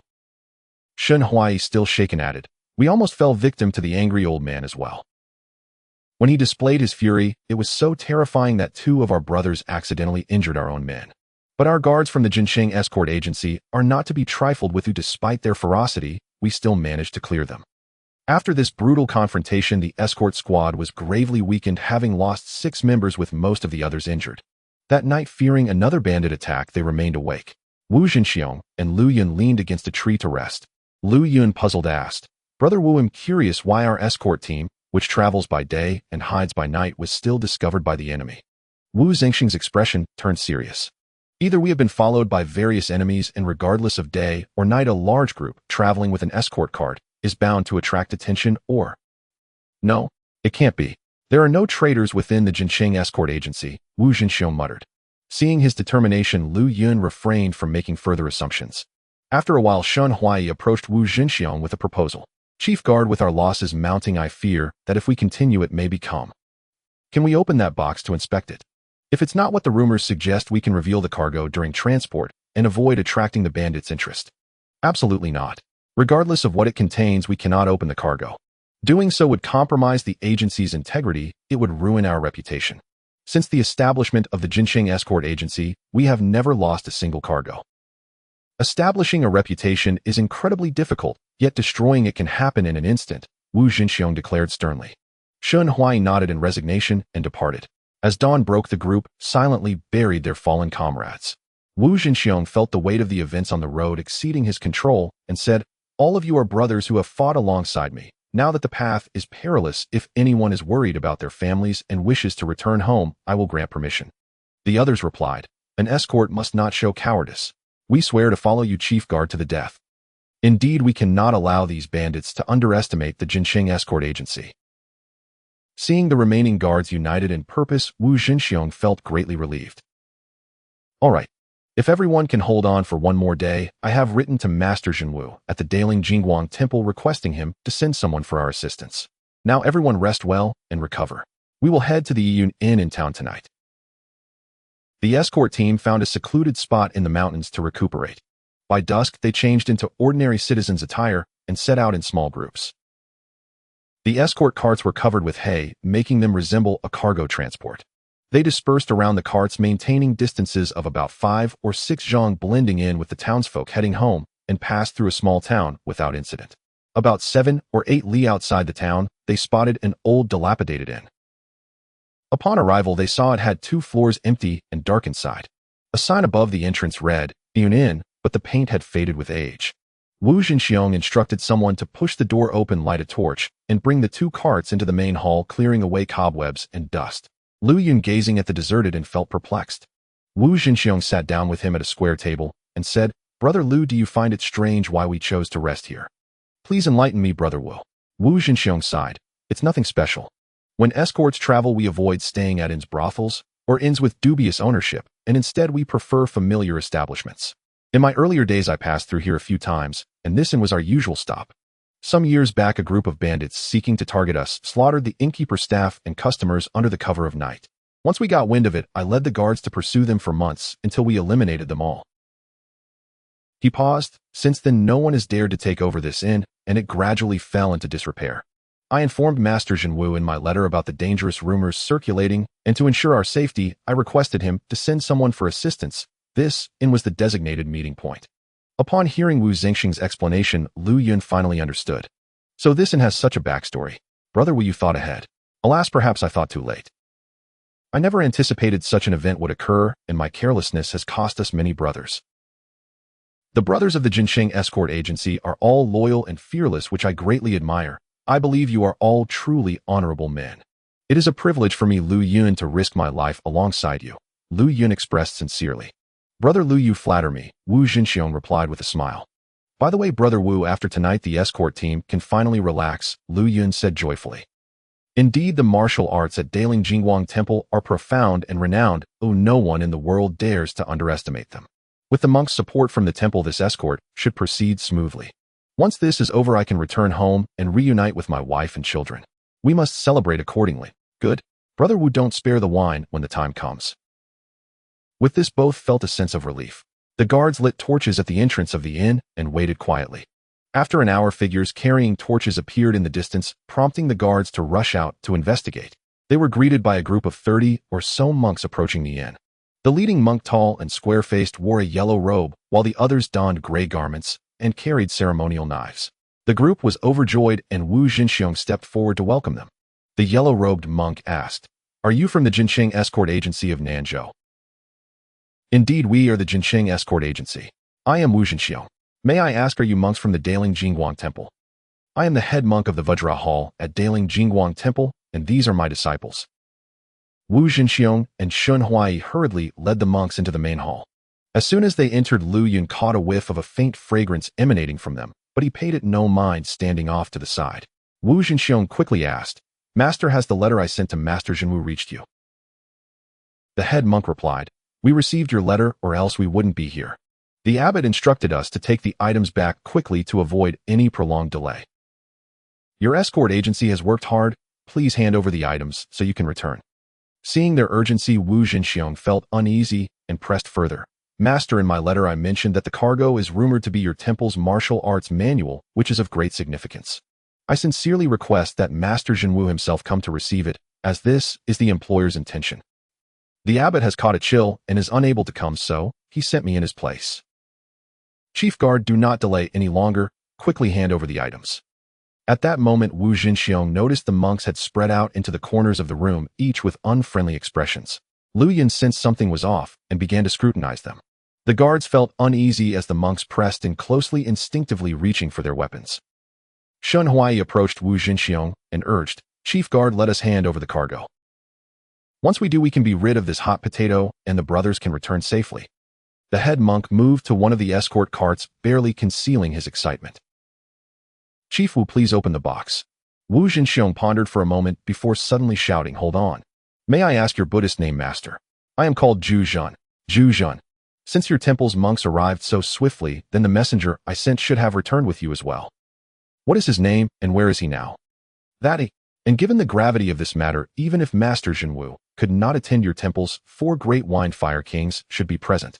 Moreover, Daling Jingguang Temple has no monks with the name Zhu. Who are you really?" The monk Zhu Zhan's demeanor shifted, his eyes darting around. Wu Jinxiong suddenly raised his hand, alert. The guards immediately distanced themselves from the monks beside them and drew their weapons.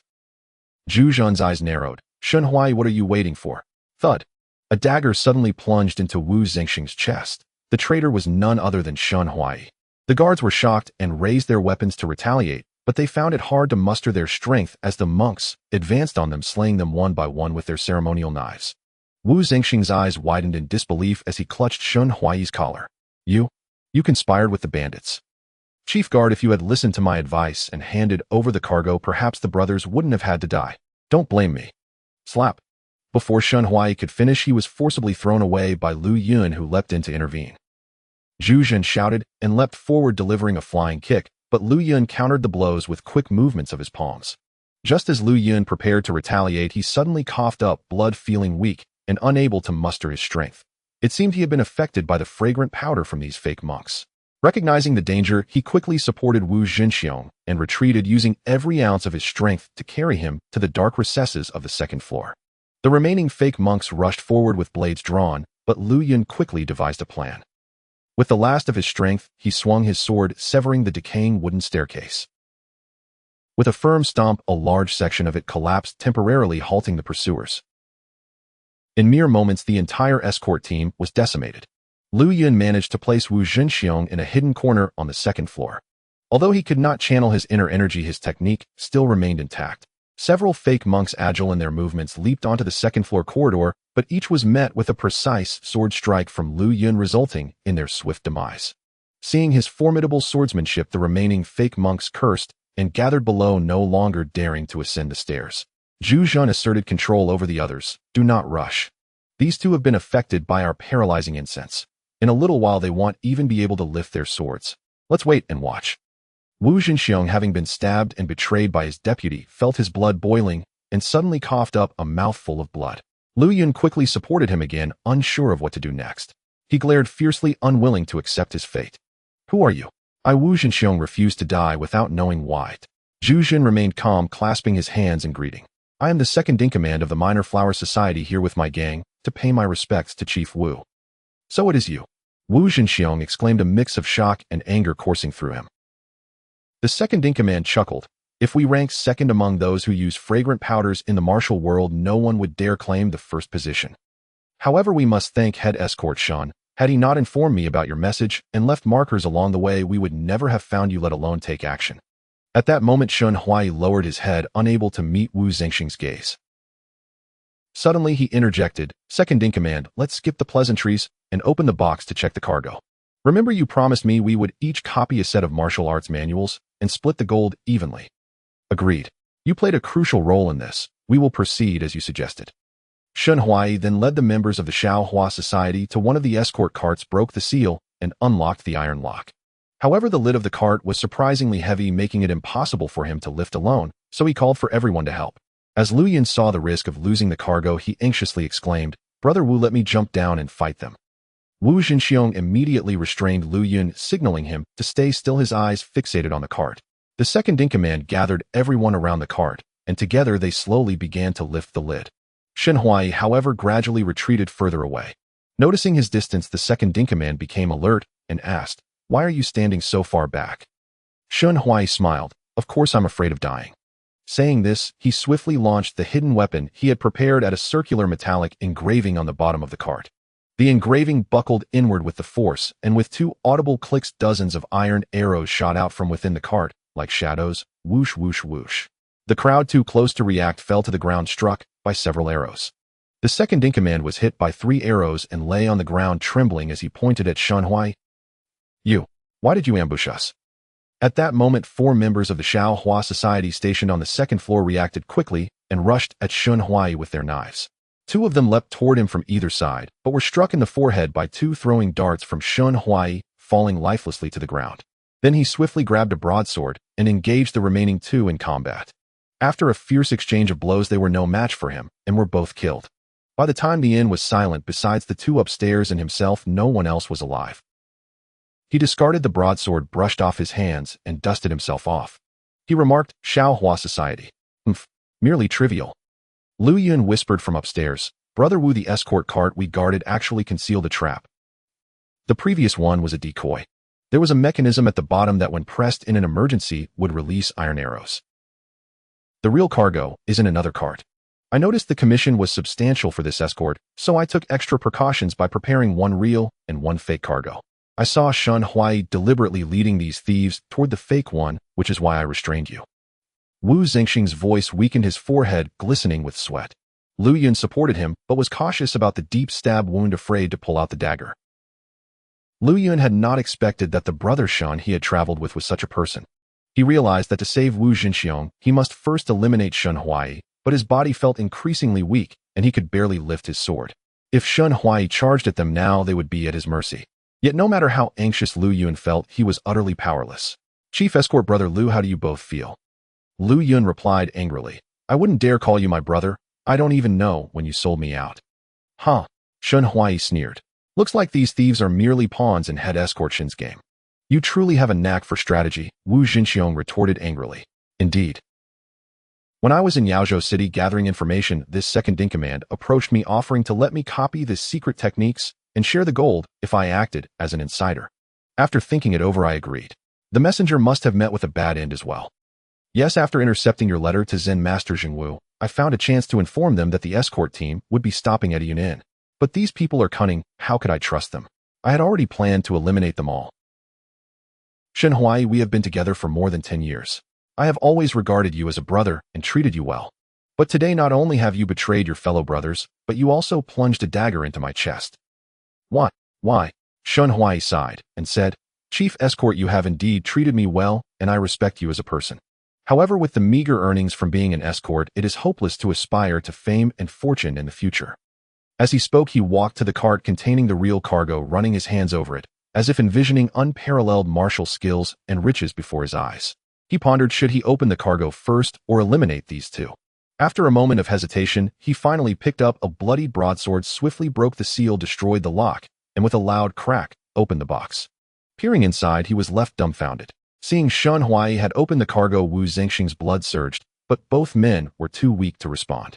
Wu Zhenxiong sighed deeply and turned to Lu Yun. Brother Lu, I'm afraid I've dragged you down, leading to your demise. I am sorry. Watching Wu Zhenxiong grow weaker, Lu Yun's eyes glistened with tears as he declared, Brother Wu, it is an honor to face death together with you today. True men stand tall in the face of adversity. Meanwhile, after examining the cargo, Shen Huai punched the cart in fury, his eyes blazing as he laughed maniacally. Ha ha. It was all just a beautiful dream. Ha ha. At this point, I have no way to turn back. I will send you on your way first. With that, he raised his blade, preparing to ascend the stairs. At that moment, a voice rang out from outside. The false monk in the inn, come out at once.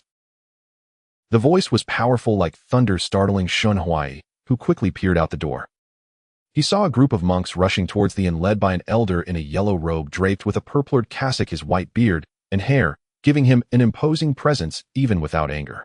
Behind the elder stood several warrior monks, 4 of whom wore brown robes, an old man and a young one, a stout and a thin monk, each wielding different weapons flanking the elder. The remaining 40 or so monks dressed in gray surrounded the front door with 6-foot staves. The elder shouted again, I am the abbot of the Great Ling Golden Light Temple, leading the 4 great wind and fire kings. If the impudent scoundrels impersonating my temple do not come out to face justice, we will break in. Upon hearing this, Shen Huai felt a surge of fear. It seemed the real monks had arrived. The 2 upstairs were unexpectedly overjoyed. Wu Zhenxiong was too weak to speak, while Lu Yun shouted, Abbot Jingwu, head escort Wu Zhenxiong is here. Those false monks are all dead, and there is still one thief left. Please come in and capture him. Filled with resentment, Shen Huai realized that all his previous efforts had led to nothing. Since things had come to this, he decided to save himself first and quickly fled to the back hall, leaping through a window to escape. Just as Shen Huai escaped, the front door burst open with a loud bang, and 2 warrior monks charged in. Dressed in brown robes, the first one was tall and held a 7-foot crescent blade, while the other was a young monk around 14 or 15 years old wielding a solid copper staff. 2 more brown-robed monks followed swiftly. One was round-faced and chubby, with 9 golden rings on each arm shimmering in the torchlight, while the other was an older monk gripping a 9-ring demon-suppressing staff. These 4 were the 4 great wind and fire kings of the Great Ling Golden Light Temple. After surveying the scene, they frowned upon seeing numerous lifeless bodies on the floor, checking for signs of life, but finding none. The round-faced monk exclaimed, "Abbot, there are no living souls here." At that moment, Abbot Jingwu strode in with the other monks following closely behind holding torches. Upon hearing the commotion, Lu Yun quickly called out, "Abbot Jingwu, we are over here."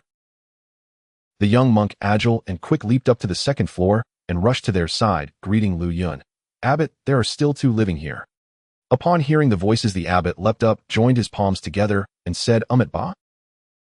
Who are you?" "I am Lu Yun, escorting for the Qingtian escort agency. This is head escort Wu." Just now a traitor fled from the back hall. Before Lu Yun could finish, the 4 great wind and fire kings had already dashed out the window in pursuit. Seeing Wu Jinxiong severely wounded by the dagger, Abbot Jingwu realized the gravity of the situation. He quickly sealed the blood vessels around the wound and gently extracted the dagger. Since the blood vessels were sealed, no blood flowed out. Next, a warrior monk poured medicinal powder from a small vial onto the wound. The abbot then placed his palm on Wu Zingxing's forehead, channeling his deep inner energy into him. "You have done well, head escort Wu. I have heard rumors in the martial world that someone entrusted you to deliver our temple's long-lost secret technique. Knowing the journey would be perilous, I led the monks here to assist you.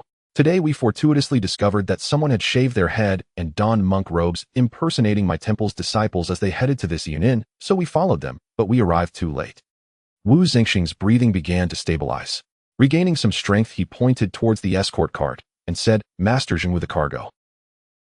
Realizing the significance, the abbot immediately leapt down the stairs, instructing people to open the escort cart. Inside, they found a massive iron box that had already been opened. The monks lifted the box and opened the lid, only to discover that it contained only a few chunks of scrap iron with no gold plates or the so-called secret technique.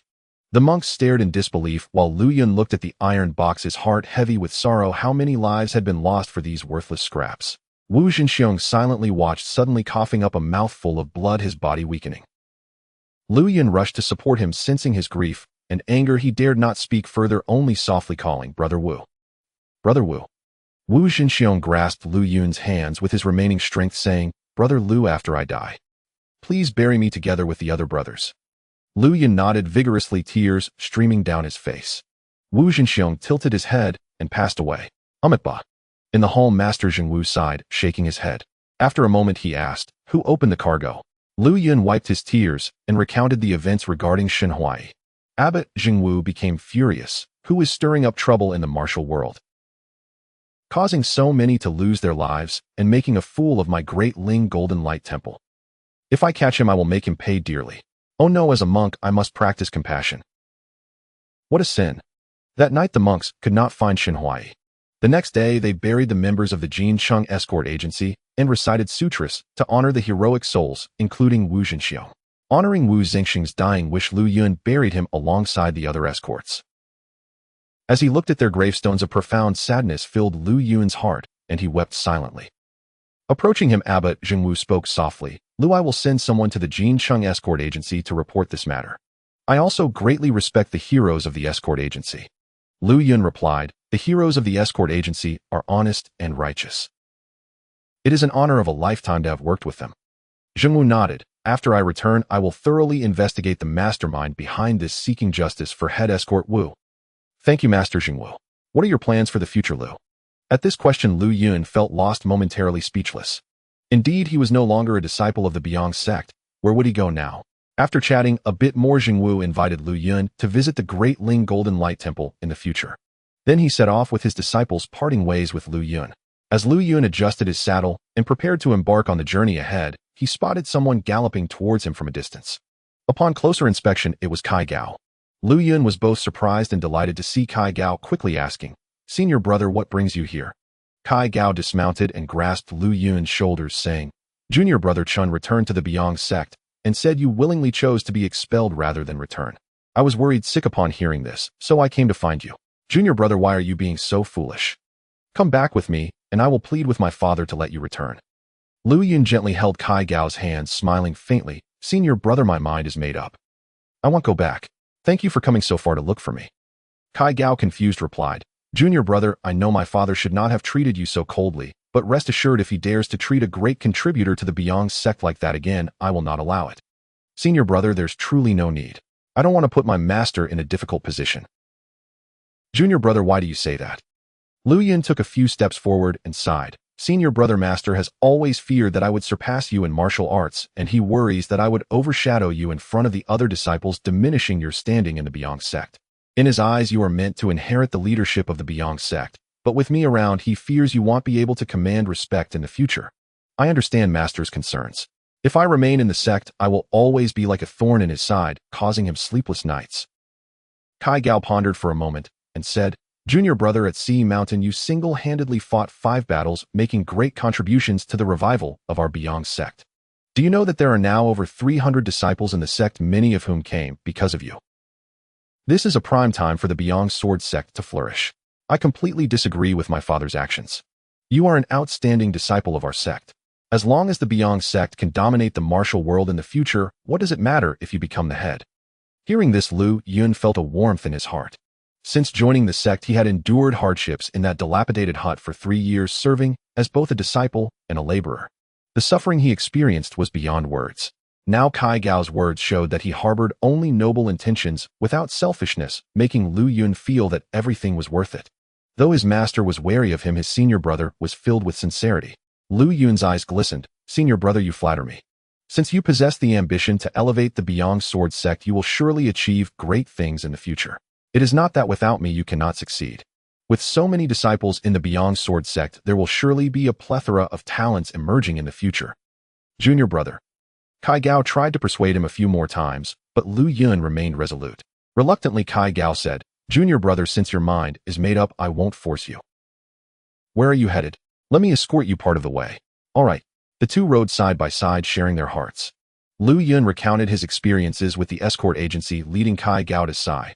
The martial world is indeed perilous. Human hearts are hard to predict. As evening fell, they rested in a forest and reminisced about their time in the Beong sect, reveling in the joy of shared memories. The next morning, they exchanged farewells. Kai Gao implored once more, Junior brother, I truly wish for you to return. Lu Yun smiled at Kai Gao, his mind set. Junior brother, whenever you wish to return, the Beong sect will always welcome you warmly. Take care on your journey. Senior brother, take care. Watching Kai Gao's figure disappear into the vast wilderness, Lu Yun took a deep breath and continued on his unknown journey ahead.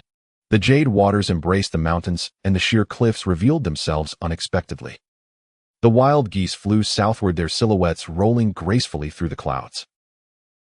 Amidst the sprawling flower mountain, a couple clad in white strolled leisurely, their affection palpable and their hearts intertwined.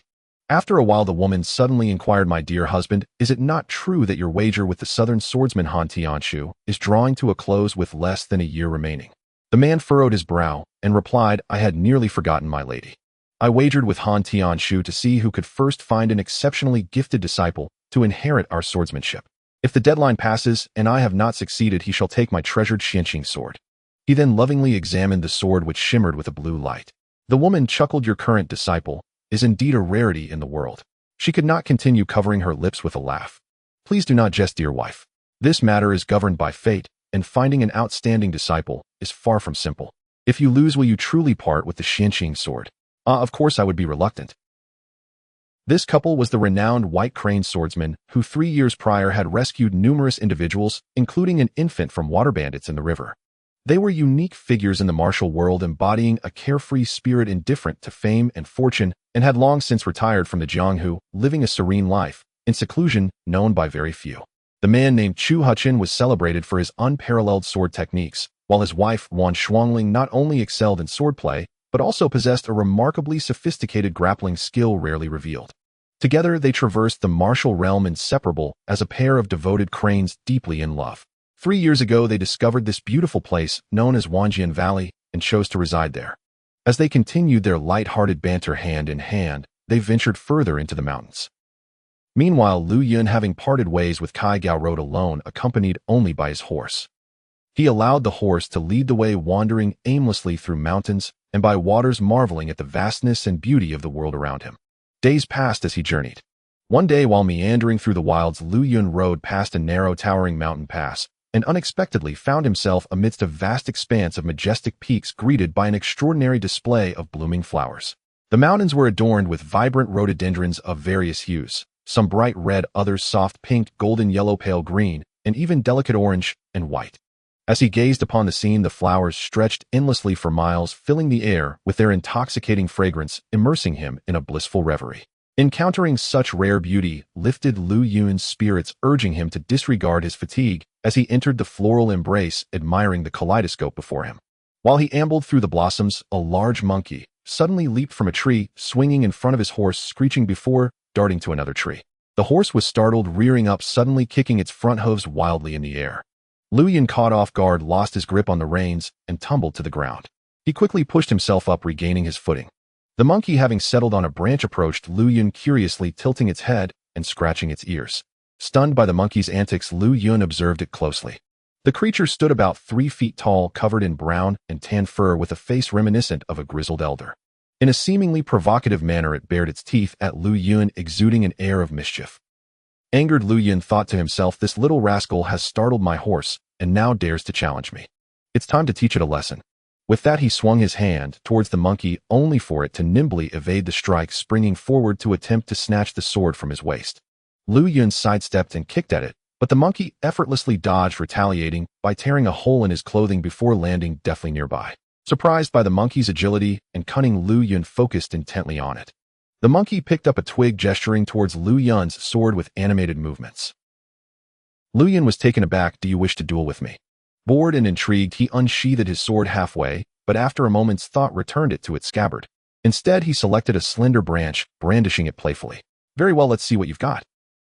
Thus, man and monkey faced off, each wielding a stick, in a comically serious duel. The monkey, growing impatient after a moment of waiting for Lu Yun to strike, launched itself at him, executing a series of swift attacks. The twig in its hand became a formidable weapon, darting and slashing as Lu Yun countered each move with his own. Yet the monkey seemed to gain enthusiasm, its techniques becoming increasingly bizarre and inventive. Its small, agile body allowed it to leap and dodge with ease, gradually taking the upper hand, leaving Lu Yun in a disheveled state, his clothing torn in multiple places. Perplexed, Lu Yun noted that the monkey, despite its chaotic style, exhibited a surprising level of technique, as if it had learned the subtleties of swordplay. In a moment of inspiration, he decided to test his skills further. With a swift change in tactics, he unleashed a series of strikes inspired by the Baiyang sword school's techniques, including Canglong Jiao Hai Fei, Wan Tiaozhan, and Bailu Dian Shui, launching a fierce assault against the monkey.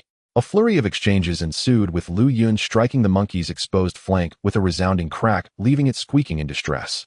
"Now that's what you get for being a nuisance," Lu Yun chuckled. The monkey, now indignant and blushing with embarrassment, leaped above him, brandishing the twig as it swept across Lu Yun's face.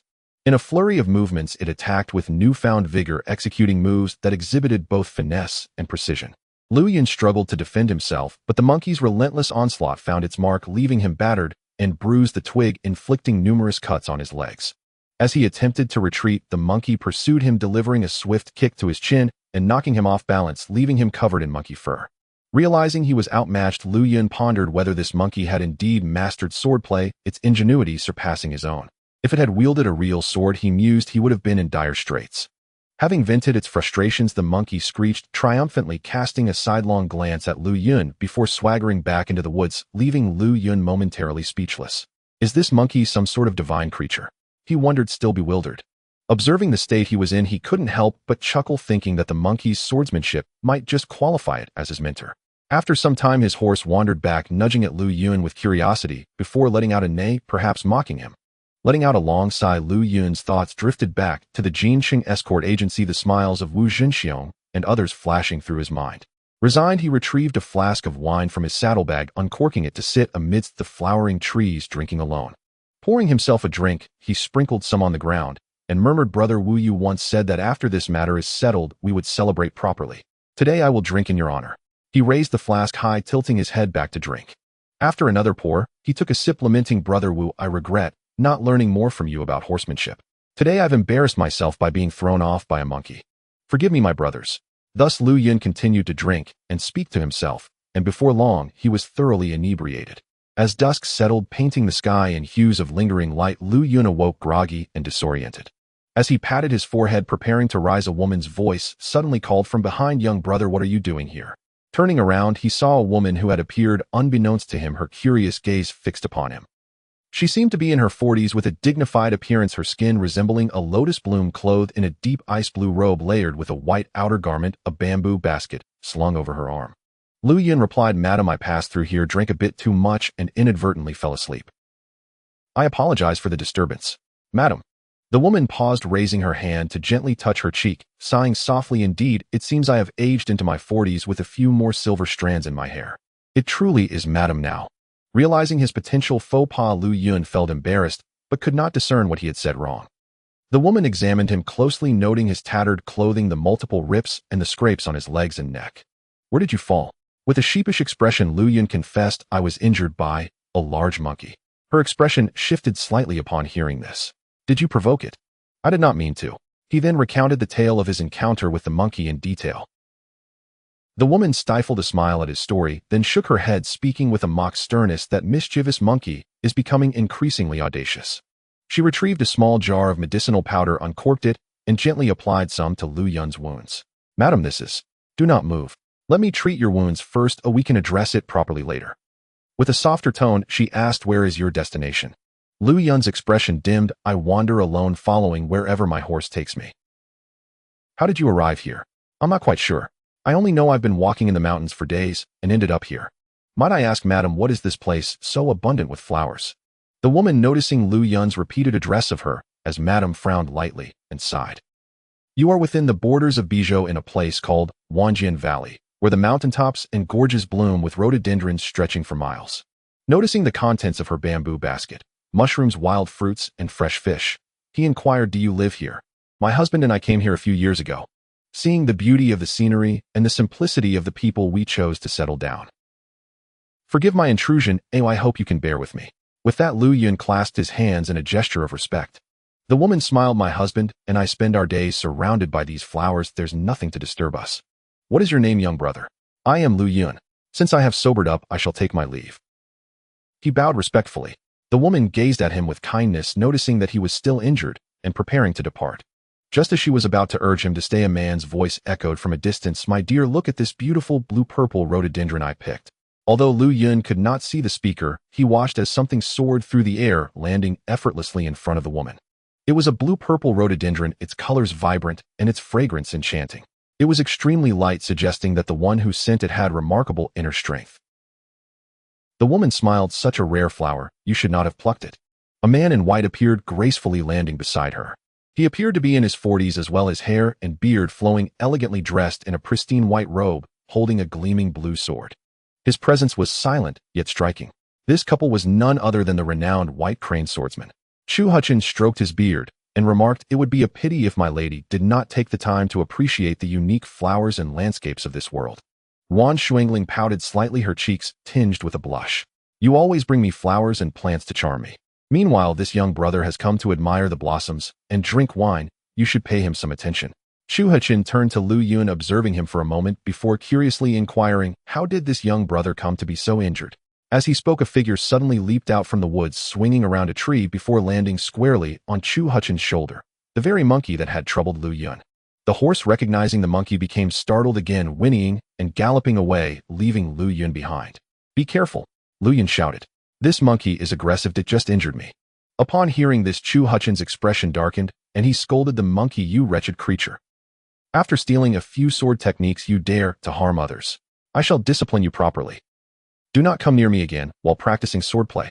Realizing that the monkey was familiar with the couple, Lu Yun fell silent. The monkey appeared to understand its misstep, lowering its head as it hopped down, casting an uneasy glance at Lu Yun before turning tail and scampering back into the woods, its previous bravado gone. Wan Shuangling quickly interjected, "This monkey is a Tibetan macaque. It has lived in these flowering mountains and is not our pet. The monkeys here are quite friendly and intelligent, often approaching humans. Whenever my husband practices swordplay, this monkey likes to observe, and over time it has taken to mimicking human actions, brandishing sticks.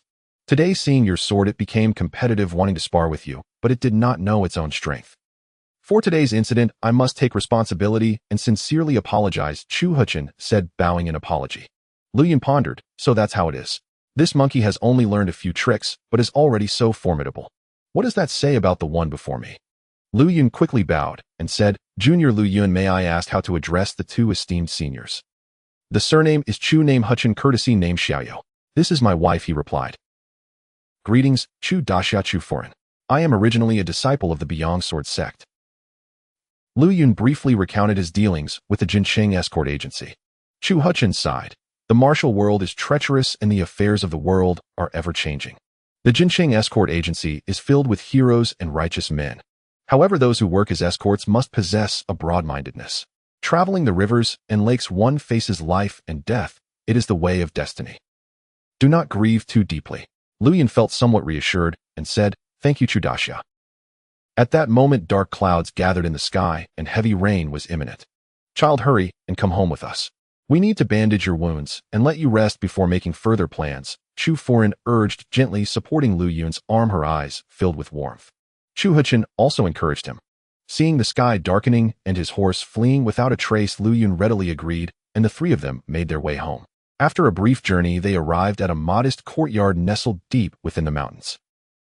The courtyard featured several elegant wooden houses surrounded by fragrant flowers and winding paths. As they approached, a faint scent of wood wafted through the air. This was the residence of the White Crane duo. Upon entering, Chu Foreign carefully bandaged Lu Yun's wounds. Noticing his tattered clothing, she found a fresh outfit for him to change into. Lu Yun hesitated to accept, but overwhelmed by their kindness and recognizing his own disheveled appearance, he finally accepted with gratitude. Once Lu Yun had changed, Chu Foreign surveyed him for a moment and exclaimed, Husband, look. This child's attire fits him perfectly. Indeed it does, Qingtian chuckled.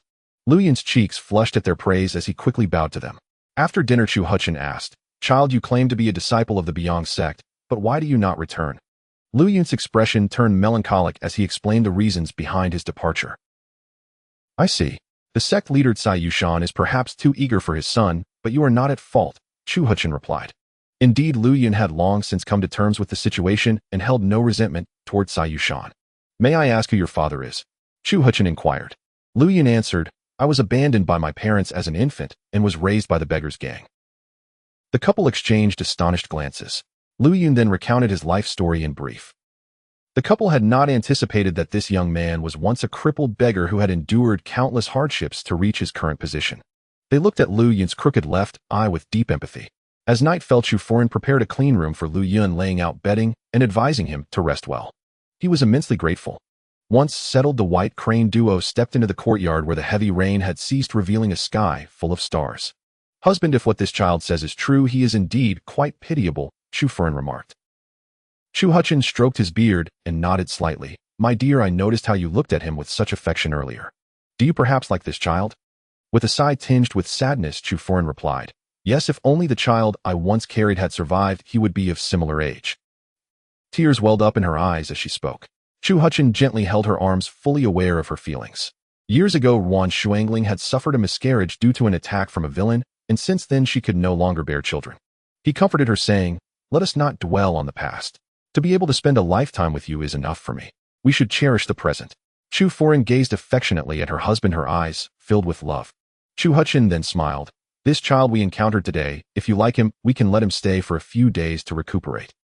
That would be nice, but I wonder if he would be willing to stay. Chu Foreign worried. Oh, my dear husband, you have a wager to fulfill. Isn't this the perfect opportunity? Yes, but the time is short. Let's see how it goes. The couple chatted for a while before returning indoors. Meanwhile, Lu Yun lay in bed, feeling the serene atmosphere filled with the fragrance of orchids and a tranquil simplicity that calmed his mind. Just as he was about to drift off to sleep, he heard the wooden window creak open, and suddenly a furry figure darted in. Sitting up, he realized it was the large monkey. The monkey peeked and seeming both shy and cautious as it gazed at Lu Yun. Curiosity piqued Lu Yun, wondered what it would do next. The monkey carefully approached the bedside, dropped a few fresh fruits, glanced back at Lu Yun, and then scampered back out the window, ensuring to close it behind. Lu Yun picked up the fruits and smiled knowingly, realizing this was the monkey's way of offering companionship. It seemed that the monkeys in Huashan were quite perceptive and amusing. He reflected on how shallow his swordsmanship was if he couldn't even defeat a monkey. It appeared that there was always someone better, or in this case, a monkey more skilled. With thoughts swirling, Lu Yun soon fell into a deep sleep. The next morning, as dawn broke, Chu Huchin was already up early, sword in hand, preparing to practice in the mountains. The large monkey, as usual, had been waiting along the path, eager to accompany him. However, today Chu Huchin did not take it along. Instead, he scolded, "You mischief maker. After learning a few moves, you go around hurting others. Stay away from me for a few days and think about your actions." With that, he took a deep breath and vanished into the distance with his lightness of foot. Lu Yun also woke up early. Accustomed to doing chores at the Beong sect, he picked up a broom, without a word, and began sweeping the courtyard. Just then the large monkey arrived, looking somewhat dejected, and climbed to a branch to sit idly. Noticing its gloom, Lu Yun picked a small flower and offered it to the monkey, hoping to cheer it up. To his surprise, the monkey snatched the flower away without a glance, folded its arms, tilted its head to one side, and made a disgruntled face. Seeing the monkey's antics, Lu Yun couldn't help but laugh. "It seems you don't like flowers but prefer to wield sticks," he said as he found a long branch and handed it to the monkey. The monkey treated it like a treasure, immediately brightening up and dancing around playfully, poking at Lu Yun with the branch. "Are you here to challenge me because Chu Daxiao left you behind?" Lu Yun asked. The monkey seemed to understand, taking a stance as if to demonstrate sword techniques. "Good," Lu Yun exclaimed, suddenly motivated by the monkey's enthusiasm. He picked up a stick and began to spar with it. That morning the two of them engaged in a playful duel in the courtyard. Soon a group of wild monkeys appeared from nowhere, gathering in clusters to watch the spectacle, their excitement palpable. After only a short while, Lu Yun found himself bruised and battered, retreating to the side, shouting, "All right, oi. No more fighting today. I admit defeat, I know you're skilled." But the large monkey, seemingly in high spirits, continued the fray, leaping forward for another attack. "Yuan He, cease your insolence," Chu Foran called out as she stepped out of the house. Her words froze the monkey in place, which dropped the stick and retreated obediently, its eyes full of grievance. Lu Yun quickly clasped his hands and said, "Chu Foran, I see now it has a name."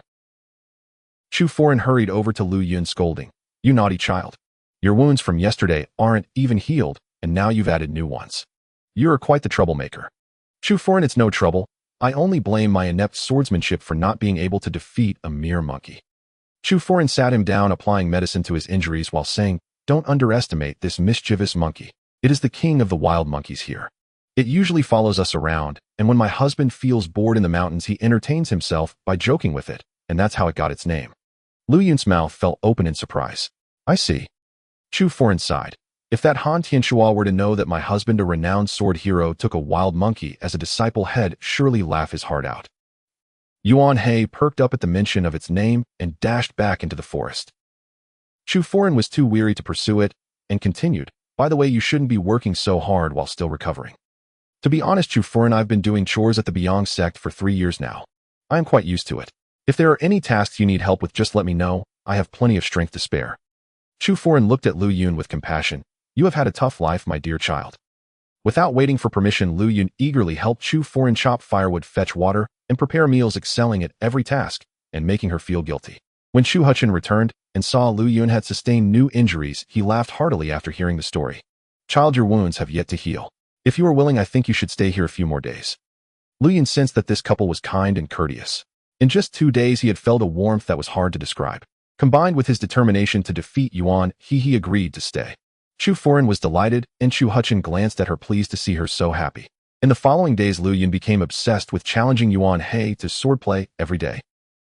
The monkey was thrilled to have a sparring partner, but didn't realize the need for restraint. Lu Yun often ended up bruised, but the next day he would return with different techniques, yet he could never defeat Yuan He. Seeing the two enjoying their rivalry, the White Crane duo did not intervene. However, every night Chu Foran would tend to Lu Yun's wounds, her frustration growing as she saw him constantly injuring himself. "If you two keep this up, I will send Yuan He back to the forest and not allow it to come again." Lu Yun lowered his head, suppressing a grin, and stole a glance at Yuan He, which behaved obediently in front of the White Crane duo, but appeared quite the hero in front of him. At that moment, it was sitting cross-legged with its eyes half-closed, seemingly contemplating martial arts or lost in thought. Seeing Lu Yun so engrossed in swordplay, Chu Huchin couldn't resist offering guidance. "You cannot defeat Yuan He, not because your swordsmanship is lacking, but because the Beong sect style relies on heavy, expansive moves. It has great power, but lacks agility, making it difficult to adapt to your intentions. Yuan He, being naturally nimble, employs flexible and varied techniques, making your moves seem clumsy in comparison. Upon hearing this, Lu Yun suddenly understood. He thought for a moment, then stood up and bowed to Chu Huqin. Chu Daxia, your words are enlightening. I have a request that may seem odd. I would like Yuan He to be my teacher. I promise to diligently learn swordsmanship from it. Chu Huqin's eyes twinkled as he chuckled without responding. Chu Foren looked at Lu Yun and said, very well, let me discuss this with my husband. Lu Yun rejoiced, quickly expressing his gratitude to both Chu Daxia and Chu Foren. If I can have Yuan He as my master, I will certainly study diligently. That night, the White Crane duo went to a beautiful spot in the mountains to admire the moon, which was bright in the sky, casting a double shadow. Husband, have you guessed the child's thoughts? Chu Foren asked. How could I not know? The child wishes to be my disciple, but is too shy to say it directly. What do you think, my dear? Chu Huqin replied. Yuan Shuangling leaned against him, gazing into the distance, murmuring, I really like this child. Somehow from the moment I met him, I felt an affinity. Chu Huqin looked at his wife, his eyes filled with love. If you like him, then I will take him as my disciple.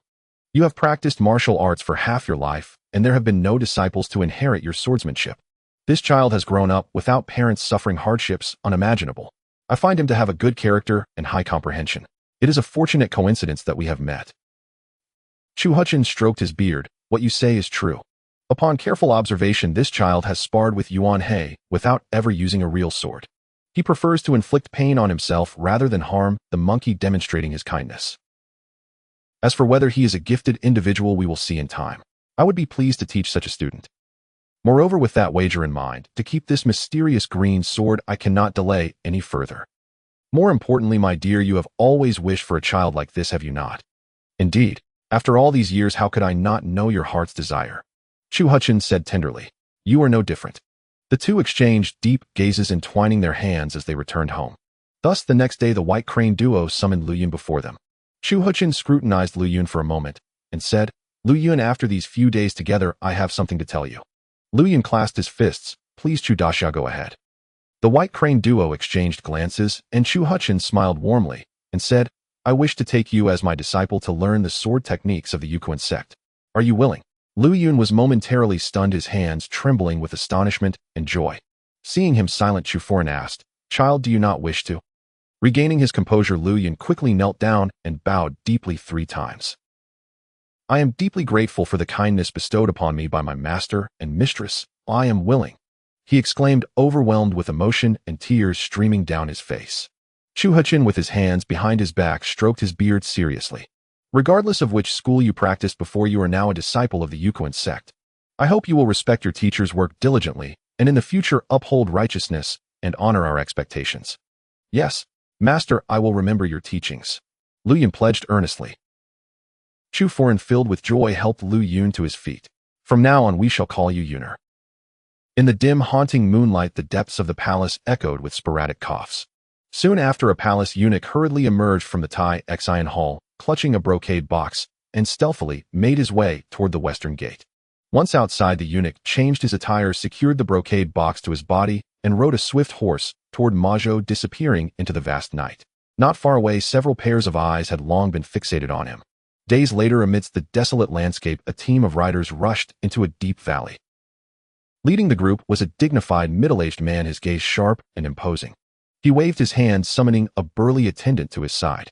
What is this place with such a wide entrance yet a narrow exit? He inquired. Your Highness, this valley is called Ju Ti Gu, the attendant replied. The prince surveyed the towering cliffs on either side, his brow furrowing. Behind him trailed a long procession of 70 to 80 people of all ages, with women and children occupying 3 carriages, while the rest rode swift horses, many armed with blades and spears. Everyone be vigilant. Dai Ping, this terrain is treacherous. Take some men ahead to scout the path. We'll follow closely. Yes, Your Highness. Dai Ping, a robust guard with thick eyebrows, quickly selected several men and galloped ahead. At this moment, an elder approached the prince on horseback, speaking in hushed tones. Qingtian, did Father Emperor issue a secret edict for me to bring this item to the capital as a precaution against Prince Gui? The prince asked, gesturing to the box wrapped in brocade in his arms. Qingtian replied, Your Highness, with the crown prince deceased and no successor appointed, Prince Gui, relying on his power, is intent on seizing the throne. Now that the official is bettered and his ambitions are evident, It was he who, seeing your favor, instigated the Dongjia to rage against you, resulting in your demotion to Majo. Now the edict calling for your return must relate to this matter. From the secret edict, it seems Father Emperor is aware of the situation and has summoned me to the capital to infect the crown prince as a countermeasure against Prince Gui. If so, the fortunes of this situation are hard to predict. Qin Shiya smiled. Your Highness, you are known for your kindness and virtue, and you possess the talent for governance. I believe that upon your return the official will certainly rely on you and arrange for you to inherit the throne. Let us not speculate further. Prince Gui has many spies and will not easily allow me into the capital. Qin Shiya continued. Reports indicate that Prince Gui's men secretly infiltrated Majo yesterday, aiming to eliminate any potential threats. He is quite bold, showing no regard for consequences in his bid for power. The prince, troubled, glanced back at the 3 carriages filled with families, and then at the deep valley anxiety gnawing at his heart. Inside one carriage, several children were playing near their mother, while a 4 or 5-year-old girl lifted the curtain, peering curiously outside. "Wainer, what are you looking at?" her mother gently inquired. The girl set the curtain down, replying, "Mother, where are we going? Why aren't we taking the main road, and instead using these difficult paths?" "Child, refrain from questioning your father's matters. Just stay close and look after your younger siblings," her mother reassured her. Though filled with doubt, Wainer responded, "All right, mother." She then crouched down, observing her siblings play with porcelain dolls and clay rattles, exclaiming, "Look how well Ligir and Ingir play." An elderly maid nearby praised, "Your Highness, see how understanding Princess Wainer is taking care of Ligir and Ingir so well. We the servants can do nothing to help." The princess mother smiled warmly, watching her children with affection. Before long, the entire group had entered the valley. Dai Ping returned on horseback, reporting, "Your Highness, there is no unusual activity ahead, but the rocks are increasing and the path is narrowing. We may find it difficult to proceed quickly." The prince asked, "Are there no other routes?"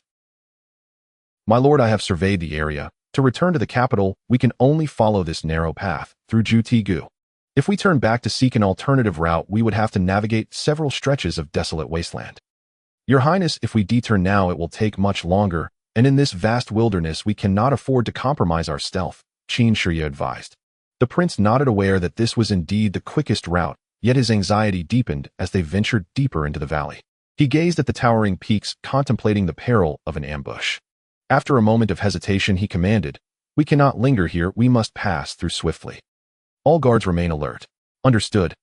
The command was given, and the group quickened their pace, remaining vigilant of their surroundings. Silence enveloped the valley, broken only by the rumble of wheels and the sound of hooves, while a vulture circled overhead, watching intently. As they pressed on, Dai Ping in the lead suddenly reined in his horse, raising his hand to signal the others to halt. The prince sensed unease. "Is something amiss, eh?" Before Dai Ping could respond, laughter echoed from the cliffs. "Ha ha ha. Olmi has been waiting for you all for quite some time." Suddenly, a dozen figures emerged from both sides of the cliffs, armed with various weapons and cloaked in masks, leaping down to confront the group. The prince's heart sank. He recognized them as martial arts masters, and he lamented, "It seems we have indeed fallen into a trap. Our lives are uncertain today. Who are you? Why do you block our way?" The leader, with disheveled hair and a wide-sleeved black robe, grinned menacingly, his gaze fierce. "Ha ha ha. You can inquire about my name in the underworld. Today, I am merely fulfilling a commission to eliminate all of you. Attack." With that, he raised his hand, and his fingers began to darken. Qin Shiya shouted in alarm, "Hold on. Do you know who stands before you?" The man laughed. "Today it matters not who you are, death awaits all." Poof. Before Qin Shiya could react, a flying dagger sliced through his throat, and he fell from his horse, eyes wide in disbelief. Danger loomed. Dai Ping cried out, "Protect the prince." The guards rushed in, drawing their weapons to engage the masked assailants, who wasted no time in unleashing their formidable skills upon the guards. Hearing the commotion, Wainer pulled back the curtain to see chaos outside, blades flashing in the fray. Realizing the gravity of the situation, she shouted to her mother, "Mother, thieves are coming. We must hide quickly." The princess mother gasped and immediately lowered her head, shielding her 2 children, while the elderly maid hurriedly protected them with her body. "Wainer, come here," her mother urged anxiously. "Little princess, hurry to the lady." Yet Wainer swiftly unsheathed a short sword she carried, crouching beside the carriage door, determined to guard her family. Having learned some martial arts from her master, she felt emboldened. "Mother, I'm not afraid. I will protect you." The disheveled leader, wielding some dark power, extended his palm, releasing a cloud of black energy. Using his hands as weapons, he struck down several men in an instant. Though the royal guards were numerous and skilled, the masked attackers were formidable, ruthlessly dispatching them in moments. Dai Ping fought fiercely to shield the prince, while the prince clutched the brocade box tightly, his heart racing with anxiety. As several assassins dispatched the guards near the carriages, they turned their blades toward the three vehicles. The coachman fought bravely, but soon fell. The carriage doors and curtains were swiftly pierced by vicious knives, and within the screams of women and children filled the valley, drowning in blood. A few maids managed to escape the carriage, but they were soon pursued and killed. One of the assassins, wielding two axes, cleaved through the curtains of the prince's carriage, ready to strike, only to feel pain in his arm as a wound opened up. He recoiled in shock, discovering that he had been injured by a 6 or 7-year-old girl, igniting a furious rage within him. He unleashed a whirlwind strike, but Weiner evaded, only to be kicked violently out of the carriage.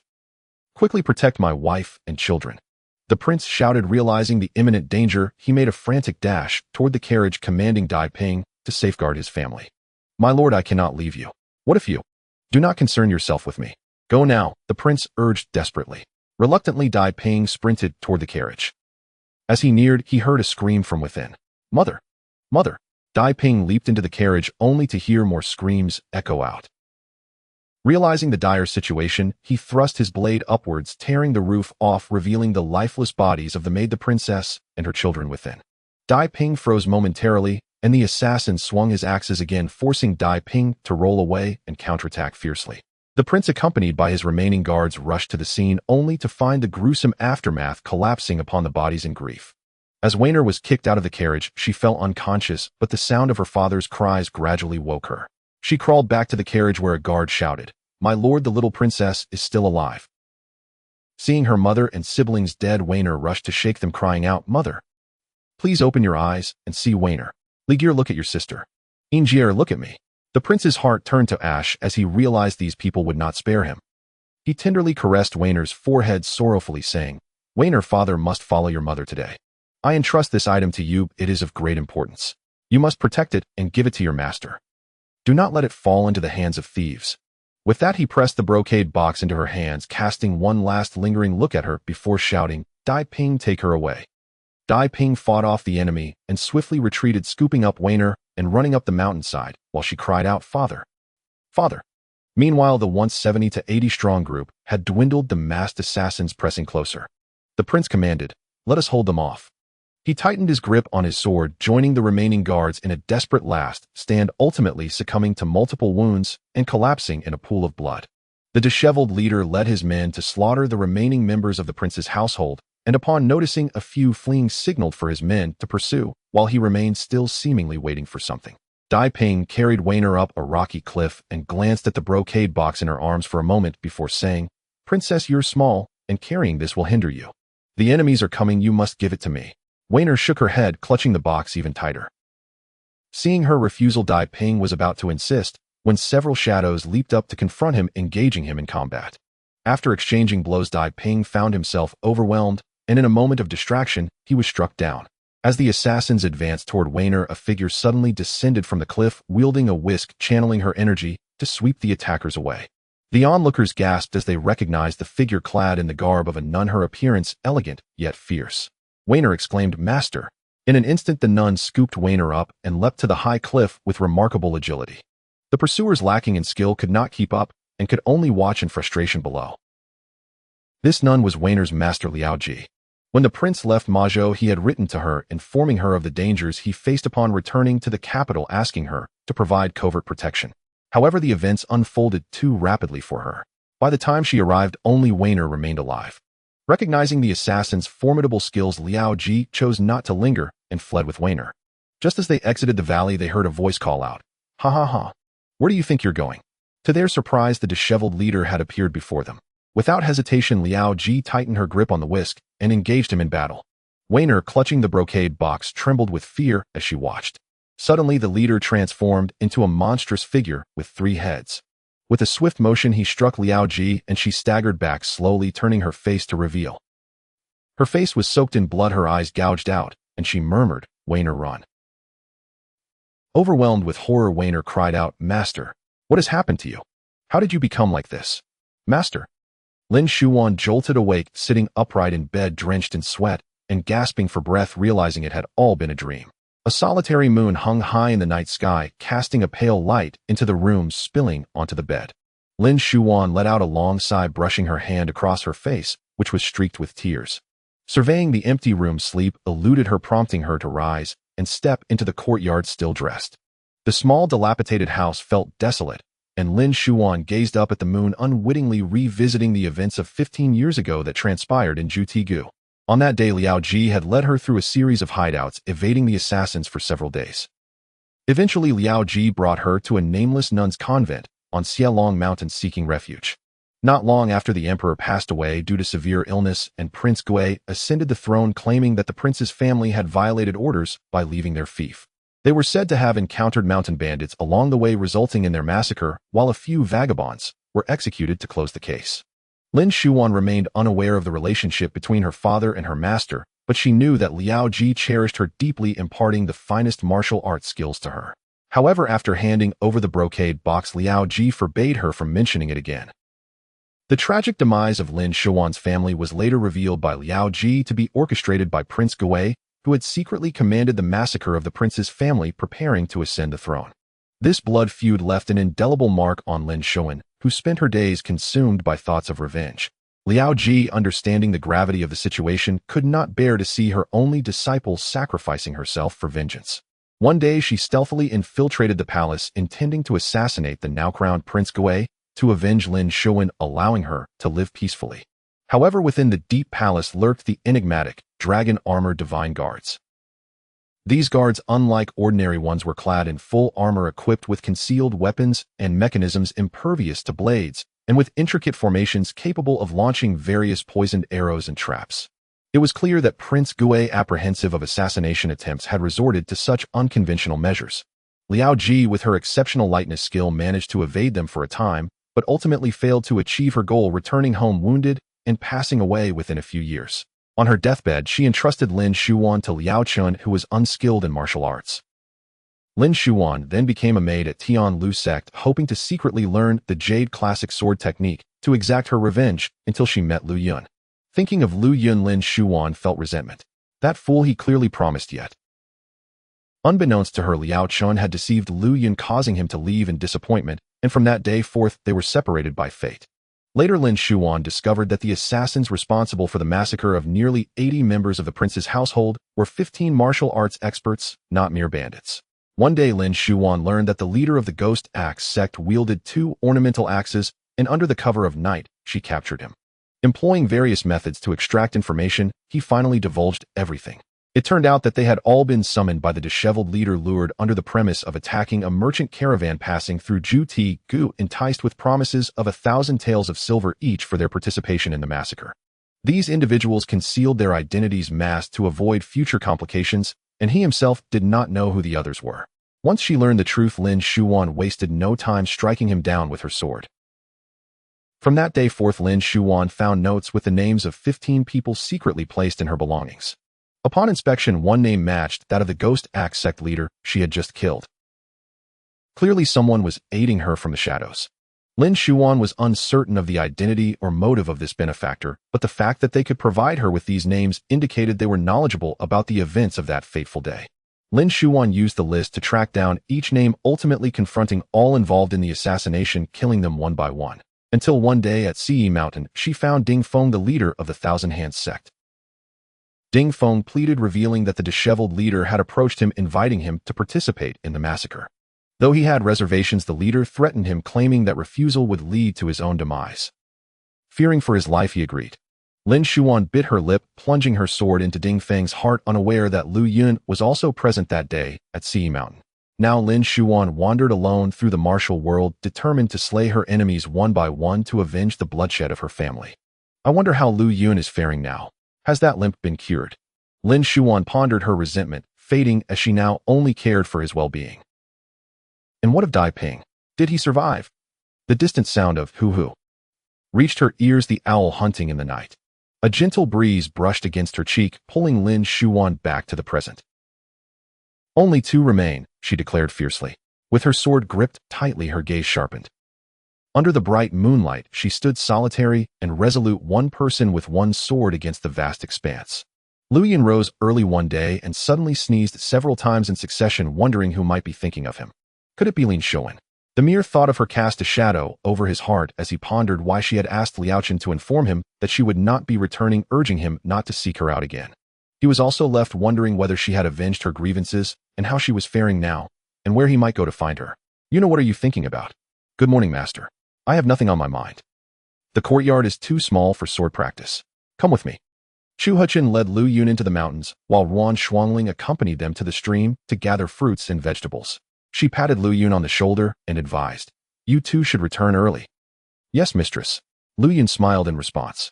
Watching the two figures depart, Yuan Shuangling felt a surge of joy and lingered for a long while before leaving. Once they reached a clearing in the dense forest, Chu Huchen began to teach Lu Yun. Lu Yun first practiced the Beong sword technique, executing each move with strength and vigor, creating a whirlwind of energy. Chu Huchen nodded and said, "Yuner, you are quite good. You have grasped the essence of the Beong sword technique. Next, I will pass on to you a sword technique named Tianlu Xuanquan sword technique, which consists of 3 forms, each containing 32 moves. Pay close attention." With that, Chu Huchen gently unsheathed his long sword, and with a quick leap, he grasped the hilt and initiated the sword moves. First form, the moon embrace. Watch carefully. Chu Huchen soared into the sky like a white crane, the dark blue sword flashing in the air, dazzling the onlookers. This form, appearing as if it were soaring through the mist, was both commanding and unpredictable, embodying the grace of a crane in flight. The sword energy surged downwards, pressing upon Lu Yun so heavily that he could hardly lift his head. After executing all 32 moves, Chu Huchen transitioned into the second form, the Great Sea. This form resembled a giant whale swimming through the ocean, impenetrable to all. The sword reflected an ever-changing presence, making it difficult to discern the figure of its wielder. Each move intertwined between reality and illusion, swift as the wind and flashing like lightning. Before one could even perceive the strike, the sword tip was already directed at the vital points, rendering any defense futile. Lu Yun was momentarily mesmerized. Third form, the mountain uplift.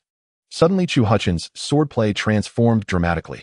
The strikes felt as if thunder were crashing down, the powerful sword wind lifting the leaves from the ground, the energy bursting forth so forcefully that Lu Yun found it difficult to keep his eyes open. With each move, there was a sensation of lifting mountains. Thrusts and slashes, cuts and sweeps bore resemblance to the heavy sword techniques of the Beong sect, but were grander and more majestic. The tempo varied between rapid and slow, advancing with stability and retreating with grace. The attack felt like an army pressing down, while the retreat was as gentle as flowing water. This approach, combining both softness and hardness, surpassed even the Beong sect's sword techniques. After completing the 96 moves of the 3 forms, Chu Huchen stood with his sword resting against his back, showing no signs of fatigue as leaves and petals danced around them, the sword energy radiating in all directions. Lu Yun remained in trance, struggling to return to reality. Those exquisite sword moves lingered vividly in his mind, yet he felt as though he had retained none of them. Chu Huchen smiled and said, "Today I have only demonstrated the Tianlu Xuanquan sword technique for you. You may learn it slowly in the future, do not rush. This technique is based on inner strength, so you must first cultivate your internal arts."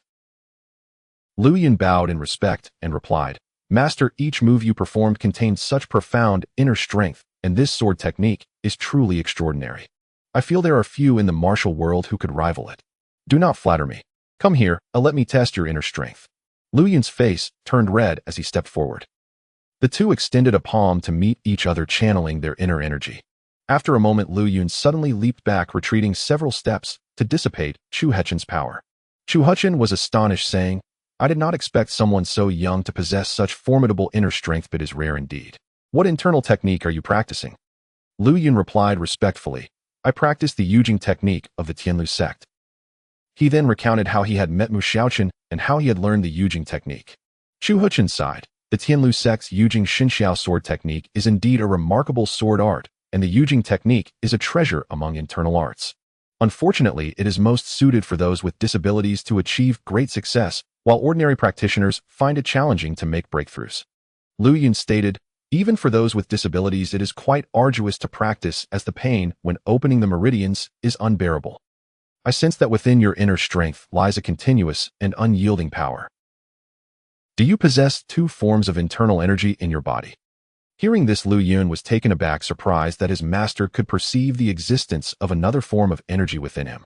He hurriedly replied, "I can indeed feel another form of inner strength within me, but I do not fully understand it. I just feel it comes and goes as if. It feels like trying to grasp something but finding it elusive, does it not?" Chu Huchin smiled. Yes, master, that is indeed the case. Chu Huchin regarded Lu Yun with admiration. Among the many legendary masters in the martial world, if one could cultivate their inner strength to the highest level, it might indeed be akin to the power Lu Yun possessed. Even he had not grasped such exquisite mastery, and for someone so young to comprehend this was remarkable. This indicated both the brilliance of the Yujing technique and Lu Yun's exceptional talent in martial arts. His bet with Han Tianxuan now seemed to hold great promise. Chu Huchin sheathed his sword and sat down on the ground with Lu Yun discussing. It is said that human vital energy is innate preserving essence and maintaining one's foundation, while our practiced internal energy is acquired transformable into formless power that can strike. The inner strength you are beginning to comprehend may be the pathway to harmonizing these two energies within you. Alternatively, it could be that humans inherently possess limitless potential waiting for us martial practitioners to discover it throughout our lives. Lu Yun listened intently to these principles, his brow unfurrowing as he finally understood what qi was, where it originated, and how to utilize it. He grasped the interrelationship between Yuan and Huan energies, realizing the flow and the infinite nature of qi. These concepts were difficult to decipher regardless of how many times he recited the Yujing technique. The Tianyu Xuankuan sword technique is rarely seen within the martial world, and it does not fall short of the Yujing Xinxiao sword technique. However, without profound internal strength, it is nearly impossible for an average person to practice. Even someone with a solid martial foundation may take 10 years to reach a modest level, 20 years to become a skilled swordsman, and 30 years to attain the status of a sect master. Yuner, with your Yujing technique supporting you and your high aptitude for martial arts, mastering this sword technique may take you only a year or two. Your talent is indeed beyond what I can compare. Master, you flatter me. Lu Yun quickly replied. Ha ha ha, I speak the truth. Now let me teach you the first form. While Ruan Shuangling was making clothes for Lu Yun in their home, the accompanying Yuan He suddenly began chirping. Realizing the two had returned, she stepped outside and saw the master and disciple walking together, conversing and laughing, filling her heart with joy. As they approached, Yuan He leaped up to perch on Chu Huchin's shoulder. Chu Huchin admonished, "Impudent monkey, get down." Yuan He jumped down and tugged at Chu Huchin's hand, chattering away in its own language. Lu Yun stifled a smile and said, "Master, it seems to be pleading with you, hoping you will allow it to accompany us for sword practice tomorrow. I too wish to advocate on its behalf, so please do not be angry with it." Chu Huchin remarked, "If this mischievous monkey can learn to temper its behavior, it may accompany us after all." Upon seeing Ruan Shuangling, Lu Yun felt a warm wave of affection wash over him, an emotion he had never experienced from childhood to adulthood. "Yuner, are you tired from practice today? Go and wipe off your sweat," Ruan Shuangling gently urged. "Mistress, I am not tired. It is master who has worked hard. I will go chop some firewood." Saying this, Lu Yun rushed to help. Ruan Shuangling, unable to dissuade him, allowed him to go. She called Chu Huchin aside and said, "Husband, look at Yuner's eyes. We must think of a way to treat them. Our disciple cannot remain in this condition." Chu Huchin chuckled and replied, "My dear, no matter what we think, we are in sync. Truly, we are the perfect pair in this world. Cease your flattery." Ruan Shuangling playfully glared at him, both delighted and shy. "I had already planned for this. Today I felt Yuner's brow bone. It is perfectly aligned. I believe the slight droop of his eyes is due to a congenital weakness in his liver qi." Ruan Shuangling pondered, "This child has always been like this. It seems he must have been afflicted by something sinister in the womb. I wonder what his parents were like during the time he was conceived." Chu Huchin mused, "Indeed, to allow a fetus to be attacked by such malevolence, resulting in so many issues at birth. I wonder what misfortunes befell his parents. But my dear, rest assured, I have invited the highly respected Miao doctor from Huashan, Mao Chisongwang, to examine Yuner. I can also use my internal strength to help clear his meridians, which should aid him significantly." 2 days later, an elderly man with a white Miao turban arrived. The couple greeted him warmly and led him into their home. Once inside, the elder set down the bamboo basket he carried on his back and examined Lu Yun's eyes carefully, then nodded at the couple, mumbling something in Miao. Lu Yun was utterly confused, not grasping what was happening. This man was the famous Miao doctor, Mao Chisongwang, from the vast Huashan. Ruan Shuangling was filled with joy upon hearing his name and eagerly took Lu Yun's hand, saying, "Yuner, we want to help you see again. Are you happy?" Upon hearing this, Lu Yun glanced at Chu Huchin, then back at the smiling Mao Chisongwang, and finally at Ruan Shuangling. Before he could speak, tears streamed down his face uncontrollably. He knelt heavily, joyfully exclaiming, I, Master, Mistress, I." His words choked in his throat. Seeing him cry, Ruan Shuangling felt her own eyes welling up, not knowing why, and hurriedly helped him up. Chu Huchin chuckled. All right, let's allow the doctor to treat you." After some awkward meow dialogue between Chu Huchen and Mao Chisong, Chu Huchen infused his robust inner strength into his index finger, and following the meridians on Lu Yun's head, he pointed sequentially at Tingong, Tingkong, Tinghui, Taiyang Yangbai Quanzu, and Sibai acupoints. In an instant, Lu Yun felt a burning sensation around his left eye. After several repetitions, Mao Chisong applied herbal medicine made from centipedes and gastrodia around Lu Yun's left eye, wrapping it up with cloth strips. He clapped his hands as if to signify completion. Then he mumbled something in meow to the couple before leaving the bamboo basket of mugwort behind and departing with Chu Huchen, seeing him off. After Mao Chisong left, Yuan Shuangling followed his instructions, rolling the mugwort into sticks and laying them out in the courtyard to dry. She then found a piece of cloth to cover Lu Yun's left ear, leaving a small hole in the center, and began to use the mugwort sticks to fumigate him. As she changed the sticks one by one, Yuan Shuangling was tireless, holding the fumigation stick, while Lu Yun urged, "Mistress, you must be tired, let me do it myself. How can you see that small hole by yourself? Do not speak." Though her hands were beginning to ache, Yuan Shuangling was filled with happiness, and without realizing it, she had come to regard Lu Yun as her own child.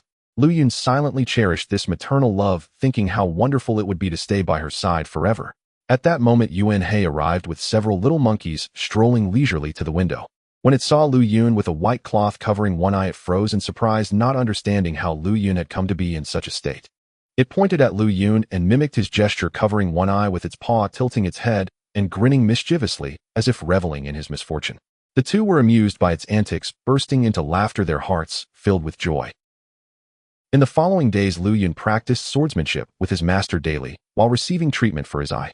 Chu Huchen would use his inner strength to clear Lu Yun's meridians, while Mao Chisong returned every other day to change his medicine, and Yuan Shuangling continued to fumigate his ear. Until one day, while Yuan Shuangling was fumigating his ear, Lu Yun suddenly heard a ping-ping sound in his left ear. Excitedly, he exclaimed, "Mistress, I think I can hear something." Yuan Shuangling was overjoyed and quickly stopped, gently lifting the cloth to wash away the ointment. Instantly, brilliance radiated from Lu Yun's eyes, and she called out, "Husband, come quickly and see our Yuner." Chu Huchen rushed over, and seeing Lu Yun's eyes had returned to normal, was filled with delight.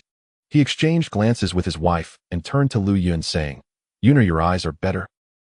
Lu Yun could hardly believe it, reaching out to touch his face, muttering, "Master, mistress, is it true?" Unable to contain his excitement, Lu Yun's hands trembled. After more than 20 years, he had finally become a normal person. Yuan Shuangling examined Lu Yun closely, growing more amazed as she looked at him, and said to her husband, "Look at our Yuner. He is truly handsome and stands like a jade tree in the wind, a rare beauty in this world." Then she worriedly added, "Alas, we must keep a close watch on Yuner in the future, otherwise if he encounters those little girls and young ladies, they will surely be enamored with him." Lu Yun's face turned crimson. "Mistress, please do not jest about me." Chu Huchen stroked his beard and laughed heartily. Time flew by and 4 months passed in the blink of an eye. Lu Yun had mastered the first form of the Tianlu Xuankuan sword technique, the Moon Embrace. At this point, Lu Yun had attained the 6th layer of the Yujing technique, and the 32 moves from the first form possessed immense power, silver light swirling and sword energy radiating. Chu Huchen nodded in approval from the side, not expecting Lu Yun to progress so rapidly with such high comprehension. If Lu Yun's Yujing technique were to advance another 2 or 3 layers, his internal strength would surpass even that of Chu Huchen himself. Chu Huchen's sword technique originated from the Yukuan sect, which had always been little known and rarely participated in martial affairs. Additionally, the disciples of the Yukuan sect were typically exceptionally gifted, resulting in a scarcity of practitioners. Chu Huchen's master had only taken him and his sister as disciples in his lifetime. Now past his 40th year, without finding an heir to pass on his teachings, Chu Huchen felt a sense of urgency. His longtime friend Han Tianshua had even bet him over recruiting a disciple, which added to his worries. Yet with such a promising disciple like Lu Yun, Chu Huchen felt elated. As spring faded into autumn, another 4 months passed, and Lu Yun had fully learned the great C form of the sword technique, seamlessly integrating his internal strength with his sword moves, each strike infused with power, the energy of the sword hidden within. Chu Huchen's enthusiasm surged, and he decided to pass his acupoint sealing techniques to Lu Yun along with the methods for unblocking them, explaining, "The higher the internal strength applied in sealing acupoints, the more difficult it is for others to resolve them. However, if the force is too strong, it could cause injury or even death. You must learn to measure the balance carefully." This imparted invaluable knowledge to Lu Yun. On this day, Chu Huchen sighed. "Yuner, it's a pity you didn't have the chance to learn the divine sky sword technique. Otherwise, grasping the strengths of various sword styles would greatly enhance your own swordsmanship." Upon hearing this, Lu Yun couldn't help but recall his first master Mu Xiaoqing, who not only cured his crooked mouth, but also led him into the martial world and imparted to him the jade scripture of the divine sky sword technique, allowing him to cultivate this rare and exquisite internal skill. Alas, at this thought Lu Yun felt a pang in his heart and couldn't help but shed tears. Qingtian puzzled asked, "You know what troubles you?" "Master, I was just reminded of Master Mu, my enlightening teacher. He fell victim to poison and could not find the antidote, so." "Ah, it's truly a pity and lamentable that the head of a grand martial sect has ended up in such a state. It seems your bond with Master Mu was not destined to be, perhaps it's fate, so do not grieve too much." Lu Yun wiped away his tears and nodded. "Whenever you have the chance in the future, go visit Tianlu Mountain." "Master, I will definitely go." Qingtian patted his shoulder, and the two gazed into the vast valley lost in their thoughts. Every few days Lu Yun would take a branch and spar with the monkey crane, gradually holding his own. Although he still lost more than he won, he had begun to sustain fewer injuries. The monkey crane, seeing Lu Yun grow stronger, no longer dared to bully him at will. In fact, whenever Lu Yun assumed a stance to spar, the monkey would turn and flee. Since Lu Yun had been with the White Crane twin heroes, he felt deeply grateful for the heaven's gift that provided him with a loving master and mistress in a world where he had once been adrift and unappreciated. From childhood to adulthood, he had never known what home was, but now he felt the warmth and joy of a family. In his heart, he regarded Qingtian and Ruan Shuangling as his parents. Aside from diligently practicing swordplay, he also vied with his mistress to do chores every day, and his personality became increasingly cheerful. Occasionally, he would playfully tease the couple and act coy, unknowingly experiencing the happiness of having caring parents. Seeing her husband with such a beloved disciple, Ruan Shuangling could hardly contain her joy. She decided to pass on her unique grappling technique, Nianfu Shou, to Lu Yun. Just as Lu Yun was in a daze, Ruan Shuangling smiled slightly and called Qingtian to demonstrate a few moves against her. Qingtian shook his head helplessly and laughed. "Madam, watch my sword." As the dark blue sword gleamed with silver light, it swiftly lunged at Ruan Shuangling. Lu Yun exclaimed, "Mistress, you don't have a sword." To his surprise, she remained unfazed, deftly flicking her wrist. Within just a few moves, Qingtian's sword flew from his grasp, and upon closer inspection, it was now in Ruan Shuangling's hand.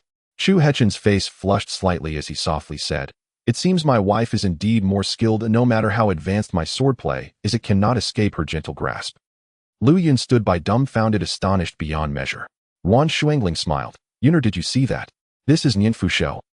Lu Yun thought to himself, so this Nianfu Shou is a technique tailored for grappling, which seems capable of countering my master's sword moves. What should I do? Seeing Lu Yun's troubled expression, Qingtian laughed. "No worries. As long as your mistress is willing to teach, learn diligently from her. My bond with your mistress is deep and sincere. We are like one." With that, the couple linked arms and went outside to admire the moon. Each day, Lu Yun followed his master, gradually noticing that when Qingtian was alone, he would occasionally take out a long flute from his bosom and play a haunting tune. The notes flowed like a gentle stream, serene and melodious, sometimes profound and deep, rising and falling dramatically.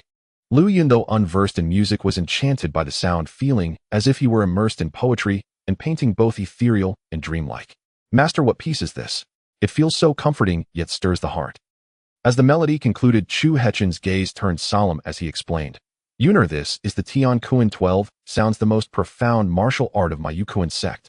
This sound is a martial skill." Lu Yun was taken aback, shocked to learn such a thing existed in the martial world. "This sound contains profound internal energy. Originally, it was taught through our sect's treasure, the Tianwu Qin, accompanied by the Tianlu 12 sounds melody. Only through our sect's unique internal skill can one play it, and it can enhance the musician's power severalfold. Once unleashed within dozens of yards, it can captivate and destroy a person's spirit or shatter their internal organs, taking their life."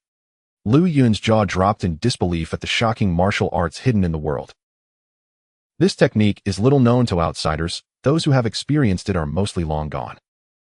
Because it is too sinister and bloody, I once disobeyed orders and refused to learn it. My master then passed it along with the Tianwu Qin to my junior sister. I lament that we are now worlds apart, and I no longer know her whereabouts. I only wish for each other's well-being. This sound has no intent to kill. As long as one doesn't play it with the Tianwu Qin, it is simply a rare and beautiful melody." Strangely, every time Lu Yun heard Qingtian play this tune, memories surged within him, evoking a myriad of emotions, yet also instilling a profound tranquility. "Master, I truly love this piece. Every time I hear it, I feel an otherworldly sense of detachment. Could you teach me? Chu Huchin glanced at Lu Yun, but remained silent. I just believe this tune is too beautiful to be used for killing. Chu Huchin nodded in satisfaction, saying, Indeed, you share my thoughts. If you wish to learn, I will teach you.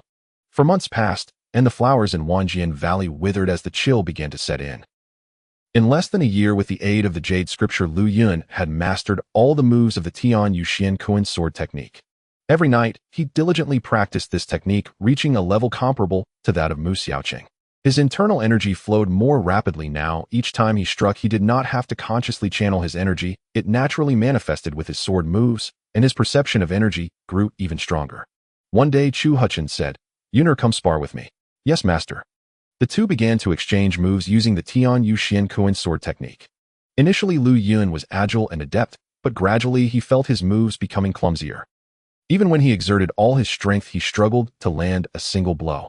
Meanwhile, Chu Huchin moved as one with his sword, sometimes striking without even looking his moves, often catching Lu Yun off guard. After their exchange, Lu Yun bowed and said, Master, I have only scratched the surface of the Tianlu Xiankuan sword technique, and I am still far from your level. Chu Huchin replied, Not at all. You are simply too focused on each individual move, unable to strike freely. In the future, when you spar, forget those rigid forms and adapt to your opponent. Naturally, you will grasp the essence of this sword technique. Lu Yun felt enlightened, saying, Thank you, master. I understand now. The monkey crane had been stealing skills by Lu Yun's side almost every day and had also improved significantly, becoming more domineering and driving away all animals within 100 miles that dared to challenge it. Now even wild boars, wolves, and leopards would avoid it. However, during their sparring sessions, the monkey found itself consistently thwarted by Lu Yun, often retreating and sometimes even losing the branch it held in its paws. Unable to comprehend why this little junior was so formidable and showed it no mercy, the monkey crane would often look aggrieved. Each time it did, Lu Yun would stroke its head and say, You see, your pride is too great. Until you understand what internal energy is, your progress will be stunted. You might as well set aside your killing blade and be a good monkey. Upon hearing this, the monkey crane became furious, thumping its chest defiantly and casting a disdainful glance at Lu Yun before swaggering away. Wan Shuangling handmade thick clothes for Lu Yun, which warmed not only his body, but also his heart. Noticing that her husband and she had no children, Lu Yun cautiously asked Wan Shuangling about it. She replied, Years ago, I was once pregnant. One day, a man in a black robe with disheveled hair suddenly came looking for your master, demanding a life-and-death duel to claim the title of the strongest in the martial world. Your master just happened to be away, and that man flew into a rage, destroying our home with his internal energy. When I asked for his name, he covered his face and said, Do not ask my name until I have claimed the title. Angered, I confronted him, but he practiced wicked arts, and with his fingers emitting black smoke, I, being with child, had to exercise caution. In a moment of carelessness, he struck my abdomen, causing me to lose the baby. After he went mad, he left, and I could not keep my child, and since then I have been unable to conceive. With a sigh, she continued, Your master and I have traveled the world together, enjoying beautiful sights, and although we have rarely concerned ourselves with martial affairs, we have spent many years searching for that man. Yet as time has passed, he seems to have vanished without a trace, and slowly we have come to this point. After listening, Lu Yun saw that Wan Shuangling's eyes were already red. He knelt before her and said earnestly, Mistress, no matter what kind of skill that man practices, or where he may be, if I find him, I will surely avenge you.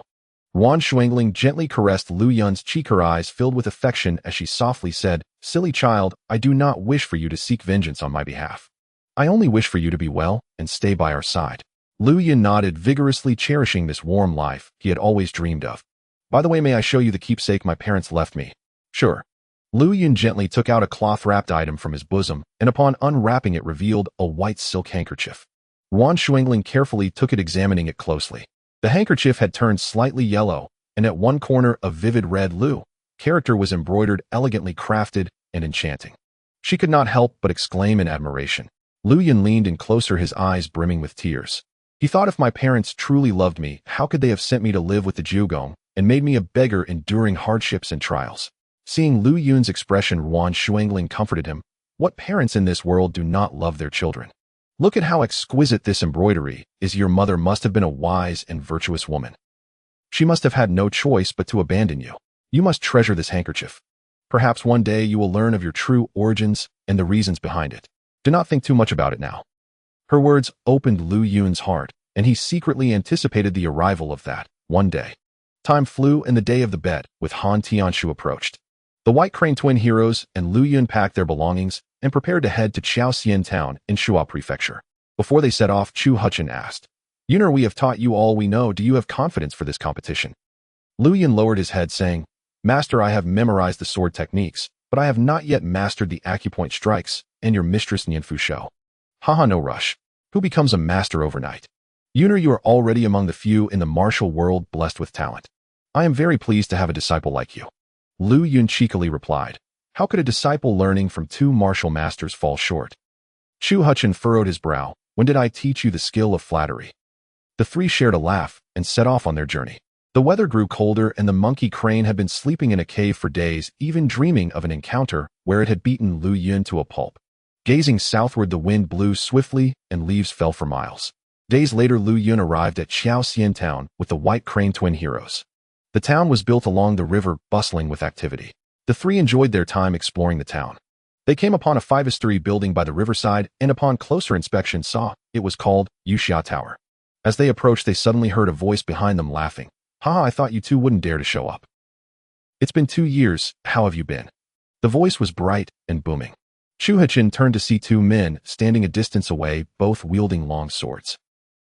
One was mid-aged, similar in age to Chu Huchin, while the other was quite young, looking to be about Lu Yun's age. The White Crane twin heroes exchanged smiles and Chu Huchin said, "Brother Jianxi must have been eagerly awaiting us, hence arriving here early." The middle-aged man was none other than his South Shadow Sword hero, Han Tianshu, whose courtesy name was Jianxi. "I would never be careless with our appointment. Moreover, both of us hold our promises in high regard. It was only natural for me to arrive early. By the way, I greet Madame Chu." Wan Xuangling replied with a smile, "Hero Han, I hope you are well." Han Tianshu looked at Lu Yun and asked, "I take it this is the beloved disciple of Brother Xiaoyu." Chu Huchin said, "Yuner, quickly greet the South Shadow Sword hero." Lu Yun bowed and said, "I am Lu Yun, greetings to Hero Han."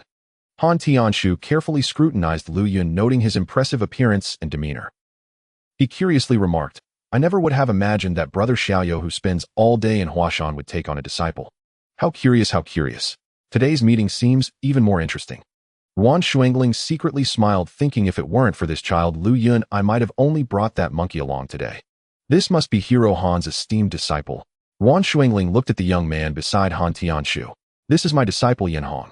Junior, Yin Hong, greetings to the White Crane twin heroes." The young man had thick eyebrows and a square face radiating vigor. Chu Huchin nodded in acknowledgement, saying, "A fine young man indeed." He then chuckled, "For someone as picky as you to have taken on a disciple, it seems you are quite determined not to lose."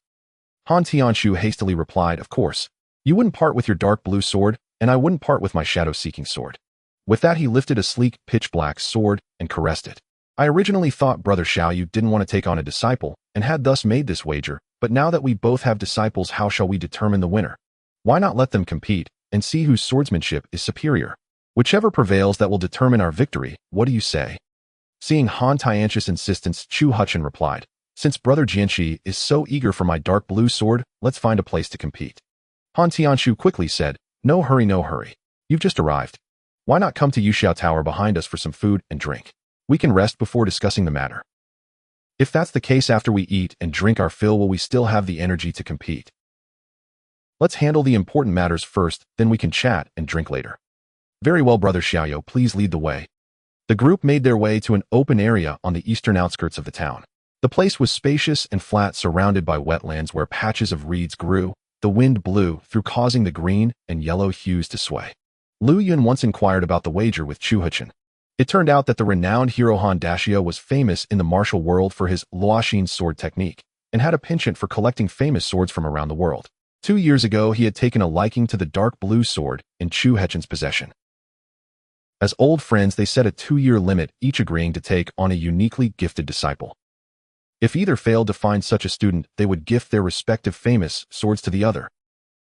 Both men, proud of their reputations as heroes, were unwilling to back out of the agreement, lest they be ridiculed as untrustworthy. At the time of the bet, Han Tianshu already had a candidate in mind, Yin Hong, the very same person present today. He understood that the White Crane duo, having grown accustomed to a peaceful life away from the martial world, would not easily encounter a disciple of exceptional talent.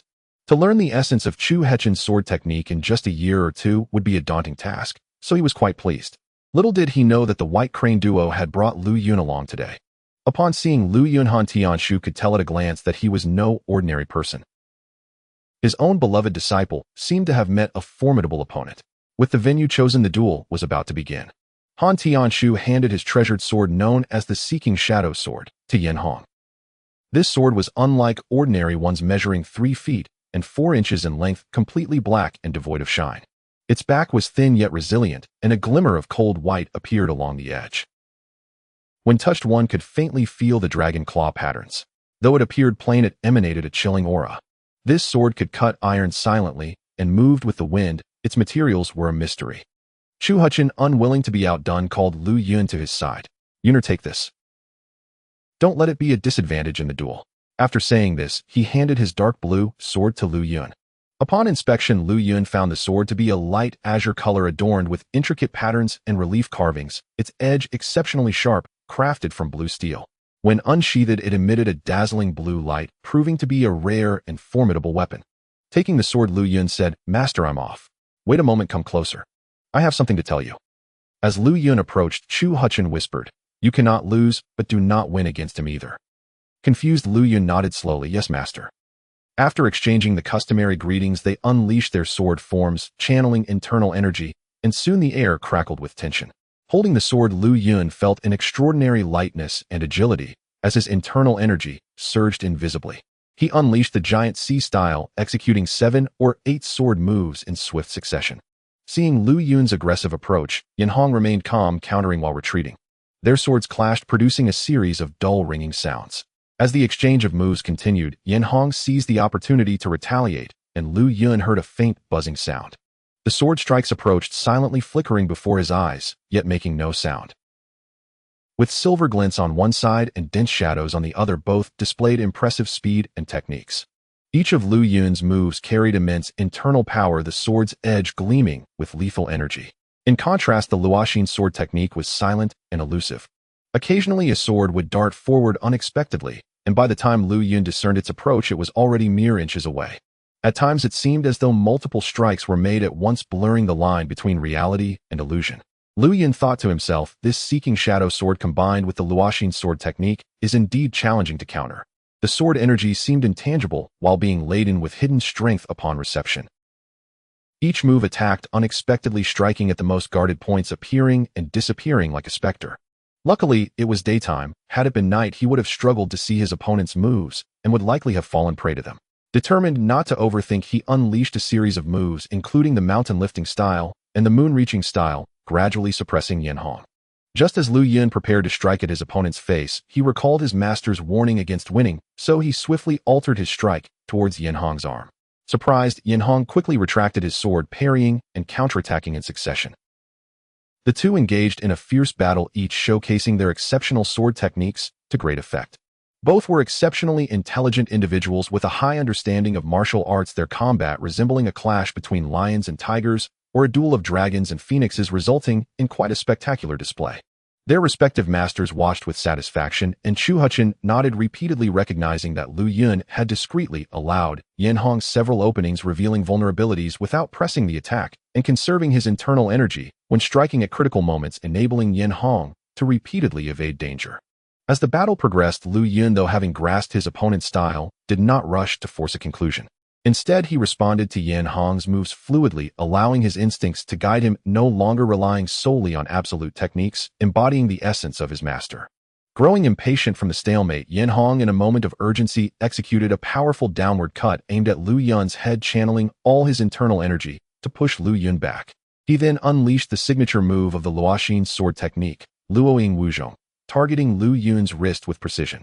Having never encountered this move, Lu Yun quickly parried, only to find that Luoying Wuzhong was exceedingly elusive, appearing as though 3 strikes were made simultaneously, blurring the line between truth and deception. As Lu Yun responded, he found himself persistently on the receiving end of Yin Hong's rapid wrist strikes, forcing him to evade left and right. As he leapt backwards, his opponent pursued relentlessly, shadowing him closely. Chu Huchin furrowed his brow, thinking, this is not good. Yet Wan Shuangling maintained her composure, knowing Lu Yun had his ways to counter. Just as Lu Yun's wrist seemed poised to be struck, he hastily dropped his sword hilt, attempting to switch hands. However, Yin Hong's strikes swiftly sealed off his sword path, causing the dark blue sword to clatter to the ground. Seizing the moment, Yin Hong aimed to strike at Lu Yun's vital point on the verge of victory. Han Tianshu gripped his hands tightly, unable to mask his excitement.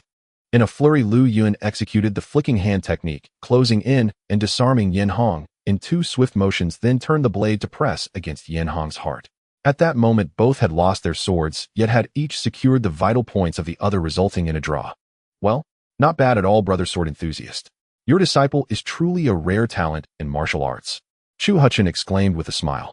Though Han Tianshu felt dissatisfied with the outcome, he recognized that having his disciple match Lu Yun was no small feat. While the dark blue sword was no longer within reach, at least his seeking shadow sword was preserved, allowing him to feel somewhat reassured. He remarked, Brother Zioius' disciple is indeed a remarkable talent among millions who I admire him. Lu Yun cupped his hands in response, saying, Brother Yan's swordplay is exquisite, capable of concealing sword energy in silence and transforming moves into shadows, truly remarkable. Yin Hong quickly responded with humility, You flatter me, Brother Lu. Your sword style is grand and magnificent, a true marvel of the martial world. That I could draw even with you is already a significant achievement. After a round of polite exchanges, they agreed to gather at Yuxia Tower for drinks, enjoying the camaraderie of the 2 great heroes. At that moment, Lu Yun realized why his master had advised him not to win. Had Han Tianshu truly won over Yin Hong today and lost his beloved seeking shadow sword, it would undoubtedly provoke dissatisfaction within him, and Yin Hong would feel immense guilt before his master. Not only would this affect their master-disciple relationship, but it would also impact the friendship between Chu Huchen and Han Tianshu. Moreover, since his master had no intention of acquiring the seeking shadow sword, retaining the dark blue sword was already a significant gain. In this way, both sides adhered to the wager without damaging their camaraderie, making it the best possible outcome. Reflecting on this, Lu Yun felt a surge of gratitude for his master's meticulous consideration. Brother sword enthusiast, have you not always wished to see my dark blue sword? Here, take a look, Chu Huchen offered, extending the sword. Surprised, Han Tianshu hesitated momentarily, but soon joyfully accepted the sword. He ran his fingers along the scabbard and swiftly drew the sword, causing a flash of blue light that dazzled the eyes.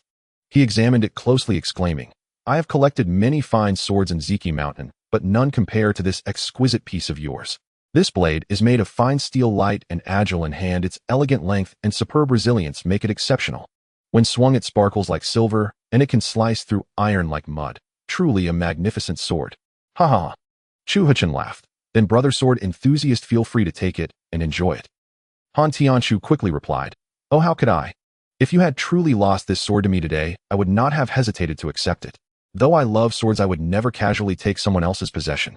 Moreover, what kind of swordsman goes about unarmed? I am already satisfied to have been granted a chance to admire this sword.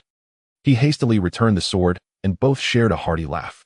Seeing the joyful conclusion, Wan Shuangling felt happy for her husband and urged everyone to drink. Lu Yun and Yin Hong sat beside them, enjoying the beautiful riverside scenery while drinking and chatting. After a while, Han Tianshu, slightly tipsy, said, To be honest, I have been in seclusion at home for over 2 years teaching my disciple Yin Hong. I have not set foot in the martial world during this time. In the process, I have realized something in martial arts techniques must take precedence with internal energy as a supplement.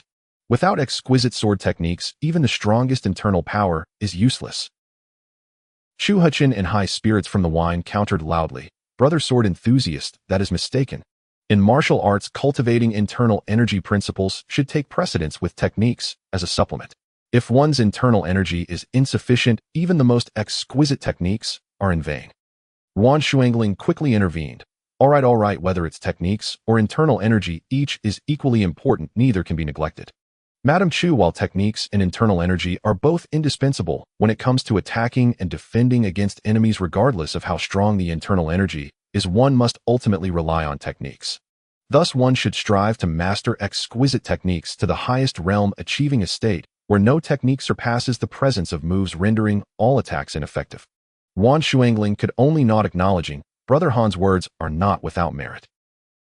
Madam, how can you be so muddled? Internal energy is the foundation of martial arts advancement. No matter how many techniques you possess, if your internal energy is impure, you can only scratch the surface, and your floral fists and embroidered legs can be easily shattered. It is only by nurturing energy that one can succeed in defeating enemies. Yes, my husband's understanding of martial arts is profound. He must be right. Brother Xiaoyu is drawing conclusions too hastily, which is not worth debating. The two martial heroes gradually fell into a heated argument, leaving Wan Shuangling unsure of whom to support. No matter whom she sided with, it would be inappropriate, so she focused on eating and drinking, letting the two continue their debate. Lu Yun and Yin Hong exchanged glances, unable to interject. Finally, they turned their faces away, stifling laughter. How about this? Instead of arguing endlessly, why don't we have a match tomorrow right here to see who is right? Han Tianshu suggested with a wave of his hand. Excellent. Talking without action is less convincing than witnessing the reality. Let's see who can win over Brother Han. Chu Huchen readily agreed. Yin Hong quickly interjected. Master, you forgot that you have business to attend to in Guangzhou tomorrow. Realizing this, Han Tianshu snapped back to attention. Ah yes, we must make haste tomorrow. Then Brother Xiaoyu, let us prepare diligently. 3 months from now, on the 3rd day of the 10th month, we shall meet here to discuss swordsmanship. How does that sound? Agreed. Just as Brother Han proposes, let's not part ways without a meeting. Thus the two sword masters set a date for their match, preparing for a personal showdown. At that moment, a figure sat nearby, back, turned, quietly drinking alone. He wore a straw hat that obscured his face, making it impossible to discern his features, yet he had clearly overheard the conversation and muttered to himself, the 3rd day of the 10th month. He downed his drink in one gulp, a sinister smile creeping across his lips. The next day, each bid farewell and went their separate ways. After walking for a while, Wan Shuangling remarked, Husband, I didn't expect you to be just as childlike as Han Tianshu, insistent on proving right or wrong. Chu Huchen laughed. My dear, the world of martial arts is vast and profound. No matter what principles one holds, they can be tested through practice. Only through such experiences can one refine their martial arts and incorporate the strengths of various schools for improvement. Yes, I understand. My husband hasn't had a proper sparring match in years and must be feeling restless, using this opportunity to satisfy his itch. With a laugh, Wan Shuangling chuckled, and Chu Huchen replied, Oh, my dear, you mustn't speak so lightly. At that moment, Lu Yun appeared, deep in thought, furrowing his brow in silence. After a while, he stepped forward and said, Master Mistress, since we still have a few months until the duel with that southern hero, I have a request. You know, what do you wish to say? Wan Shuangling inquired. I want to take this time to settle a matter. Chu Huchen pondered for a moment and asked, Are you going to seek out someone named Liao Shanhu to avenge the Gu family? Yes, this grudge has lingered too long. With master and mistress imparting martial skills to me, I should be able to handle these bandits. The couple exchanged knowing smiles, and Wan Shuangling said, Yuner, come here. Lu Yun approached, and Wan Shuangling gently caressed his cheek, saying, As a man you must stand tall and avenge them. Seeing her agreement, Lu Yun's face broke into a joyful smile. Thank you, mistress. Chu Huchen placed a reassuring hand on Lu Yun's shoulder, speaking earnestly. Yuner, the martial world is fraught with peril. You must be cautious in all matters and not act hastily. Once your task is complete, return swiftly. Thank you, master. I will hurry back after I finish my business. Then Lu Yun knelt down and said, As I embark on this journey, please take care of yourselves, master and mistress. The weather is getting colder. Remember to prepare enough warm clothing. Yuner, you should take care of yourself too, Chu Huchen said earnestly. Though it was a brief farewell, all three felt a profound sense of reluctance. Wan Shuangling fought back tears, reminding Lu Yun for a long while and ensuring he had ample travel funds. With my departure, master and mistress must take care. Lu Yun gazed deeply at the couple before bidding them farewell. As Lu Yun walked away, Wan Shuangling could no longer hold back her tears, which flowed freely. Chu Huchen comforted her, saying, Do not be sad, my dear. Yuner will return in a month or 2. I know this, but watching him leave fills my heart with sorrow. Chu Huchen gently embraced her, his own heart heavy with the same emotions. The couple had only known Lu Yun for a year, yet they had already come to regard him as their own. Watching him depart filled them both with profound reluctance. Lu Yun couldn't help but glance back at the couple as he walked away, feeling as if he were a child bidding farewell to his parents. His heart was heavy with reluctance, yet he had vowed at the grave of the Gu family to avenge them. He had not expected the matter to drag on for several years, and now the time had come. He also thought of Shenhuai. If he could find him, he would certainly seek justice for Brother Wu and the others. With this resolve, Lu Yun gritted his teeth and continued onward, tears in his eyes. Before long, a distant flute melody reached his ears, the mournful strains of the Tianquan Shireen, played by Chu Huchen, to bid him farewell. Overcome with emotion, Lu Yun felt tears welling up. In his life, few had treated him with such care as his parents did, and only the legendary Bai He Shuangxi had shown him such affection. I must cherish and accompany them well in the future, he silently vowed. A few days later, Lu Yun arrived alone in Xingzhou. The Gu family had encountered the notorious Liao Shanhu and other villains in Xizhou, so he planned to search for them there first. He passed through Xingzhou on his way to Xizhou. One day, he entered an inn and ordered some food, intending to eat quickly and continue his journey. However, he noticed two disciples from the Biang school, one tall and one short, seated across from him, whispering among themselves as they ate. The tall one said, "I heard that our master Tsai intends to pass on the leadership to the senior brother soon." The shorter one replied, "That would be wonderful. The senior brother has always treated us well." Lu Yun's heart leaped with joy upon hearing this. He approached them and asked, "Excuse me, are you disciples of the Biang school?" The two looked surprised, but replied, "Indeed." Lu Yun continued, "Then is the senior brother you mentioned Sai Gao?" "Yes," the tall one confirmed. "Sai Gao is the son of our sect leader and our senior brother." "May I ask who you are? Do you know him?" "I was once his junior brother. My name is Lu Yun." At this, the two jumped to their feet, quickly drawing their swords and pointing them at him. "What? You are Lu Yun, the one who accompanied the Jincheng escort and was involved in the robbery?" Surprised by their reaction, Lu Yun paused. He realized they were new disciples of Biang school and probably had never seen him before. "Yes, that's me, but I don't understand. You shameless dog. Not only did you rob the Jincheng escort, but you also killed everyone. How dare you show your face before us today?" The tall one brandished his sword aggressively. Hearing this, Lu Yun was taken aback. Confusion flooded his mind. "On what basis do you say such things? When did I ever kill anyone or rob?" The shorter one spat, "Don't try to deny it. You colluded with outsiders to steal the Mixiang Gong inscribed on the gold plate and killed the escort's men. If it weren't for that Shindabiatus narrow escape to report back to the escort, everyone would still be in the dark. Now the entire martial world is looking for you." Without waiting for Lu Yun to respond, they lunged at him with their swords. Other patrons in the inn panicked and fled. Lu Yun quickly stepped back and shouted, "Wait. How did you come by such baseless accusations? It was that dog Shen Huai who colluded with outsiders to rob and kill. If it weren't for Master Jingwu arriving in time, I and Brother Wu would have perished at his hands." "Enough with your nonsense. If that were true, why did you disappear without a trace, hiding away and secretly practicing that Mixiang Gong?" "Yes, because of you our Biang school has taken much blame. If you truly are Lu Yun, we must clean up our own house today." Lu Yun tried to reason with them, but they ignored him and attacked from both sides. Seeing that they wouldn't listen, Lu Yun decided to disarm them first. Swiftly, he executed a move and snatched one sword from a disciple. The two were momentarily stunned. The other, panicked, swung his sword at Lu Yun. Lu Yun dodged aside, followed by a close-range maneuver that left him with another sword. The two, witnessing their weapons taken, retreated several steps, the shorter one trembling. "What do you want?" Lu Yun placed the swords on the table and said, "Please do not panic. I just want to clarify who is slandering me. Everyone says it's you." After Shindabieta returned to the escort, Jincheng announced it to the martial world, stating they would find you and seek your head to atone for the deaths of their escort. The tall one exclaimed excitedly. Lu Yun's brows furrowed in anger, and he slammed his fist on the table, creating a deep dent. The two were startled once again. He laughed in fury, slowly saying, "I recall clearly how I accepted Brother Wu's invitation to escort the goods, and we faced life and death together, trusting each other. If it weren't for Shen Huai colluding with outsiders, how could the escort have been wiped out? How can you accuse me of murder and robbery? What kind of logic is that?" The tall disciple's expression faltered, but he still blustered. "You can take your nonsense to the Jincheng escort. It has nothing to do with us.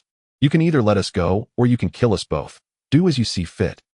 Lu Yun was filled with rage, wanting nothing more than to teach these two a lesson. However, he remembered his master's advice: the martial world is treacherous and unpredictable. One must think twice before acting. In his fury, he realized detaining these two would yield nothing. He threw the swords back at them and declared, "A true man stands tall and proud with a clear conscience. Whether you believe me or not, I have never wronged the Jincheng escort." The two took the swords, scoffing, and hurriedly left the inn. Lu Yun packed his belongings, settled the bill with the innkeeper, and walked out deep in thought. He pondered the situation. Why was it like this? Was it possible that Shen Huai was twisting the truth, shifting all the blame onto him? Indeed, Master Jingwu had not witnessed him committing murder or robbery, and since leaving Yiyun over a year ago, he had not appeared in the martial world. Now, with the escort nearly annihilated, there was no evidence to clear his name, and his sudden reappearance would only complicate matters. Having let the two Biang disciples go, he knew that in a few days the various martial arts sects and escorts would learn of the news, and he would find himself in increasingly difficult situations. Feeling restless, he found himself at the governor's office, where a crowd was gathered around a notice board, pointing and discussing. Intrigued, Lu Yun approached, and saw a wanted poster from the Yuzhen division, which prominently featured his image along with the words, "All state offices are ordered to work together to capture the suspect Lu Yun in the Jincheng escort case. Anyone who captures this person must deliver him to the Qinglong mansion for investigation, and no private punishment is allowed." The poster even included an image of his slanted left eye. Lu Yun's heart sank. He had not expected to become a wanted criminal at this moment. Even the Yuzhen division was after him. What was he to do? "Even Lord Du doesn't believe me," Lu Yun murmured. Remembering his heartfelt conversation with Du Feng, he felt even more despondent. As people noticed him holding a sword dressed like a martial artist, they turned their gazes toward him with suspicion. Lu Yun quickly lowered his head and hastily left. Panic surged within him. Even when he encountered passers-by, he felt as if they were watching him. He decided to buy a fast horse at the market and also got a wide-brimmed hat along with supplies. Climbing onto the horse's back, he pulled the hat low to cover his face and made his way toward more secluded areas, avoiding the bustling crowds. That night, Lu Yun rested in a dilapidated temple, his mind still a chaotic mess, contemplating how to prove his innocence. Suddenly, he saw a group of villagers approaching the temple. Upon closer inspection, the group comprised around 20 to 30 people, all in tattered clothing, their faces pale and gaunt, old and young, helping each other as they staggered, evidently seeking refuge in the temple. Once inside the temple, they noticed Lu Yun, and seeing him holding a sword and exuding an impressive presence, they were startled and quickly retreated. An elderly man with snow-white hair hesitantly stepped forward and politely asked, "Might I ask, are you a hero? We have traveled for several days and the children can hardly walk anymore. May we rest here for a short while? We will not overstay our welcome." Lu Yun quickly replied, "No need for formalities, old man. I'm just passing through, please come in without worry." The villagers entered relieved, and each found a corner to rest. Lu Yun noticed that the elderly man was carrying a frail little girl around 6 or 7 years old, who lay in his arms, her eyes vacant, her breath weak, her body so thin that her bones were visible. Lu Yun approached and asked, "Sir, is this your family member? What illness has she?" The old man sighed, tears streaming down his face. "This is my granddaughter. It's not an illness. She has been without food for days, starving to death." Lu Yun was taken aback by the answer. Seeing the little girl in such dire condition, he quickly took out his provisions and offered some flatbread and water to the old man. "Here, sir, please give your granddaughter something to eat." The old man widened his eyes in disbelief, but knowing the child's life was at stake, he hesitated only briefly before accepting the food and tearing it to feed her. "Thank you, benefactor, for saving her life," he exclaimed, tears in his eyes. "First, let her drink some water," Lu Yun said, uncorking his water pouch and gently helping the little girl sip it. "Thank you, hero brother," the little girl managed to say after drinking a few sips, mustering all her strength. At that moment, Lu Yun noticed that the other villagers were staring at him with wide eyes, and several children of similar age to the little girl were fixated on him as well. It seems they are all starving. Lu Yun reflected silently. Having been a beggar since childhood, he understood the pangs of hunger all too well. Without a moment's hesitation, he divided all his food among the villagers. Though it wouldn't fill everyone, it would alleviate their immediate suffering. The villagers looked at him as if he were a savior, bowing repeatedly. "Thank you, hero. Thank you, hero." Lu Yun hurriedly helped them up. "I'm not a hero. Please refrain from calling me that. Everyone please eat." The old man, filled with emotion, said, "Benefactor, you have saved us from despair. You are indeed our hero, and you deserve every bit of gratitude." Lu Yun refused their thanks and suddenly recalled a lesson from many years ago taught by the scholar Liu Dian, who had said, "The character Xia signifies loyalty, honesty, righteousness, and martial prowess. A Xia repays the country above and brings peace to the common folk below." Hearing someone refer to him as a hero, Lu Yun, though hesitant to accept it, felt he gained some understanding of the meaning behind Xia. Lu Yun asked, "Sir, where are you from? How did you end up in such dire straits?" The old man sighed heavily, tears streaming down his face. "This is all due to the greed of corrupt officials and ruthless bandits." He continued, weeping, "We are all from Suzhou. This year we suffered devastating locust plagues, and the harvest was lost. The common folk are starving and displaced, many fleeing with their families to other places. Yet the relief funds issued by the court were completely embezzled by the county governor and his corrupt officials, showing no regard for the lives of the people." At this, another person angrily added, "These corrupt officials not only disregard the lives of the people, but also secretly collude with many bandits, plundering and robbing us, the displaced. Many have lost their lives because of this." The old man lamented, "It truly is hell on earth." Upon hearing this, Lu Yun's anger flared. If this were indeed the case, those officials and bandits were worse than beasts. He asked, "Old man, have you heard of a bandit named Liao Shanhu among them?" The old man frowned in thought and shook his head. I have not heard of such a person among the bandits. That night, exhausted from their journey, the villagers fell asleep, but Lu Yun could not find rest. After a long night of contemplation, he finally made a decision. The next day, he bid farewell to the villagers and continued towards Sizhou. After 2 days of travel, he was nearing the borders of Sizhou and stopped at a town to buy some fodder for his horse and take a break. Along the way, he encountered more and more refugees, and the streets were filled with beggars. Some emaciated men watched him closely as he led his horse, their eyes glinting with desperation, but upon noticing the sword in his hand, they hesitated to approach, lingering at a distance. He understood that these people were not bandits, but rather the displaced forced to flee. They were starving and had reached a point of desperation. Lu Yun did not pay them any mind as he fed his horse and prepared to continue when he spotted a group of martial disciples armed with steel knives inquiring about him. Each disciple held a wanted poster asking passers-by, "Have you seen this person named Lu Yun? He is in his 20s and has a slanted left eye." The people shook their heads and waved him off. Upon closer inspection, Lu Yun recognized them as disciples of the Feilong school. He had previously defeated several of their members on Sea Mountain, sending their leader flying from the arena. It seemed he had made quite a name for himself. Clearly, news of his appearance in Xingzhou had spread among the martial sects, and those with grudges against him would not miss this opportunity, eager to capture him. As the disciples of the Feilong school approached, Lu Yun, wishing to avoid trouble, discreetly led his horse into an alley and hid it. He stowed his sword in the saddlebag, smeared his face with dirt, and stepped out just as they were passing by. One disciple barked, "Hey, have you seen this person?" Lu Yun pretended to examine the wanted poster of himself, noticing that the drawing still depicted his left eye as slanted. However, his eye had been healed by his master and mistress, so he should be unrecognizable now. He shook his head vigorously. The disciples, seeing his strong physique, approached him suspiciously. They lifted the brim of his hat, scrutinizing him closely while comparing him to the image before circling around him. They felt he resembled the person in the image, but were unsure. One finally asked, "Who are you? Where are you headed?" Lu Yun replied with irritation, "Are you officials? Why do you concern yourselves with such trivial matters?" One disciple snorted, twirling his steel knife, and declared, "We may not be officials, but with our blades, cutting you down would be as easy as slicing through a watermelon. Think carefully." Lu Yun flinched slightly in fear, but quickly replied, "Brothers, my name is Zhu Aniu. I come from Guangzhou and was on my way to Sizhou to visit relatives. However, given the disaster in Sizhou, I have no choice but to head back." He lowered his head, not daring to meet their gaze. "You have quite a robust build," one of them remarked. "To be honest, I come from a poor family. Since childhood, I've worked hard chopping wood, drawing water, and tending to cattle and fields, which has given me some strength, though I often go hungry," he confessed. Exchanging glances, the disciples found no further questions and instructed him, "Remember, if you encounter this person in the image, report to us, and we will reward you with 100 taels of silver." Then they left him behind.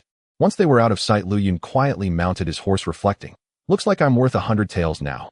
He chuckled to himself and urged his horse onward. Upon entering the territory of Sizhou, the fleeing populace surged in like a tide, painting a dismal picture everywhere. Many lay motionless in the desolate wilderness as if they had starved to death long ago. Lu Yun's heart grew heavier as he surveyed the scene. He came across a wounded refugee and hurried over to inquire. Indeed, these injured souls had been harmed by bandits, igniting a fury within Lu Yun that was hard to contain. After ascertaining the bandits' whereabouts, Lu Yun brushed past the throngs of people and made his way into the mountains. In the following days, Lu Yun encountered several groups of bandits, all of whom he dispatched with swift precision, yet he still could not uncover the whereabouts of Liao Shanhu. On this day, he continued his search in the mountains, surrounded by countless crows flitting about, clustering in darkened patches, an ominous sight. He could not help but lament, "The wilderness is littered with corpses, while the black crows fight over the flesh." Suddenly, he heard shouts of murder coming from a nearby path, and sensing trouble, he spurred his horse onward. Upon arrival, he witnessed dozens of bandits fiercely attacking a sedan chair.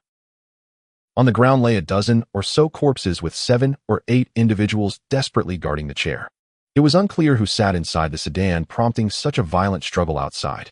The bandits, seeming to be crazed with bloodlust, charged recklessly toward the chair, while the defenders, although skilled, found themselves outnumbered and were gradually being forced back. Just as their formation seemed on the verge of collapse, a figure leaped into view. With a flurry of sword flashes, 5 or 6 bandits fell in an instant. Before anyone could react, several more were swiftly dispatched. It was then that they realized the newcomer was a young man of remarkable vigor, Lu Yun. In their astonishment, one of the bandit leaders shouted, "Who dares meddle here?" Lu Yun angrily demanded, "Who are you? Why are you killing people here?" I am a hero of the mountains dedicated to robbing the rich, to aid the poor feared by all. Who are you to come here? If you know what's good for you, be on your way, or my brothers will come for you too, and no matter how many arms you have, you'll be turned to minced meat. The bandit leader bellowed. So you are nothing but a pack of ruffians. You are exactly what I intend to slay. Lu Yun glared furiously, his sword humming ominously. Upon hearing this, the defenders quickly surrounded Lu Yun. An elder among them urged, "Young hero, we are escorting our young master through this area when we encountered these bandits who sought to kill us all. Thankfully, you arrived just in time to save us." The bandit leader, seeing his men falter, called out, "Brothers, let's attack together." All the bandits surged forward with a deafening roar. Lu Yun unleashed a series of swift sword techniques, moving like lightning to intercept them. The defenders, emboldened, raised their weapons and joined the fray. In but a moment, the bandits barely managed 2 strikes before Lu Yun dispatched them one by one with his blade, leaving only the leader, who was swept off his feet by a kick, kneeling helplessly on the ground. Lu Yun approached with fury, declaring, "Even thieves have their code. You beasts take advantage of a disaster-stricken populace, plundering their belongings and taking lives without mercy. You are lower than pigs and dogs. Your deaths are well-deserved." Seeing his men fall, the bandit leader quickly kowtowed, pleading for mercy. "Great hero, spare my life. I had no choice. I was ordered to do this."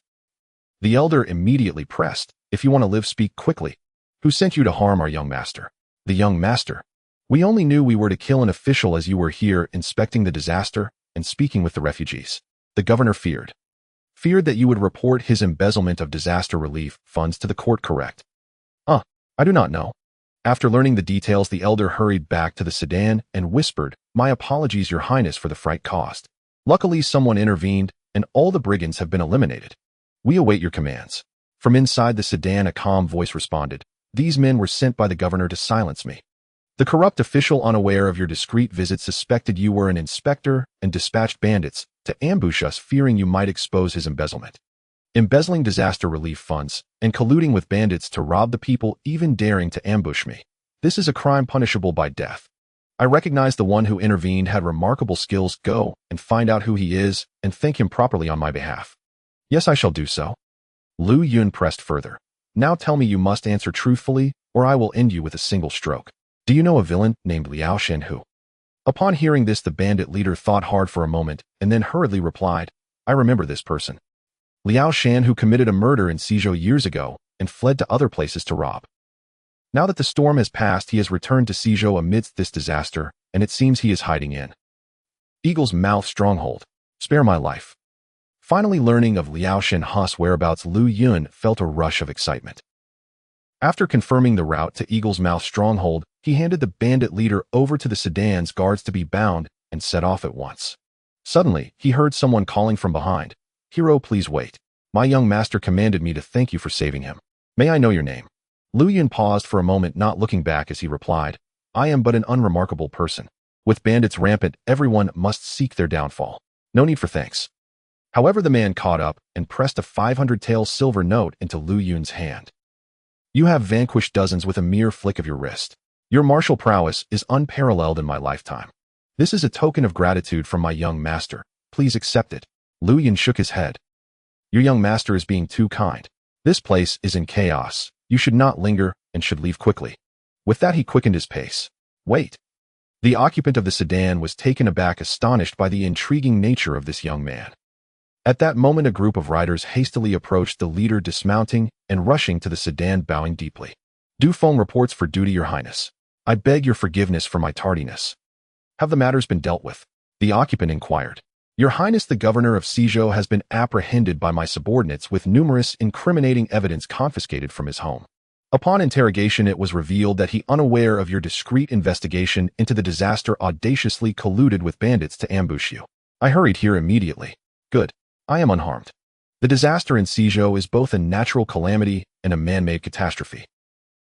I have dispatched orders to General Pan Shirtang to mobilize troops at once to eradicate the bandits plaguing Suzhou." Dufeng responded, "Your highness, that is excellent news. These brigands have tormented the people of Suzhou deeply. Sai, this is not a matter for the Imperial Relief Office. I should not have summoned you, but I have no one else available at my side," the occupant lamented. Dufeng understood the underlying reason and lowered his head in silence. After a moment, the occupant added with a smile, "By the way, that young man earlier wielded his sword with great skill, dispatching dozens of brigands in an instant. He was the one who saved me. He then recounted the events that had transpired. Meanwhile, Lu Yun had mounted his horse and was riding away while Du Feng gazed at his retreating figure, feeling a sense of déjà vu. Just as he wished to take a closer look, Lu Yun had already vanished around a bend. As Lu Yun continued on his journey the next day, he asked the mountain folk he encountered about the precise location of Eagle's Mouth stronghold. Upon hearing the name, the villagers turned pale and fled in terror. After some difficulty, he found an elderly woman who trembled and pointed toward a ravine. Lu Yun looked up and saw that it was not far off. The old woman sighed. The bandits in that stronghold are like beasts that devour men, robbing and leaving no survivors. We locals avoid them like a plague.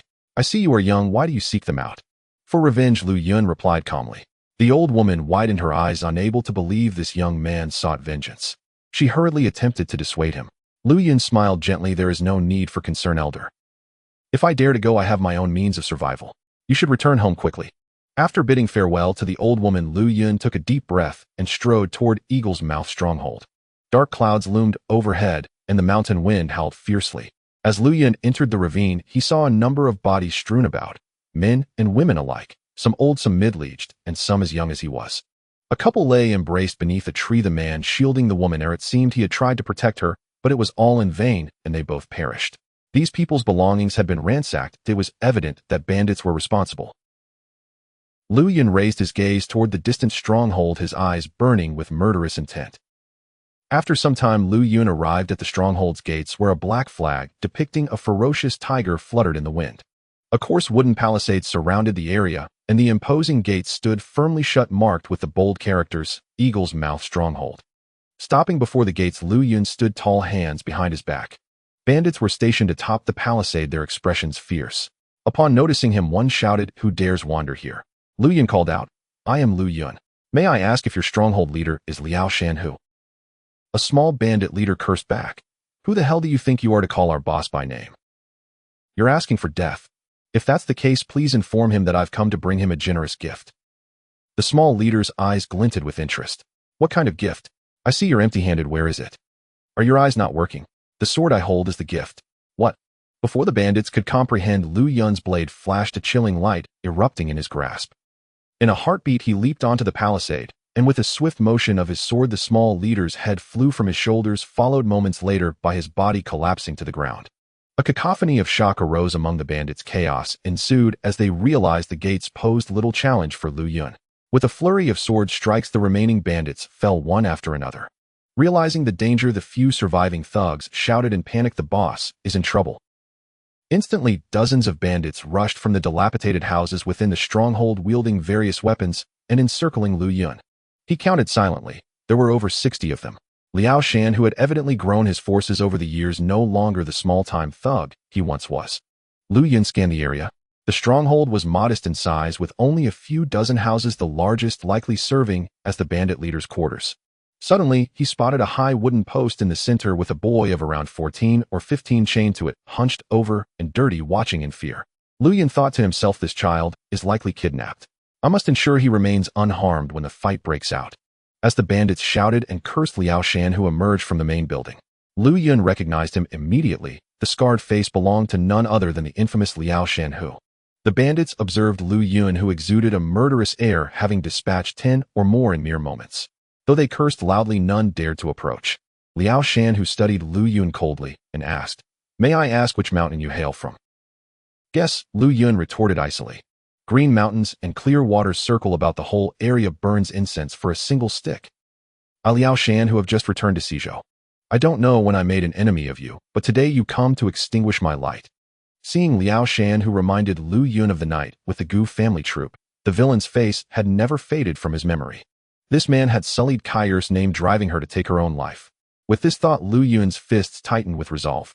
Today he would seek justice for the Gu family troop, stating clearly, "Liao Shan, who do you remember the Gu family troop from 5 years ago?" Liao Shan, who paused, his eyes narrowing in recognition. "The Gu family troop. Are you referring to Gu Jiangong? I am glad you remember." Liao Shan, who frowned, confused. "The Gu family troop, apart from a girl named Kai, all others are dead. Who exactly are you? What is your relation to them? Speak clearly, otherwise you won't leave here alive. Have you forgotten the limping boy you knocked unconscious with a kick?" Liao Shan's eyes widened. Could it be that limping boy from back then is you? Lu Yun replied solemnly, indeed. Remember my name, Lu Yun. I have come to seek justice for them today. Before Liao Shan could react, Lu Yun's sword flashed, slicing toward him with lethal intent. The bandits surged forward to protect their leader. Lu Yun shouted, if you want to leave, then go. If you wish to die alongside Liao Shan, I shall grant you that. Brothers, he is but one man, let us each take a slice and turn him to mush. With a sweeping motion, Liao Shan rallied his men, and they charged at Lu Yun. Channeling his inner strength, Lu Yun infused his sword with energy. With a flick of his wrist, a burst of sword energy erupted, and he unleashed the Beyond sword technique. A beam of sword light weaved through the chaos of blades and blood. The sounds of clashing weapons and agonized screams filled the air.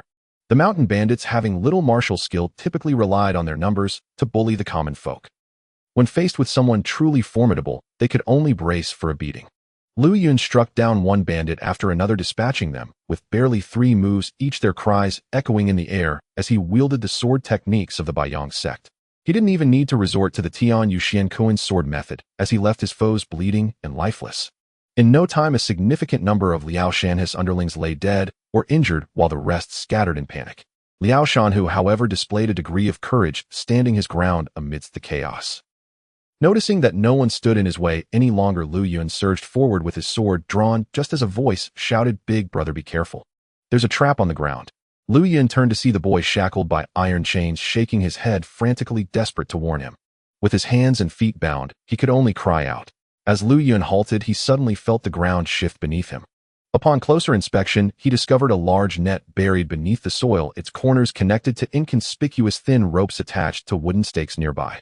Not far off, a heavy stone tethered by a thick rope fell, triggering the net to ensnare him.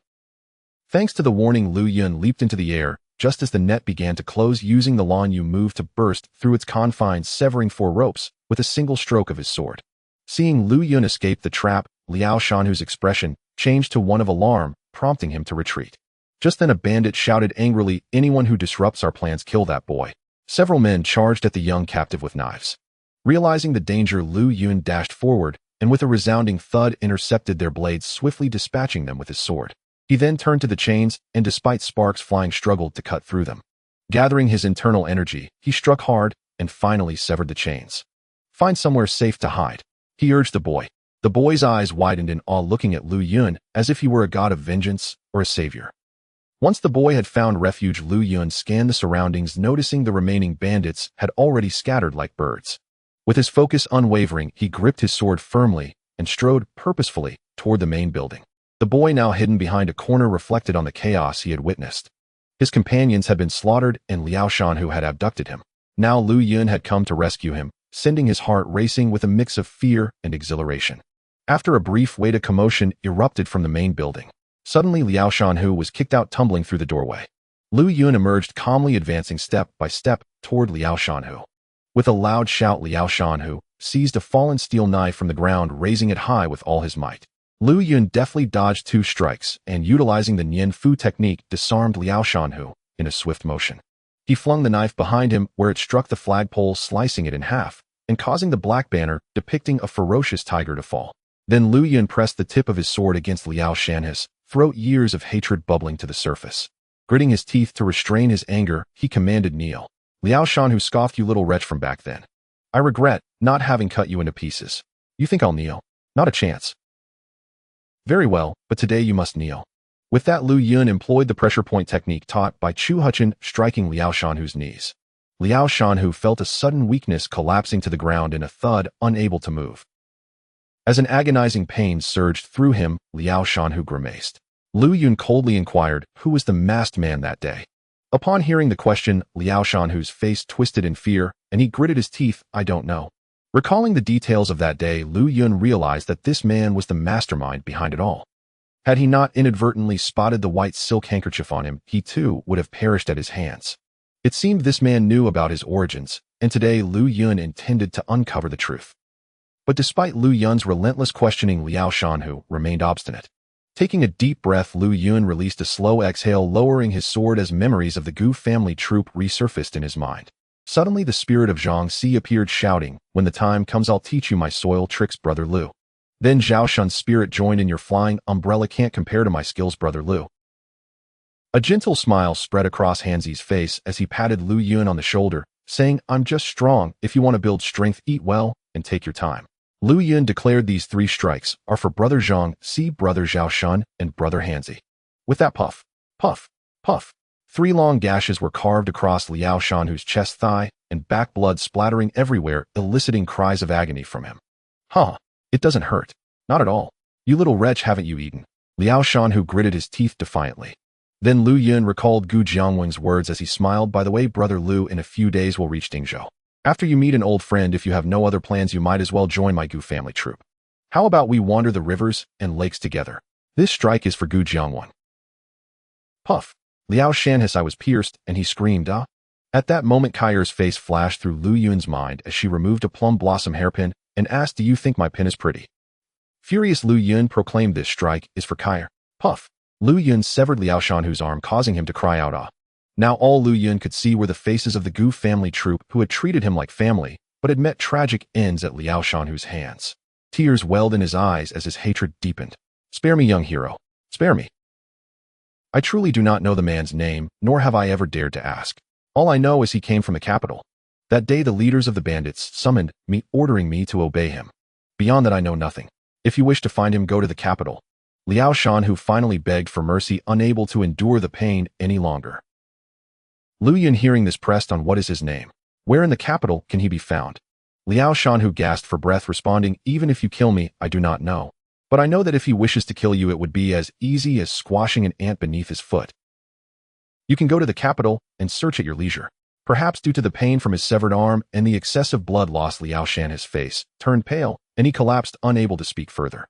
Lu Yun glanced at him, ignoring him for now, and began pacing thoughtfully, recalling the black, gold-edged medallion he had seen around the man's waist that night. Who could he be? Was he a high-ranking official in the capital? As Lu Yun pondered, he suddenly sensed someone rushing towards him. Before he could turn, a puff pierced the air. This knife is for avenging my parents. Oh! Liao Shanhu let out a wretched scream as a short knife pierced his chest from behind, killing him instantly. The assailant was none other than the young boy. Lu Yun thought, this is bad. Rushing forward, he found Liao Shanhu had already breathed his last, and the boy stood there trembling, filled with sorrow and rage, the knife still clutched tightly in his hands. Seeing Liao Shanhu dead, Lu Yun did not reprimand him, but instead sighed softly, placing a reassuring hand on the boy's shoulder. He's gone now, you can let go. The boy looked up at Lu Yun, then glanced fearfully at Liao Shanhu's corpse before finally releasing his grip and collapsing to the ground in tears. Little brother, what's your name? How did you end up here? Lu Yun gently inquired. The boy raised his head. I'm Wu Huan. I came to Suzhou with my parents and our family servants.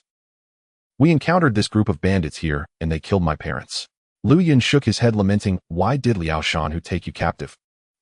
He said he would sell me for more silver. Sell you to whom? The boy shook his head, crying, I don't know. Seeing the boy still in grief, Lu Yun refrained from pressing further, disheartened that the world had gained yet another orphan. The mountain winds howled cold and mournful. Eagle Beak's stronghold had been wiped out, and with Liao Shanhu dead, a significant part of the Gu family's vendetta was avenged today. Not wishing to linger, Lu Yun asked Wu Huan, I saw a group of travelers who met misfortune not far from this stronghold. Were they your family? Wu Huan nodded, still weeping uncontrollably. Let's bury your parents properly. Upon hearing this, Wu Huan bowed deeply, crying, thank you, big brother. Thank you for saving my life. Lu Yun helped him to his feet, speaking somberly, there's no need to thank me. I too was an orphan and do not know who my parents were. With that, he turned to leave. I'll go open the stronghold's gate. Wu Huan stared at Lu Yun in shock, realizing that he too was an orphan. Yet today he exhibited such remarkable martial prowess. This was no ordinary man. As they walked, Wu Huan contemplated deeply. After Lu Yun departed, Wu Huan hurriedly searched Liao Shanhu's body, eventually uncovering a letter from within his clothing. It was a missive from the brother of the emperor of the neighboring country, Shiyu, addressed to Wu Wuan's adoptive parents. After receiving this letter, Wu Huan's family had fled Jingzhou, but while traversing the mountains they fell victim to Liao Shanhu's ambush. Liao Shanhu, discovering the letter, had intended to use Wu Huan's background as leverage to extort a ransom from the Tianchong Wang, thus capturing him. Wu Huan took the letter and, glancing at the distant figure of Lu Yun, quickly crumpled it and swallowed it whole, then stood and followed Lu Yun away from Eagle Beak stronghold. The two buried the remains of the 10 or so people in the mountain pass, raising a high mound of earth. As Wu Huan thought of the parents who raised him, tears streamed down his face, and he bowed several times in respect. Once finished, Lu Yun asked Wu Huan if he had anywhere to go. The boy remained silent, staring blankly at the mound, as if unwilling to part with his family. With no other option, Lu Yun suggested, I need to go to the Daling Jingguang Temple in Shuazhou. If you have nowhere to go, you might come with me. The Enlightenment Master there may take you in. Wu Huan, torn in thought, knelt silently, unwilling to move. After waiting a moment, Lu Yun considered that the boy might have his own plans. Given that he was also wanted, he left a few silver coins beside Wu Huan and mounted his horse to depart slowly. After a while, Lu Yun glanced back and saw the boy following him at a distance. When Wu Huan realized he had been spotted, he quickly lowered his head to hide. Lu Yun observed him closely, recognizing that the boy was now all alone and naturally felt fearful and lost. He decided to give him some time to make his own decision. As for the abducted boy Wu Huan, he was indeed filled with dread and confusion. He was the illegitimate son of Tianchong Wang of Shiyu, born to a commoner girl. Years ago, while hunting, Tianchong Wang's horse had bolted, throwing him off and injuring him. He was saved by Wu Huan's mother, who happened to pass by. After recovering in her home for a few days, he developed feelings for her, resulting in an intimate relationship. However, upon returning to the palace, the Wangfei, known for her domineering nature, forbade Tianchong Wang from taking a commoner as a concubine, deeming it disgraceful for the royal family, especially since she had already borne him 2 sons. Fearing the Wangfei's powerful family, Tianchong Wang had no choice but to relent. Unbeknownst to him, Wu Huan's mother was pregnant and was soon driven from the palace. Shortly after giving birth, she passed away, having succumbed to illness, feeling unloved and neglected. Tianchong Wang had a great fondness for Wu Huan and wished to raise him in the palace, but fearing the Wangfei's wrath, he secretly sent him to the Central Plains to be raised by adoptive parents. Wu Huan was named after his adoptive father Wu, and from that day on he was known as Wu Huan at the age of 6. Recently, Tianchong Wang had sent an urgent message, as the Wangfei's father, the Prime Minister of Shiyu, had learned of Wu Huan's existence through unknown means and was furious. He dispatched men to eliminate Wu Huan. The letter instructed his adoptive parents to flee quickly and seek a safe haven. They complied without delay, only to find themselves ambushed by Liao Shanhu's gang in the mountains of Suzhou. It was fortunate for Wu Huan that Liao Shanhu discovered the letter, as it revealed his lineage. This led Liao Shanhu to plan for a hefty ransom from Tianchong Wang. However, Liao Shanhu had never intended to return him. He enjoyed robbing and killing too much, and he knew better than to risk sending Wu Huan back, fearing he might not make it out alive. He only intended to collect the ransom and then dispose of Wu Huan along with his gang before establishing a new stronghold elsewhere. Yet before Liao Shanhu could execute his plan, Lu Yun had already stormed the Eagle Beak stronghold and saved him. Now, however, Wu Huan found himself without a home, with the Prime Minister of Shiyu waiting to exact revenge. Alone in the Central Plains after his adoptive parents' death, he had no relatives or support. How could he possibly survive? The person before him who had saved him was not only highly skilled in martial arts, able to face dozens of opponents single-handedly, but also possessed a sense of chivalry. Not only had he rescued Wu Huan, but he had also helped bury his adoptive parents, and before leaving had generously left behind silver. He was indeed someone trustworthy. However, the human heart is difficult to fathom. Wu Huan feared that he had just escaped from a wolf's den only to fall into a tiger's mouth, which was why he hesitated to accompany Lu Yun. Yet with nowhere else to go, he quietly followed Lu Yun, thinking as long as he did not reveal his identity, Lu Yun could do him no harm. Moreover, the Tianchong king sent silver every month to support his adoptive parents, and he had lived a life of comfort since childhood. Now in the cold and desolate wilderness, hunger gnawed at him, intensifying his fear. Thus he quickened his pace to keep up with Lu Yun. That night, Lu Yun found a cave to rest and lit a fire, roasting the flatbreads he had brought along. Before long, the aroma filled the air and Wu Huan's stomach growled.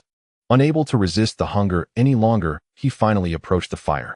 Lu Yun was lost in thought, but upon seeing Wu Huan come over, he knew he had made his decision. Here, take this and eat, Lu Yun said, generously handing him a large flatbread. Wu Huan took it eagerly, forgetting everything else, and began to devour it. By the firelight, Lu Yun examined Wu Huan closely. He had sword-like eyebrows and a delicate, noble face, not resembling a typical child from an ordinary family. However, Lu Yun did not dwell on this and asked, "Do you wish to accompany me to the Daling Jingguang Temple?" As he stuffed his mouth, Wu Huan nodded in agreement. Seeing Wu Huan's willingness, Lu Yun continued, "Good, but we must avoid the main roads and take the mountain paths. It will be challenging, for I am currently being hunted by the court." Wu Huan paused, surprised, and asked, "Big brother, what have you done to provoke the court?" Lu Yun hesitated, looking at Wu Huan. "Do I seem like a bad person to you?" "I think you are a hero, not a bad person. Besides, you saved me. Whoever says you are bad must be mistaken." Lu Yun smiled, then sighed. "I have not committed any heinous acts, but the world of martial arts is treacherous, and one can never predict people's malice.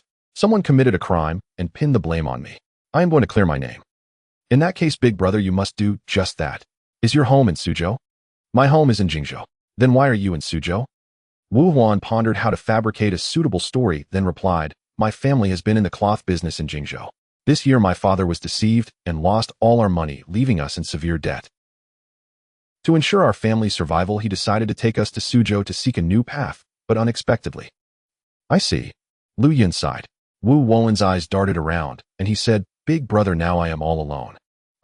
I have no choice but to follow you. Though Wu Huan said this, Lu Yun knew it would not be easy to dispel his mistrust. However, he felt no need to explain himself excessively. He would simply do what he believed was right. Now Suzhou is plagued by bandits.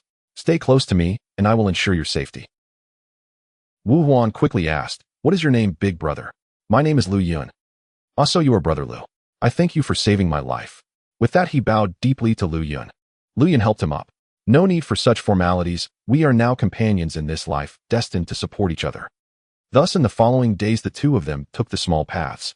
They traveled by day and sought hidden spots to rest at night. Over the past few days, Lu Yun had observed teams of soldiers passing through the mountains, likely sent by the court to eliminate the bandit threat. Lu Yun thought to himself, this is excellent. The people of Suzhou have already suffered enough due to locust plagues. If these bandits can be eradicated, life for the citizens will improve. Having traveled with Lu Yun for some time, Wu Huan admired his martial prowess and noble heart.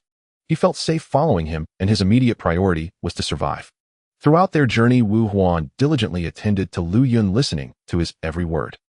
He often inquired how Lu Yun had managed to single-handedly defeat the entire Yingzhuizi. Lu Yun simply explained that he had trained under several masters and endured considerable hardships to reach his current level, advising him to always strive for self-improvement, no matter the circumstances. These words greatly encouraged Wu Huan, igniting hope for the future. After nearly half a month of travel, the two finally arrived at Shuazhou, kicking up dust as they inquired about the location of Fulong Mountain before heading towards it. Fulong Mountain sprawled majestically with overlapping peaks veiled in mist and towering forests swaying in the wind, resembling a great dragon coiled among the clouds. At the summit, amidst the clouds and fog, stood an imposing temple adorned with gold and jade tiles. This was the renowned Daling Jingguang Temple, revered in the martial world. This temple was an ancient site over 1,000 years old, with numerous halls and pavilions, over 100 in total, arranged harmoniously, creating a grand sight. A towering hexagonal 90-yard pagoda, the Baoling Pagoda, stood prominently within the temple, exuding an aura of majesty. Looking down upon the temple, the various halls gleamed brightly with golden tiles, exuding elegance and solemnity. As they reached the mountain gate, they found the temple's crimson doors tightly shut, surrounded by silence, with two towering sao trees flanking either side, their ancient branches reaching skyward. Brother Lu, I will go knock. Without waiting for Lu Yun's direction, Wu Huan hurriedly approached and knocked on the bronze door rings, shouting, hey, monks inside, the great hero Lu is here to see your abbot. Open the door quickly. Seeing Wu Wuan's reckless behavior, Lu Yun quickly admonished him, Huan, do not be rude. At that moment, the crimson doors slowly creaked open and two monks stepped out, frowning. Who is making such a racket here?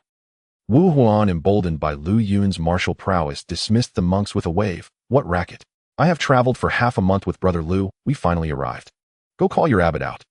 The two monks frowned further. One of them sternly replied, is our abbot someone you can see at will? You are disturbing the peace here. State your purpose. Lu Yun pulled Wu Huan aside, a serious expression on his face. You must not speak again. Wu Huan pouted and fell silent. Lu Yun bowed to the two monks and said, please inform your abbot that I, Lu Yun, have urgent matters to discuss with Master Jingwu. Upon hearing Lu Yun's name, the monks exchanged startled glances and replied, very well, please wait here while we go inform Master Jingwu. With that, they retreated inside. Lu Yun felt anxious. How would he prove his innocence to Master Jingwu once they met? After all, he had no tangible evidence. What if the master did not believe him? While he was contemplating this, four figures suddenly shot out from the temple walls, swiftly encircling Lu Yun and Wu Huan. Wu Huan was terrified, retreating behind Lu Yun with a gasp. Lu Yun took a closer look at the newcomers. Four monks in brown robes, one stout and one slender, one old and one young, each wielding a weapon. They were the four great wind and fire kings of Daling Jingguang Temple. Quickly Lu Yun spoke, Masters, I am Lu Yun. I have come to seek Master Jingwu today. Please allow me to pass. The eldest among them, the Fire King, raised a hand in greeting. Amit Balu Donor, I am the monk Jingwu. For over a year our temple has been searching for you. Since you have come to our gates today, please return the secret arts of our temple, or we will have to take action against you. Master Xingwu, I have not obtained your temple's secret arts. This is all a false accusation by Shen Huai. Lu Yun insisted. Xingwu replied, since you insist on being obstinate, I have no choice but to challenge you. Before Lu Yun could respond, the Fire King swung his 9-ring demon-subduing staff towards him. Seeing this, Lu Yun instinctively shielded Wu Huan behind him, dodging while deflecting the blow with his sword sheath. Each strike from the staff was infused with strong internal energy, and the moves were powerful and unique. One careless moment could mean a fatal blow. Though the Fire King was older, he wielded the heavy staff with remarkable agility, and after a series of strikes, he executed a sweeping move that forced Lu Yun back several steps. Realizing the situation was dire, Lu Yun pressed his hand against Wu Huan's back, gently pushing him away to avoid harm. Wu Huan felt a warm force propelling him further back, and as he steadied himself, a young monk in a brown robe blocked his path with a staff, shouting, "Do not move forward." Terrified, Wu Huan froze in place, remaining obediently still. With Wu Huan safely distanced, Lu Yun focused solely on countering the Fire King's relentless staff attacks. He leaped into the air, executing a swift strike aimed at Xingwu's temple. The monk parried with his staff, but Lu Yun quickly changed tactics, executing a moon embrace maneuver aimed directly at Xingwu's midsection. The monk was startled and retreated quickly. Just as he regained his stance, Xingwu launched another offensive with his staff, which was now imbued with an unstoppable force. Lu Yun found himself at a disadvantage facing the staff with his sword, which remained sheathed. He believed that drawing his sword against these monks would leave him with no way to retreat, so he continued to defend with his sheath. As Lu Yun evaded several strikes, he realized that he could not simply defend, so he switched to an offensive strategy. Seeing his sudden change in tactics, Xingwu was caught off guard. After exchanging a few blows, Lu Yun managed to seize the staff, both of them gripping it firmly, unable to move. They both then thrust their palms towards each other, sending them both stumbling back. Lu Yun released his hold, stepping back 3 paces, while Xingwu retreated 7. Breathing heavily, Xingwu conceded, "I am no match for you, I have lost." Before Lu Yun could catch his breath, a voice called out from behind, "Qingtian has come to challenge you." Lu Yun turned to see a stout monk with a kind face approaching. His arms were adorned with 9 heavy bronze rings, which he hurled towards Lu Yun before he even reached him like 2 streaks of golden light. This was Anger King, whose monastic name was Qingtian. Lu Yun hurriedly blocked the rings with his sword sheath, but the power of the rings was formidable, forcing him back. Strangely, the rings returned to Xingtian's hands as if guided by an unseen force.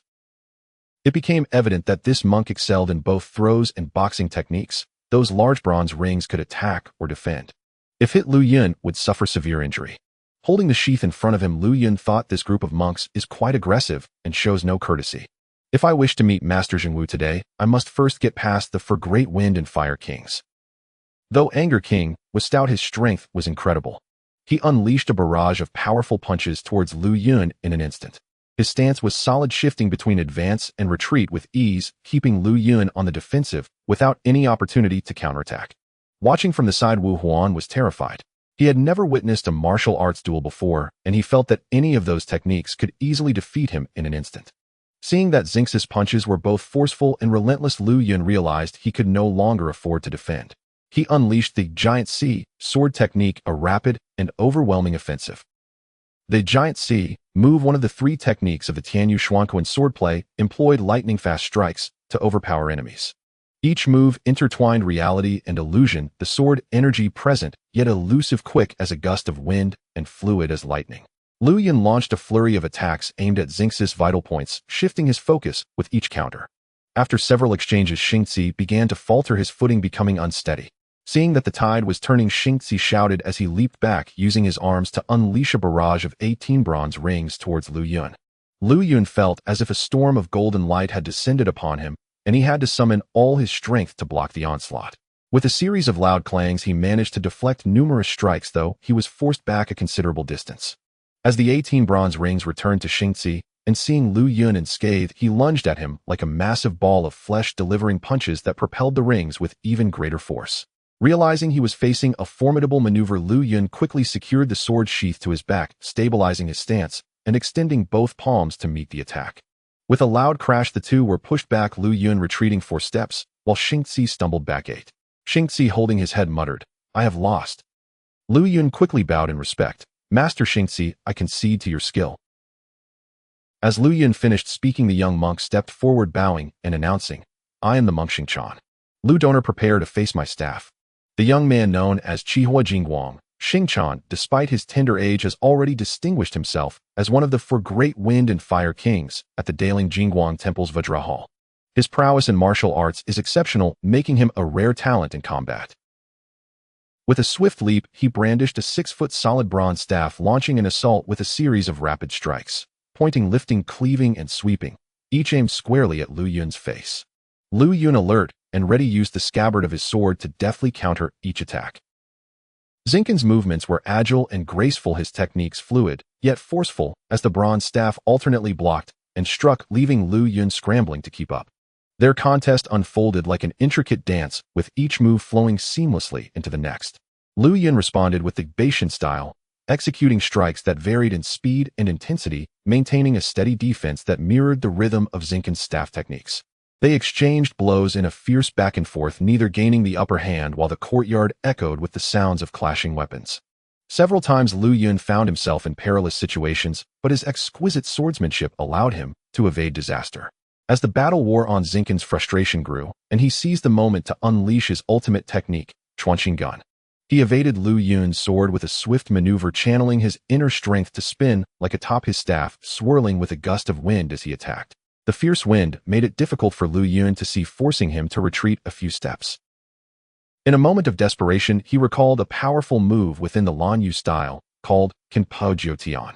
Without a second thought, he infused his inner energy into the scabbard, taking a bold, arcing step forward to meet the oncoming assault.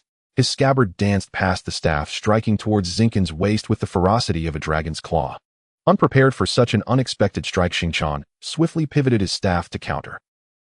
Lu Yun responded with Hui Shou Wang Yue, their combined forces sending shockwaves through the air. The ensuing clash produced a thunderous sound, both warriors being pushed back by the force of their energies. When it came to weapons, Lu Yun naturally faced a disadvantage, but he had deliberately refrained from drawing his sword, not wishing to escalate tensions with the monks of Daling Jingguang Temple. After being knocked back 5 steps, Lu Yun steadied himself, realizing his scabbard had shattered into 2 pieces, though the sword itself remained intact. Qingtian, having landed, staggered back over 10 steps before regaining his footing, conceding defeat. Qingtian bowed respectfully, saying, "I have learned a great deal today." Lu Yun, noting that the young monk was only about 15 or 16, yet possessed such skill and inner strength, couldn't help but reflect on his own past as a beggar at that age. The martial world was indeed vast and filled with extraordinary individuals. He returned the gesture and said, "Masters, your skills are remarkable. I was merely fortunate to prevail. I hope you will allow me to meet your esteemed abbot." Just then a monk clad in a brown robe interjected, "Lu Shizhu, you seem to have forgotten one person." This was Liahua Jingguang, Shinkong, a tall and robust figure brandishing a crescent-shaped black steel spade, standing ready for battle. "I am Shinkong, and I wish to challenge you, Lu Shizhu." At this moment Lu Yun was slightly out of breath, his chest heaving. He had expended considerable energy in the previous bouts, yet, with only one of the 4 kings remaining, he knew that a final confrontation would soon bring this conflict to a close. Resolving himself, Lu Yun exclaimed, "Very well." Wu Huan had not anticipated the monk's formidable skills, but after several rounds it became clear that Lu Yun was the strongest among them. This realization filled him with profound admiration for Lu Yun. Unable to contain himself, Wu Huan laughed heartily. "Ha ha ha. Now I understand why Daling Jingguang Temple commands such respect in the martial world. It's 4 against 1. His words caused the monks to exchange glances, their faces slightly flushed. "Yanhua Jingguang," Xingwu replied, "Young Shizhu, do not speak lightly. Each of us has sought guidance from Lu Shizhu individually. If we were to surround him, do you think he would still be standing here? If Lu Shizhu would simply hand over the Mixiang Gong, we would not trouble him further." Lu Yun responded, "Masters, I assure you, I have not stolen your Mixiang Gong. I have come to clarify the truth with the abbot. If you continue to resist, we will have no choice but to take collective action," Xingwu said, raising his palm and closing his eyes. "Alu de Gu, it seems the monks of Daling Jingguang Temple have their own way of reasoning. Words fall on deaf ears, sticks and staffs are their means of hospitality. I am enlightened now, truly." Lu Yun paid no heed to Wu Wuan's outburst, finding comfort in his words. The monks, hearing his remarks, turned even redder and were about to retort when a deep voice resonated from within the temple. "Ha, Amitba. The young Shizhu speaks, truly sticks and fists are not our way of welcoming guests." As soon as the words finished, the crimson temple doors swung open and 100 martial monks rushed out, each dressed in gray robes, and wielding a staff as tall as their brows, forming neat ranks, and striking their staffs against the ground with unison, standing resolutely. Following them were several monks clad in red robes with the abbot Jinwu at the forefront. Lu Yun immediately bowed. "Greetings, Master Jinwu." Wu Huan, quickly greet Master Jinwu, Lu Yun urged. Wu Huan, seeing Lu Yun speak, promptly concealed his disdain and respectfully bowed. Master Jinwu slowly returned the gesture, saying, "It has been over a year since I last saw you, Lu Shizhu. Since my return to the temple, rumors in the martial world have claimed that you colluded with rogue elements to steal our temple's Mixianggong. I sent someone to inquire in Nanzhou, and that Shun Huai spoke of it with certainty, implicating you as the mastermind. I had intended to seek your clarification, but coincidentally you vanished until today. Thus we can only harbor doubts about you. Please do not take offense." Lu Yun replied respectfully, "I have never wronged your temple or the Qingtian escort agency. I came today to explain the situation to Master. While traveling through by prefecture, I encountered my current master and mistress, the Bai Shuangxia, and subsequently trained under them in the valley without venturing out. I kindly request the abbot allow me to explain the intricacies of the matter." Before he could finish, Master Jinwu suddenly extended his palm, striking toward him.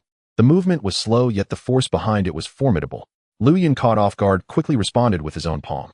When their hands met, he felt Master Zenwu's internal power surge like a vast ocean, threatening to overwhelm him. In a hurry, he directed his internal energy from his dantian into his meridians, channeling it into his palms. No matter how fierce Master Zenwu's energy was, it could not fully suppress Lu Yun's strength. However, the initial wave of power was soon followed by another, then another, each wave becoming increasingly difficult to withstand. Lu Yun's forehead glistened with sweat, his arms trembled, and though his energy was still flowing, he felt the strain intensifying. The last wave of energy felt like a mountain pressing down on him. He thought, is this the Mixianggong? It feels so profound and unending. Just as he felt he could no longer endure, Master Jinwu suddenly withdrew his power, allowing Lu Yun a moment to breathe. Master Jinwu then smiled. Ba, a monk does not speak falsely. I instructed the 4 great wind and fire kings to test your skills. I observed that you possessed no trace of Mixianggong. I also personally tested your internal power and have confirmed this. Please forgive me, Lu Shizhu. Lu Yun thought to himself, so the old monk orchestrated this. He bowed, saying, I would not dare to take offense. Wu Huan, upon hearing this, realized that the old monk was the mastermind behind it all and muttered, "It seems that all masters are cunning individuals. I am impressed." Master Jinwu turned to Wu Huan. "May I ask who this young Shizhu is?" "I am Wu Huan," he replied. "I recently traveled to Suzhou on business and encountered this young brother whose family was killed by bandits, leaving him orphaned. I brought him along hoping the abbot would show compassion and take him in." Upon hearing this, Wu Huan remembered the purpose of their visit and realized that his earlier remarks had offended the monks. He was momentarily dumbfounded. "Oh, I see. Lu Xiaoyo, your compassion is admirable," Master Jinwu said, glancing at Wu Huan. In truth, Wu Huan did not wish to stay here. He merely wanted to follow the skilled Lu Dege. But fearing that others would see through his intentions, he quickly began to weep, calling out, "Father! Mother!" in a most pitiful manner. Master Jinwu nodded. "Such trifles are no trouble for me." He then invited Lu Yun and Wu Huan into the mountain gate and introduced Lu Yun to the various heads of the Arhut Hall, Vajra Hall, and Discipline Academy of Daling Jingguang Temple, after which the monks dispersed. As they passed through several grand halls, Lu Yun accompanied Master Jinwu and several heads to the meditation room, while Wu Huan was arranged to rest in a dormitory. "Lu Shizhu, what exactly is going on? Please tell me in detail." Thus Lu Yun recounted the events at the Yun Inn to Master Jinwu, much to the astonishment of the monks present. The head of the Vajra Hall asked, "Master, did you indeed witness Shun Huai stealing the escort?" Master Jinwu shook his head.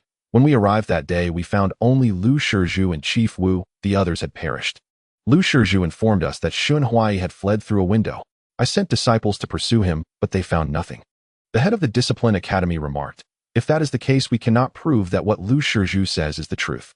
At this, several heads nodded in agreement. Lu Yun replied, "I am aware that I have no concrete evidence.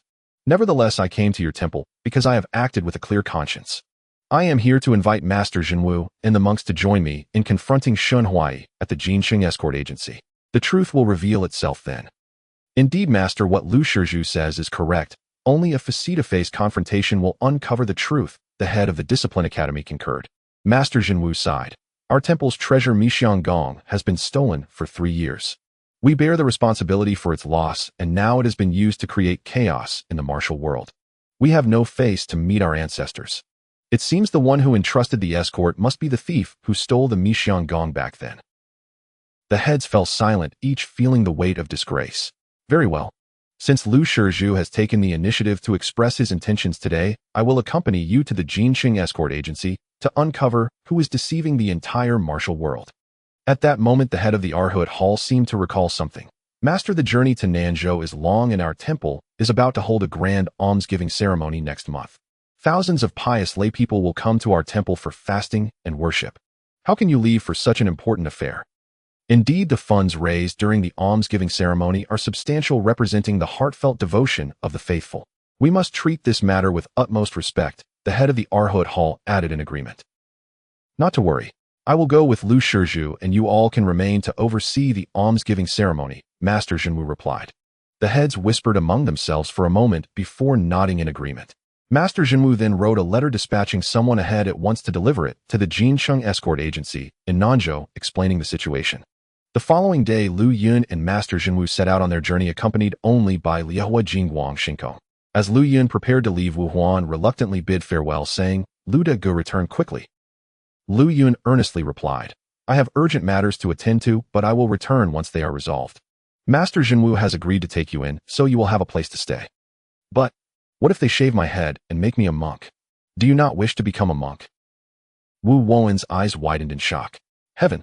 You want me to spend every day with these boring monks reciting scriptures and eating vegetarian food? It's like asking for my life. Since the day you saved me, Lu De Gu, I have only wanted to follow you. Looking at Wu Huan, Lu Yun saw a reflection of his younger self and felt a pang of sympathy. Stay here for now. I will return once my business is concluded. Wu Huan perked up. Great. I will wait for Lu De Gu here.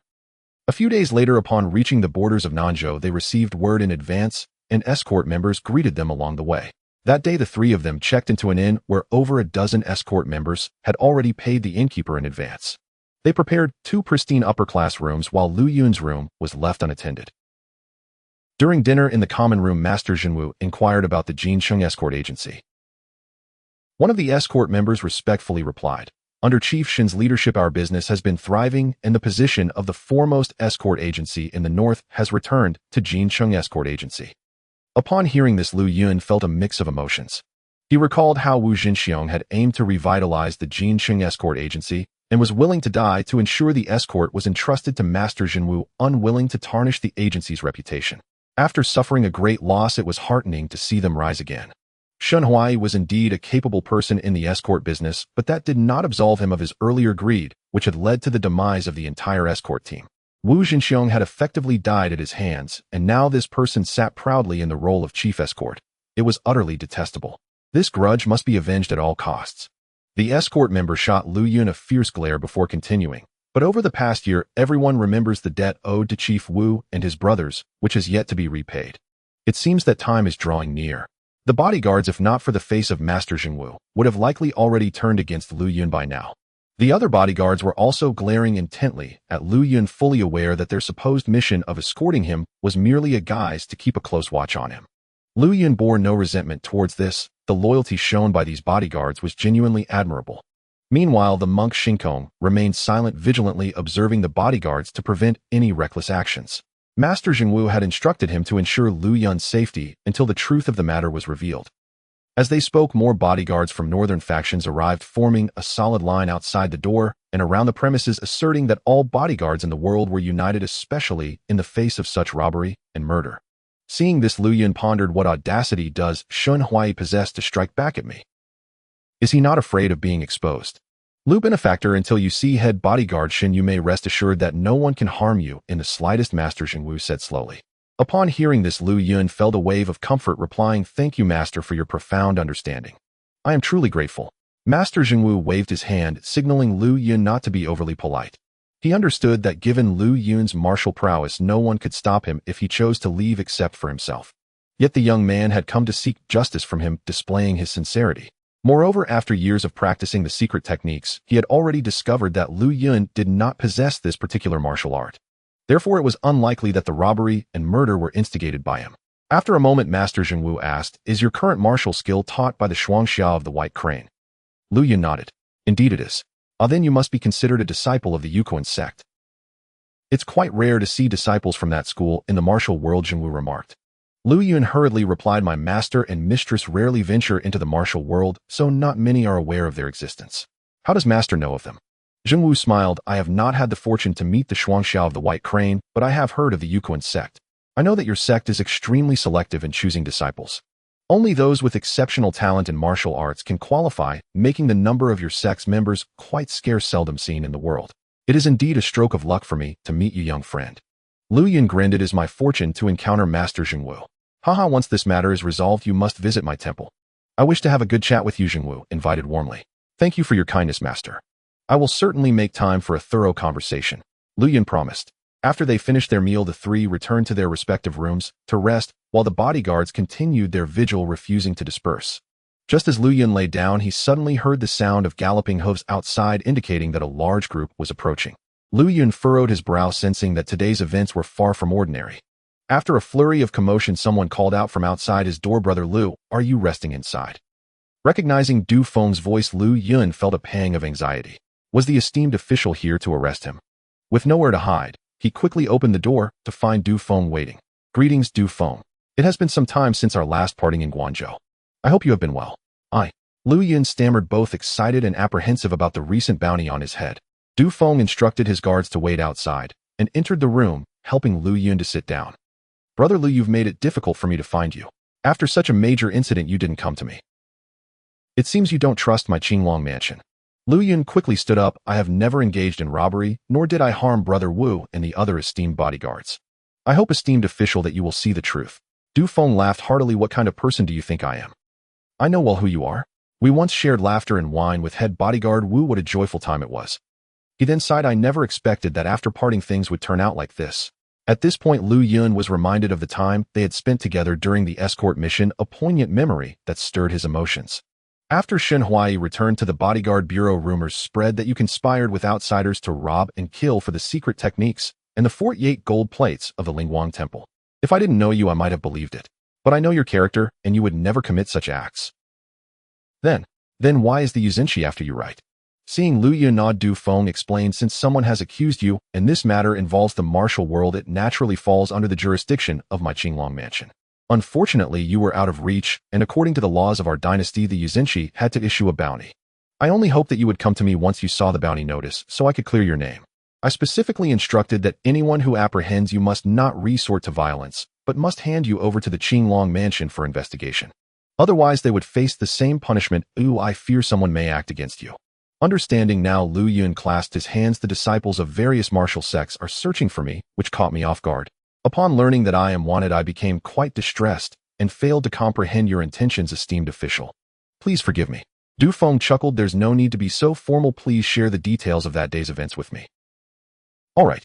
In the dimly lit room, Lu Yun recounted everything from the Yun Inn to the Wanwan Valley, and then to the events in Suzhou, omitting much regarding his master and mistress. When Du Feng heard that Lu Yun had saved someone from a sedan chair, his eyes brightened as he exclaimed, I knew it. The one who intervened that day must have been you. Do you know who you saved? Lu Yun shook his head. I simply intervened out of a sense of justice, unaware of who it was I rescued. Du Feng, excited, leaned closer and whispered, Brother Lu, that was our Yuzinchi's deputy, the Crown Prince. The Crown Prince. Lu Yun was taken aback, his voice rising. Du Feng quickly gestured for silence. There has been a severe locust plague in Suzhou, causing great suffering among the people, while the relief money allocated by the court vanished upon reaching Suzhou, igniting further resentment. Thus the Crown Prince was sent to investigate. Little did the provincial officials know that the person in the sedan was the Crown Prince himself, which led to the collusion with bandits to silence him. We know this, so keep it quiet.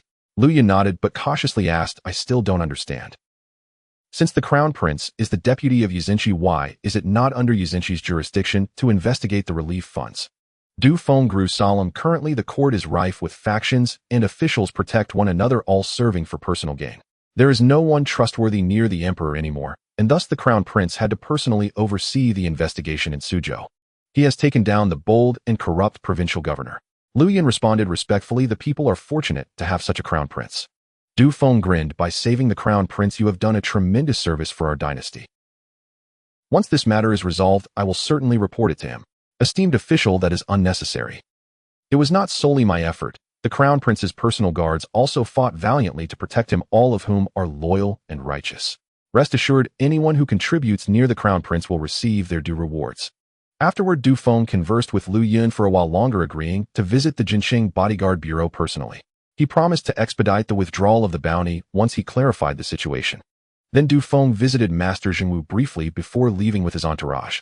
Once Du Feng departed, Lu Yun found it hard to sleep. Ever since bidding farewell to his master and mistress in Xian Town, so much had transpired, leaving him mentally drained. As the night deepened and silence enveloped the world, he began to miss his master and mistress, realizing that with less than a month until the duel with the Southern Shadow Swordsman, he must hasten to conclude his affairs and return on time. The night was tranquil, and Lu Yun soon drifted into a hazy sleep. Eventually, he caught a faint, alluring fragrance that stirred his senses. It was reminiscent of the Yiyun Inn. Suddenly alert, he thought, oh no. It's the closing incense. He attempted to sit up only to find his body numb and weak, devoid of energy. His voice failed him. It seemed he had been under the influence of the incense for quite some time. Struggling to lean against the bed, he gasped for breath, realizing he could not simply wait idly.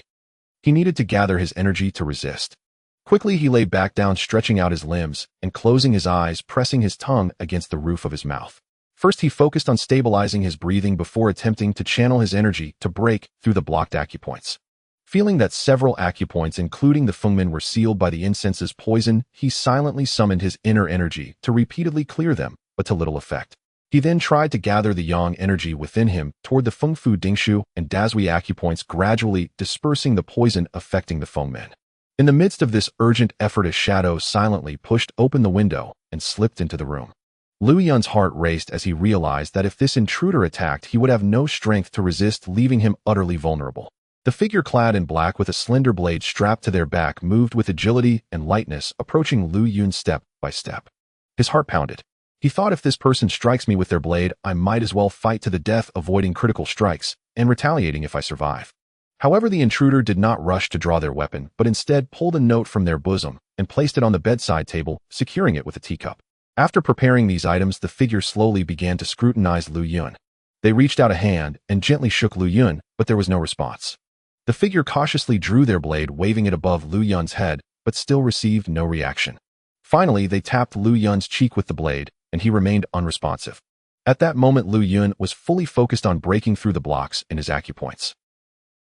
His martial skills had improved significantly since a year ago, and as he kept his mouth and eyes closed to circulate his energy, it seemed that only his true energy remained unaffected by the closing incense. Eventually, the intruder made a decision, stepping back and swiftly raising the blade poised to strike. Suddenly, a woman's voice rang out from behind. I advise you to lay down your weapon and become a Buddha, or you will meet your end beneath my sword. The figure gasped, quickly retreating, turning to guard their chest with the blade, astonished to discover someone standing behind them. Lu Yun felt his body tremble as the seals placed by the closing incense began to dissolve. He opened his eyes to see two figures in the room, neither of whom he recognized at first. Deciding to remain still, he waited to assess their intentions, knowing his internal energy had recovered.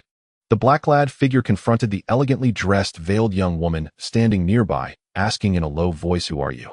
The woman replied that question should be directed at you.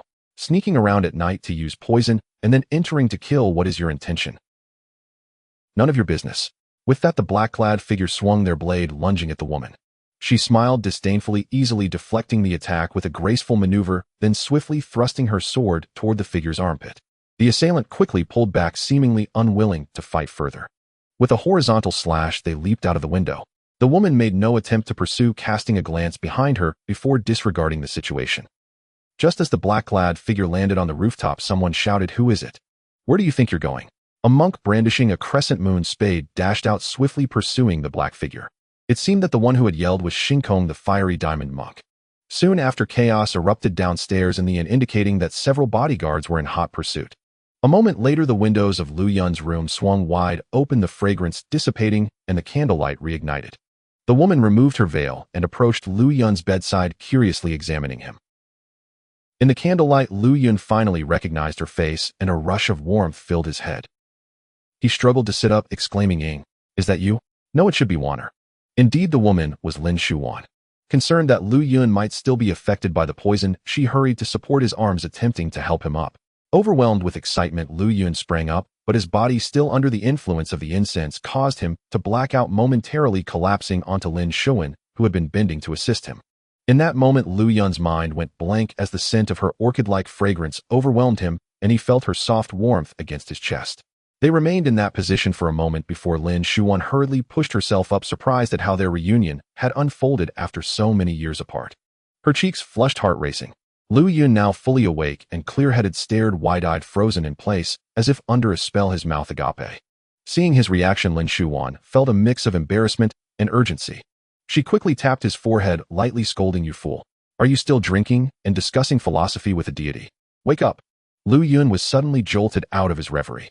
"Oh," he exclaimed quickly, standing up, his face as flushed as Lin Shuan's, his heart racing uncontrollably.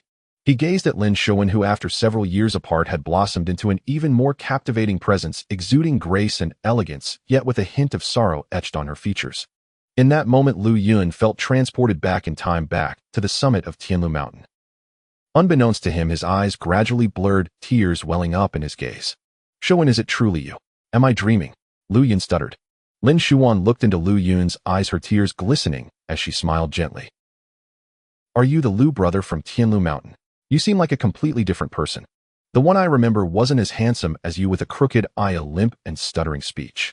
Lu Yun seized her wrist, affirming, "It's me, Shuan. Over the years I have trained my legs with the jade scriptures, and my eyes have been healed by my current master and mistress." Without thinking, Lin Shuan reached out to gently stroke Lu Yun's forehead and hair, her eyes brimming with delight. "Lu brother, you truly have become even better." At her tender touch, Lu Yun's heart raced, his face turning crimson, as if he had instantly reverted to his youthful self. He hurriedly asked, "Shuan, how have you been these past years?" Lin Shuan nodded softly, though her eyes spoke of countless hardships. "I've been well enough, but I could not find you for years. It was only when I heard about your martial contest at Sea Mountain that I learned of your whereabouts. That very day, I was also at Sea Mountain, having confronted an enemy, unaware that you were there too. Later, when I rushed to Biang sect looking for you, I discovered you had left with the escort agency, and I never heard from you again. So it was you who killed Ding Feng, the leader of the Thousand Hands sect, and caused a stir at Sea Mountain. What a pity." Lu Yun sighed, lamenting the capriciousness of fate. He and Lin Shuan had been in the same place, yet missed each other completely. "Recently, I heard rumors in the martial world about you robbing escorts, which led me to discover your situation. I also learned that you and Master Jingwu had come to Nanzhou, so I followed you here. Tonight, I just happened to see someone casting sleepy incense outside your window, which surely couldn't be for anything good, so I quietly followed them inside." At this point, Lin Shuan's cheeks flushed slightly, recalling her own experience of using sleepy incense in Mu Xiaocheng's dwelling back on Tianlu Mountain. Realizing everything now, Lu Yun quickly pulled Shuan down to sit beside him and asked earnestly, "Shuan, since our parting at Tianlu Mountain, have you avenged your family?" Before Lin Shuan could respond, Lu Yun's expression dimmed. "At that time, I went to Wuming Nunnery at Xielong Mountain to seek you, but Master Liaochen said, she told me that I should not wait for you any longer. I was truly heartbroken then." Lin Shuan hurriedly replied, "During my time on Tianlu Mountain, I was relentlessly pursued by Yin Nanshu. I accidentally fell from a cliff and injured my leg, so I had to hide in pain. He never found me and returned in anger. Later, I encountered a kind farmer while gathering herbs and stayed with them for several days. Once I could move my foot, I rushed to Xielong Mountain to find you." Lu Yun listened quietly, not realizing that she had been injured. He had waited for her at the foot of the mountain for 3 days as promised. Had he waited just a few more days, they might have met again instead of being separated for years. He couldn't help but feel regret. "When I finally reached the nunnery, Master Liaochen never told me you had been there. Did you really come to find me?" Upon realizing that Liaochen had deceived him, Lu Yun stood up, abruptly confused. "Shuan, can you tell me why Master Liaochen did this?" Lin Shuan, taken aback, pondered for a moment before sighing, urging Lu Yun to sit down again. "Lu Yun, don't blame Master Liaochen too harshly. She may not have understood the bond we shared at Tianlu sect, how we supported each other in times of need, nor did she know that you had secretly taught me the divine sky sword technique. She thought you were crippled and had no martial skills, believing you would only hinder my quest for revenge. Out of concern, she made that decision and misled you to return. It was likely out of a desire to protect me. Soon after I left the nunnery, she too fell victim to misfortune." Hearing her words, Lu Yun fell silent. He realized that back then he had been a beggar, crippled and powerless, a burden wherever he went. Moreover, Shuan had her vendetta to pursue. In such matters, he truly could offer no assistance. Perhaps that was indeed the reason Master Liaochen had sent him away. After some contemplation, Lu Yun, having experienced life's tribulations over the years, thought that since Master Liaochen had passed away, there was nothing left to resent, especially since she was also the mother of his dear friend Kair. "Shuan, I harbor no grievances against Master Liaochen. Now that I can see you again, it feels like a gift from the heavens, and I am content." The two of them laughed in unison, feeling as if there were countless stories and memories left to share. At this moment, dawn was breaking and the sky was brightening. Suddenly, a commotion arose downstairs with someone shouting loudly, "No matter how you fly in the sky, you will not escape from me." It seemed the thief had been captured by the monk Qingtian. Lin Shuan quickly asked Lu Yun if the robbery had indeed occurred. He recounted the events in brief, and upon hearing this, Lin Shuan was greatly incensed, astonished by the audacity of such a bold individual.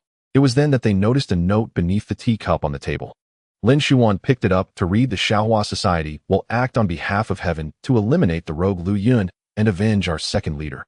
This person came to kill you and even left a note detailing their intentions, as if they were afraid others wouldn't know."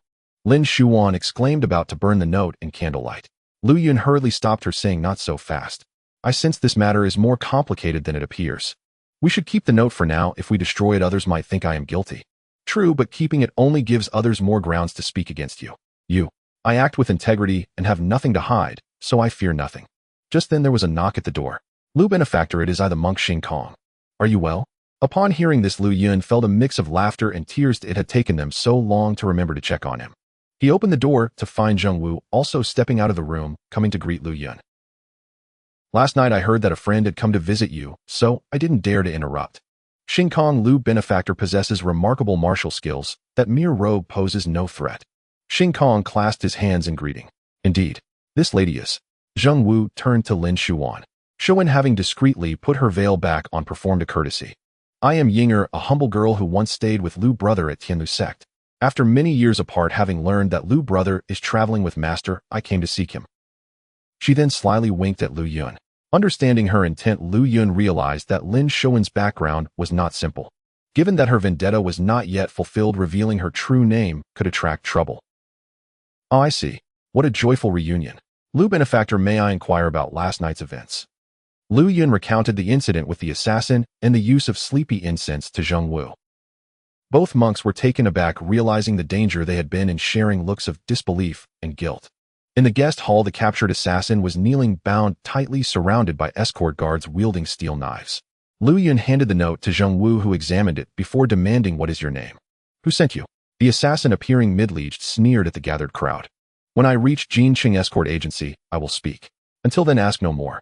You pathetic escorts, why haven't you killed Lu Yun in front of you to avenge your chief Wu?" The guards were equally eager, some instinctively gripping their knife handles, but they dared not act with the monks present. Lu Yun recognized the voice, but couldn't place it. He then angrily retorted, "The Xiaohua Society was responsible for the deaths of the brave heroes of the escort agency. What right do you have to seek justice for Wu brother?" "Huh, we were tricked by you first." The assassin countered defensively. Witnessing this, Zheng Wu interjected, "I believe we should not delay further. Let us swiftly proceed to Qingtian escort agency, where the truth will be revealed in due time." He then turned to Lin Shuan. "Are you accompanying us?" Shuan nodded vigorously. "Master, I have long known Lu brother.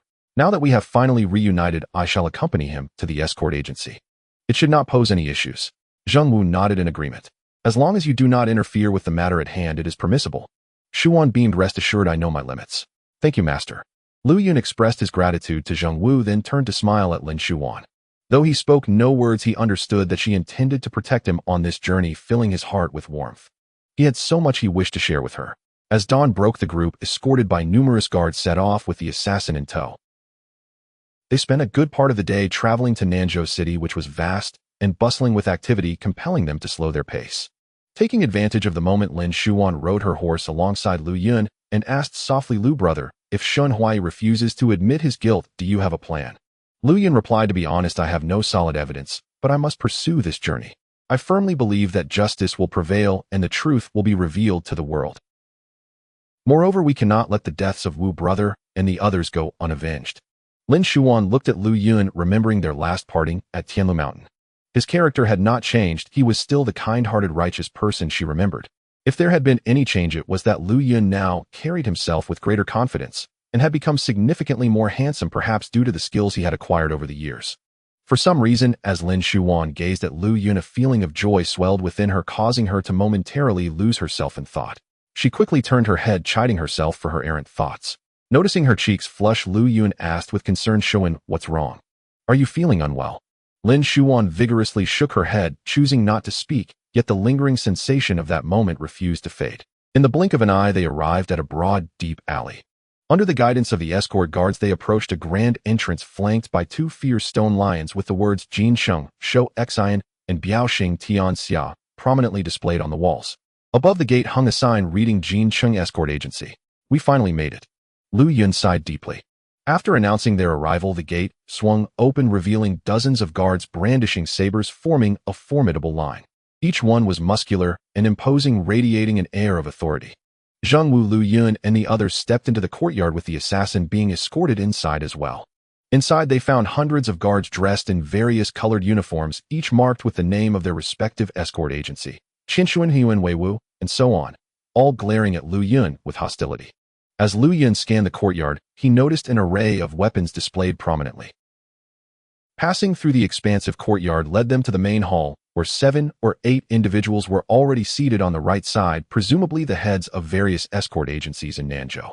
The left side was conspicuously empty, likely reserved for Zheng Wu and Lu Yun. In the main hall, an altar held Wu Zengxing's memorial tablet. To the left sat a woman, and to the right a robust man. Lu Yun's eyes narrowed as he recognized the scoundrel Shen Huai. Seeing him, Lu Yun's heart jolted, struggling to suppress his fury. As the four entered, they were led to the hall, taking their seats on the left side, while Xing Kong stood behind Master Zheng Wu. From the moment they entered, Lu Yun's gaze remained fixed on Shen Huai, who upon noticing Lu Yun involuntarily twitched before showing an expression of suspicion, pondering, isn't Lu Yun's eye crooked? How has it suddenly improved?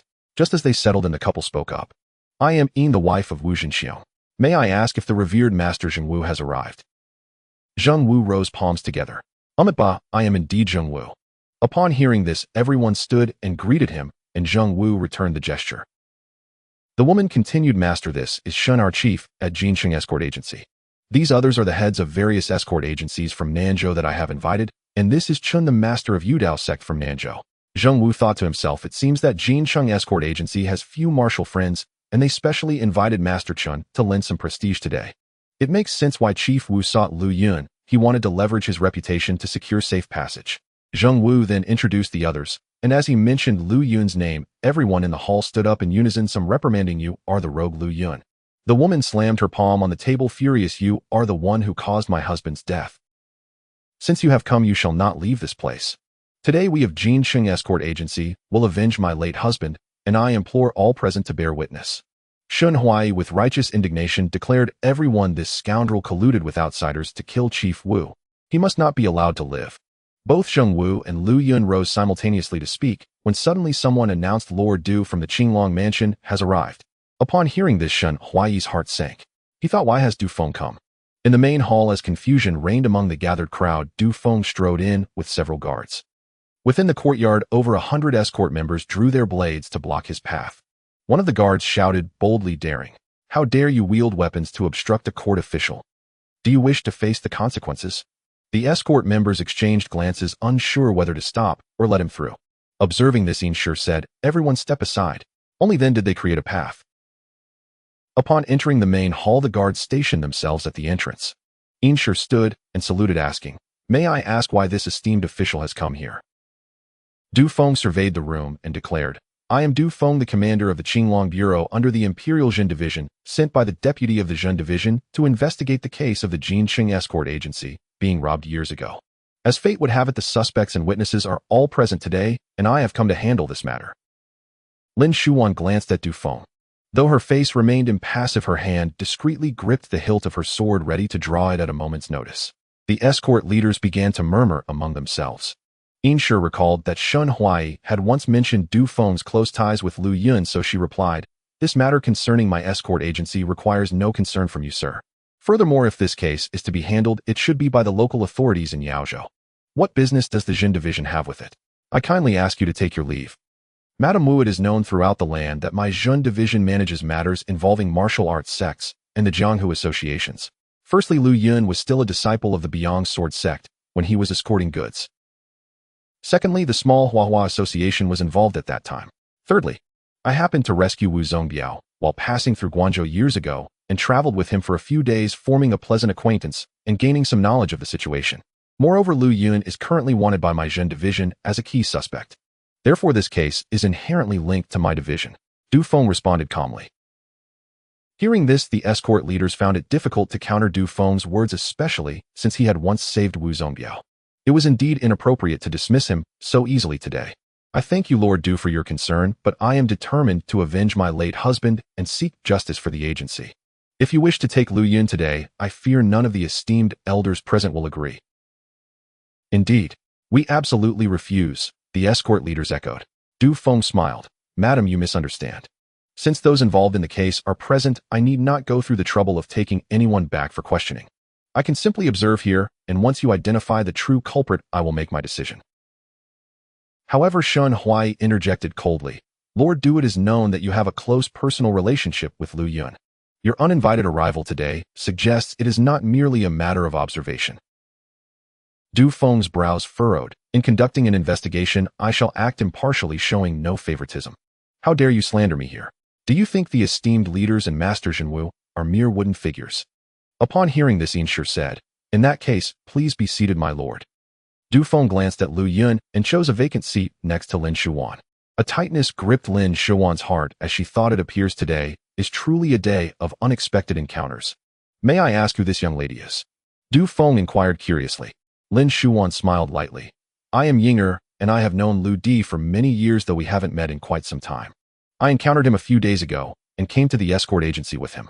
Oh, I see. Very well. Du Feng acknowledged, but he noticed her gripping a sword and wearing a veil, sensing that she was not an ordinary woman. Lu Yun, you are a suspect. What right do you have to sit here? Chun, the leader of the Qingdao sect, an elderly man with a white beard, glared angrily. Very well, then I shall stand. Lu Yun replied calmly, moving to the center of the hall.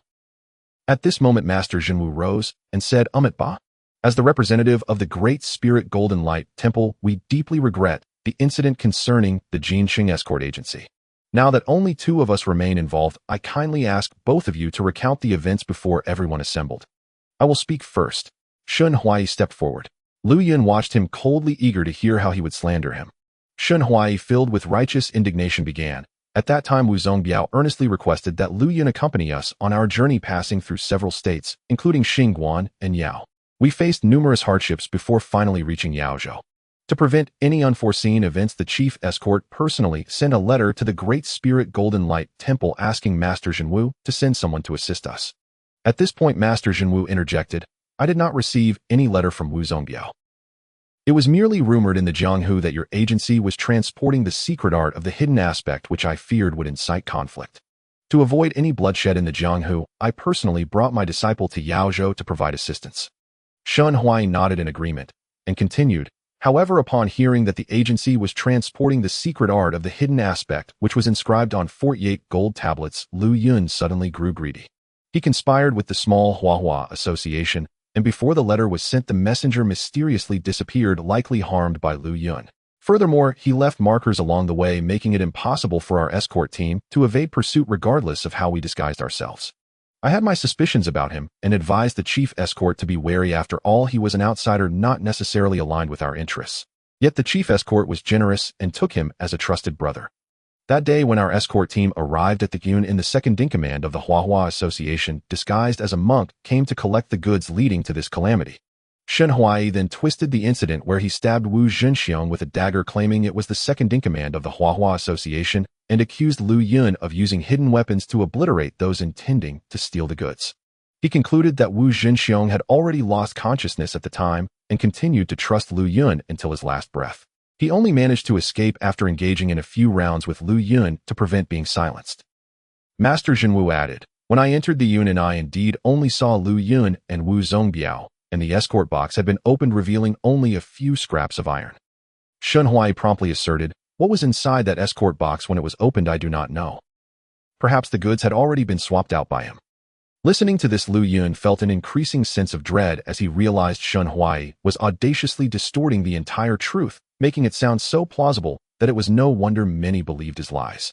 The power of words is indeed fearsome. At this moment, Lu Yun deeply regretted not arriving in time to the Yenzhou region to clarify matters with the Qingtian escort agency. This had allowed Shun Huai to exploit the situation and fabricate these calumnies. It seemed that his experiences in the Jianghu had been too superficial. He had not thought things through nor anticipated the treachery of the human heart leading to such dire consequences. Shen Zhaodo, allow me to offer you a cup of tea. Master Jinwu gently pushed a teacup towards Shun Huai, who caught it instinctively. However, without using any force, the teacup shattered with a loud crash. As the gathering expressed their surprise, Master Jinwu clasped his hands and said, Good. I was simply testing, and it seems Shin Zhaodu is not practicing the secret art of the hidden aspect. Shun Huai, confused by Master Zenwu's actions, immediately replied, Thank you, Master Jinwu, for clearing my name. The other escort leaders were now gritting their teeth, fists clenched, their eyes blazing with fury. Yinshi's eyes turned red as she recalled Wu Zhengxing's tragic death, her chest heaving with anger. She shouted, You scoundrel! What do you have to say for yourself today? If this is true, I and the brothers of the escort agency will not let you off easily. Everyone since Lu Yun has come with me for fairness, why not let him speak as well? Master Jinwu suggested. Upon hearing this, all eyes turned to Lu Yun. He slowly raised his head, scanning the crowd. Striving to calm his emotions, he began to recount his side of the story.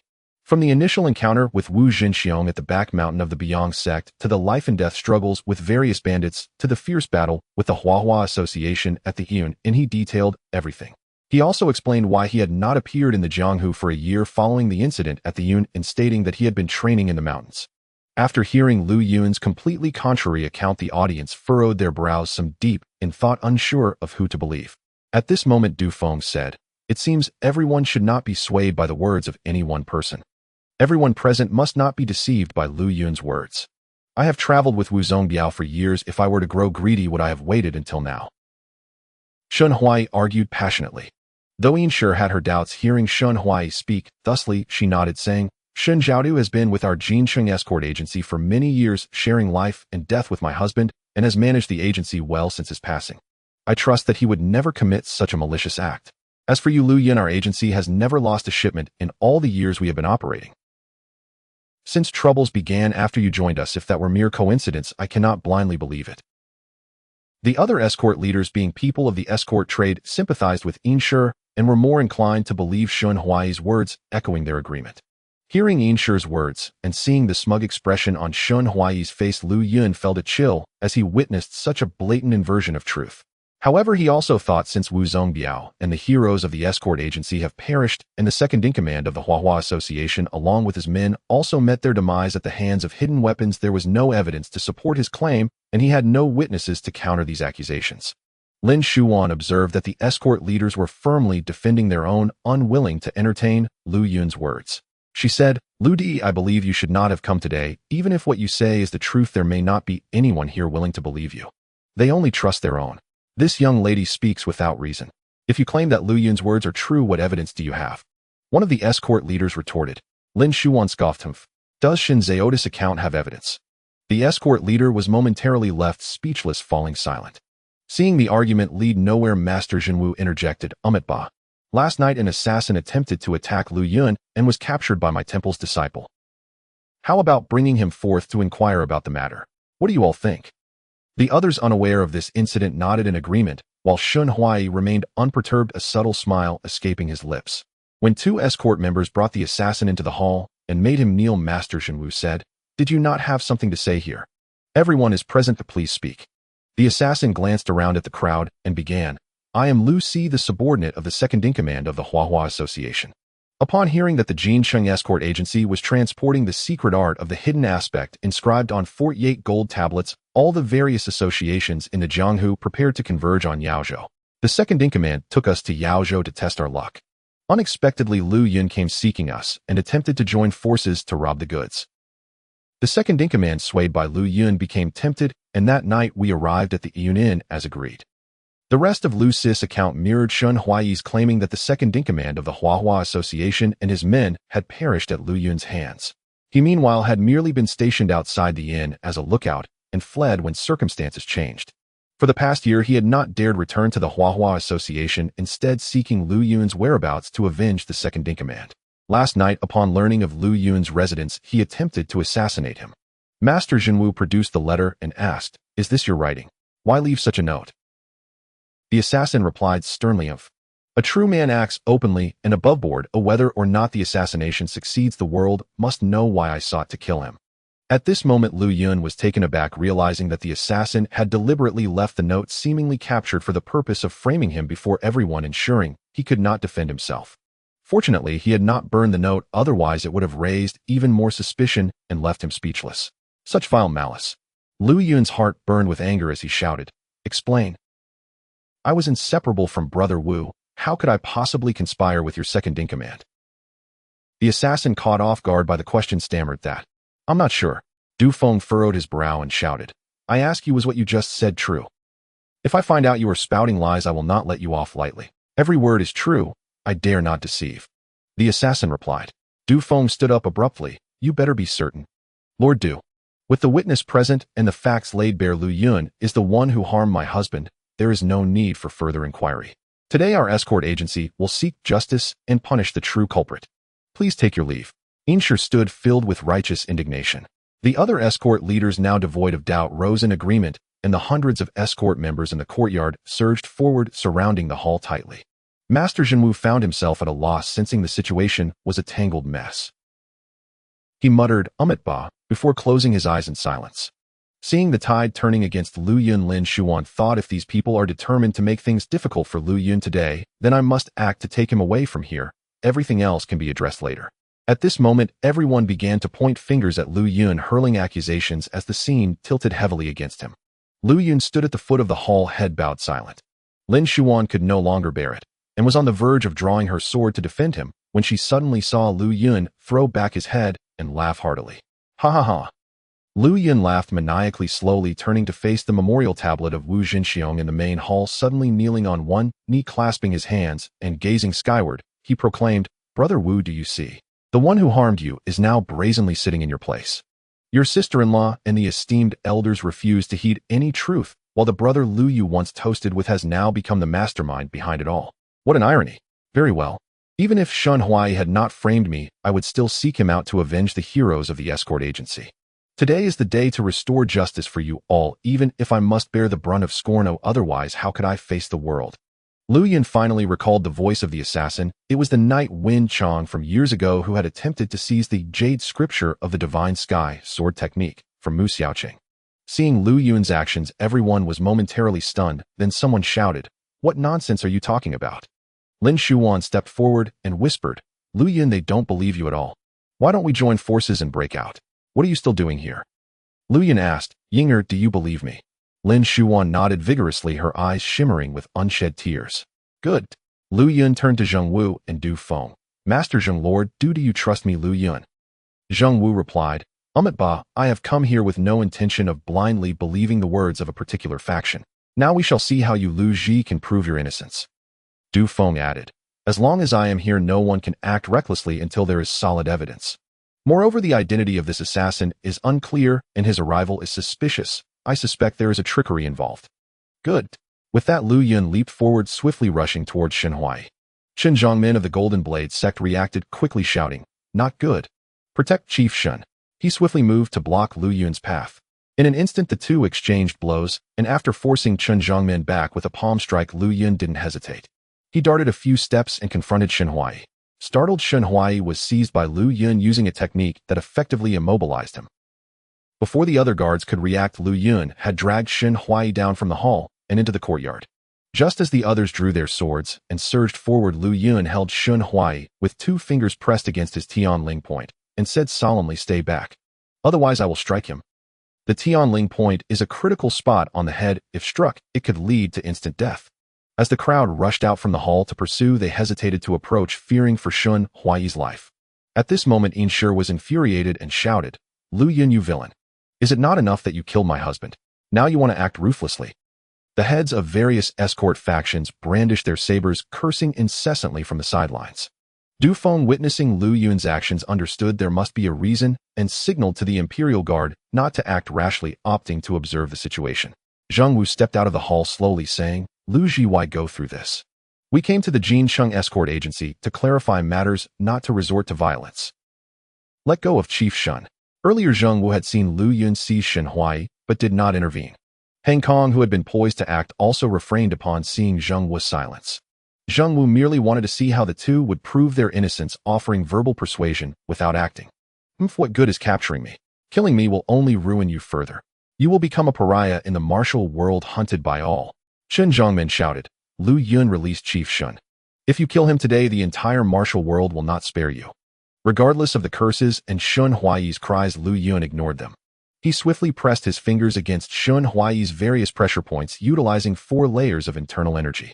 These points are the most painful in the body. Shun Huaiyi was immediately struck by a wave of pain, his feet swelling painfully, knees unable to support him, as if pierced by 100 needles. His shoulders felt as if 1,000 ants were drilling into him, unbearably itchy, and his internal organs felt as if crushed by a heavy stone, overwhelming him with pain to the point he could not utter a sound, ultimately resulting in involuntary urination.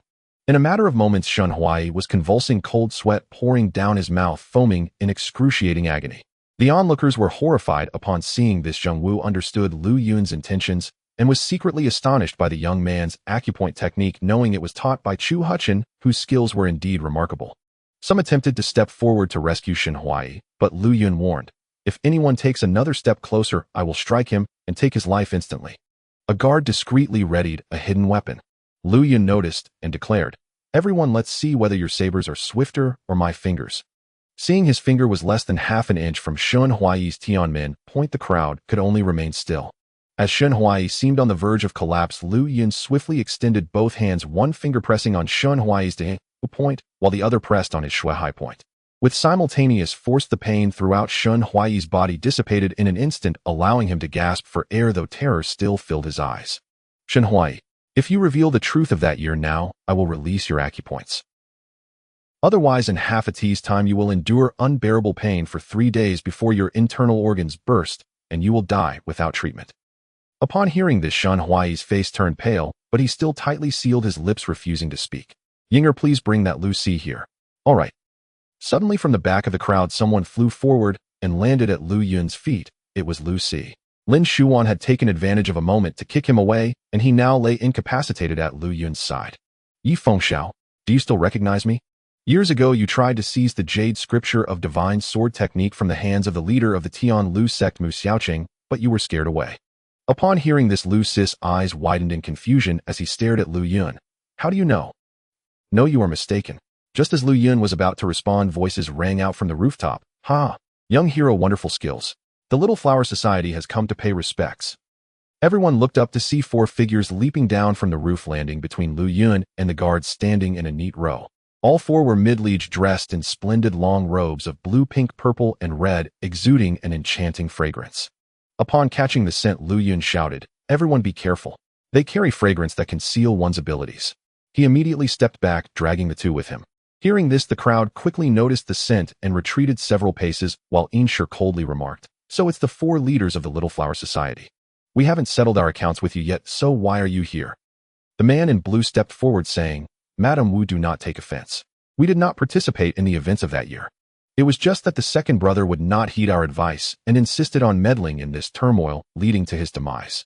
We are here today to clarify who exactly was responsible for his death. We mean no offense to the heroes present." Inshur scoffed, "Are you not afraid of leaving here in a bad way? Today, even if it costs me my life, I will avenge my husband. You Little Flower Society are the murderers of that year." The other heads of various escort factions who had long been at odds with such rogues tightened their grips on their sabers, ready to act. "You vile rascals, what is your intention in bringing this mind-numbing fragrance? Brothers, our enemies are all here today, none shall escape." "Yes," the guards shouted, the sound reverberating throughout the escort agency. At this moment, the man in pink said, "Hee, this courtyard is wide and empty. As long as you do not approach, there will be no harm." One of the guards sneered, "Do you think our hidden weapons are mere toys?" The man in pink replied, "I wouldn't dare." Dufeng, protected by the Imperial Guard, clasped his hands behind his back and declared, "Little Flower Society, your leaders are the 5 masters in blue, yellow, pink, purple, and red robes. The second master in yellow is already dead, and your followers number merely in the hundreds. However, your influence extends throughout our Central Plains, notorious for using pollen to create mind-numbing fragrances despised by the righteous sects. Today, do you dare to treat my esteemed Imperial Guard as mere decorations?" A man in purple from the Little Flower Society stepped forward and bowed. "We dare not, Lord Du. You know us well, we would not act recklessly. We are here to apologize to the Qingtian escort agency." He then produced a silver note from his bosom and respectfully placed it on the ground, worth a full 2,000 taels. The crowd responded with a collective humph and ignored him. The man in blue quickly added, "We acknowledge our guilt and are open to any punishment you deem fit. The Little Flower Society will certainly take responsibility." Today we wish to clarify the events of that year. Seeing that the crowd remained silent, the blue-robed man asked, "Third brother, was there anyone named Lu Si under the second brother?" The pink-robed man replied, "In response to the eldest brother, there aren't many people in the second brother's faction. I know them all, and there is no one named Lu Si." Fifth brother, is there anyone named Lu Si in our Little Flower Society? Another man in red answered, "There is no such person." The blue-robed man said, "Since that's the case, young hero Lu, this person has nothing to do with our Little Flower Society. He is pretending to be one of us." Upon hearing this, the crowd was taken aback, exchanging glances with disbelief. "Fine. Yi Fengxiao, you are overly cautious and timid, yet still wish to engage in thievery. Do you remember the 3-nos rule that Master Mu wanted to impose on you? You were terrified then, am I right?" Yi Fengxiao's eyes widened in shock. "Who exactly are you?" Lu Yun replied, "I am the little cripple who delivered the sword to Master Mu back then." Lu Yun continued, "Your lies have been exposed. I will give you one last chance, otherwise you will end up like him." With that, Lu Yun withdrew his fingers from Shun Huai's de Jue and Shui high points, and Shun Huai immediately began convulsing violently again, returning to his painful state. Seeing Shun Huai in such agony, Lu Si's eyelids twitched, and Lu Yun sternly declared, "I will ask you one last time. Still refuse to speak. I will use 5 layers of internal energy to strike your acupoints, subjecting you to 10 days of pain, and you will die in agony." Lu Si's eyes darted around in fear, cold sweat pouring down. Seeing him hesitate, Lu Yun shouted, "Take this." His fingers shot forward and Lu Si screamed, "Young hero, spare me. I will tell the truth." Looking at Shun Huai's wretched condition, Lu Si couldn't bear to watch any longer and hastily confessed, "I am indeed Yi Fengxiao, a thief by trade, wandering without a home.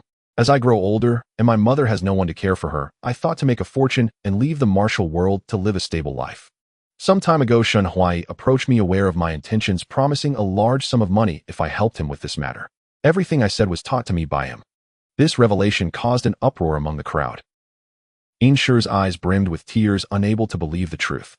She turned to Shun Huai, her voice trembling. "Brother Shun, is this true?" Shun Huai's lips had turned dark, saliva pooling in his mouth, his body racked with unbearable pain. This suffering was beyond human endurance. At this point, he could no longer withstand such torment, and only hoped for the pain to cease, even briefly, would be a tremendous mercy, or death would be a relief compared to this. He nodded repeatedly, managing to utter, "Lu. Brother Lu. Please. Stop. I will tell." Seeing this, Lu Yun relaxed slightly and swiftly released his acupoints. Shun Huai felt as if he had been granted a reprieve, collapsing to the ground, unable to rise. Seeing Yi Fengxiao betray him, the hellish pain was unbearable, and he slowly said, "I was the one who did all this. I also killed Brother Wu." Inshi shook her head, weeping, "You beast.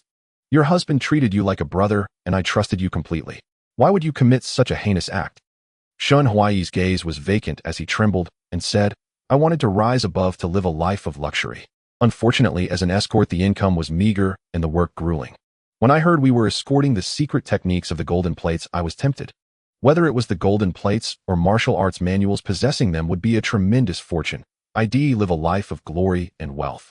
Lu Yun was furious. "So you turned around and stabbed Brother Wu, using the Little Flower Society to annihilate the entire escort team, and schemed to monopolize the goods with the Little Flower Society's second master?" Shun Huai nodded, his face ashen. "Yet the box contained nothing but scrap metal. I regretted it immensely, but the deed was done, and there was no turning back. After escaping from Yun that night, I hid everywhere, living in constant fear. Even if I lived, what was the meaning of it? After some time, I thought Brother Lu would have delivered the news to the Qingtian escort agency, but upon inquiry, the agency knew nothing of it. So I took a gamble, planning to pin everything on Brother Lu. If it worked, I could still be the head of the escort and live a stable life. Good. Many years ago, I sent disciples to Nanzhou to look for the entrusted escort, and they returned saying you had returned to the agency, claiming Lu Ji was the mastermind. I then dispatched people to search for Lu Ji to clarify the truth, but I never found him." The truth was now clear, and Zheng Wu felt a weight lift off his shoulders. It just so happened that Brother Lu had been in the mountains, not showing himself in the martial world, thereby substantiating my claims until today. "Sister-in-law, I have not slept soundly for a year. I have wronged Brother Wu." The various heads of the escort factions looked at Shun Huai with disdain, their expressions filled with embarrassment. The head of the wielding escort agency was particularly furious, exclaiming, "Shun Huai, you deceived us all, and the credibility of our escorts has been trampled by you. How can we maintain our standing in the martial world from now on? The Qingtian escort agency's escorts were all wide-eyed, unable to believe that the revered Shun de Biao was the true culprit, rendered speechless as they stood frozen in place. Shun Zhongmin clasped his fists towards Lu Yun, saying, "I was disrespectful earlier, young hero Lu. Please do not take it to heart. Madam, will everyone, I have matters to attend to, so I shall take my leave first." With that, Shun Zhongmin turned and left without waiting for a response. At this moment, no one knew the pain in Yin's heart. She silently approached Lu Yun, suddenly kneeling before him, her voice trembling with sorrow. "Brother Lu, I am a foolish woman who has been cruelly deceived by this traitor. It is my own blindness that allowed him to assume the position of chief escort. I have wronged you greatly, and I beg for your forgiveness." Lu Yun was taken aback and quickly helped her to her feet, tears welling in his eyes. After assisting Yin, he knelt down again and said, "Sister-in-law, it is all my fault for lacking experience and failing to anticipate this situation. If I had reported this matter sooner, we would not have allowed the murderer of Brother Wu to roam freely. How could I ever dare to blame you?" Yin felt unworthy to face him and wept, "What use are my eyes if they are blind?" With that, she reached towards her own eyes to harm herself. Seeing this, Lu Yun rushed to grab her arm, but at that moment a pair of delicate hands tightened around Yin's fingers. It was Lin Shuan. "Madam, you cannot blame yourself. If blame must be assigned, it should rest upon the greed of mankind that has turned Brother Wu's longtime ally into such a villain. You too are a woman of misfortune," Weiner said, seemingly empathizing with Yin as she wept alongside her. The members of the Xiaohua society had long been fixated on Shun Huai. At this moment, the man in blue spoke. "Madam, can you hand this man over to us? The members of Xiaohua society wish to avenge our second brother. Rest assured, we will not let this scoundrel meet a good end." Du Feng, standing aside with his hands clasped behind his back, remained silent. To him, as long as Lu Yun was cleared of suspicion in this case, it did not matter who dealt with Shen Huai. "This scoundrel is not for you to deal with. I will personally avenge Brother Wu," Lu Yun declared fiercely, his fists clenched, ready to shatter Shen Huai's skull with one blow. Yin ceased her weeping and bowed to Zheng Wu and the others. "Brother Lu, Master Zheng Wu, Lord Du, and the four leaders, please allow the Qingtian escort agency to handle its own affairs. I ask that you give us a little face." Upon hearing Yin's words, the four leaders of the Xiaohua society understood that the escort agency would not easily release Shun, but now that the truth was revealed, the real culprit Shen Huai would certainly face retribution. This would suffice as an explanation for their second brother. The group then clasped their hands in a salute to Lu Yun and the others before striding away, while the escort members silently made way for them. Lu Yun thought it reasonable. After all, Shen Huai was a member of the escort agency, and it was therefore most appropriate for them to handle him. He nodded in agreement. The heads of various escort agencies in the state, having witnessed the resolution, also bowed to Lu Yun in apology, filled with self-reproach. Now that the truth was known, Lu Yun naturally did not hold grudges against them, saying, "Respected seniors, there is no need for such formality. I, Lu Yun, feel deeply gratified to see you all standing up for Brother Wu and the other heroes. Please do not let this matter weigh on your hearts any longer." Seeing Lu Yun's understanding and reason, the heads of the escort agencies quickly reconciled with him, calling him brother and exchanging pleasantries before leading their respective members away. At this moment, only the members of the Qingtian escort agency remained in the courtyard. Yin said, "Brothers, please allow me to apologize to Brother Lu." Leading the way, Yin raised her hands in a gesture of respect and bowed deeply. "We thank you, young hero. That's unnecessary. All of you are respected in my heart. It is I who failed to handle matters properly and should apologize to you." Lu Yun replied, raising his hands in a similar gesture of respect. The escort members could no longer bear to witness the once righteous Brother Shun in such a state. One of the escorts reported, "Sister-in-law, how should we deal with these two?" Shun Huai, having sealed his own fate, slumped to the ground, closing his eyes in silence, while Yi Feng looked at Lu Yun with a pitiful gaze, pleading, "Young hero, spare my life. I have an elderly mother at home." "I was confused for a moment. I beg for your mercy." Seeing his pitiful state, Lu Yun could not help but ask, "You entered my room last night, and you could have killed me with a single blow. Why did you first take the time to carefully place the message, testing it repeatedly?" I heard you were skilled in martial arts and feared that you might not be enchanted. That is why I was cautious. As the saying goes, a careful sailor avoids disaster for a lifetime." Lu Yun found this amusing. This man was timid as a mouse, often overly cautious, yet he was plagued by greed, indulging in thievery. It was truly exasperating. "Be honest. Have you ever committed any heinous acts?" "No, I usually only dare to steal small change and trinkets.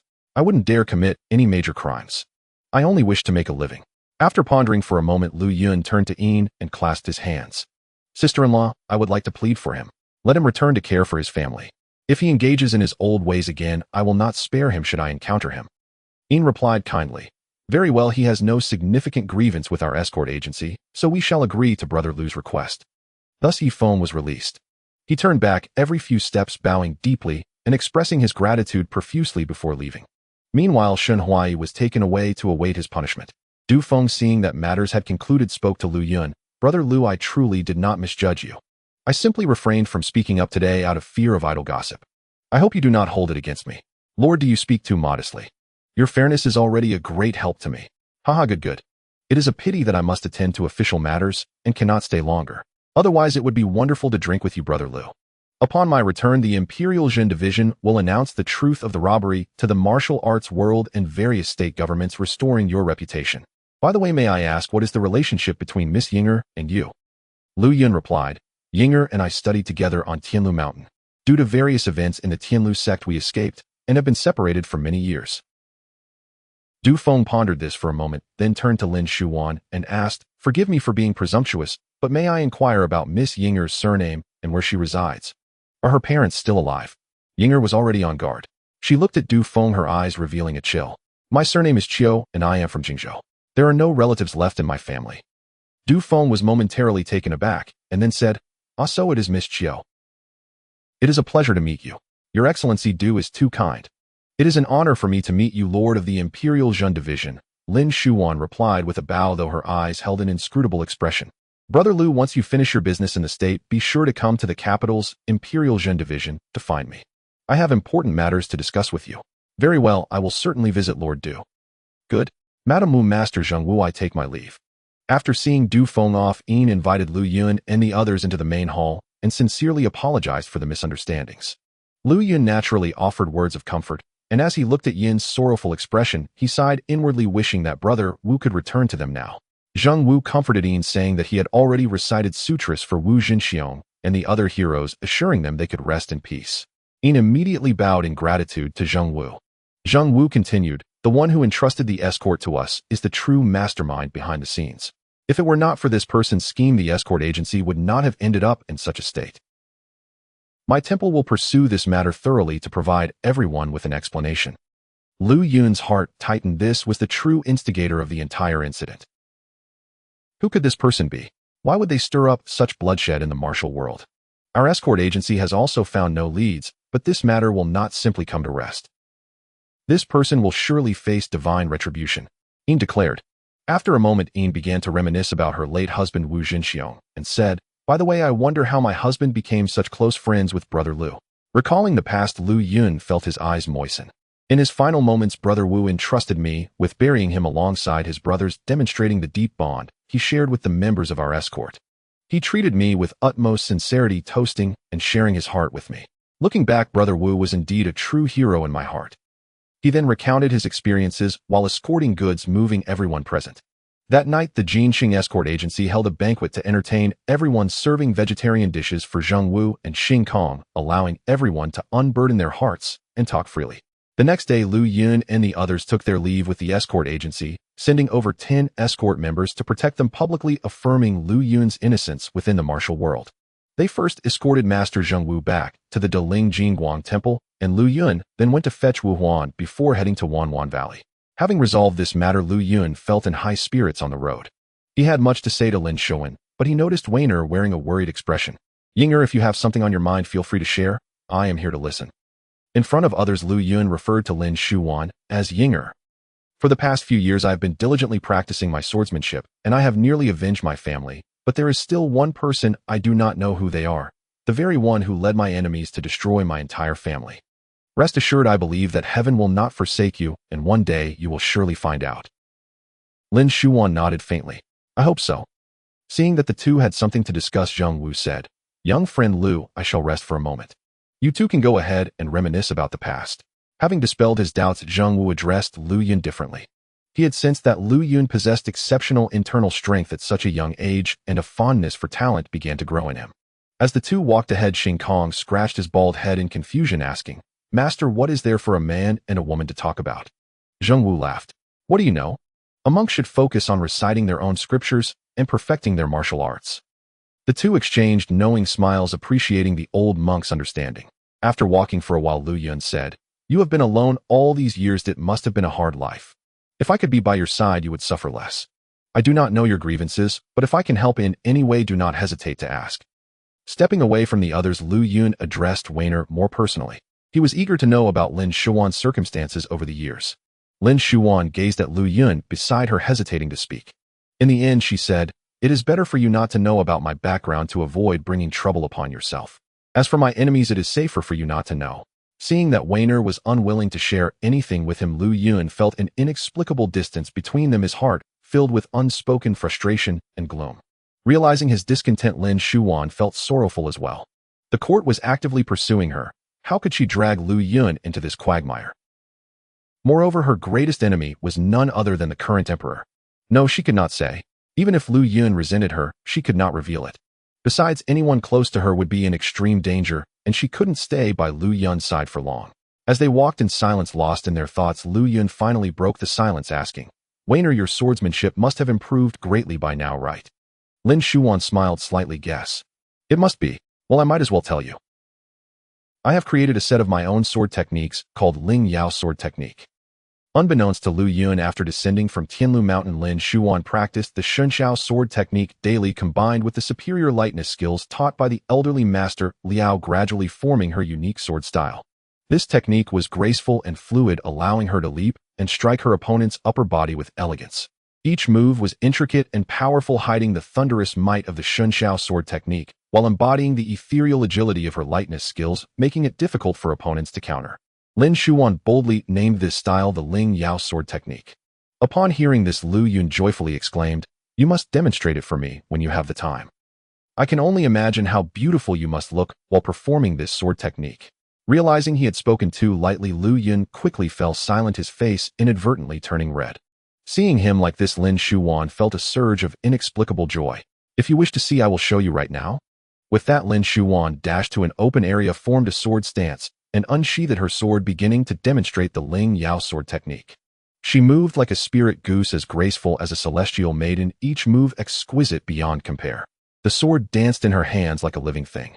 After executing several brilliant and swift techniques, she soared into the air, where her sword resembled a heavenly blossom, transforming endlessly, each strike aimed at critical targets. Upon landing, she moved with the agility of a cunning rabbit, her steps light and swift. The swordplay was like thunder and lightning, at times gentle as flowing water, enhanced further by the unique moves she had created, seamlessly blending the Shunxiao sword technique with superior lightness skills. Lu Yun was momentarily entranced. The sword technique Lin Shuan performed was truly breathtaking, like a fairy dancing gracefully before him, with techniques both powerful and unique that concealed lethal intent. After her performance, Lin Shuan stepped beside Lu Yun and asked, "What do you think? Do you like it? Beautiful. Truly stunning. Then you must show me your sword techniques as well. I have never seen you wield a sword." Lu Yun replied cheerfully, "All right, just watch closely." With that, Lu Yun leaped into the air, unsheathing his long sword, unleashing a wave of sword energy. He then shifted his stance, executing the Tian Yuxian Kuan sword technique. At first, he launched an attack from the east, but the sword light flickered, and he appeared in the west. Although he seemed to advance, he suddenly thrust backward, slashing to the left, while simultaneously cutting down from the right, each sword strike capable of countering multiple attacks, his movements elusive and his sword style grand and imposing. His lethal techniques flowed seamlessly, a true display of superior swordsmanship. Lu Yun showcased several moves of the Lan Yu style, the Zhuhai style, and the Bashan style, demonstrating his skills. At times, he was like a flying dragon diving into the sea to seize the bright moon, at other times like a tidal wave unleashing a flurry of swords, and at times like a mountain pressing down, his sword striking in all directions. Lin Shuan's eyes widened in astonishment. Had she not seen it with her own eyes, she would have found it hard to believe that Lu Yun's swordsmanship was so formidable, with each technique infused with powerful internal energy, far surpassing her own. In her eyes, Lu Yun appeared even more gallant and heroic while wielding the sword, undeniably a handsome man. Her heart stirred with joy with each leap and bound he made. After finishing his display, Lu Yun landed gracefully beside Weiner, sheathing his sword and grinning. "What do you think?" Lin Shuan gazed at him and said, "Your swordsmanship is truly unparalleled in the martial world, a rarity indeed. Moreover, your jade scripture technique has reached a peak level. I am genuinely happy for you. Your skills now exceed mine. Lu Yun's face flushed again. You flatter me. The scene when you danced with the sword was breathtaking. I fear I shall never forget it for the rest of my life. This time it was Shuwan's turn to blush. To avoid embarrassment, she quickly changed the subject. Is your master treating you well? Yes, my master and mistress not only taught me martial arts, but also healed my eyesight. They treat me as if I were their own child. At that moment, Lu Yun thought of his master and mistress and longed to return to see them soon. Lin Shuwan's face also displayed a look of comfort. You grew up without parents and spent more than a decade as a beggar. To encounter such good fortune now truly makes me envious. Shuwan, why don't you come with me to Wanwan Valley to meet them? I am sure they would like you. Shuwan smiled, biting her lip. Sure, but not right now. Then, fine. Lu Yun lowered his head. By the way, tell me about the Gu family troop from years ago. As he recalled the Gu family troop, Lu Yun's mood gradually darkened. He slowly began recounting his days with the troop to Lin Shuwan right up until their misfortune struck. Lin Shuwan listened, tears welling in her eyes, especially when she heard about the humiliation suffered by Sister Kai before she threw herself into the river.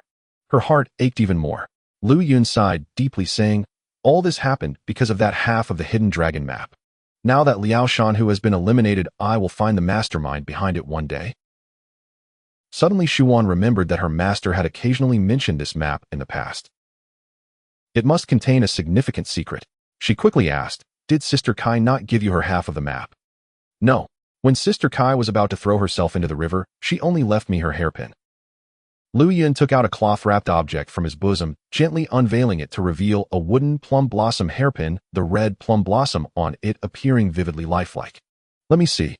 Lin Shuwan took the hairpin, scrutinizing it for a moment before pressing her thumb firmly against the red plum blossom. With a crisp snap, it became silent. Lu Yun was taken aback, staring intently at the hairpin, but after examining it for a long time, he found no clue. Lin Shuwan searched carefully again and suddenly noticed a fine crack had appeared in the middle of the hairpin. It was hard to detect unless one looked closely. She gently twisted it, and the hairpin surprisingly broke in half, revealing a roll of silk inside. Shuwan quickly pulled out the silk, unfurling it to find it was half of a silk-embroidered map, marked with several mountains and a path, though only half of the path was drawn. The other half must be on the other piece of the map. Lu Yun's mouth fell open, his eyes wide as copper beads. He never expected that this half of the hidden dragon map was hidden in the hairpin left to him by Sister Kai, and it had been with him all these years. How could this be? Lu Yun exclaimed in shock. It seems that back then Master Liao entrusted this map to Sister Kai and her father. In the end, Sister Kai passed it on to you. This is the lower half, the upper half must be elsewhere. Lin Shuwan recalled, Master Liao left the temple to care for my master. One day when I returned from avenging my enemy, I found her lying in a pool of blood. The nameless nunnery had been ransacked inside and out as if searching for something. Now I realize it was likely searching for that half of the map. The one who harmed Master Liao must be the mastermind behind the Gu family troop's demise, the masked man you encountered that day. Lu Yun found it very plausible. Master Liao didn't know martial arts, and fearing she could not protect the map due to her illness, entrusted it to Sister Kai. Indeed, it must be so. Master Liao was truly harmed. Lu Yun, this map is very important to me. It was likely drawn by my master. May I take it back today? Shuwan asked. Of course, since it is so important to you, it would be inappropriate for me to keep it. Take it. Thank you. There's no need for such formality. But what exactly does this map conceal that has caused so many lives to be lost? Lu Yun wondered, puzzled. Regardless of what it is, those who know about this map are very dangerous. You must not speak of this to anyone. Understood. Lin Shuwan carefully rolled up the map and placed it back into the plum blossom hairpin. It is safer to keep the map in the hairpin as it conceals it better. However, this hairpin. Lu Yun looked at the hairpin with reluctance, as it had accompanied him for 5 years. Yet it was more important to Shuwan, especially since the contents within did not belong to him. He said, you should take it as well.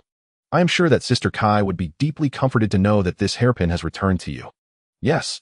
Remembering Sister Kai, Lin Shuwan's expression darkened. At that moment, she suddenly thought of something and halted abruptly, saying, by the way, I think I know where the upper half of the map is. It should still be in the nunnery. This item may relate to the annihilation of my family. Nanzhou is not far from Suzhou. I must go there immediately. Having been together for only 2 days, Lin Shuwan was about to leave suddenly, and Lu Yun felt a sense of loss and reluctance. He sighed, going alone is dangerous. You are shouldering all this alone, and I am very worried for you. Nothing is more important than your life. Lin Shuwan smiled sadly. My master never allowed me to seek revenge. The item in this map should be something she hid from me. Lu Yun said, if that is the case, your master surely cares for you and does not want you to lose your precious life. But my father, mother, brothers, and sisters have all died tragically. If I do not avenge this grudge, I will have no face to meet them in the afterlife. Lin Shuwan studied Lu Yun closely, wanting to take another good look at his face. I will go now. Oh, take care of yourself. I will find you again. With that, she turned to leave. Shuwan, wait. Lu Yun reached into his bosom and took out a pale pink medicine bottle, handing it to Lin Shuwan. This was quietly placed in my room last night along with a note saying it was a token of gratitude for me to keep for self-defense. When I opened it, I caught a whiff of closing technique incense. I reckon it must have been sent by Xiao Hua and her friends. But this is of no use to me. It is better to give it to you. As you are alone, you should have more things to protect yourself. He then explained how to use the incense. Lin Shuwan reached out to accept the bottle, and their hands inadvertently brushed against each other, causing both of them to tremble momentarily. Thank you. I will definitely come back to find you. After saying this, Shuwan turned and hurried away, her figure gradually receding into the distance. Zheng Wu and the others caught up, seeing Lu Yun lost in thought, gazing after Lin Shuwan with a reluctant expression. They consoled him. If there is a good fate, you will surely meet again, just as the fragrance arrived on the previous night and as the winds guided her away today. There is no need for you to be too sorrowful, young friend Lu. Thank you, master. I understand. At that moment, a courier arrived on horseback from behind, coming before everyone. On the order of the elder sister, I am here to inform Master Zheng Wu and young hero Lu that Shun Huai has been dealt with by the escort agency today, and his body has been buried in the mass grave. The great vengeance of the Qingtian escort agency has been avenged. Upon hearing this, everyone nodded silently. Lu Yun finally breathed a sigh of relief, kneeling on one knee before the vast blue sky, raising his hands in salute without uttering a word, silently reciting, Brother Wu, we have finally waited for this day. Seeing Lu Yun's gesture, the other escorts also knelt down, raising their hands in salute, collectively honoring Wu Zingxing's spirit in the heavens. Zheng Wu and Xing Kong joined hands and murmured, Amitba. Afterward, the group continued heading south towards the Fulong Mountain in Shuazhou. The journey was uneventful, and after more than 10 days, they finally arrived at the Daling Jingguang Temple on Fulong Mountain. Before entering the temple, the various heads and stewards had already come out to greet them. Upon seeing Lu Yun returning with the abbot, they guessed the outcome. Zheng Wu informed the crowd of the situation, clearing Lu Yun's name, and the monks sighed in response. Lu Yun sought Wu Huan in, but found no trace of him.